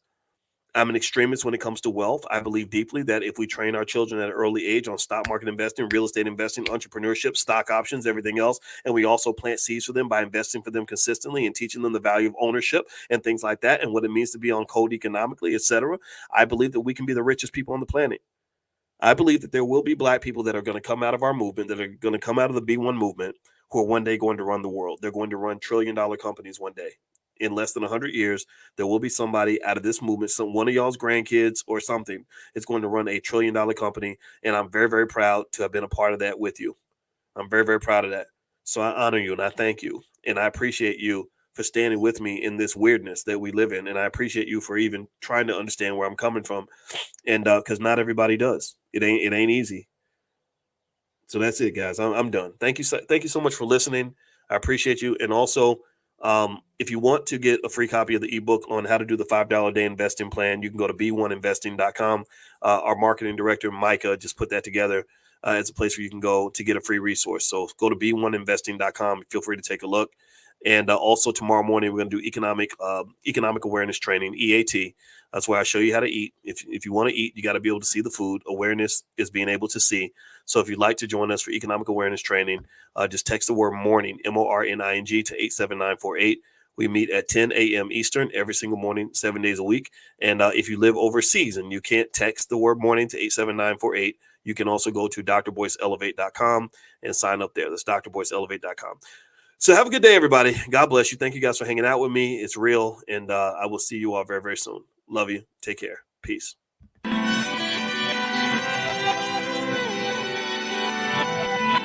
Here we are, clan the isms, cataclysm great. Our people out here struggling, trying to make it in this state. Everybody out here doing it, but we the ones who late. Now family, we the ones who gotta delegate. Get that money in the power, never be fake. Stick to cosign for 3. What did he say? Create jobs, support our own. Educate the same and buy back your home. Got 3 degrees, triple 10. 3 PhDs, now we on the CNN. DBTV, let's talk about negligence. Ignorance is bliss, but we can turn it to intelligence. Believe none of what you hear, half of what you see. Let's break it down here on Dr. Boyce TV. Here we are. Job or something, and you thought you were never going to run out of money. But even despite the fact that you thought you were never going to run out, you did, right? You were just spending a little bit here, a little bit there, $5 here, $10 there. Next thing you know, you got nothing left. Anybody ever go through that? Give me a yes if you know that feeling. Well, the reason that happens, in my view, is because what you're doing is you're sort of not conscious of every dollar that goes out the door. right? You go to the grocery store, you spend $10 here. You go to the, you stop and buy some candy, or whatever. Then you go, you pay for this and pay for that, and you're just thinking, it's only $10. I have $300 in my wallet. Oh, it's only $20. It's only $5 because you're feeling rich. You're feeling very financially secure at that moment. And then what happens is inevitably, inevitably, you run out of money. And that's because it kind of snuck up on you. It's almost what it reminds me of also is it reminds me of that saying where they say watched clocks don't move. Anybody, what I'm talking about, where you're in school and you're going to get out of school at 2 and it's like 1:45 and you're staring at the clock and the clock is not moving at all. I think the reason that the clock doesn't appear to move is because you're very conscious of the clock's movement. You're staring at the clock. Now, if you now, how do you make the clock move? Well, the way the clock ends up moving is if you get distracted. If you get distracted and you're no longer conscious of the movement of the clock, then you'll look down, do something else, talk to your friends, and then turn around and say, "Oh, wow, it's time to go." Right? But why? Well, why is that? Well, because your consciousness was not connected to the clock anymore, so you weren't able to kind of monitor every movement of the clock. It just sort of all happened very quickly. Or if you are on a long trip and you're looking out the window and you're thinking, you're asking, are we there yet? Are we there yet? Are we there yet? And you're just kind of counting the miles one by one and getting bored. What's the best way to make that trip go by quickly? What makes the trip go by fast? Answer me in the chat. If you want to make the trip go by quickly, what do? You go to sleep. You make yourself unconscious. So what happens? What happens then? Well, you fall asleep. I remember coming back from a trip. My track team in high school, we went to Canada, and I remember how long that trip was. We had to drive from Kentucky to Canada because my track team, I didn't necessarily live in the hood, but we were not rich. But my track team was a hood track team, so we didn't have no money. So we drove like from Kentucky to Canada for a track meet, and I remember how long that trip was. And I remember noticing that when I went to sleep and became unconscious, the time just flew by. Do you understand? So here, where am I going with this, right? Because every morning this is economic awareness training, financial consciousness training. So the point that I'm making with these 3 examples is that when you're not aware, when you're not conscious of things slip by, things slide out of your grasp, your money disappears, time flies by. Right. Part of the reason, I don't know if you've ever noticed this. Let me tell you something deep that I noticed about life, because I think about these things. Does anybody notice how, like, when you were little, like, there was a big difference between going from, like, I don't know, the 3rd grade to the 5th grade, or turning from like 12 to 13, or every year of high school, you might remember each year being different from the other year. Anybody notice that? But then when you become an adult, it's like 5 years goes by, 10 years goes by, and it's like it just clicked by. Time goes by faster, it seems, when you get older. And I was like, why does it seem like it took forever to get from 0 to 18, but it took 2 seconds to go from 20 to 30, and then another 2 seconds to go from 30 to 40. What's going on? My mind is playing tricks on me. Shout out to my good buddy Willie D. I didn't understand that. Well, what I believe is that is that is that the reason that time seems to go faster when you get older is because you're in a rut. Your life in 2024 is exactly like your life in 2023, which is pretty similar to your life in 2022, which is similar to 2021. So if I was to ask you, tell me the difference between things you were doing in 2018 versus things that you did in 2017, a lot of you probably couldn't tell me. I can't remember the difference between 2016 and 2015. I kind of could, but not really. It's hard. I can't remember. In 2023, I was married to my wife. In 2022, I was married to my wife. We had the kids. We lived in the same house. I did the same work. So I can't distinguish, but I can distinguish between being in the 4th grade and the 5th grade, because that's a big deal. You grew a couple inches, right? And so why does it seem like the time flew by? Well, because you're in a rut, and when you're in a rut, it's like you're programmed in a way that has you operating on a frequency where you're not conscious of time. You're not taking the time to smell the roses. You're not taking the time to be conscious of where you are at that particular moment in time. Do you understand what I'm saying? Right. So consciousness is critical for anybody that wants to understand life, that wants to preserve things. They say that, for example, if you if you're eating really good food, if you're conscious and you take the time to chew every bite, 50, 60 times, you're going to really enjoy the food a whole lot more than if you just scarf it down. Or as you get older in life, they say when older people get to, their sunset years, they really take the time to celebrate and to connect to every year because they know that the years are thin. They don't want to waste that time anymore. It's not like when they were 30 years old and just kind of not even enjoying anything, just doing the same thing. Get up, go to work, come home, go to bed, get up, go to work, come home, go to bed, get up, go to work, come home, go to bed. So consciousness, in my view, is just critical. It's critical for anybody that really wants to maximize their life or wants to be free, wants to have wealth, or wants to preserve time, or wants to make optimal investments. That's critical, right? So when we do economic awareness training and consciousness training, that's what I want you to kind of understand. So let's spin a little bit and talk about financial consciousness, and I'm going to talk particularly about something that you can invest in if you're interested in taking a look at this. I'm invested in cannabis stocks, and the reason I'm invested in weed is because, as I was explaining to you all how to think like an investor, investors don't look at what's happening now. What investors look at is what they expect to be happening in the future. So, right now, there are some cannabis companies that I bought stock in because I believe that at some point, weed is going to be legalized and they're going to make it okay. It's kind of distressing because, as you know from last night when we were reading Powernomics books or Dr. Claude Anderson's books, you'll know that there's a history of Black people sort of being criminalized for weed, but not being the economic beneficiaries of it, right? So this is kind of a reality that we have to deal with. And so one of the things that if you're interested in this kind of thing, or you are an investor, which I hope everybody is, I do have a list of cannabis stocks that I put together that I can share with you guys. Just get on the text list. I'll text it out to you. Text the word morning, MORNING, to 87948. If you text morning to 87948, you'll get invited to our Money in the Morning consciousness training, but you'll also get that list of the cannabis stocks. I've almost put it together. It's almost done. Once it's done, I'll send it out this afternoon. So get on the text list. Text morning to 87948. I'll send it to you. If you don't get it, you can email support@theblackbusinessschool.com and they can make sure you get it. And I think that there's no guarantees with investing, but this is something worth taking a look at because I believe that at some point, if Biden can't finish his term or something like that, and Kamala takes over, then I think that she's going to legalize, or they're going to push for the legalization of weed. Because also remember this, your government's not very financially conscious at all. Most of your politicians do not make beneficial long-term decisions when it comes to our country's economics. Our debt levels are at an all-time high, way too high, an unsustainable level. And they don't care. Well, why don't they care? Well, because they have no reason, they have no incentive to be conscious of how their economic choices are going to impact the future generations. They don't care what happens 30 years down the line. They're only thinking about the next 4 years.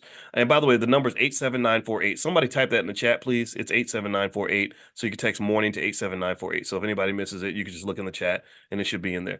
All right. So ultimately, when you're talking about so let's speak on the cannabis industry. So last night we did our Powernomics training, which we do every Wednesday night at 8:30. You can join for free. Just text the word greatness to 87948. 87948 is always the number. So it's just a matter of which list you want to be on and what information you want to get from the Black Business School. We have a ton of things for free. And I want to reiterate that our morning economic awareness training is 100% free. And I know a lot of you benefit from that. But we also have things that do have a low fee attached to them so that we can raise money in order to pursue the mission. So if you want to, for example, learn about stock options, our Prime program is extraordinarily good for those of you that want to generate extra income selling stock options, not buying them. Buying is when you're speculating and you're taking all these risks. I sell stock options. That's how I make my money. So I show you exactly what I'm doing with my portfolio. So if you want to take a look at that, go to drboyceprime.com. It's a great program. I know you're going to love it. All right. So with that said, what I wanted to do today also was answer a few of your questions. If you have some questions and you're in the Zoom and you put the question in the Q&A section, I'll answer your question. I thought today might be a good Q&A day. My wife and I are about to head out. We're going to California and we got some stuff to do out there in the next few days. So I will be doing our class from the road. So I'm kind of trying to get packed for that. But anyway, so if you have a question, put your question in the Q&A section. If you want an invitation to the private Zoom and you're not in here, just text the word morning to 87948. Michael, what are your favorite cannabis stocks? I have a few. I'll send you the list later. Just make sure you're on the text list.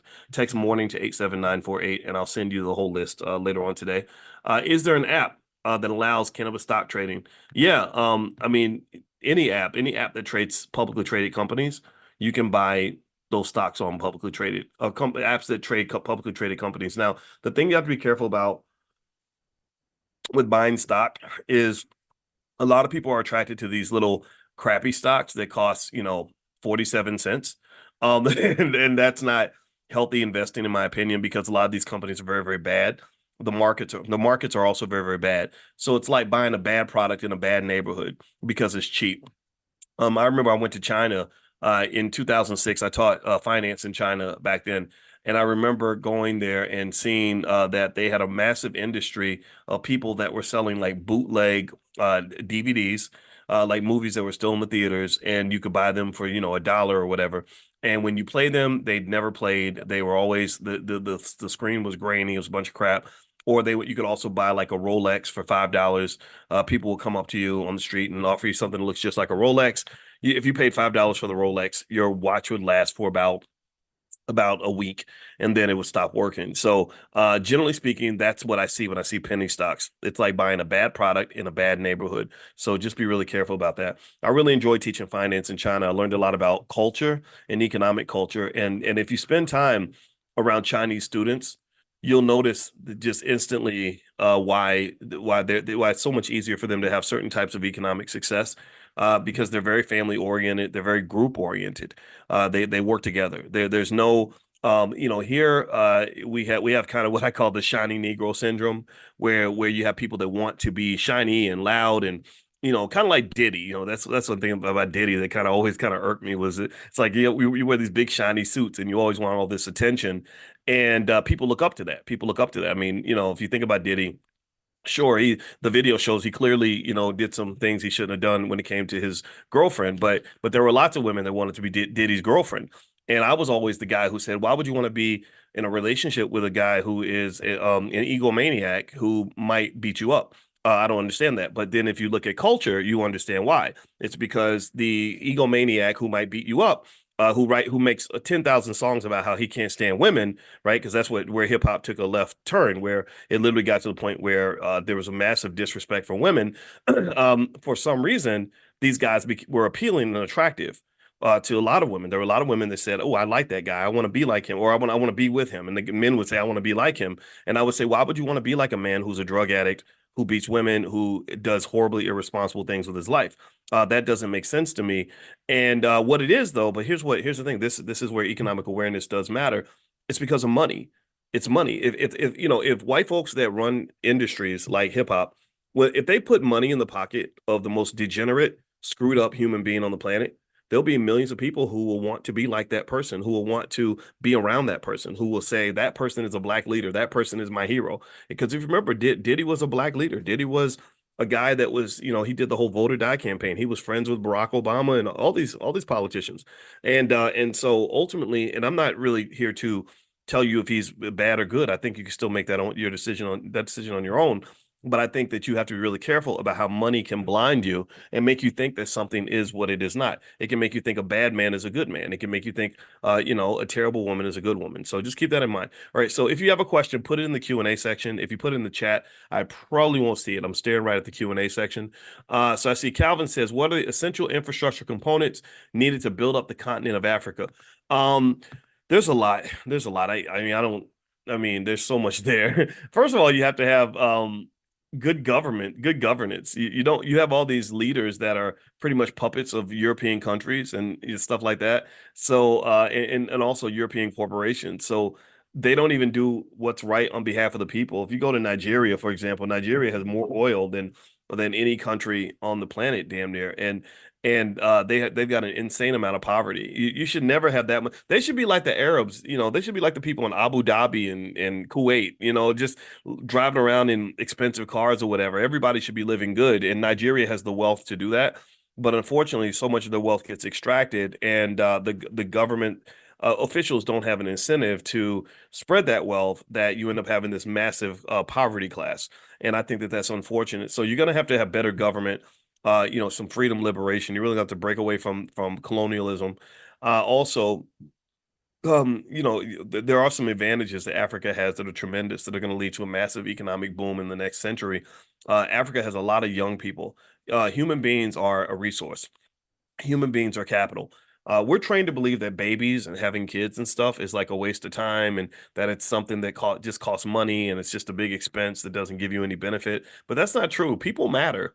People are valuable. Having people in your life is that's a form of wealth. Did you know that you could back in slavery, you could actually tell the bank that you had 20 or 30 slaves, and they would loan you money because they would say, "Wow, you're a wealthy man. You have lots of collateral."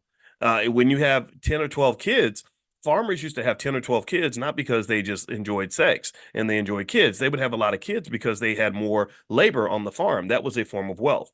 So what's happened what's been interesting is, in our so-called modern society, we've decided that children are not the children are just this wasteful luxury item that most of us can't afford to create and produce.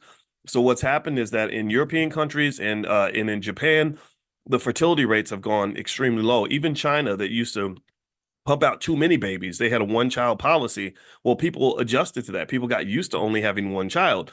And now they're asking people to have kids. They're paying people to have children in China because people were like, okay, I'm not going to have any kids. And so Africa, I don't think Africa ever got the memo. I kind of feel like, because we're just smarter in so many areas, naturally smart, Africa never got that memo. So Africa has a lot of young people, and that's going to be a massive resource. That's a multi-trillion-dollar resource for the future. And in European countries and Asian countries and stuff like that are allowing for lots of immigration because their own population can't sustain them. So Africa has a lot going for it, besides it being the richest continent on the planet. I think Africa is going to be fine. It just may take 50 to 100 years to get there. Let's see. Rhonda, I hear AI will need energy to run it. What energy stocks do you like? One that comes to mind was URA uranium, uranium ETF. I have a list of energy stocks that I sent out to you guys. Text the word stock to 87948 if you'd like to see it. That I'm trying to think here. I sent this out maybe about, I don't know, I want to say a month or two ago. So yeah, if you text stock to 87948, it won't come to you right away, but there'll be a few different things that'll come to you if you're interested in stocks and stuff like that. Is there a code for the Hotel Convention Center? I don't think that there's a code. I think you can just tell them that you're coming to the All Black National Convention. The All Black National Convention is October 25th through the 27th. It's going to be in Lombard, Illinois, right outside of Chicago.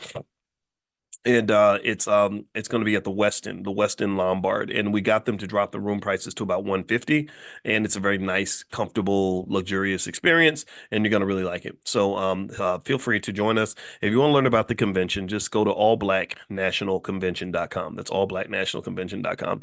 The convention is amazing. There's so many smart people, attorneys and therapists and PhDs and and mothers and fathers and just people that are doing excellent things. We don't look for celebrities. We don't care if you're a celebrity. We don't care if you are a famous rapper or whatever. Like, that doesn't mean you know anything. That just means a white person put you on TV. That does not make you significant or beneficial to the Black community, in my opinion. What we look for are people that are working on behalf of the community to do things that are going to actually make a tangible difference in the lives of our people, things that they can share, skills that they have. So, for example, one person that spoke there last year was Dr. Mary Stoddard.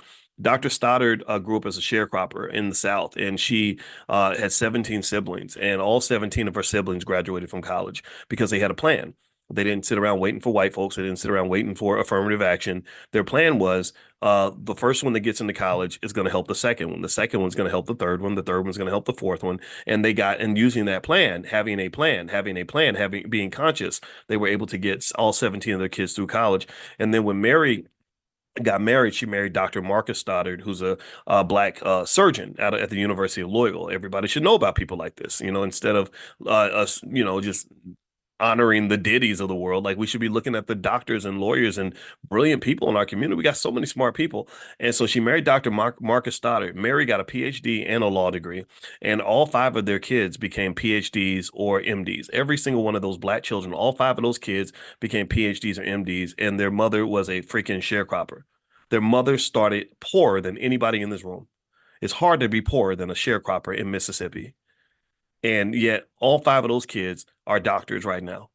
So stop telling me that it's impossible for you to be successful. Stop telling me that black people can't succeed or that the white man's stopping us from this and we can't do that. That's crap. That's stupid. I hate that. It drives me crazy. You got to focus, man. You got to focus and stop listening to the wrong people. Stop taking advice from people that should not be giving you advice. And that goes for your relationships. That goes for your wealth. Do you know how many unqualified financial instructors there are on the internet? They took a 2-week class and they're telling you all about wealth. And I'm sitting there thinking, I went to school for a decade for this, like this, more than a decade. And then I practiced for 20 years. And I'm looking at some 25-year-old who's like, oh yeah, I took a class on stocks. I can tell you all about the stock market. Well, he's going to tell you how to go gamble your money away. That's what he's going to do. So again, whatever. I'm not here to judge it one way or the other, but what'll happen is people will say, well, he's more relatable because he be talking hood and stuff. He be talking like, what's up, man? You got to do good. You got to do it. And I'm like, that's okay. There's nothing. I have nothing against that. I'm not looking down on that at all. But don't look down on me because I encourage us to be a little bit sharper and smarter. Don't look down on me because I want something different. I don't want to have hood problems for the rest of my life. I was born in the projects. I know what it's like to be poor. I know what it's like to eat a bologna sandwich with no bologna. I know all that stuff, but I don't want to live like that forever. I don't celebrate it.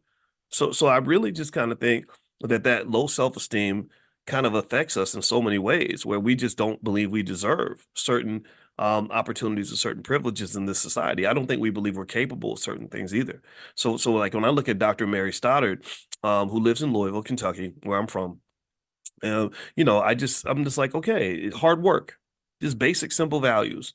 You work hard, you learn, you pick up your damn book, put down the blunt and pick up a book, put down, don't go to the next, don't run to the club buying bottles of whatever. Like go study something instead of falling into this party culture, right? I remember being so frustrated when I would watch, and this is when I was like 30 years old, and I would look at the way people really looked up to the rappers, and you see Diddy, they're always holding a bottle, and when I see that, I'm like, do they know what damage liquor and drugs have done to black people? Do they know how much pain, how much devastation, and how many black families have been destroyed by drugs and alcohol? Like, why are we celebrating the things that destroy us? That does not make any sense.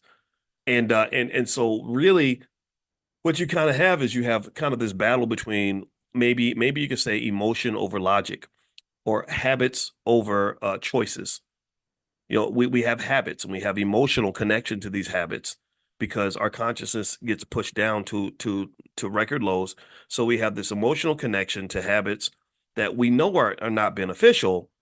But what happens is the reaction is that we get angry when there are people who try to snap us out of it. We get mad. It's like when you're sleeping and you're comfortable. Like my wife tried to wake me up yesterday to go to the gym, and it was 5 a.m. I was sleepy as hell. I was knocked out. And I woke up and she was gone. I said, "Why'd you leave me?" She said, "Because I tried to wake you up twice and you started growling. You were like, get her, let me sleep. Let me sleep." I said, I did that. She said, "Yeah. You were kind of like you were kind of like irritated, like you rolled over and went back to sleep." So sometimes when you try to wake somebody up, and y'all tell me if you got relatives like this. Let me know. Let's talk about your crazy cousins. A lot of y'all got relatives where you try to wake them up and they don't want to be woke. They don't want to think about it. They don't want to process things. They just want to keep doing things the same way because we got this nice, comfortable wheelchair waiting for us when your disabled black ass shows up, and like, I can't do nothing. I'm just a nigger. I can't learn. I can't be learning. They be learning me how to read, and I can't do nothing for myself. I don't know how to save no money. The stock market, that's for white folks. That's for rich folks. I can't do it. They say, "Oh, well, come on, sit in this wheelchair and Uncle Joe's gonna take care of you. And we get you poor baby. You are so black. You are so black. And being black is such a disability. Oh my goodness. You poor thing. Yeah, and I was trying really hard. I picked up the book, but then I saw the book next to the Cavassier, and I had to drink the Ciroc with the Cavassier because Diddy told me to do it. And but that's what that's what I see. I see this love affair that sometimes we gain with just extreme dysfunction. You know, I just and it's crazy. It's kind of a weird experience because I remember when I would look at R. Kelly back in 2002, when he had the 15-year-old girlfriend Aaliyah, and again, I have a little bit of a personal connection with this. I've talked to Dame Dash extensively, and he would talk about Aaliyah when he and I would go see him in California, and he was sitting, he would talk about Aaliyah and how sad he was when he would think about Aaliyah. And I remember one day Dame told me, he said, yeah, yesterday, man, I was able to finally watch the documentary about Aaliyah. He said, because for 20 years I couldn't watch anything with her in it because it affected him so much. He dated her, he was engaged to her. So anyway, when I remember with R. Kelly when he was dating the 15-year-old girl, I was like, why do y'all love this guy who dates a 15-year-old girl? I don't understand that. You know that's kind of like a child. That's pretty much a child molest. Like that's not that's not that's not normal. And you just look past that because he sings really well. And I didn't understand that. And so later on, 15 years later, the world is in the uproar over, whatever he was doing. And I'm like, yeah, I was my uproar ended in 2003 when I realized that y'all don't give a damn. So I kind of feel like you got to just address the culture, and all of us have unhealthy habits. A lot of us have just this deep 400 years of slave training that we've all gotten that keeps us from doing the things that we know we need to do. And unfortunately, discipline is hard. It's much harder to be disciplined than it is to be a victim. If you choose to be a victim and you choose to just do whatever's easy, whatever's comfortable, whatever's fun, then you're not going to succeed, and the world will always forgive you because you're black. They're going to say, well, you're black, you're not supposed to succeed. And I don't believe that. I believe that being black means you're supposed to be great. I think that being black means you're supposed to have excellence in your DNA. I think I look at my blackness as a superpower. I look at who I am as an opportunity to be a better man than I was yesterday. And I don't know why that becomes such a controversial issue. Maybe it's the way I share it. Maybe I express it in a way that's offensive to some people. But I'll be honest with you, I get very frustrated by that because I don't think it's right. I think we deserve better than that. So anyway, let me jump back in and answer more of your questions. I apologize for going on my little rant. Okay, so Terrell says, what are your thoughts on Nvidia stock split? Is Nvidia splitting their stock? I didn't hear about that. I know Nvidia had their earnings announcement and they did really well, but I didn't hear that they were splitting their stock. So if they are splitting this, and it would make sense, it's over $1,000. I think Nvidia hit their earnings numbers again. There was a lot of debate over whether or not Nvidia could do it again because Nvidia has done so well. But it wouldn't surprise me if 10 to 1. Is that what it is, El Haj? Thank you for telling me. I did not know that. And I bet you the stock is doing really well today. That's really good. I own Nvidia, so let me see how much money we all made today from our Nvidia stock. Let me see here, Nvidia. Yeah, look at that. It went up 9.7%. What's crazy about Nvidia is that their market cap is $2.6 trillion, right? So when they go up by 10%, that's $250 billion increase in market value. So that's just an unbelievably insane number. And to think that this company was created by Jensen Huang 35 years ago, and he's kind of the one guy behind NVIDIA. I think that's pretty awesome, pretty amazing. All right, so let's see here. With a capital base of 50K, what annual ROI can I expect from selling stock options if I'm selling calls on a weekly basis? Okay, great question, Christian. Well, let me just say this. Like, let's say you just did one stock, and you were selling call options, and let's say you used some leverage and you bought, like, I don't know, let's say you had 400 shares of Coinbase or something. Well, with 400 shares of Coinbase, if I sold my calls right now, I could make about approximately, with a reasonable strike price, I could make about $2,400 a week. So you could probably, it wouldn't be inconceivable to be able to make $7,000 a month in income, which $7,000 a month times 12 is what's that? $84,000 a year. So if a person is able to raise enough money to just buy a decent amount of stock, they can actually make quite a bit of money selling options. So if you'd like to learn more and see what we do and look at my portfolio and how I make my money, just go to drboyceprime.com. The Prime program is good. I think you're going to like it. So, and if you want to do a one-on-one or something like that, and you want me to help you set it all up, literally, I can take you step by step through it. It's not investing advice. It's just me telling you what I'm doing and also me telling you what I would do, but it's not me telling you what to do. But if you'd like to do a one-on-one or well, one-on-ones, I don't have a lot of one-on-one space, but we can do group sessions. I did one yesterday. Just email support@theblackbusinessschool.com. That's support@theblackbusinessschool.com. And I'd be more than happy to sit down with you and talk you through it. Let's see here. Okay, I'm looking at the Q&A section. Antonio Fuller says, I'm looking for a cannabis ETF. Is that on the list too? Yep, absolutely. So text the word morning to 87948. I will send you the list of cannabis stocks this afternoon. Let's see. Ricky says, Dr. Boyce, how me and my pops are ready. He has a capital base and really wants to get going. What is step one? We can start today. Log in at drboyceprime.com. We have a Prime 101 section. So if you go through Prime 101, go through those materials, that'll get you started. You can make money tomorrow. If you have a capital base, you can make money tomorrow. It's not hard to do. And so, yeah. Let's see. Tana, what does a person do if they have no one to leave their assets to? You've always got somebody to leave your assets to. You know, it may not be a relative, but there's always something or someone. It depends on who you are, what kind of person you are. You know, like if I meet a young kid that I really, like and really think is doing good things with their life and could use a little boost, I have no problem helping them out. Like, I'd have no problem leaving them, some money because I have one daughter and one biological child, and I have several kids that I kind of scooped up along the way. And and I don't know. Like I think it's a matter of what you tether yourself to emotionally. I don't think you have to be biologically related to someone for them to matter to you. I do believe that. Let's see here. There are scholarships are always an answer. That's a good answer, Anita. I I would say with scholarships, the hard part with scholarships is that college costs so much. Universities are significantly overcharging people.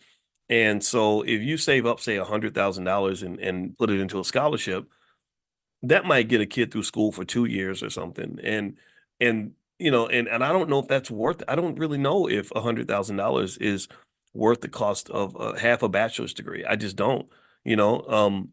Because what does a bachelor's degree do? A bachelor's degree gives you a piece of paper that gives you a ticket into an economic system where you can then have the right to work. It's your working papers. Nothing wrong with that, by the way. I'm not saying there's anything wrong with going to college.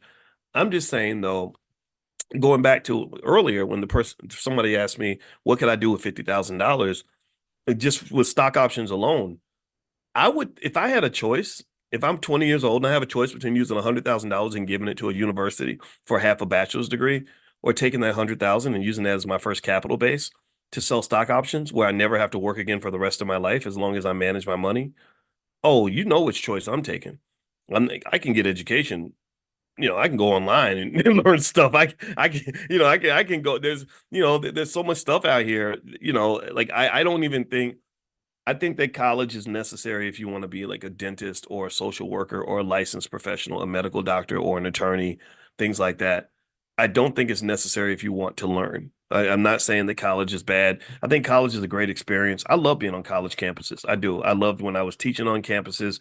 I'm trying to think which one was I can't even name which one was my favorite. The prettiest campus I was ever on that I taught on was Indiana University.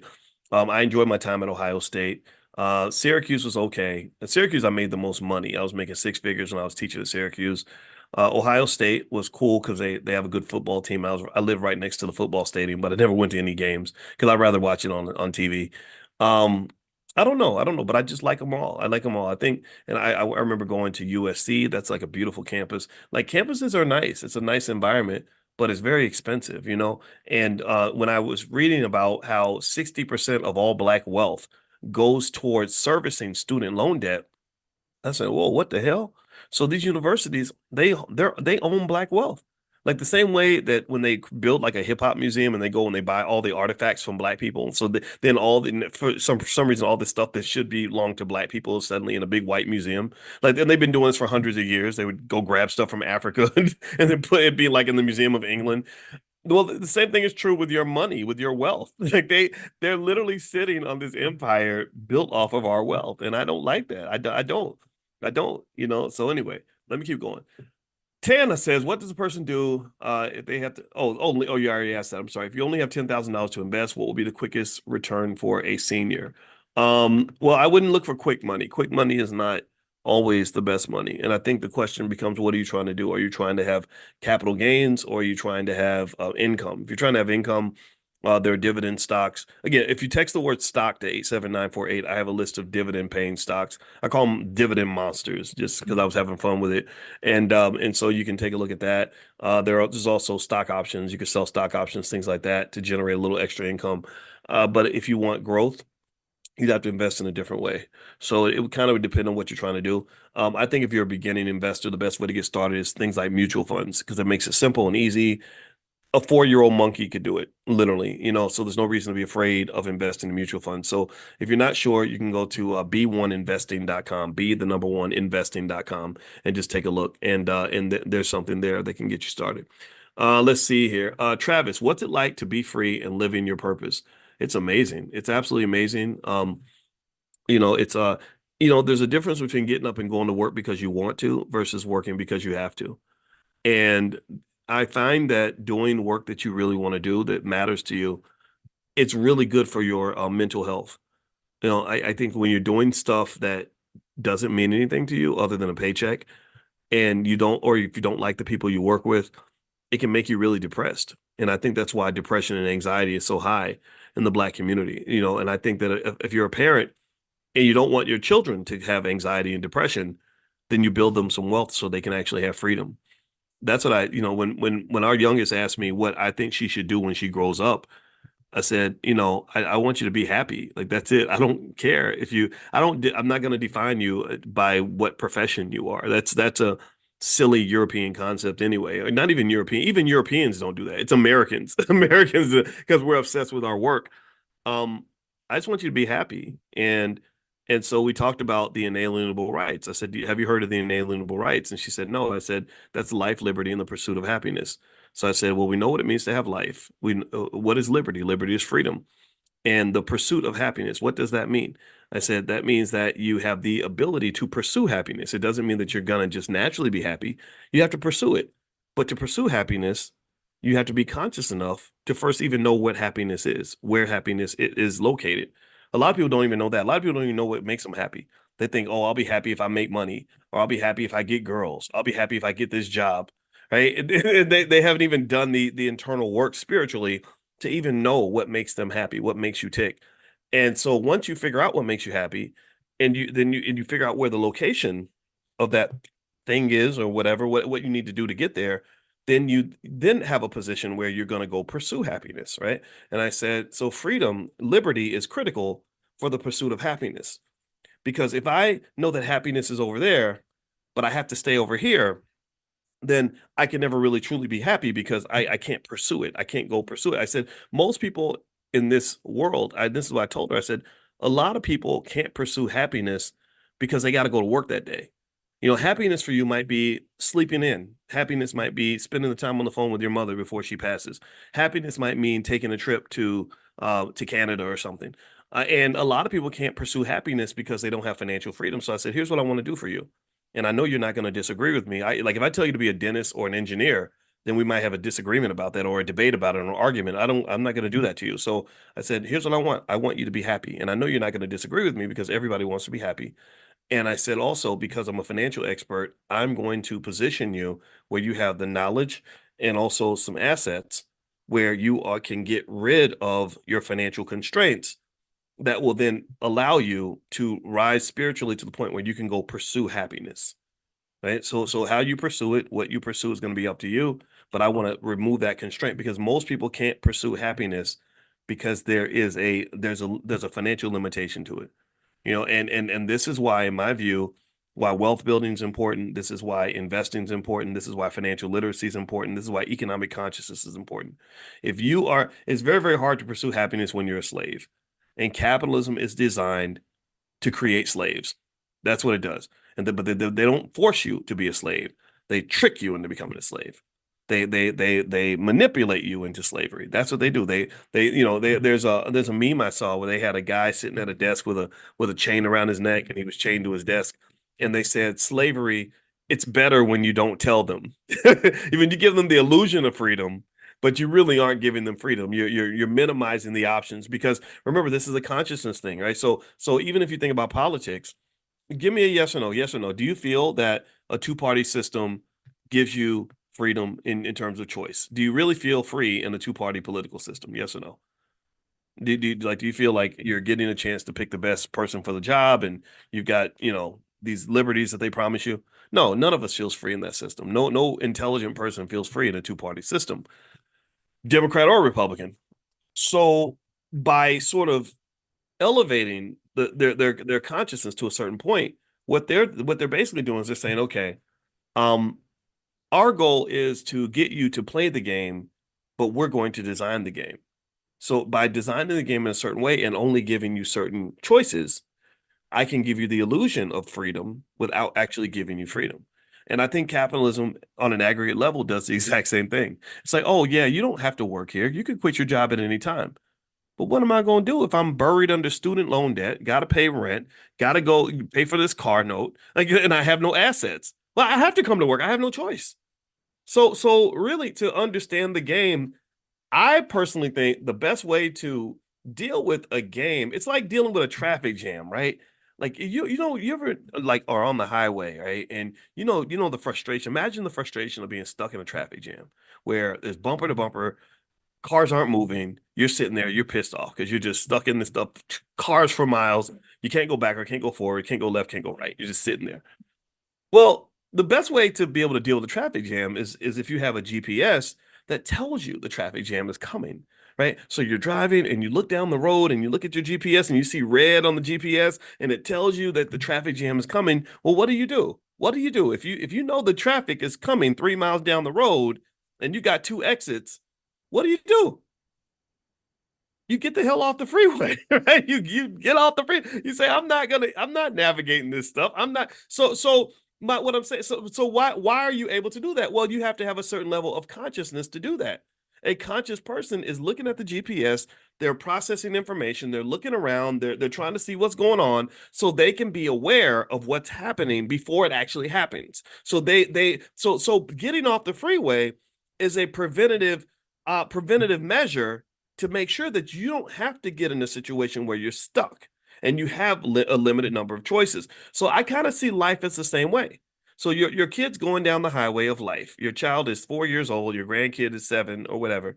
You see the traffic jam that's coming. You see the slavery down the road. You got the GPS on life. You got to understand. See, some of y'all are 40, 50, 60, 70 years old. So you've got all this wisdom. That's wealth, by the way. You got all this wisdom because you know the GPS. You know white folks ain't never going to stop being white. America ain't never going to stop being capitalist. Democrats ain't never going to stop being Democrats. Republicans are going to be Republicans, and the world is going to be what it is. So you see your child driving down this road, and you've got a level of consciousness that they don't have. You're in a helicopter, and you see the traffic jam that's coming. You see the slavery coming. So what do? Well, you got to communicate, and you got to tell the child, like, look, get off the road. Get off the road. And then you give them the map. You say, here's how you get off the road. Right, there's an exit 1 mile ahead of you. You get off here and you go left, and then you go around all this stuff. So to me, that's what I see when I see us preparing the next generation for the economic traffic jams and the slavery that is in store for them. We know what's in store for them. The student loans are going to be even worse than they are right now. The cost of real estate and all that's going to be higher than it is right now. The automobiles, rent, all that's going to be expensive.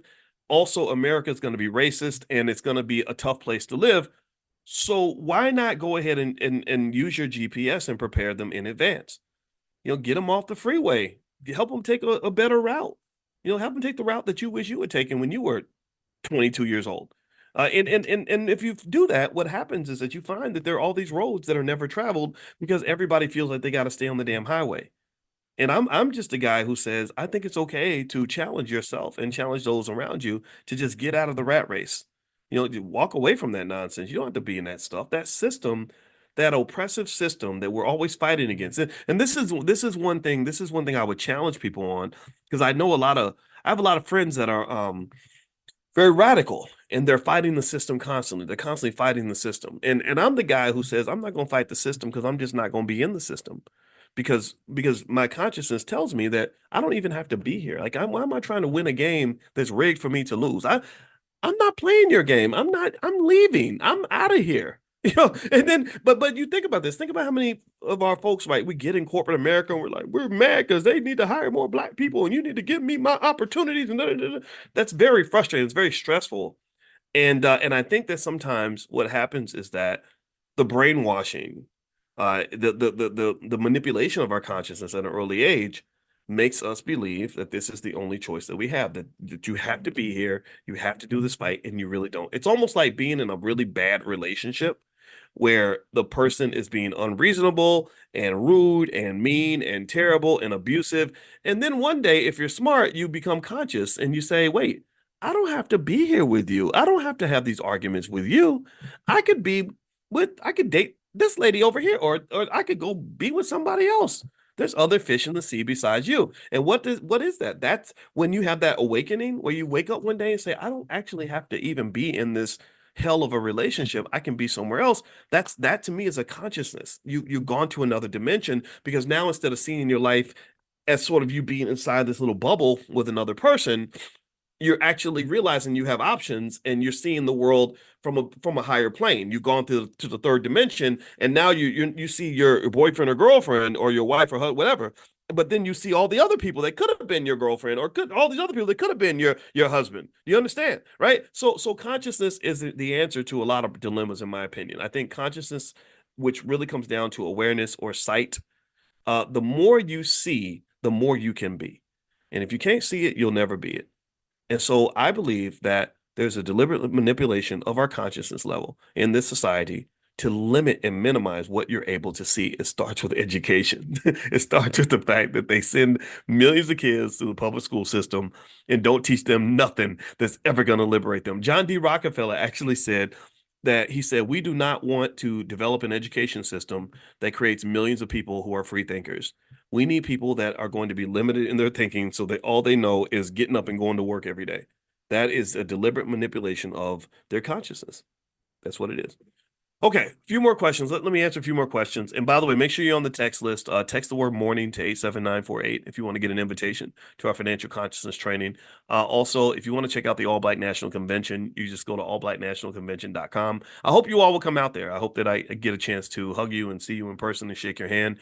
And I certainly appreciate all of you sitting with me as we get up every morning at 10 a.m. and I get to act like a weirdo. I love this. This is a lot of fun for me. And by the way, I want to also apologize in advance if I say something that offends you or challenges you in a way that makes you uncomfortable or something like that. I hope that you'll just receive that as just a perspective that you can consider. And at the very least, I can also make it clear that I don't know everything. I'm still figuring it out too. So maybe there's some things I still need to learn, and in fact, I know that there are. So I just want to kind of lay that out, because sometimes I know when I speak in a raw form, it can hit people a little bit tough. So let's not be scared of each other. Let's just keep talking. All right. So a few more questions. Let's see. Marquetta says, good morning, Dr. Watkins. I'm in my mid-30s, new to investing, received a $10,000 check. I want to invest. Where do I start? Go to blackwealthmasterplan.com. There's the $5 a day plan that can get you started there. It depends on what you're trying to do. So if you're trying to make more money or make more income, then maybe you could, if you have an entrepreneurial spirit, you could look into some small investment in some sort of a business venture, but be very careful about using all your money in one place. I think if your goal is to just be a long-term investor, mutual funds are a great way to get started with that without having to stock pick. Let's see here. What do you think about Buy Alert? Is that a stock? I don't have that stock in front of me, Janice, so I can't speak on that. But we do portfolio power play on Tuesdays, and that's when I dig into and research a bunch of stocks. But today we'll talk about some other stuff. But at some point we can do this. So portfolio power plays on Tuesdays at noon, so you can join us there. All right, so let's see here. What Africa stocks do you invest in? Actually, if you text the word stock, Terrell, I sent out a list of Africa stocks to everyone on that list. So just text the word stock to 87948, and you will get a list of Africa stocks. So if you get on different lists, just be prepared. Like you're going to get a lot of stuff from us, and I hope that you like it. And if you don't want the stuff that we send to you, if you click on it on the link and look at it, then you'll stay on the list. But if you go too long without looking at anything, then eventually we stop messaging because we don't want to bother you. So, but if you can't get enough and you want us to help you, then we got plenty of stuff for you. Let's see. Lewis says, I have 20,000 on hand. Okay. Okay, so I think Lewis, I think we answered that question. Mutual funds. I'm a big fan of mutual funds. Now, if you want to generate income, I think 20,000 is a great place to get started with stock options. So feel free to go to drboyceprime.com, or you can also text the word money to 87948. If you text money to 87948, that's why I introduce you to selling stock options for money. That's what. So if you want to get introduced to that, just text the word money to 87948, and you'll get a link right away in your text, and you can watch that short video. And I think I know you're going to be impressed. I've done that presentation for probably about 50,000 people, and most people are wowed by it. To the point where they don't even believe it's possible at first, and then I just show them, because it is. All right, so let's see, Gordon. I started investing in cannabis stocks a couple of years ago, but I didn't have much money. I've been holding, but they've been really beaten down. Yeah, I kind of think I think that's I'm more of a long-term holder of these stocks, so I get it. They are a little bit frustrating.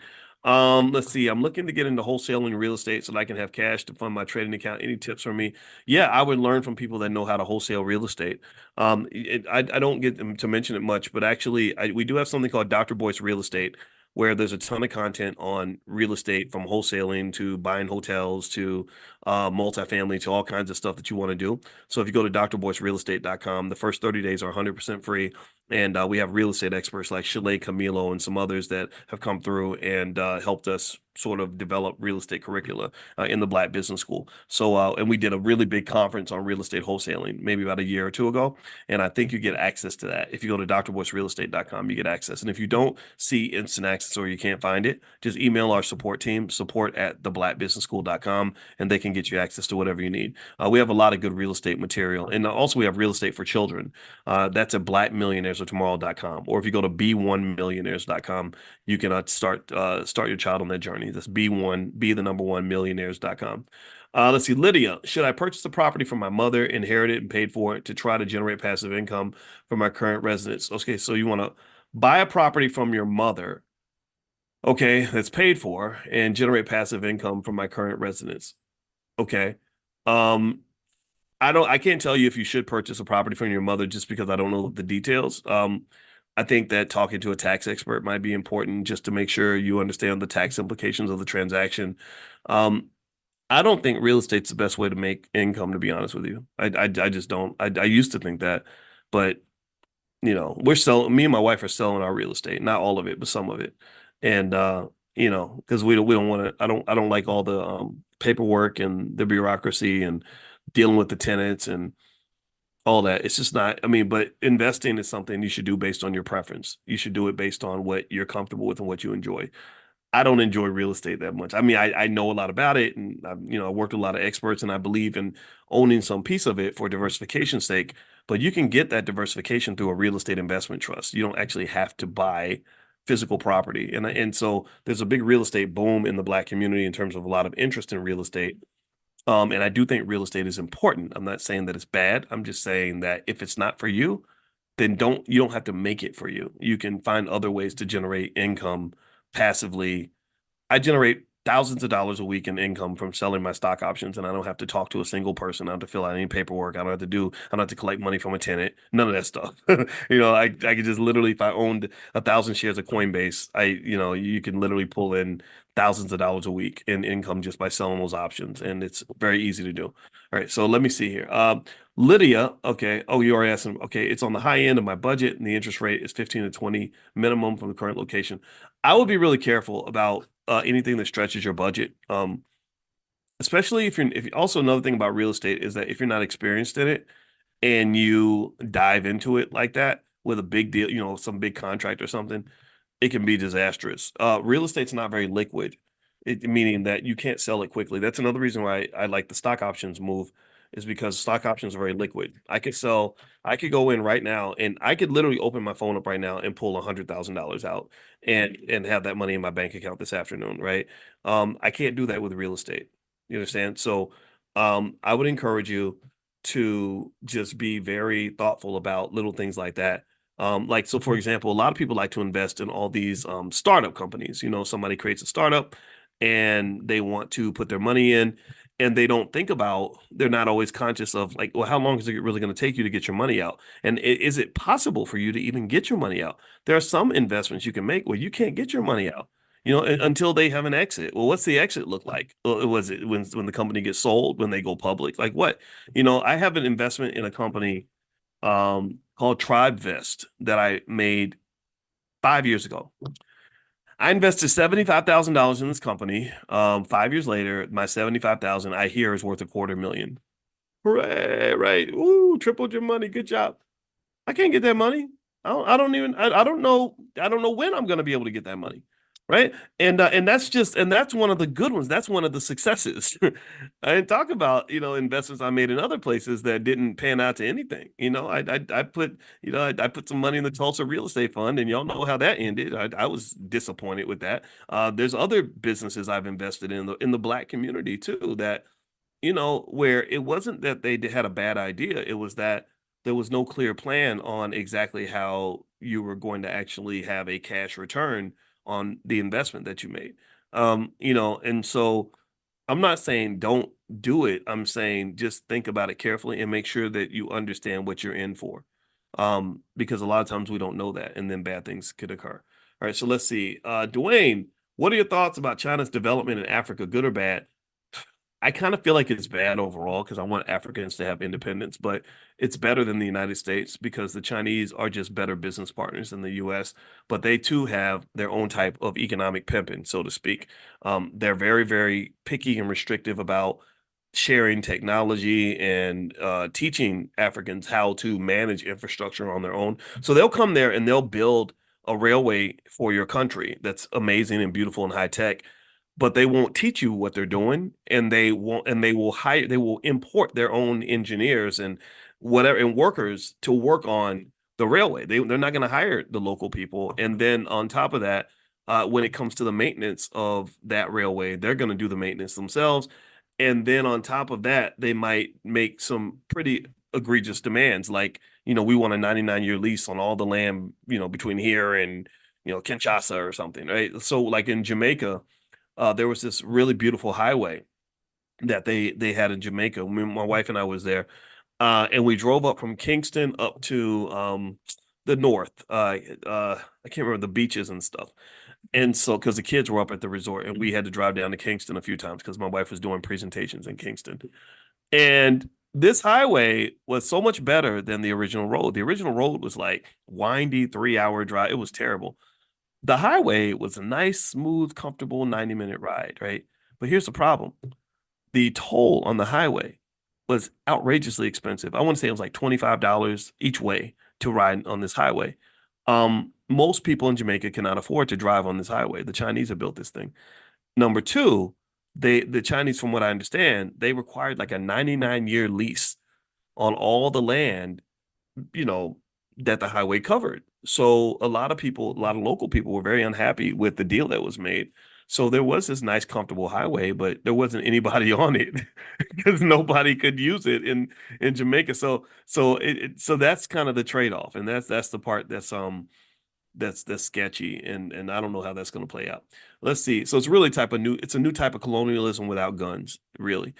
Justin, can you tell me books to read and how to set up a trust fund for my sons?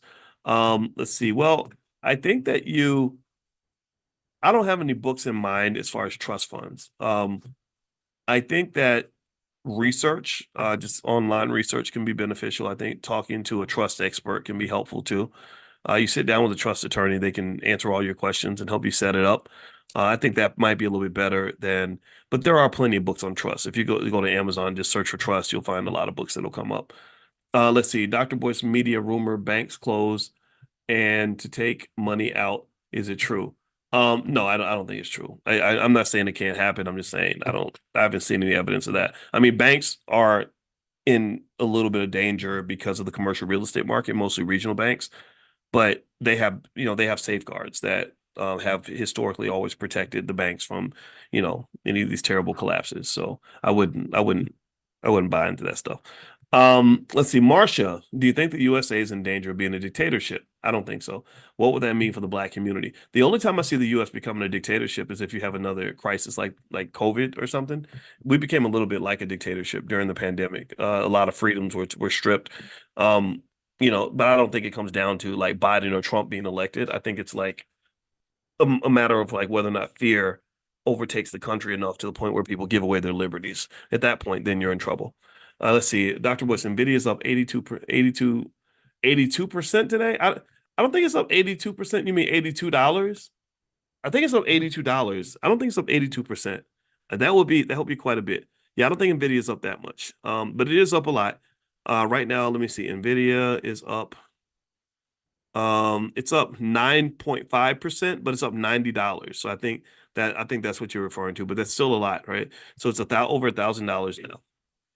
Let's see, Chelsea, no question, but shout out to Amani for getting me set up with Prime yesterday. All right, yeah, Amani's on our customer support team. She's amazing. If you email support@theblackbusinessschool.com, you can talk to Amani. We got Chanel. We have a lot of great people that work with the Black Business School and they're all just really good people. And I'm really proud of the university we created because we're better at Black wealth than any institution on the planet. You can't go to Harvard and learn what you learn here. You can't go to an HBCU and learn what we learned here. The principle, our economic Bible is Powernomics because we believe deeply in group economics. We also believe in things like mental health and the structure of the family as being critical keys to building Black wealth for the future. We also believe in the incorporation of radical ideas that come from broad experts in multiple fields coming together to truly form a think tank around issues that affect the Black community.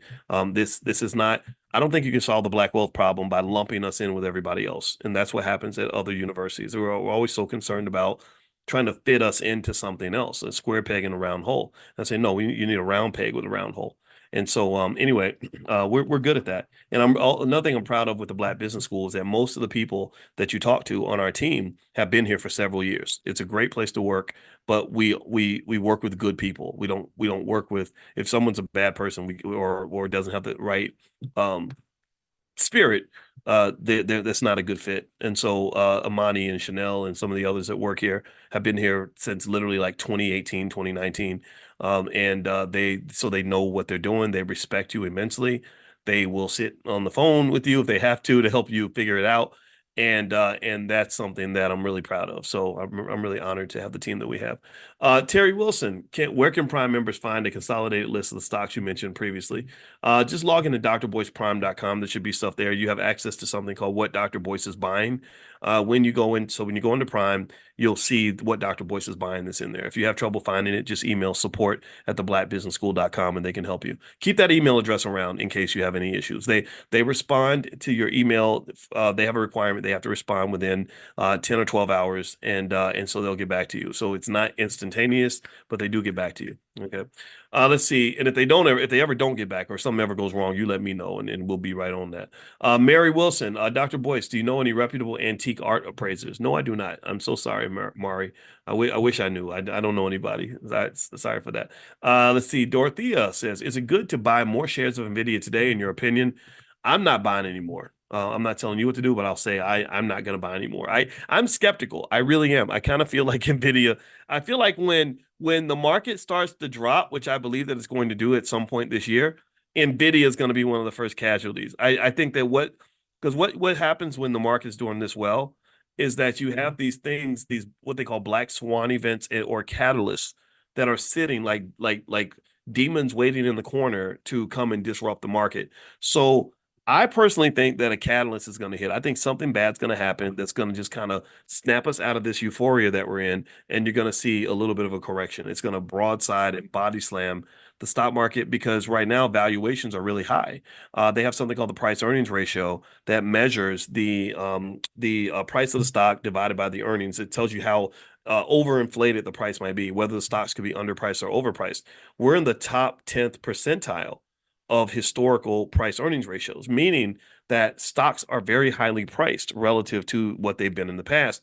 And usually, when the price earnings ratios get that high, at some point you have a correction. I'm not going to call it a crash. It's going to feel like a crash, though. It may be labeled a crash, but it's really a correction. A correction simply means that they're going to realize, wait, oh, NVIDIA shouldn't be $1,042.92. NVIDIA should only be $822. So instead of being a $2.6 trillion company, it's really supposed to be a $2.2 trillion company. It's still a great company. It's still making money hand over fist. It's just a little bit overvalued. So maybe then that's an opportunity to come in and buy. So don't get scared when that happens. Just know that it happens all the time. So when your granny tells you that the stock market is going to crash, you should just say, yeah, granny, I know. Dr. Boyce said the stock market crashes all the time. And when it does crash, I'm going to show up and I'm going to buy me some more stock.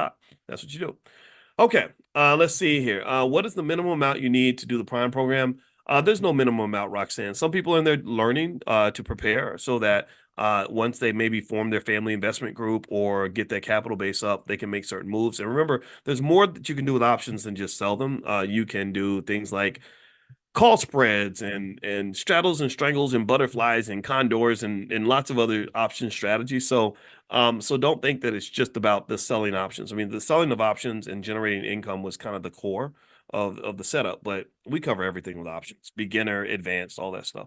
So the URL is drboyceprime.com if you want to take a look.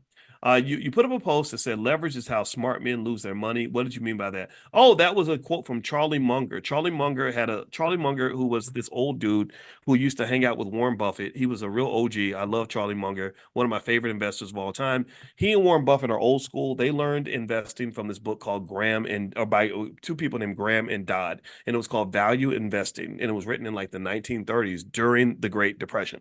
So these guys are very conservative, but they're just sturdy, fearless men who have a tremendous amount of success under their belt. And I love the way they talk because they go back to the fact that basic decision making and really simple stuff that's really common sense is the difference between success and failure. So what Charlie Munger said is something that I've actually said a lot. I just said it in my own little black way, but he said the same thing I said. He said that basically smart men ruin themselves and through let me make sure I get it right. Ladies, liquor, and leverage. Ladies, liquor, and leverage. What does that mean? Well, it's similar to something I've always said. When I talk to young black men, I say, look, there's four ways a man ruins his life. Typically, if by engaging in any of these four things too much: sex, drugs, alcohol, gambling. Sex, drugs, alcohol, gambling. So he says ladies, liquor, and leverage. That's similar. Let me explain why.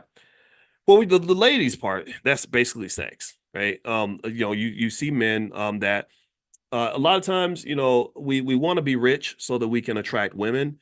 And some men don't have the discernment or the intelligence to understand that just because she want to sleep with you does not mean that you're supposed to do it. So smart men get it, dumb men don't. And then on top of that, things like sex addictions can occur. They can cause you to make decisions that are harmful to your life and the lives of others. They can embarrass you, ruin you, all kinds of stuff, right? So connecting with the wrong women can just ruin a man, destroy him. And make sure you tell your sons this, especially if he's a ladies' man and all that, and he thinks that that's a win for him. There are people that will eat him up, that will literally set him up and destroy him based on that weakness that he may develop over time. The liquor part is basically that when I said drugs and alcohol, that's the liquor part for Charlie Munger. So he says liquor, maybe because he wasn't thinking about drugs. I think about liquor and drugs because those are the two things I've seen that have ruined black families the most. Those are the two things that have had the most devastating impact on my family. My father was a drug addict. My stepfather broke away from his drug addiction. Drugs have been the worst thing to ever happen to the black community. That's why I don't understand why we have any tolerance for rappers who promote drug use. What is wrong with you? You are an idiot. You are worse than a Klansman because you're using the power of persuasion to persuade young people to get hooked on drugs before they ever have a chance to do anything special with their lives. You don't understand what happens inside the brain of a 17-year-old who gets hooked on dope and then he tries to get over it or whatever. No, the brain damage is done, son. Your brain is jacked for life at that point. You've been using Molly and meth. On a plane, I sat next to a guy that he wasn't a Secret Service agent. He was like a federal agent or federal marshal. And he said, I worked with drugs in the DEA and all that. He said, people have no idea how much brain damage gets done to these poor kids when they test out these drugs that are being promoted by these rappers. Like stuff like the Molly and the meth or whatever, like that stuff, like it fries your brain. So then they're like, oh, I used to use it. Now I don't use it no more. Sorry, that those 2 years you were messing with fentanyl, your brain just isn't operating the same. It's like if I spend 2 years, taking a knife and stabbing myself in the thigh, and I do that for 2 years straight, and I cut off my calf muscle, and then I say, "Oh, I'm done cutting off my calf muscles," and I chopped off 3 toes, but now I'm good again. My toes are going to grow back. No, they're not. They're not going to grow back. You're going to go through life with 3 missing toes and no calf muscle. Right?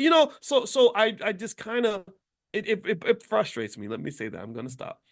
All right. The next thing is, he said leverage.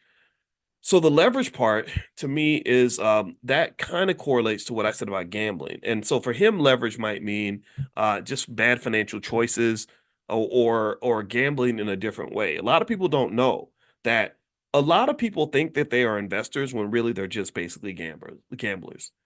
Investing for some people becomes a more acceptable way for them to fulfill a gambling addiction. I know people that have traded stock options who had to go to Gamblers Anonymous because that same dopamine rush that you get when you buy $50 worth of AMC options and the $50 turns into 500, that same dopamine rush is exactly what you get when you go to the casino. It's the exact same process. So basically, gambling addictions, which are on the rise, by the way, you really want to watch out for this. It's going to ruin a lot of people's families and a lot of people's finances, and cause some people to literally go just jump out of a building and shoot themselves in the head and all this other crazy stuff. Um, Gambling addictions are one of just the worst things that a person can be plagued with. And the thing is that the sports gambling companies are marketing to your son. They're marketing to young men between the ages of about 20 and 35. Women, they're not as quick to get into sports gambling. Older people, we know better half the time, but not all the time. But there's something about being a little bit older, a little wiser, where you have a little more balance. Those young guys full of testosterone and who lack impulse control, oh, that they're easy targets. They get them on there thinking they're gonna make all this money, thinking you're smarter than the system. Next thing you know, you're 3,000, 10,000, $50,000 in debt, and you don't know how you're gonna get out. And then that becomes a really sad life to have. All right, so I'm gonna answer a few more questions, then we're gonna head on out of here.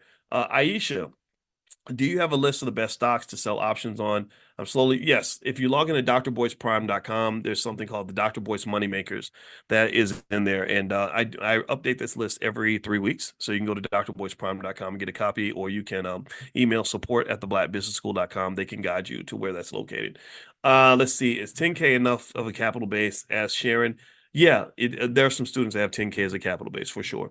Otis, hey Doc, what are your thoughts on leaving all one's assets in a trust? I think trusts are a great idea.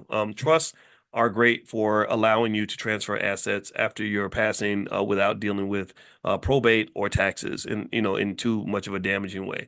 It's not perfect, but it is one way to protect against taxation. So, for example, with my estate, a lot of my insurance policies have my trust as the beneficiary, and then the trust has instructions attached as to what's going to happen with the money, and the trustee's job is to execute the instructions as per what I put in the document. Let's see. Trevor says, main steps to becoming a long-term investor. Try to go to blackwealthmasterplan.com. That can get you started. Another framework we set up in terms of a stock market weekend that we did where we covered a lot of that stuff. You can go to thedrboycemethod.com, thedrboycemethod.com. I lay out an 11-step process on how I go about deciding if a stock should be added to my portfolio. So thedrboycemethod.com will get you started. Roxanne, if you are just starting out on your financial journey and you're over 50, where do you recommend I start? Okay, I think I answered that question just now. Okay, two more questions. And then we'll bounce on out. I love when you have so many questions. This is great. This is awesome. We gotta do more of these Q&As. Do you recommend starting a 529 plan for my child or investing in an ETF for them? Great question, Chris. I think 529s are better because they have tax advantages. Just sort of make sure you pay attention to any restrictions that there might be on what you can actually do with the money, though, right? And what the consequences would be for violating that restriction. But anything that's tax deferred or has tax benefits tends to be the best option. Shauna, I went through Prime 101 and have a great grasp on what I'm doing. I will be scheduling an appointment with you soon. But before we meet, will a capital base of 76,000 allow me to make at least 10,000 a month? Close. Yeah, you can make several $1,000s a month with a capital base of 76,000.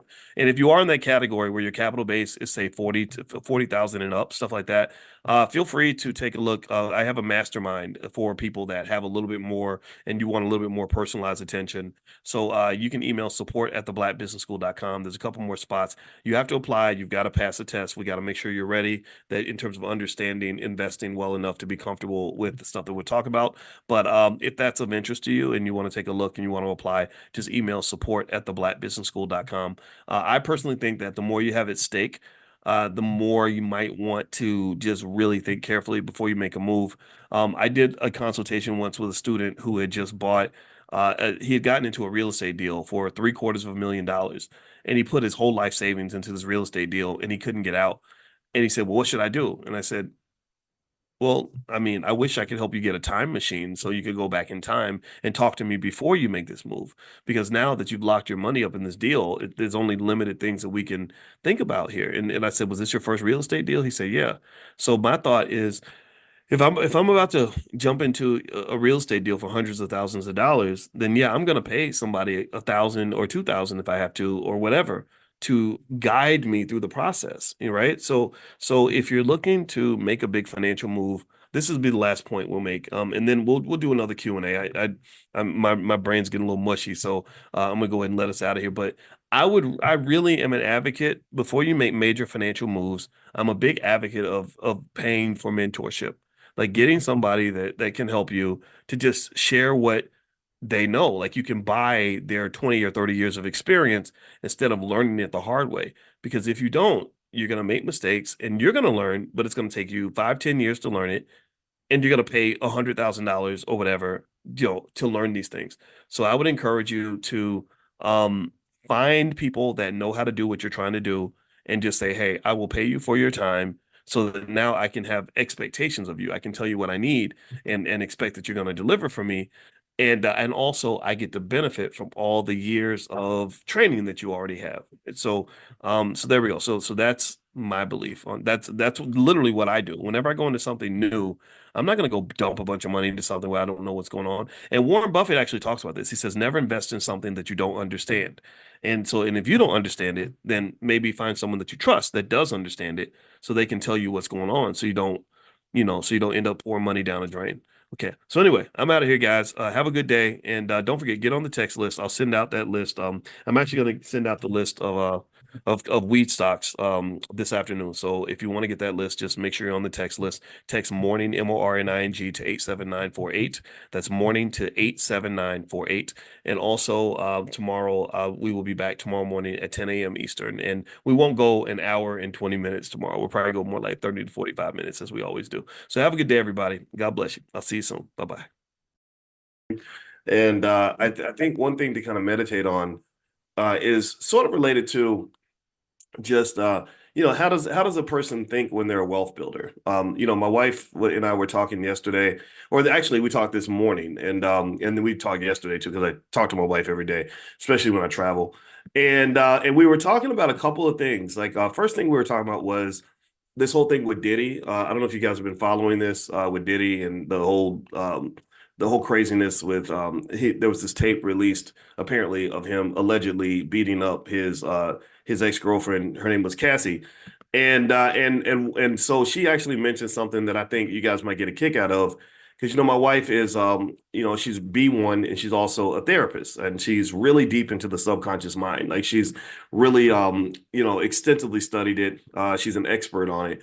And she's convinced me, and I always felt this way, but she's helped further convince me that there's always a consistent, deliberate effort to manage and control the subconscious mind of not just Black people, but really all American people. Like there's a goal to kind of sort of keep a certain mindset, in play to keep you in your position. And one thing that she's mentioned that I thought was really fascinating, and honestly, this only is tangentially related to the topic that I'm actually going to address in terms of the difference in mindsets.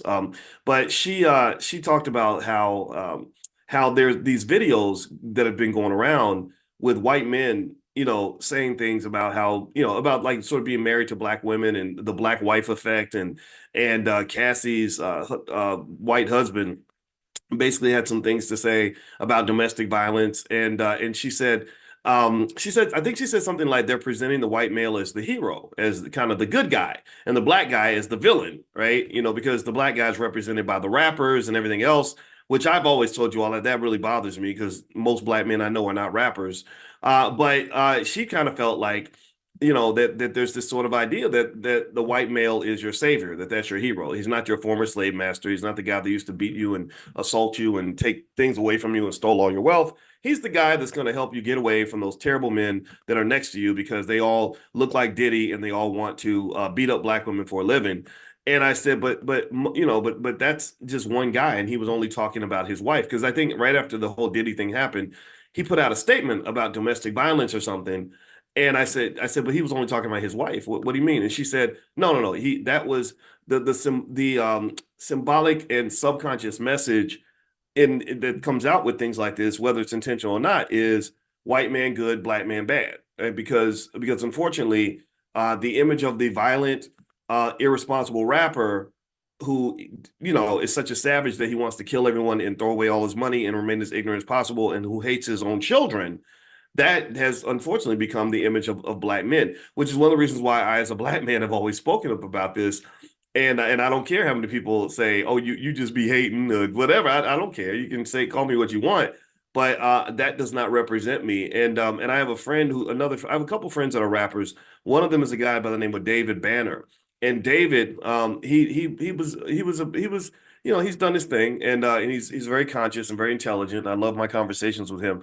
And one thing David mentioned is that he said that he was going around the world and he was touring, and he said that he was shocked by how the musical imagery was impacting the way people around the world see the black man. And I hope that you at least agree with me. Like, give me a yes if you agree, give me a no if you think I'm crazy. But do you agree with me that perhaps the mass marketing of black males in this kind of way is harmful to the rest of us? How many of you can make that connection? How many of you can connect the dots? And I want you to sort of think about this in the context of stereotypes. You see, racial stereotypes are very hard to fight against because what racial stereotypes do is they affect how people engage with you from the first time they meet you. Right? It affects it actually goes back to a statistics concept. There's a statistics concept called Bayesian probabilities. And what Bayesian probabilities basically say is that the way you act in a situation is highly impacted by what you expect to see. So if I'm a teacher and I see a black boy and I expect that black boy is going to have a problem or a mental health issue or whatever, I'm going to respond to him differently than I would if he were not a black boy. Or if I'm running and I'm thinking about doing business, this is where the economics kicks in. If I'm thinking about doing business with a black man, I'm going to say, oh, wait, black man business, they don't do business very well. So I don't know if I really want to trust. I don't know if I want to buy that product. I don't know if I want to sign that contract. I don't know if I want to extend credit. I want to make him pay cash, which is going to make it harder for the business to happen. It creates, in economics, they call these frictions. It creates a friction in business getting done because you're not moving forward with deliberation and trust. However, there are other stereotypes that they come into play. Like, so for example, if you how many of you have ever had this experience or seen this in motion where the little black boy is playing basketball with a bunch of white kids, and all the white kids want to pick the black kid, right? Because they think, oh, well, you're black, you're probably good at basketball, or you're a black woman, you probably like Cardi B, you probably want to twerk, you're probably the best twerker in the office. Can you show us how to twerk, Shaquanda? And so really, it's kind of like these stereotypes and these subconscious biases that do exist. It affects the way you can move through society. You're on trial for something you didn't do. The jury sees a black man that looks like a violent rapper or whatever, then they're gonna lean toward guilty unless there's a good reason not to. So effectively, that was just a first thought that came to mind. When you, for example, if you talk about the Diddy thing and really just stop talk, we could not talk about Diddy for a minute, but just talk about kind of the imagery of, think about this. This is a black man who was considered to be one of the most respected black men in America. Just 5 years ago, he would have been sitting next to the icons of the black community. He was doing political campaigns, sitting next to presidents and presidential candidates and representing and speaking of how he was going to take the black vote, right? So this was seen as one of your well, what are your leaders, right? So it's like, oh yeah, but by the way, on CNN, we're going to show you an image of the leader of all the black males, the guy that they all look up to, beating the crap out of a woman. And then there's this statement that comes out from her white husband that says, domestic violence is bad and it's terrible to do this and blah, blah, blah, blah, right? And most black men would agree with that. Most black men are not going to beat up their girlfriends or whatever. But in the minds of many people, they really believe that this is who we are. And I think this is what this is a problem. This is hard. It makes it harder for everybody. When I was a professor, when I was I'm still a professor, but when I was on the faculty of Syracuse, it was really difficult to convince the white kids that I knew what the hell I was talking about. And I wasn't, I didn't bother me too much in the sense that I know I'm good at what I do. I don't need you to confirm to me that I'm good. I know that I'm good. I know I was at the top of my class. I know these things. And eventually they would understand that too. But what happens is that you have a very thin margin of error. And that's actually what led me to write one of my first books, which is called What If George Bush Were a Black Man? And when I wrote that book, What If George Bush Were a Black Man, I was thinking about the experience of the black male and how your margin of error is so thin. Your space for being human is somewhat limited. You can't, if you go and you make the same mistake that the white boy makes, your consequences might be for life. Like I always said, I said, gosh, on this campus at Syracuse, we got so many alcoholics and drug addicts on this campus. So many kids that every Thursday and Friday night they're using drugs I've never heard of. They're getting drunk every single weekend. And I said, wouldn't it be amazing if they raided this campus, if the police were to raid this campus the way they might raid a housing project in the black community? What if they raided them and went in there and beat them upside the head and pulled the guns out and put guns to their head and everything else, just like they would in the hood? It would be a complete disaster, right? And so anyway, that book, I don't know if I think the book's on Amazon if you want to go take a look, or if you go to drboycebooks.com, all my books are there. I think we got some copies at drboycebooks.com. But in this book, I use statistics to make a very simple argument. I said, and I used George Bush as kind of a prototype, and I said, look at George Bush. He's not a bad guy, but he's not a good guy. He's not the laziest guy in the world, but he's not the hardest working guy. He's not the dumbest guy in the world. He's not the smartest. He's kind of just mediocre, highly mediocre. So I said, what if George Bush were a black man? What would have happened to him in the educational system if he were a black male? Well, if he were a black male, he probably would have been put in special ed. He probably would have been put on Ritalin or some other medication, which would have really made it difficult for him to navigate life. If he were a black male, every time he committed a crime, he would be at risk of being hit by maybe Joe Biden's 3 strikes laws and maybe get 25 to life in prison, to the point where he's cut out of society completely. He wouldn't be able to go and become president of the United States and all these other things because they kind of erased his mistakes. If he were a black male, as lazy as he is, chances are in the economic system he would have struggled, right? So in America, when I make critiques of society, when I talk about racism, see, sometimes because I talk about black empowerment and I encourage black people to do our best, and I believe in personal responsibility, there are people who somehow think that I don't believe in racism. Somehow they think that I don't think that racism exists, and that's not true. I know racism exists. I know racism very well. Every week when we're studying powernomics training, all we're talking about is the racial history of America. The difference between myself and other people is that I am probably more cynical about it than most, in the sense that I don't think that the same people who destroyed you are going to be the ones who save you. Let me know if you get what I'm saying. I don't think that the same people who put you in chains are going to liberate you from the chains of capitalism. I don't believe that the very same people who beat, raped, and lynched us and stole all our money are going to give us our money back and kiss us on the forehead and wish us, a happy Sunday. I don't believe that. I don't believe that the same people who have exploited us in endless ways are going to be the ones who are going to just get into office and get our votes and take our votes to help us have a better life. I don't believe those things. I believe deeply in 2 things. I believe deeply that no one's going to help us, but I also believe deeply that we can help ourselves. So what I sort of believe is in energy management. Energy management means that all the energy I would have spent marching and praying, I'm going to use that educating my children. All the energy I would have spent worrying about who gets into office, Democrat or Republican, I'm going to spend that energy learning about wealth and getting better at managing economics. All the energy that I spend praying to white Jesus and hoping that a Superman arrives and saves me, I'm gonna spend that energy trying to help build supermen and superwomen in our community. I believe black leadership starts with you. Black leadership starts with me. Black leadership starts with us. In fact, that's the whole theme of the All Black National Convention this year, is that black leadership starts with us. We are the black leaders we've been waiting for. We are the superheroes. We are the ones who can do this. We are the alpha and the omega in our own struggle. We are the ones who are going to get us to where we need to get to. And what I explained yesterday, I was actually shooting. There's a film being made about Dr. Claude Anderson's life by a great film director named Justin Irvin. And I met Justin when I was in Philadelphia and sat with him, and I participated in the film, and I was very happy to do that. And Tariq Nasheed, he yesterday he agreed to be a part of it. It's going to be a great movie and a great legacy for this great man. And one thing I just kind of said to him is I said, we really are everything that we need. We really are. We the problem is that we waste so much energy on solutions that are really not solutions. We spend so much energy on things that get us nowhere. We literally spend so much time running in place that we can't actually run forward.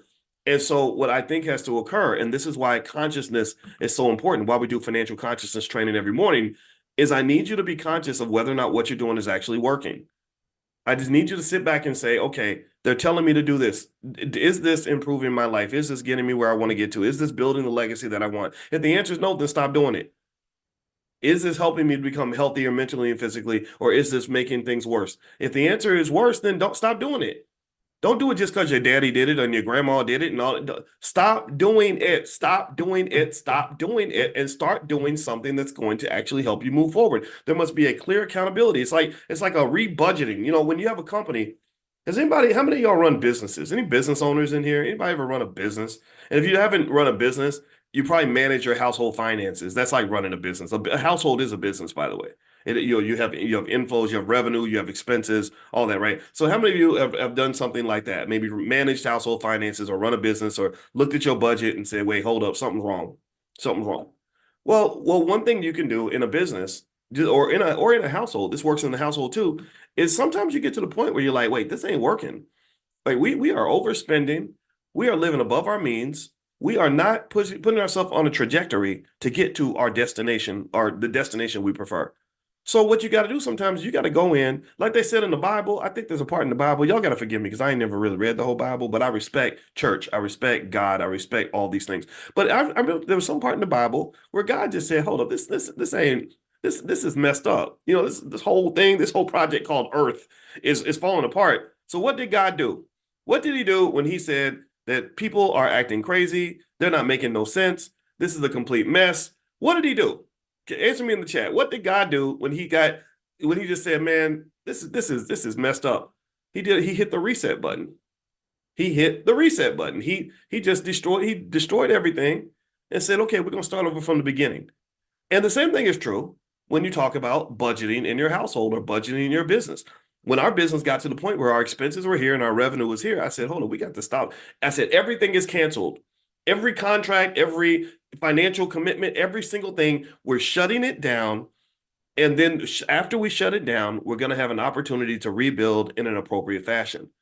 So what I think you got to do is do a rebudgeting of your whole life. I think you got to do a reset button. Hit the reset button. You should question, like the same with our budget. What we did was we questioned every expense, everything that came through, every invoice. I would look at it and say, why are we paying this? What is this for? What are we getting out of this? Where's our ROI? If the answer is no, or the answer was not good, then I would say, no, we're cutting this out. This isn't coming through the door. So that awareness, it's a financial consciousness exercise. I want to be conscious. As a CEO, I need to be conscious of every expense that comes through this door because what we were doing before is not working.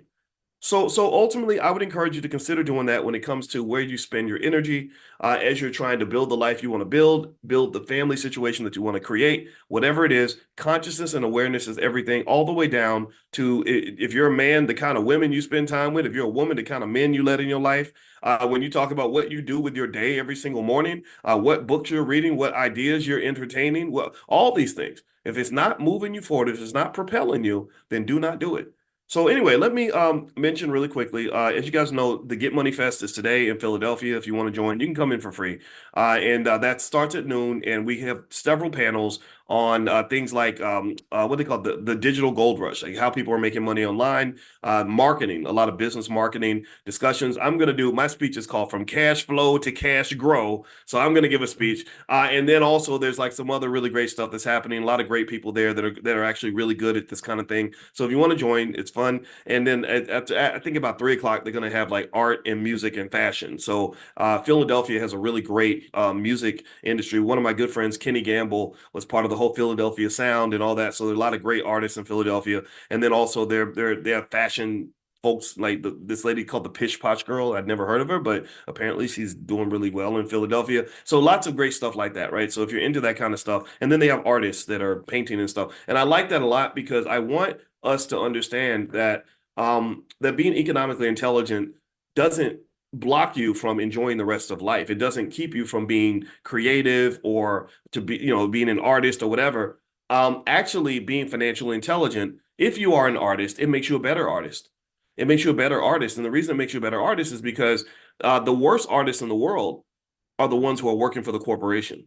The worst artists in the world who don't have any artistic freedom are, rappers who work for Universal Records, and they tell them, we need you to rap about money, women, and I want you to rap about hoes and killing and drugs and all that. Like, that's not artistic freedom. That does not make you a free artist. I mean, how many different ways can you rap about murdering a black man? Like, literally, that's what it's like. How many creative ways can I come up with to talk about killing my own people? Like, I remember, I think the rapper T.I. was talking about that. As a rapper, he said there's only so many different ways you can talk about killing somebody. And I'm like, well, why would you be sitting around using your creative genius, figuring out interesting ways to describe how you killed somebody? I put a chip in your brain, or I blow your dome, and just like, well, why are we even putting energy into this, right? But this to me speaks to a lack of freedom that artists have. They don't have freedom because they don't have any money, because they have to do whatever the corporations say. And the corporations, here's the thing about capitalism. Capitalism isn't really that creative. The capitalists aren't trying to, make a great movie or a great song or explore creative boundaries. They're trying to make money. That's it. They're trying to make money. So, if they're like, hey, look, I know you got a lot to say as a black man, but hey, if you go on tour with Taylor Swift and you sound like a white girl, you're going to make a whole lot more money. And white girls want to hear black men rapping about killing each other or whatever. We need you to behave like a monkey thug, because that's what they love. They love to see us behaving like monkey thugs.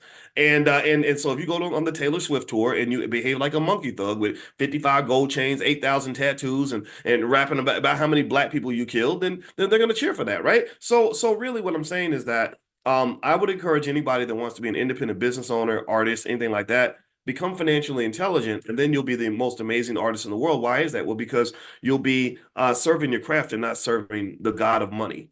You won't be doing things to make money. You'll be doing things because you love them, because they inspire you, because you're passionate about it. And that's what, as an FYI, that's literally the message I give to our youngest daughter. She's an artist. She's a dancer. She's a singer. She's an actress. And I was like, so you want to be financially intelligent and have enough money so that you can truly dig into your craft and not have to do things that distract you just so you can pay the rent. I told her I'd have real story. I tell her, we have real conversations, and I tell her about how many desperate actresses, talented, beautiful, desperate actresses I met in Hollywood that were some of the women like literally sought me out to try to offer me something sexual so that I would help them like pay the bills. And I would be sitting there thinking, where's your daddy at? And why are you offering to do these things to me that should be sacred just so you can get an extra couple $100? Like, I can get money. I have money, but what you're offering is something that money should not be able to buy.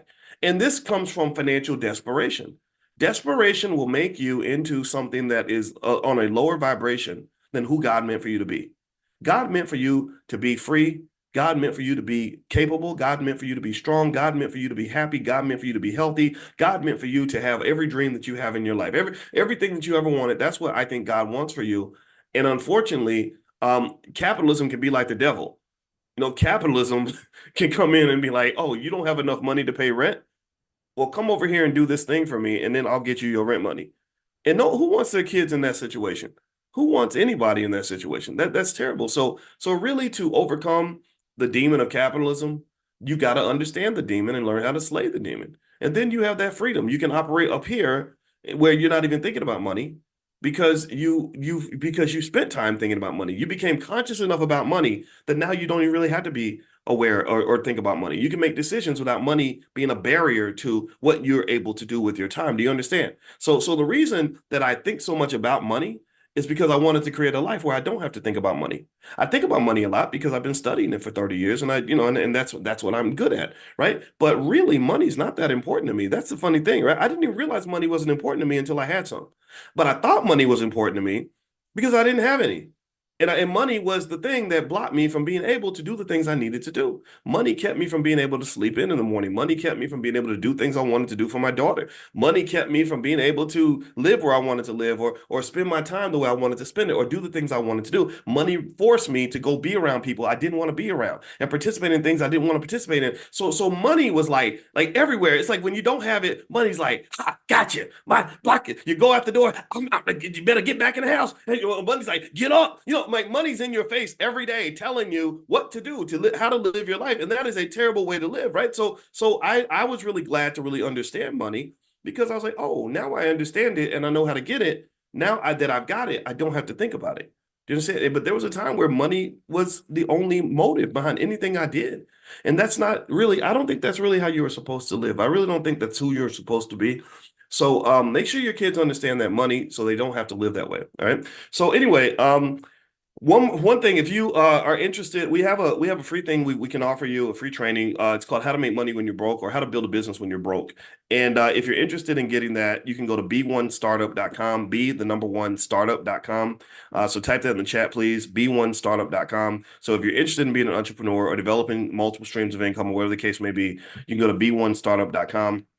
Also, as you guys know, with the stock market, there's a lot of volatility. The market keeps going up. The stock market just hit 40,000 recently, which is a very big deal. The Dow did, and I remember when the Dow hit 10,000, and when it hit 10,000, that was a big deal. People thought it had to go down because 10,000 is so high. When it hit 1,000, people thought that there's no way it can go higher than this. That's how funny it is, right? That's what perspective looks like. That's what happens when our consciousness is not sort of there, is we think that whatever's happening right now is the biggest thing that could ever possibly happen. But then something bigger happens, and then you look back and you say, wow, I thought that was the biggest thing ever, but really this is the biggest thing ever. But really you're always wrong about that, because Dow 40,000, yeah, that's a big deal. When the Dow was at 10,000, people at 10,000 could not imagine 40,000, but people at 40,000 can't imagine 100,000. But I guarantee you there's a good chance that 100,000 is going to come at some point. So anyway, but one other thing though is that the market does crash. And so what I did was I did a training called Storm-Proof Investing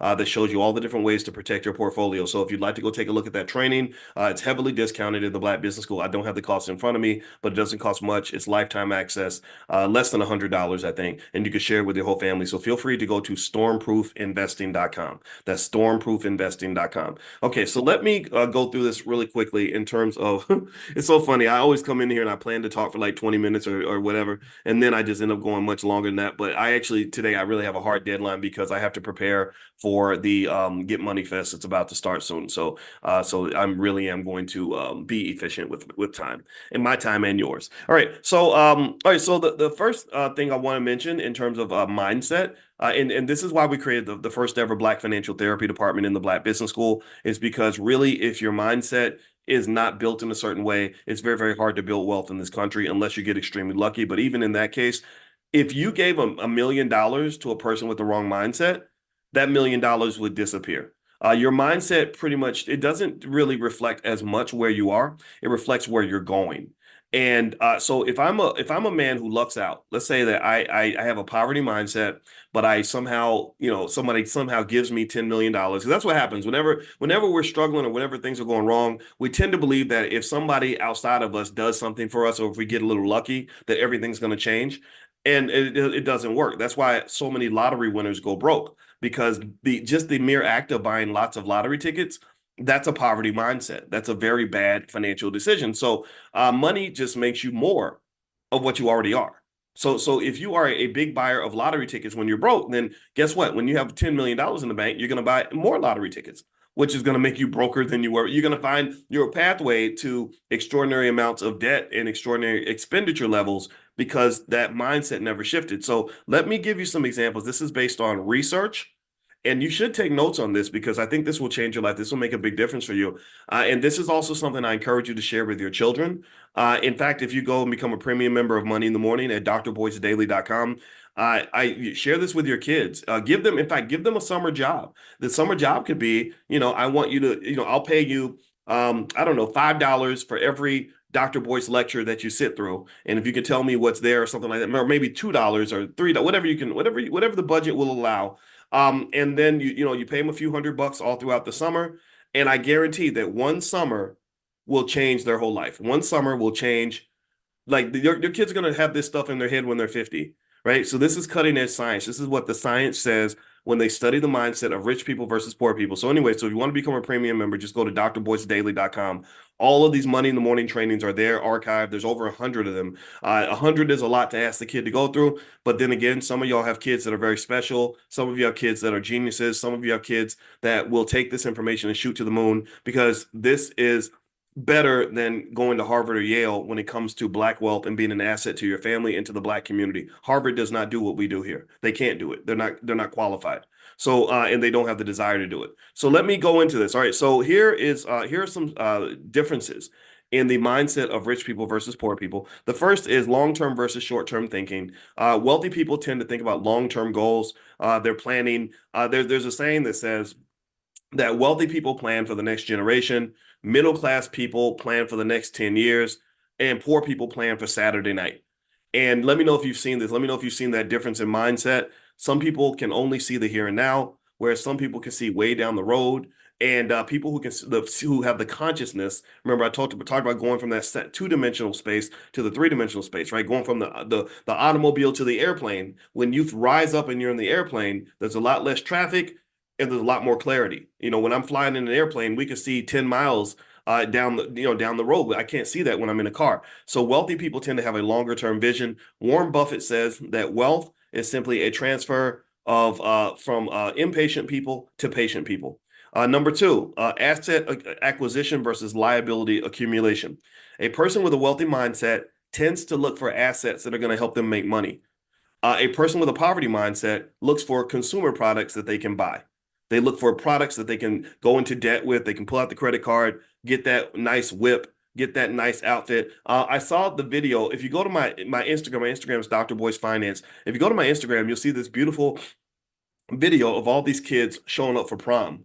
And I'm gonna tell you, we just know how to really do it. The rappers really showed us how to be as outrageous and extravagant as we want to be. And these kids are showing up in Bugattis and Rolls Royces and Lamborghinis, and one guy had a police escort and he had a bunch of cheerleaders. Like, they looked like they was at the club. The girls come in and they carrying the thing over their head at the club. I don't really go to the club, but I've seen it on like videos and stuff where they come in and they like that, and then he pulls up in his like limo or something, right? So anyway, I'm not making fun of that, right? I'm not saying that you can't go out for prom. It's fine. You can do what you want. I said, gosh, it'd be kind of tough because it's become like this competition. I can't imagine being the poor kid who's got to like deal with that. And then, or having to deal with a woman that I'm taking to the prom who expects me to go above and beyond like that. Like, I got to spend $2,000 on the prom.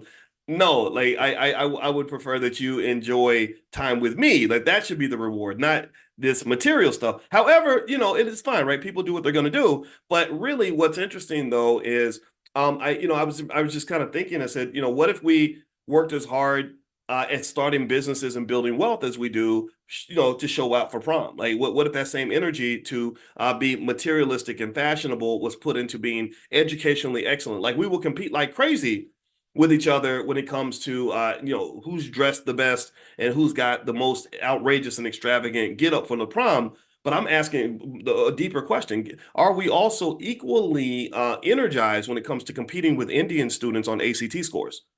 Do you understand? Like really, I'm just, seriously, like, because this is what I see. Again, these are stereotypes now, so I'm going to make sure I'm clear about this.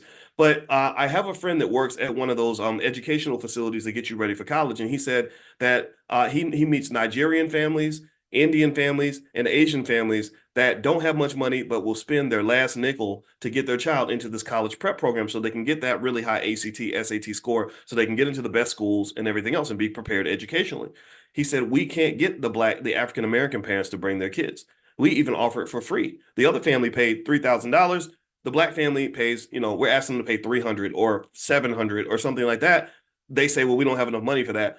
And what will disappoint me very much, and I'm not saying this is true in every case because I don't want to get into bad stereotypes, but y'all seen it. Let me know if you've seen this before. But that same family who can't spend $600 getting their kid ready to really excel in college. I'm not talking about just get in. I'm not talking about just get in and make C pluses. I'm talking about really excel, like an Indian or an Asian kid. That same parent, their child will show up like to the prom in like a $2,000 suit on a camel, with a Lamborghini behind the camel, like just crazy stuff because they want to show out. We want to show off. We want to look a certain way, and we get that from hip hop culture. Hip hop culture. Dr. Anderson actually explains in his book Black Labor, White Wealth, and Powernomics that there's a history of Black people really engaging in extravagant behavior to gain attention. He said this goes back hundreds of years. We always were the ones who were the most outrageous, right? And so anyway, this is just something to think about. So wealthy people tend to think about their money as a way to acquire assets that will make them more money.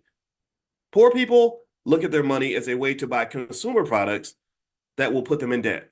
So just think about that when you watch how people, when they get money and you ask them, what are you going to do when you get money?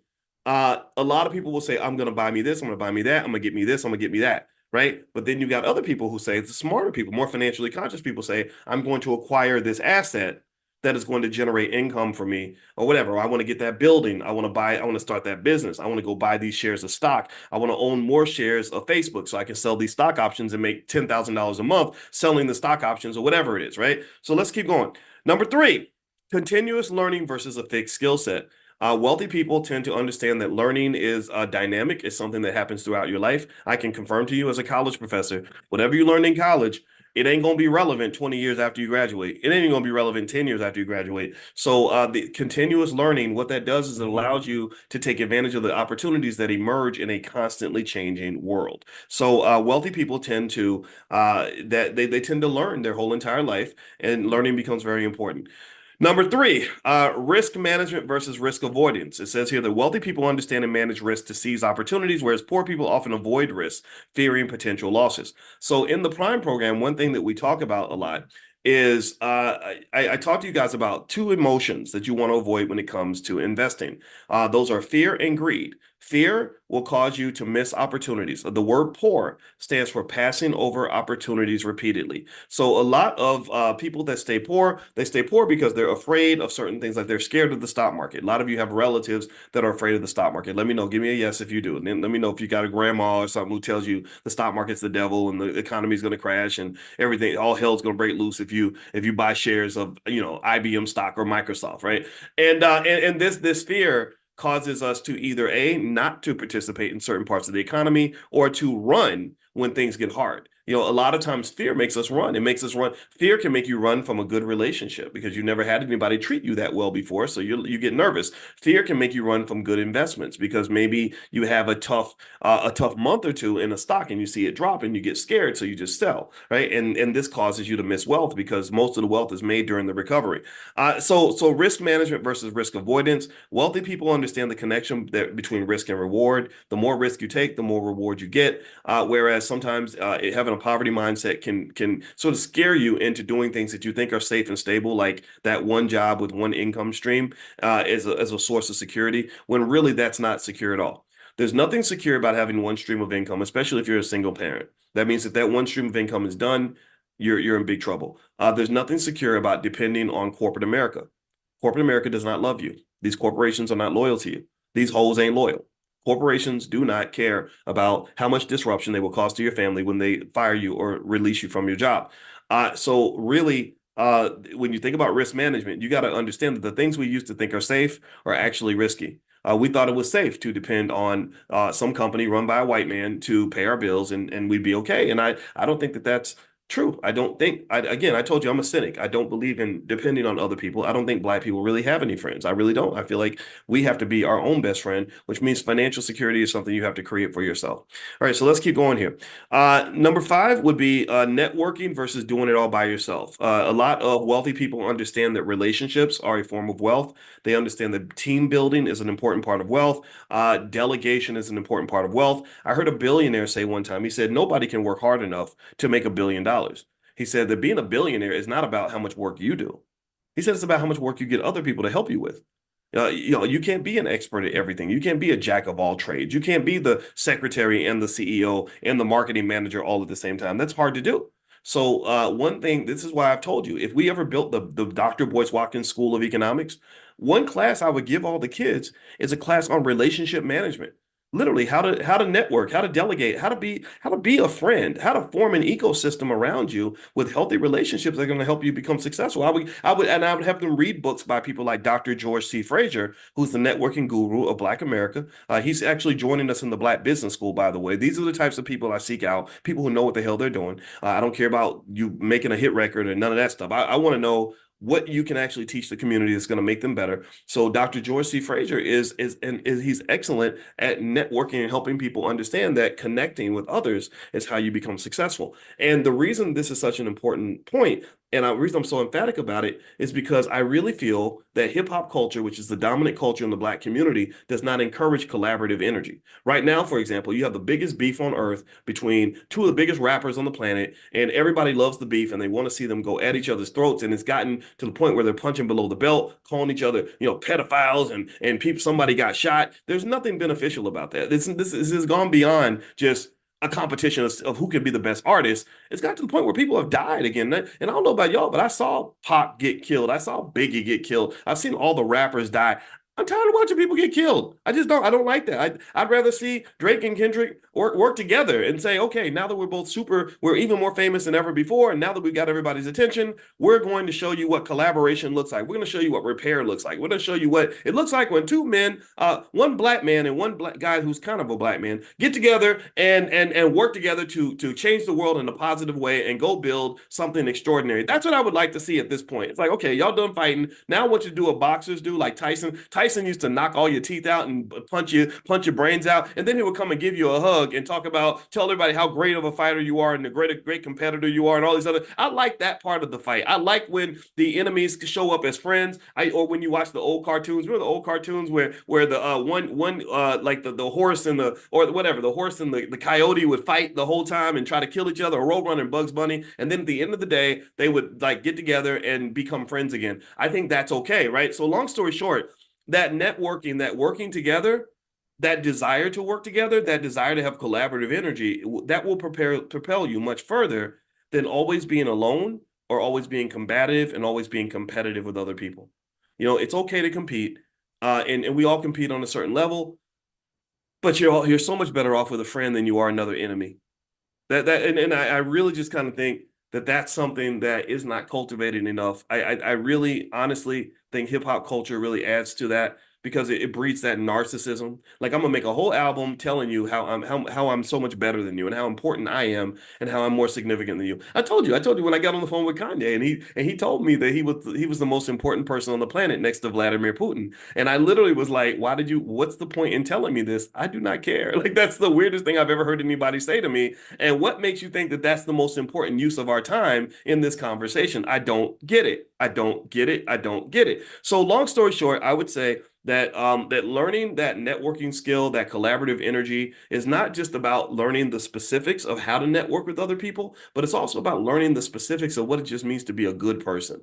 When I would go to LA and I would see film projects being done and people's names would be brought up, if people who really want to get the project done, they'd say, yeah, he's really famous, and yeah, he would be important for the film. He could really help us get it out there, but he's such a jerk. Nobody wants to work with him. I heard Tom Hanks, just because it's coming to mind, he was speaking about what it means to make a movie and how to make a movie and all that. And one thing he talked about was he said, I learned very early in my career that just because I'm a movie star, that doesn't mean I can treat people like crap. He said, because if you are the person who's always causing trouble, if you're the person who's always showing up as the egomaniac, the one who's always disrupting the production, then eventually they're not going to invite you back. They're not going to want to work with you, no matter how famous you are. And I know people, I can think of people that I knew from some, honestly, from our community that were really super famous. I told you, I told the cat's out the bag with Kanye. I don't think this is a secret that he, has certain views of himself that are pretty, extraordinary.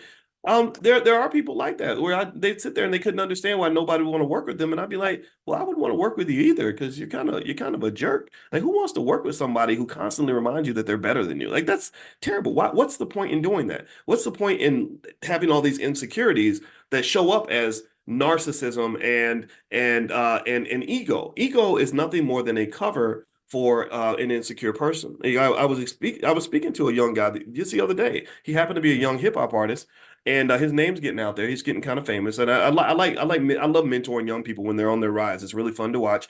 And he said, I think I said something about being humble, and he said, Doc, I think you're too humble. He said, and I said, well, what's wrong with being humble? I said, being humble does not mean I'm not confident. Oh, I'm very confident. That's why I'm okay with being humble.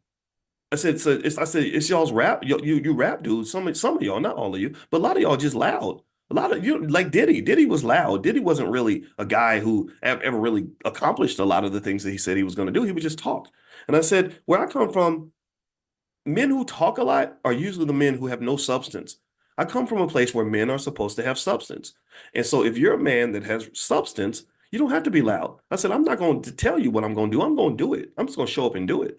And the only time I'm loud, I said, a person of substance, the only time they're going to be loud with you, the only time they bark, a lot of guys bark and they have no bite. The only time a man of substance will bark at you is because he's warning you that if you push it past a certain point, he's going to have to destroy you. He's going to have to take you out. So he will bark. Like, if I got a gun and I'm really planning to use it, I'm going to shoot it in the air just to say, like, please don't make me do this to you, right? So what I'm saying to you is that I really personally think that humility is a good thing. I don't see anything wrong with humility. I said, who said that being humble is bad? It doesn't mean I don't love myself. It doesn't mean I don't believe in myself. It doesn't mean I can't improve and show up and kick ass and take names. I know what I can. I know I'm Dr. Boyce Watkins. I've been that guy for a long time in certain spaces, but I don't have to rub it in your face every time I see you. How does that make our relationship better? It doesn't. It doesn't. My goal would be to elevate you. My goal would be to say, look, I know I'm good. I know I'm good, but I want you to be great too. Then you know what happens when I make you great, when I use my greatness to make you greater? Do you understand? Pay attention now. When I use my greatness to inspire you to be greater, guess what? Now I'm surrounded by a lot of great people. I'm not Superman. We are super friends.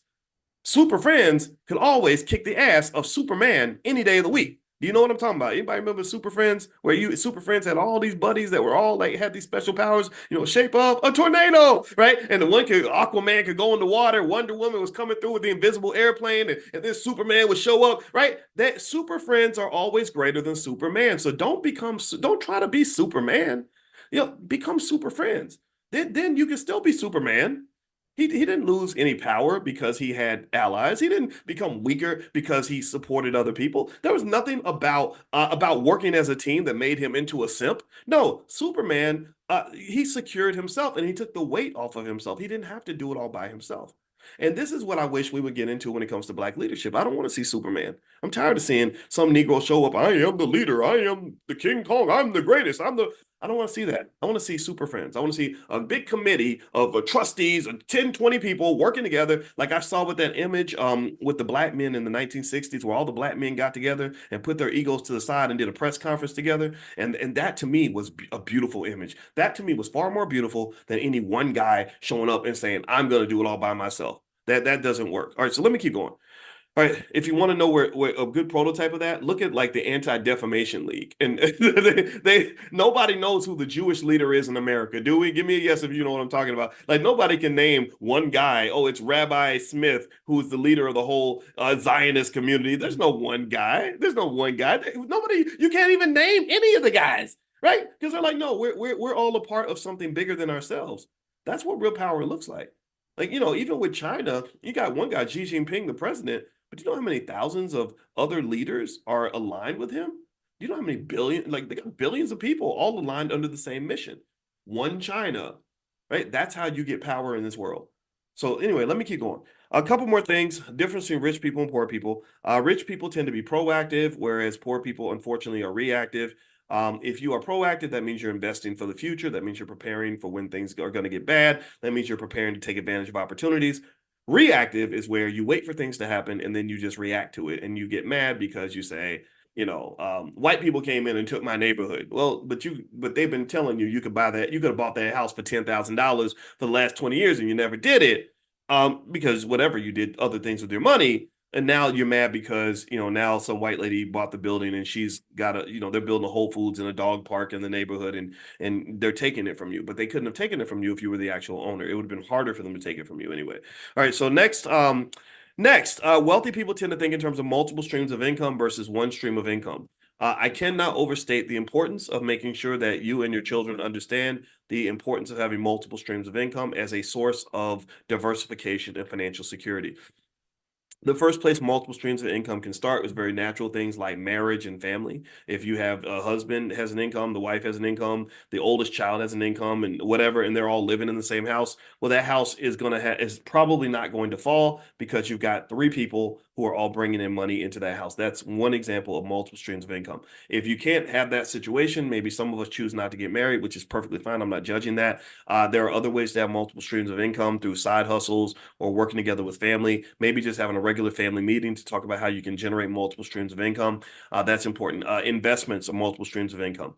In the Prime program, all we talk about is multiple streams of income through the selling of stock options. So if I own 5 different stocks and I have investments in all of them and I'm selling options on all those stocks every single month, I view that as multiple streams of income. I went to my wife and I said, here are the different ways that we make money. And we make 2,000 a month here, 3,000 a month here, 1,000 a month here, 5,000 a month there. And this is where we get our money from, right? So multiple streams of income gives you security because it means if one stream goes bad, other streams are going to be other streams are going to cover for the stream that goes bad. So you don't want to be in that situation where you're vulnerable to the financial trauma that comes when Mr. White Man that runs the business that you work for decides he don't want you no more. Next thing you know, you're stuck, right? Or a lot of our people went through significant economic pain when the government shut down because they thought the government job was safe. Well, the government job is never going to be safe as long as you got these bozos running Congress. When you got these idiots up there, the Democrats and Republicans thugging it out like Crips and Bloods can't stand each other. In fact, that's an insult to the Crips and Bloods because even the Crips and Bloods formed truces with each other, that were better than what you see with the Democrats and Republicans. So the Democrats and Republicans going back and forth in this constant political warfare, destroying each other. That's not a stable government. In fact, the instability of the U.S. government is one of the major economic risk factors that's causing some people to not want to invest in U.S. T-bills because they don't know what these people are going to do. So long story short, multiple streams of income is how wealthy people think. You want to, if you have children or grandchildren, put that in their head early, right? You're the one who is responsible for making sure that they have the right mindset when it comes to wealth. It can't be other people, okay? And actually, if you just in case you don't know about our Black Business School for Children, it's at blackmillionairesoftomorrow.com.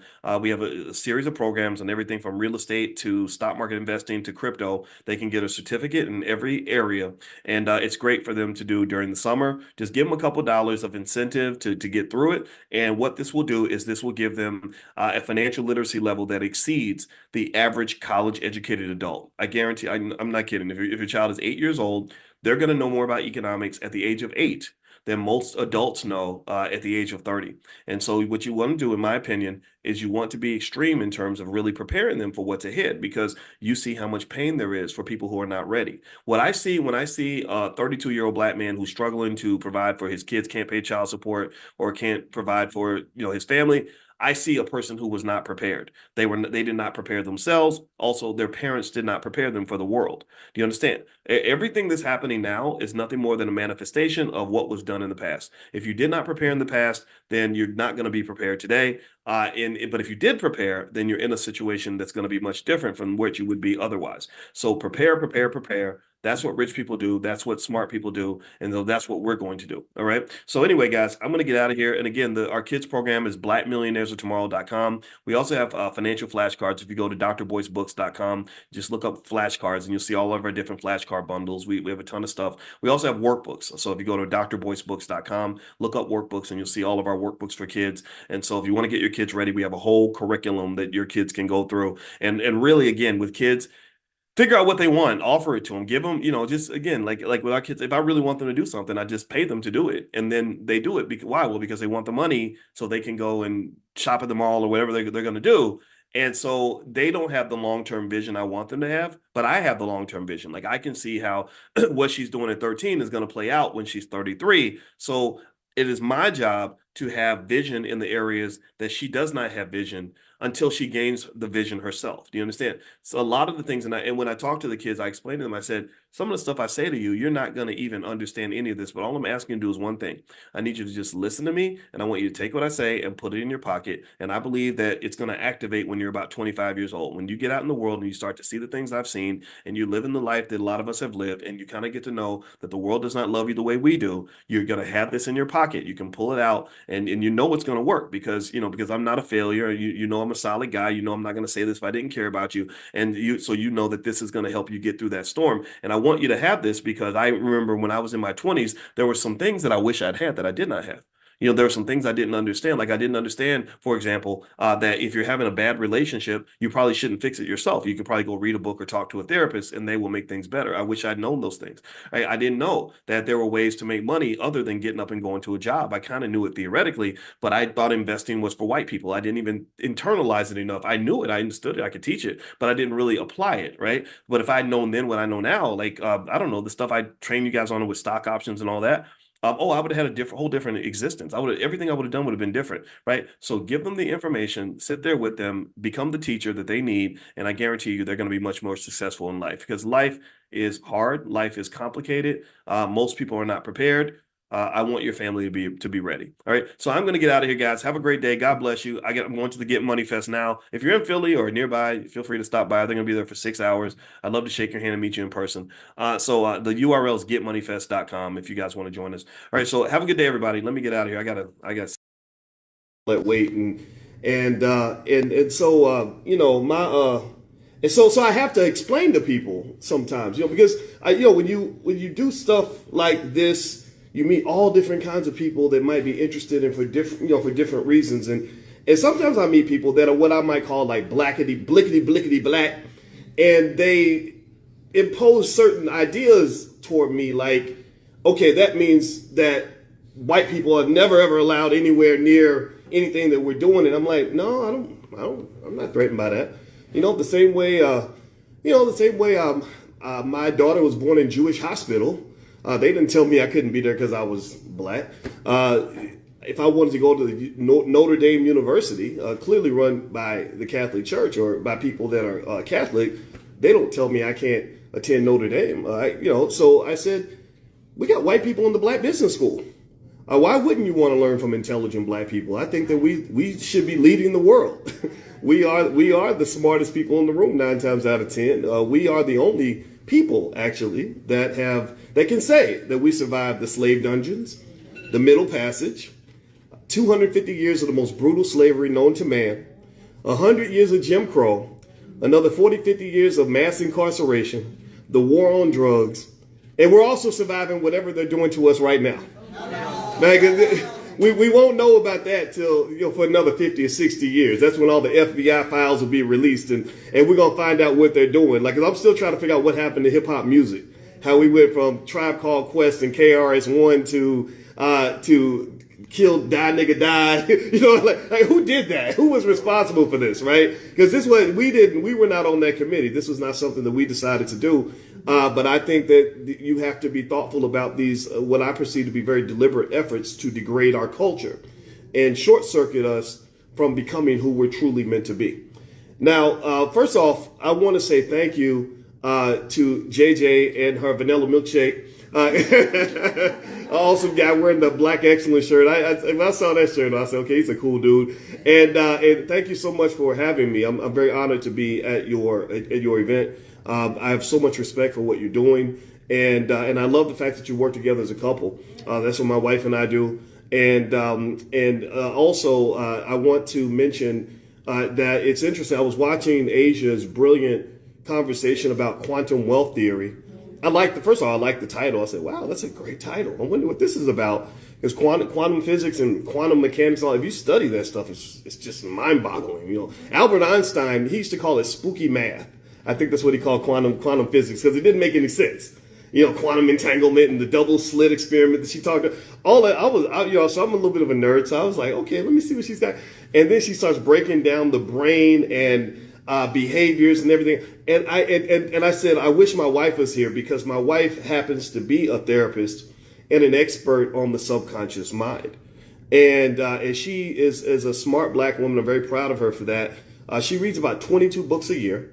And one book she read 4 times was a book about the subconscious mind. So I listened to her and I talked to her about things. And what these conversations fed into me was this keen understanding that the biggest barrier that we have to building wealth, one of the biggest barriers, it isn't really just access to resources. That's important. That must be discussed. It isn't access to knowledge and information. You literally have an entire university on your cell phone. All right, so it's access to information. You can't say, well, I couldn't get the knowledge, or they kept it from me. No, maybe we could say that 50 years ago. You can't say it now. If you got an iPhone, you can learn anything you want to learn. A lot of it is really culture. A lot of it is culture and habits and the subconscious mind and how we're programmed as children and into adulthood and all these other things. And I said, my gosh, this is really what's going on. America is a beautiful, amazing, extraordinary country in certain areas. There are things that we do better than anybody on earth. And in fact, we are very, very good at industrialization, and that's helped us win wars, right? And by the way, shout out to every veteran in here. Veterans make sacrifices that you mentioned that nobody talks about. Nobody shows respect to that. And I'm gonna go on a little tangent. I'm gonna circle back, but I got to go on this tangent here because my grandfather served in World War II, and once he was hit in the head with a cannon on a Navy ship, and they thought he was dead, and so they put him in the morgue and zipped his body up. And he literally wakes up and starts pushing, saying, let me out. And he gets let out. And he goes on and marries my grandmother, stays married to her for 70 years and took care of her until the day she died. And then my father went to Vietnam, and he can't talk about it to this day. He talks about being pushed out of the airplane when he didn't want to jump out. They pushed him out of the plane. He talks about sleeping in the ditch and hearing the mortar fire and the bombs going off that night. And what was interesting is that on one hand, the unhealthy coping mechanisms occurred, things like heroin addiction, which affected so many of our men and women that went over to Vietnam. But also what was interesting was there was this really tough, dogged determinism that he developed as well, where he said, when I was in that ditch, I decided I'm going to do whatever I got to do to get home. I'm going to survive this no matter what it takes. So he comes home. And I said, well, how did you get off of heroin? I said, I heard heroin's a hell of a drug. And he said, and literally, he said, I just stopped doing it. I just realized that was not the life I wanted. I didn't want to be a junkie. And I watched him throughout his entire life have that same attitude when it came to accomplishing the goal, right? Figuring out what the mission was. Okay, my family needs me to find a way to make money. I'm going to figure that out. Right. And to some extent, and I think we discount that, right? We discount just our personal power when we're committed to doing something. We discount the importance of understanding at some point you got to put your excuses to the side and figure out what the assignment is. And this creates a real interesting contradiction or challenge I have, because I have part of my audience. I attract a lot of military folks, a lot of veterans follow me. And I remember I asked a soldier, I said, I respect soldiers. I respect veterans immensely. But why do so many veterans follow me? And what he said was, because you give an assignment, you tell us what the mission is. And that's what we understand, and I said, okay, that's it. Yeah. You have a problem, you solve it. Right. But then I've got people that I have to challenge a little bit, who unfortunately were hit by this other culture of almost like a really heavy victim mentality. Not to the point that we haven't gone through things. We know what we've gone through, and we can lay that out on the list, and we should acknowledge all of that. But it's like, that's not supposed to be a crutch, right? We can't let that be a crutch. And so that becomes, that's my story. And that's why, I'll never disrespect a soldier. I think that soldiers are not appreciated. When my father told me about how he came home from Vietnam and people were calling him baby killer and all this stuff, I got mad. I said, I want to go back in time and kick those people in the face. And now that he's got blood cancer and he's sick and he is dying from Agent Orange and things he experienced in the military, we're talking about these things, and these things that is literally what is on my heart right now as I speak to you. So thank you for your service if you have served, and I wish our country appreciated you as much as they should. I just have to say that. Now circling back to what we were talking about earlier, here's the deal. When you're talking about wealth and economics, you cannot understate the importance of culture. Culture is more important than how many degrees you got. It's more important than how much wealth you have access to per se. Those things matter, but that's not, you don't have to go take a bunch of classes in order to understand building wealth. And let me give you an example. My wife and I went to China, and we were in China for about 3 weeks, and we traveled to different regions of China. And I'm going to tell you one thing that was really interesting. I don't want to stereotype here, but man, they know how to sell a product. Anybody ever been in a space where maybe it was Chinatown or China itself and just seeing how assertive they can be? Like they will hunt you down and chase you down and follow up and upsell you, downsell you, negotiate and barter, whatever they got to do to make that sale. And all throughout the country, when I went to different regions, I would see the similar products, which made me think about the distribution systems. I saw similar sales techniques. I saw similar business models. And I bet you that a very small percentage of all these thousands of entrepreneurs I ran into, a very small percentage of them went to college and studied business. Right? And so this idea that you have to go and get all this knowledge and information to build wealth, run businesses, or whatever the case may be, I think that that's overemphasized a little bit. I think that's important. It's beneficial, but it's not necessary. Culture is everything. So if we talk about culture, and let's talk about that a little bit. I was speaking last night with a great man that everybody should know about by the name of Professor James Small. And Professor Small is an expert on Black history and culture. He talks a lot about Africa and all the things we should know about Africa. And he tells those stories that you'll never learn in school. Because I don't believe that we're ever going to really learn who we truly are from a public school system. I don't think that the public school system's designed to empower anybody, even people who are not Black. In fact, in Chicago, we have 55 public schools where not one single child can read or do math at grade level. In 55 schools. Think about it. So if there's 2,000 kids in every school, it's over 100,000 kids that cannot, not one child.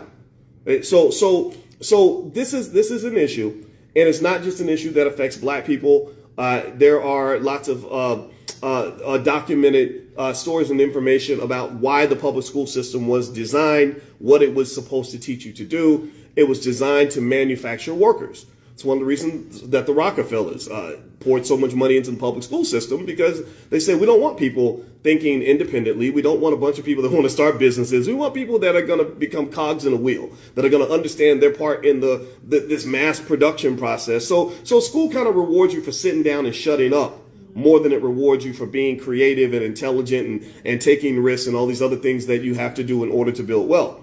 Well, Professor Small was talking about Juneteenth, and we're running up on the Juneteenth holiday, and also my birthday's in a couple of days. It's going to be the 27th anniversary of my 25th birthday. So that's and it's funny. I was born actually on Father's Day, and unfortunately my father was not there to receive me as a gift. I think I'm a pretty nice guy. He should have been there. It was a nice party. But anyway, so one thing he said about Juneteenth that was interesting was he said that we live under this myth that Juneteenth was this day where the soldiers came down and told the slaves in Galveston that they'd been freed and that they could all go and everybody's good, just going out, head on out the door, life is better now.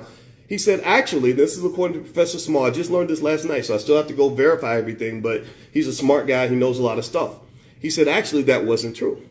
He said that in Juneteenth, when they came down and talked to the slaves, they said, you're not free, but you have a different situation. You are still going to work for the same master. You are required to still stay on the plantation and work for the master. The difference is that he has to compensate you. So you won't be slaves anymore. You'll be employees. Or better yet, you might say they went from being unpaid slaves to being paid slaves. And the amount you will be paid will be determined by the master. So your boss, your master, is going to get to decide how much he wants to pay you. If he wants to pay you a penny a day, then that's what your pay is going to be. And then they created things like vagrant laws, where if you weren't working for your master, if you did not have a job and you were black, you were going to be incarcerated. And when you get incarcerated, they're going to lease you back to the plantation owners so you can work for them. What does that sound like?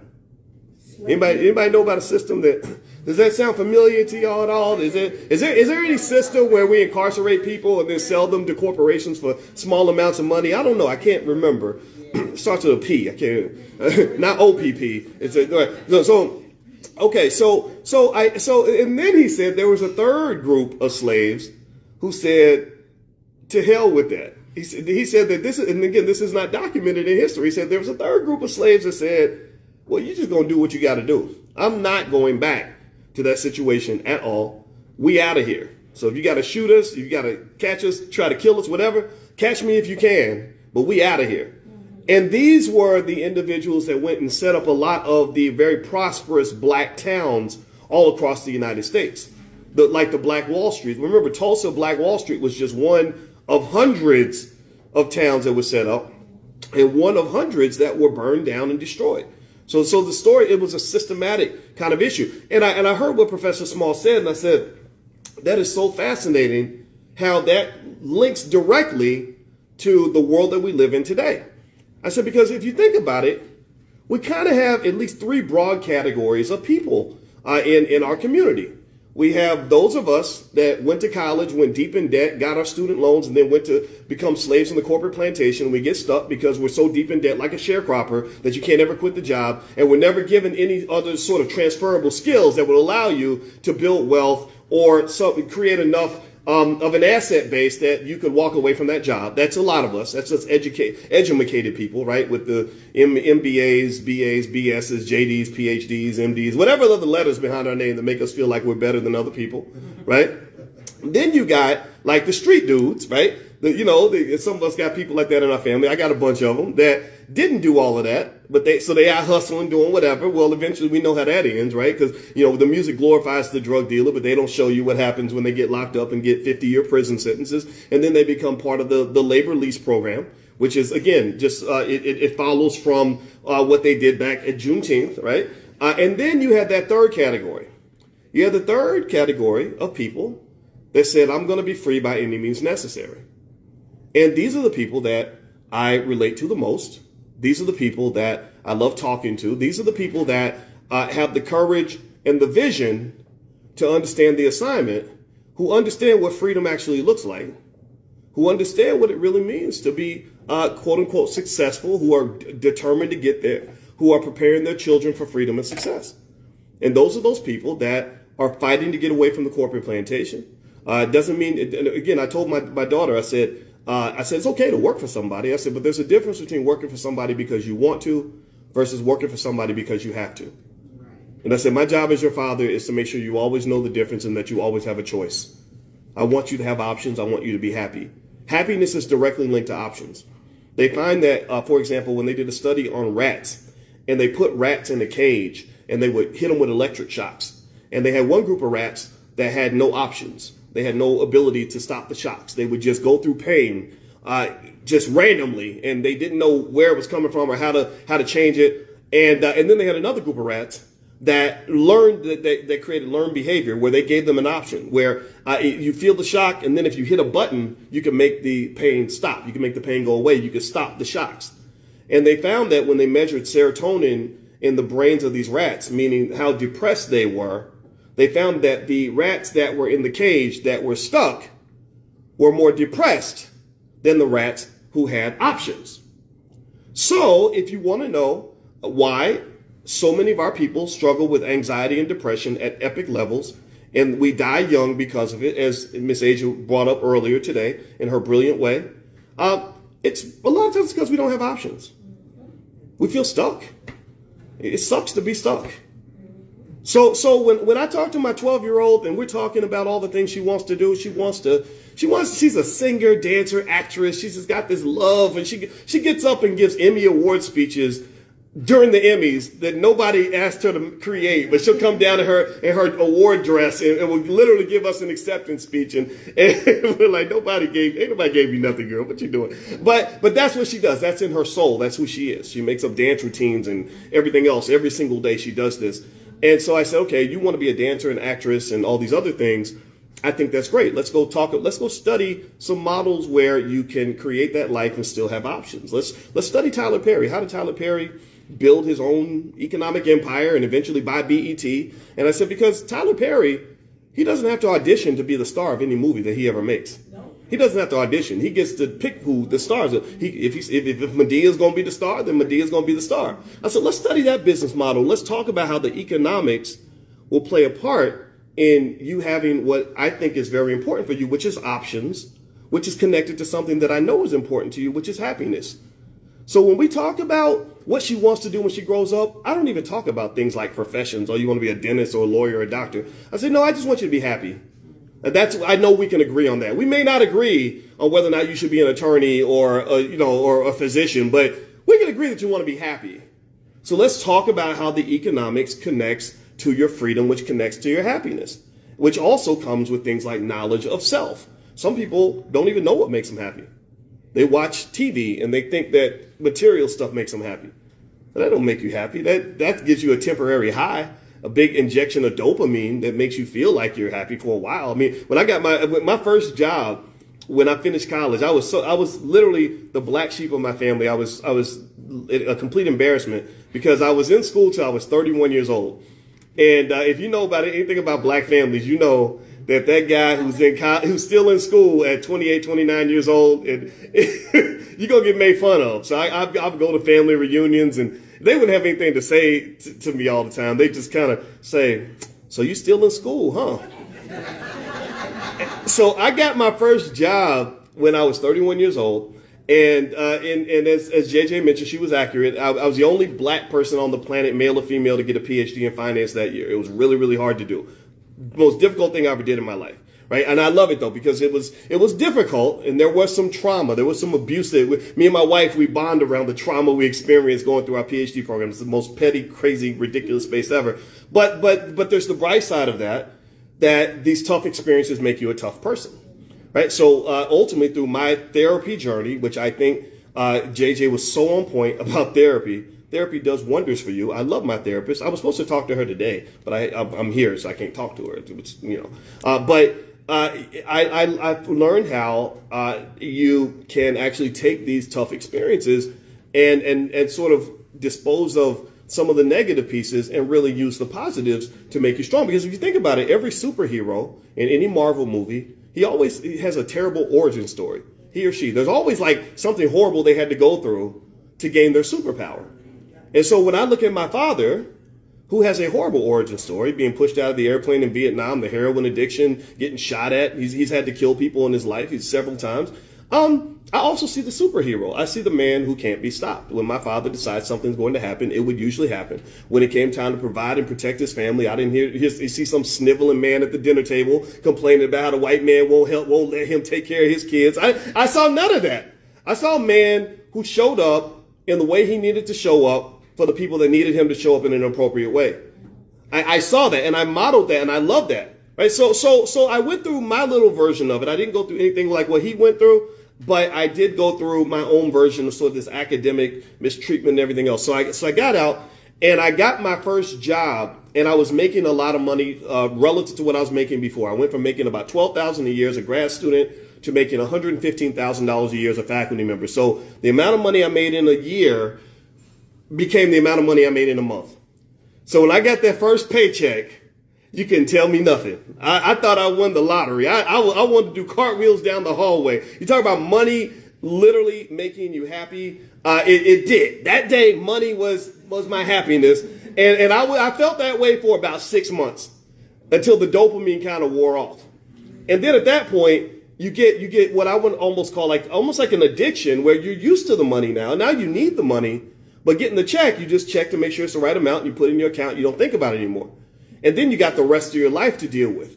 So the thing about material things making people happy is interesting to me because I think we're falsely led to believe that that's what matters. But what we don't understand is that eventually all that sort of jubilation levels off. And then you find yourself dealing with the realities of life. And you start wondering things like, why do children of billionaires commit suicide? Or why, when Deion Sanders was the best player in the NFL, was making more money than anybody else, had all the cars, was going to all the parties, owned a couple of mansions, had access to all the ladies, and yet he was so suicidal that he was going to drive himself off a bridge. How's that happen? Well, it's because happiness is much deeper than just the amount of resources you have in your bank account. See, a lot of times, many of us, because we grew up without access to the things we want. I mean, I can tell all these stories about the projects. My mother was 17 when she gave birth to me.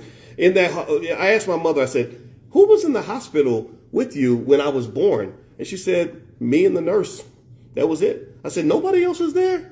And I knew my father was out running the streets doing whatever. He eventually went to prison for drugs. I didn't know him that well. I don't even know him well enough to dislike him. I don't even dislike him. And the man, I just never knew him. But nobody else was there. So I visualized this scared 16-year-old girl being pregnant. She gave birth to me when she was 17. And I visualized, first of all, I said, well, thank you for letting me live, because I'm sure it would have been easier to just terminate, right? That's, no judgment, but that's what society says. If you're poor, then your child shouldn't be born. Obviously, I have to disagree with that. As one of the kids that got a chance to be born. And also, I remember that we did live in the project. So there's really no poverty story a person could tell me that I couldn't relate to on some level. I remember seeing roaches in the house, and it wasn't a big deal to have roaches. And like roaches, you just flick them off your sandwich and keep on eating. You're not going to throw away a good sandwich just because the roach took a little bite. And again, some of y'all may think that's gross. That means y'all ain't never been through nothing. No, I'm playing. You ain't never really been hungry if you don't know what I'm talking about. But seriously. So what happens is that when we grow up in those conditions and we grow up struggling and without the things we want, we just tend to sort of fixate our mind on this false idea that if I get the right job with the right house and the right car and the right amount of money, that life is just going to be good. And that's just not true. What I compare it to is, imagine how you feel when you really have to go to the bathroom, right? Imagine if I'm an okay speaker, I do my thing, but imagine if I was giving the best speech ever. Like, let's say I was a great speaker like Malcolm X or something. I'm giving the most riveting speech on earth and giving you the knowledge that's going to change your life. But at the same time, you really, really gotta pee. Like you're just going to explode if you don't get to a bathroom. Are you really going to be able to pay attention in that speech? I mean, remember, it's the best speech ever. I'm telling you how to make $1 billion and be a black and powerful. You don't, but you got to pee, right? So at that moment, nothing else matters. You got to get to a bathroom. Right? So you just say, gosh, I want to see the speech, but I got to record it for me. And then you hobble into the bathroom and then finally get to the bathroom. You finally get in there and you're like, oh, thank you, Jesus. Oh, gosh. Ooh, right? You're happy to finally let it out, right? Okay, so let me ask you. So after you're done and you go wash your hands and everything, hopefully everybody washes their hands. If you don't, you're nasty. What do you do after that? Do you just hang out in the bathroom in case you got to pee again? You maybe spend the day in the bathroom for a while, just because peeing was so enjoyable before. Why not just do it all day? Right? No, what do? You walk out of the bathroom and then you get back to doing things that are more important. Right? And it's not that going to the bathroom wasn't important. It was important based on where you were in your life. You needed a bathroom, so bathrooms were really important. Now you don't need a bathroom anymore, so now other things are more important than that. And so life is kind of the same way. They have something they call Maslow's hierarchy of needs. If you don't know about it, you should look it up. And they talk about that. They talk about how your level, where you are vibrationally, where you are in terms of what level of life you're on, that determines what really matters to you. Right. So, for example, when I talk to my daughters, our daughters, I get to be the bonus dad of a son. He's 6'8". So if I told you he was my biological child, you would not believe me. But I love being his bonus dad. He's very smart. And two beautiful daughters. Their mother's gorgeous, and their father is a great guy. And we partner together to really make sure these kids are protected and loved. And so with these pretty girls, the best thing I can tell them is not just things about happiness and how money fits into that, but I also say, one of the goals that me, your mother, and your father are going to have for you is to make sure that your financial needs are met well enough. Again, not just because we're giving you things, but because you also understand how to make money, how to preserve money. We want your financial needs to be met well enough so you don't end up in a situation where you got to date a creepy, terrible man just because you can't pay the rent. And in fact, when we were talking earlier about narcissistic abuse, the sister mentioned financial abuse as one method of control that people have over others. And I've seen this a lot. In 2006, I wrote a book called Financial Lovemaking, and I interviewed lots of people, and I was really fascinated by how many people make relationship choices based on economic need. So what I say to them is I want to help you operate at a vibrational frequency high enough where you're not picking a man that's just going to fulfill a financial void. It's okay to be attracted to men who are successful and wealthy and all that. I believe that some of that's biologically wired. Just like men like women that look a certain way or whatever it is that men like, women have things that they tend to be attracted to. So I think that's okay. Maybe the wealth is a symbol of something innate about that man that's appealing to you. And that's perfectly fine. But I don't want you to feel that you have to go and pick a partner just because daddy didn't help you. Daddy didn't teach you how to pay the bills. Mama, nobody's there for you. So many of our people get abused in relationships because we don't have anybody to turn to. Some of us, many of us in this life, myself included, have gone through abuse, not just relationship abuse, but just societal abuse, because we didn't have anything to lean on. We had no inheritance. We had nobody we could turn to for money. And it might show up as some kid who goes out slinging dope in the street because he needs to make an extra $200 or $300 because he just had a baby and he wants to get what the baby needs. So effectively, when you really think about how important money is in terms of just that ability to have a safe, successful, and content existence, I don't understand why we don't train our children on money from the day that they are born. I see so many of our boys, our children being trained to be great football players, and 99.9% of them ain't never going to make a nickel playing football. But their parents will spend $1,000 sending their child to football camp. I'm like, that is not an investment. That is fine. I like football. I'm a big football fan. But can't we sort of really think about what should be the priority here? So effectively, when you talk about the use of money as a source of power or abuse or whatever the case may be, and whether money's good or bad, and I loved how Asia put the different beliefs we have about money. Money's the root of all evil. Debt is bad. And that's when I realized she was brilliant. And I said, so she brought up Dave Ramsey, because I brought that up before. Debt ain't always bad. Debt is not always good. Debt is just powerful. Money isn't always bad. Money isn't always good. Money's just powerful. It's like a gun. Is a gun bad or good? Well, it depends on what you need the gun for. If you're protecting somebody, if you're protecting your family, then it's a very good thing. If you're using it to commit a robbery, then it's a bad thing. Fire, is fire good or bad? Well, fire can cook your food and keep you warm, or it can burn you and your family alive. So fire can be all these things.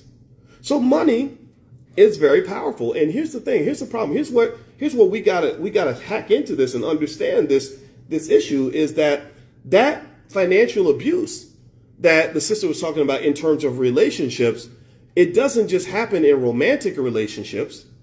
It also happens in the relationship that black people have had with this country. See, when we talk about things like this is where I scare or confuse people, because I'll talk about integration and I'll sit here and I'll say, gosh, I don't mind the fact that my neighbors are white, and I don't mind the fact that I can go to shop in any store I want to. I never had any issue with white people, unless you're trying to bully me or control me. When my daughter married a guy from Denmark, he's a really nice guy. I said, well, does he treat you well? Do you love him? Yeah, okay, fine. So I never had that issue with anybody who wasn't black.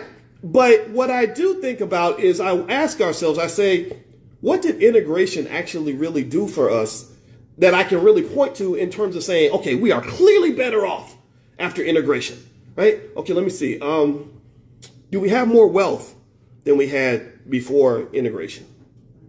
No. Okay.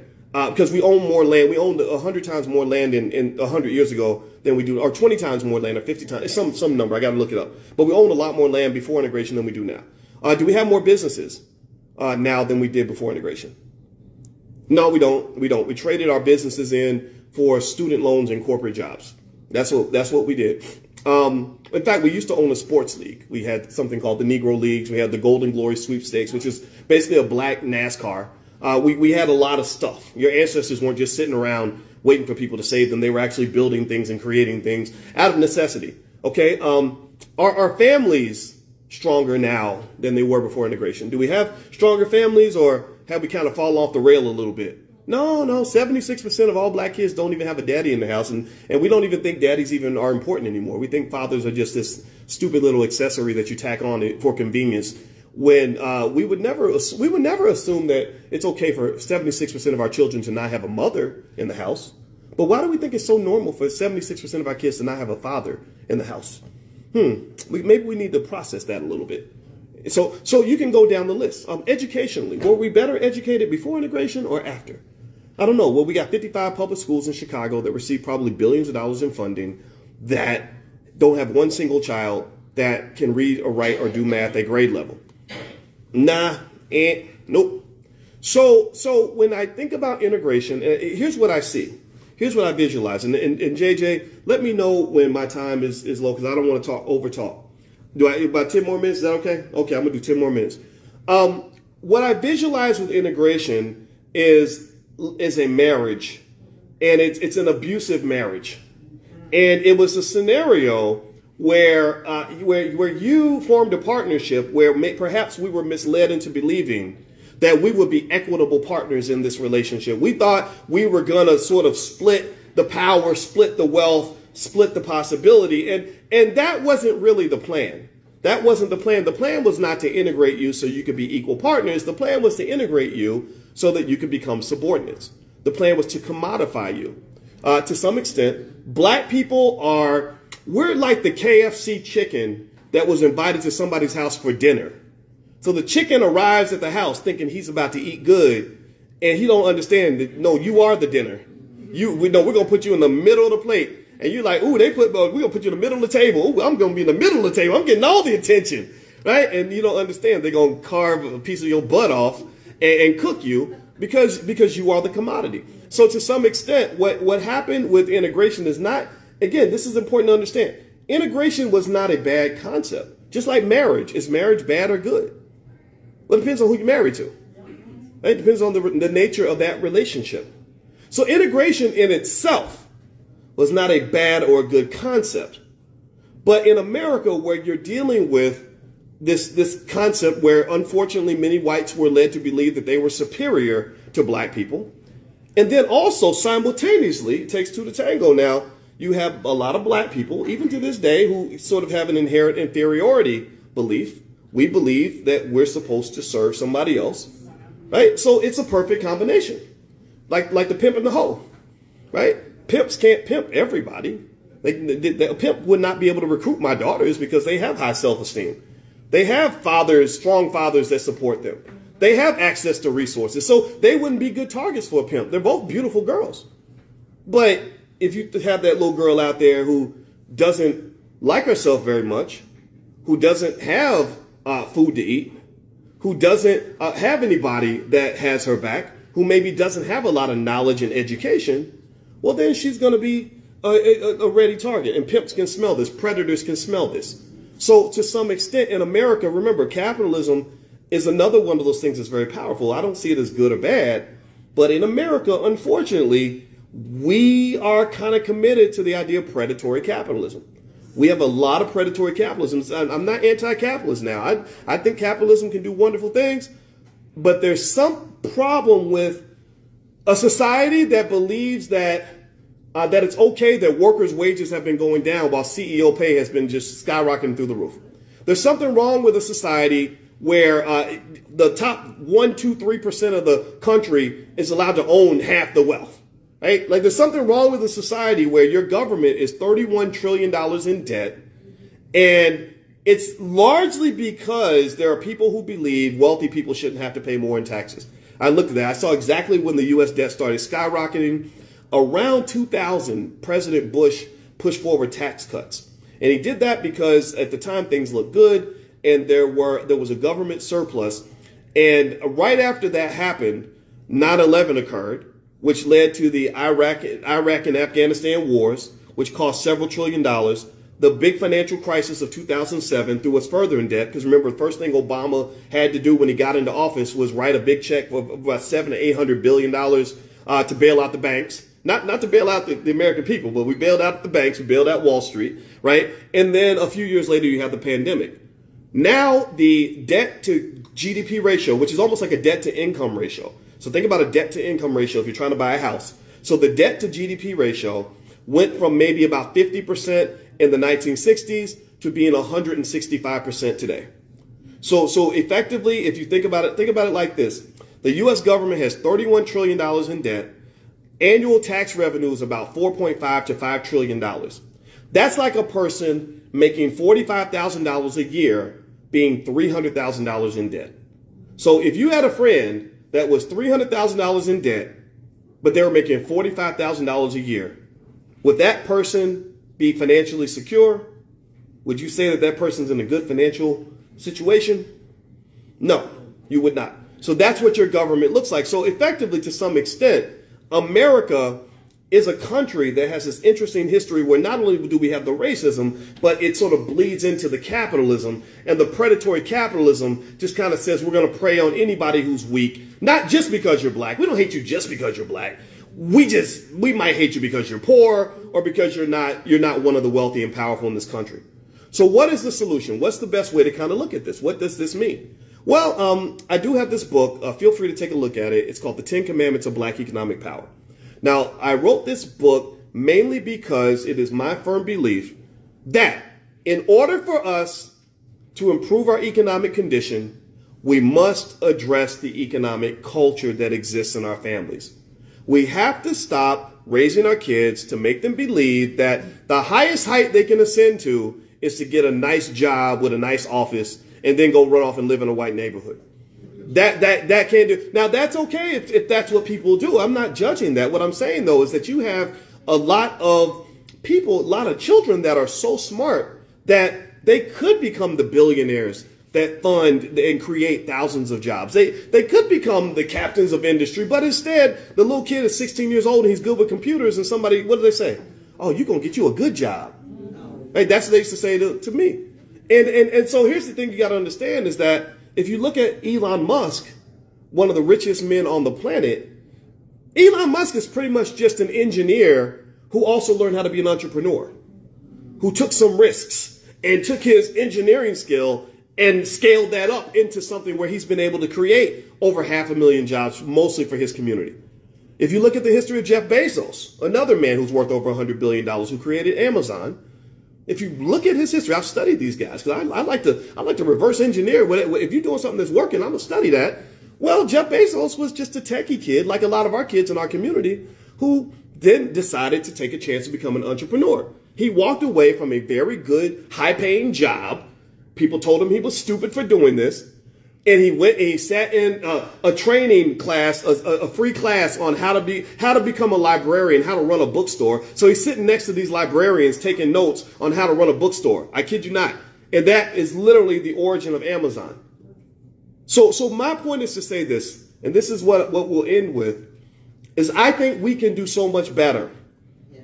I believe deeply in the idea that we are just sitting on the secret sauce, that we got the juice. We are everything that we need. We are the trillion-dollar commodity that we've been looking for. I believe the gold is buried right in your backyard, and you ain't got to go down the street, around the block. You ain't got to sell your kids into corporate slavery. You ain't got to go to places where you're not wanted to find opportunity. I believe that you have the ability to manifest realities that are so extraordinary that even you don't understand how amazing they're going to be. But all we need is the confidence and the discipline and the commitment to developing a culture that allows us to fully manifest and create those realities. Take those kids that might want to be great basketball and football players and create an army of black entrepreneurs. Buy stock for your children from the time they're born.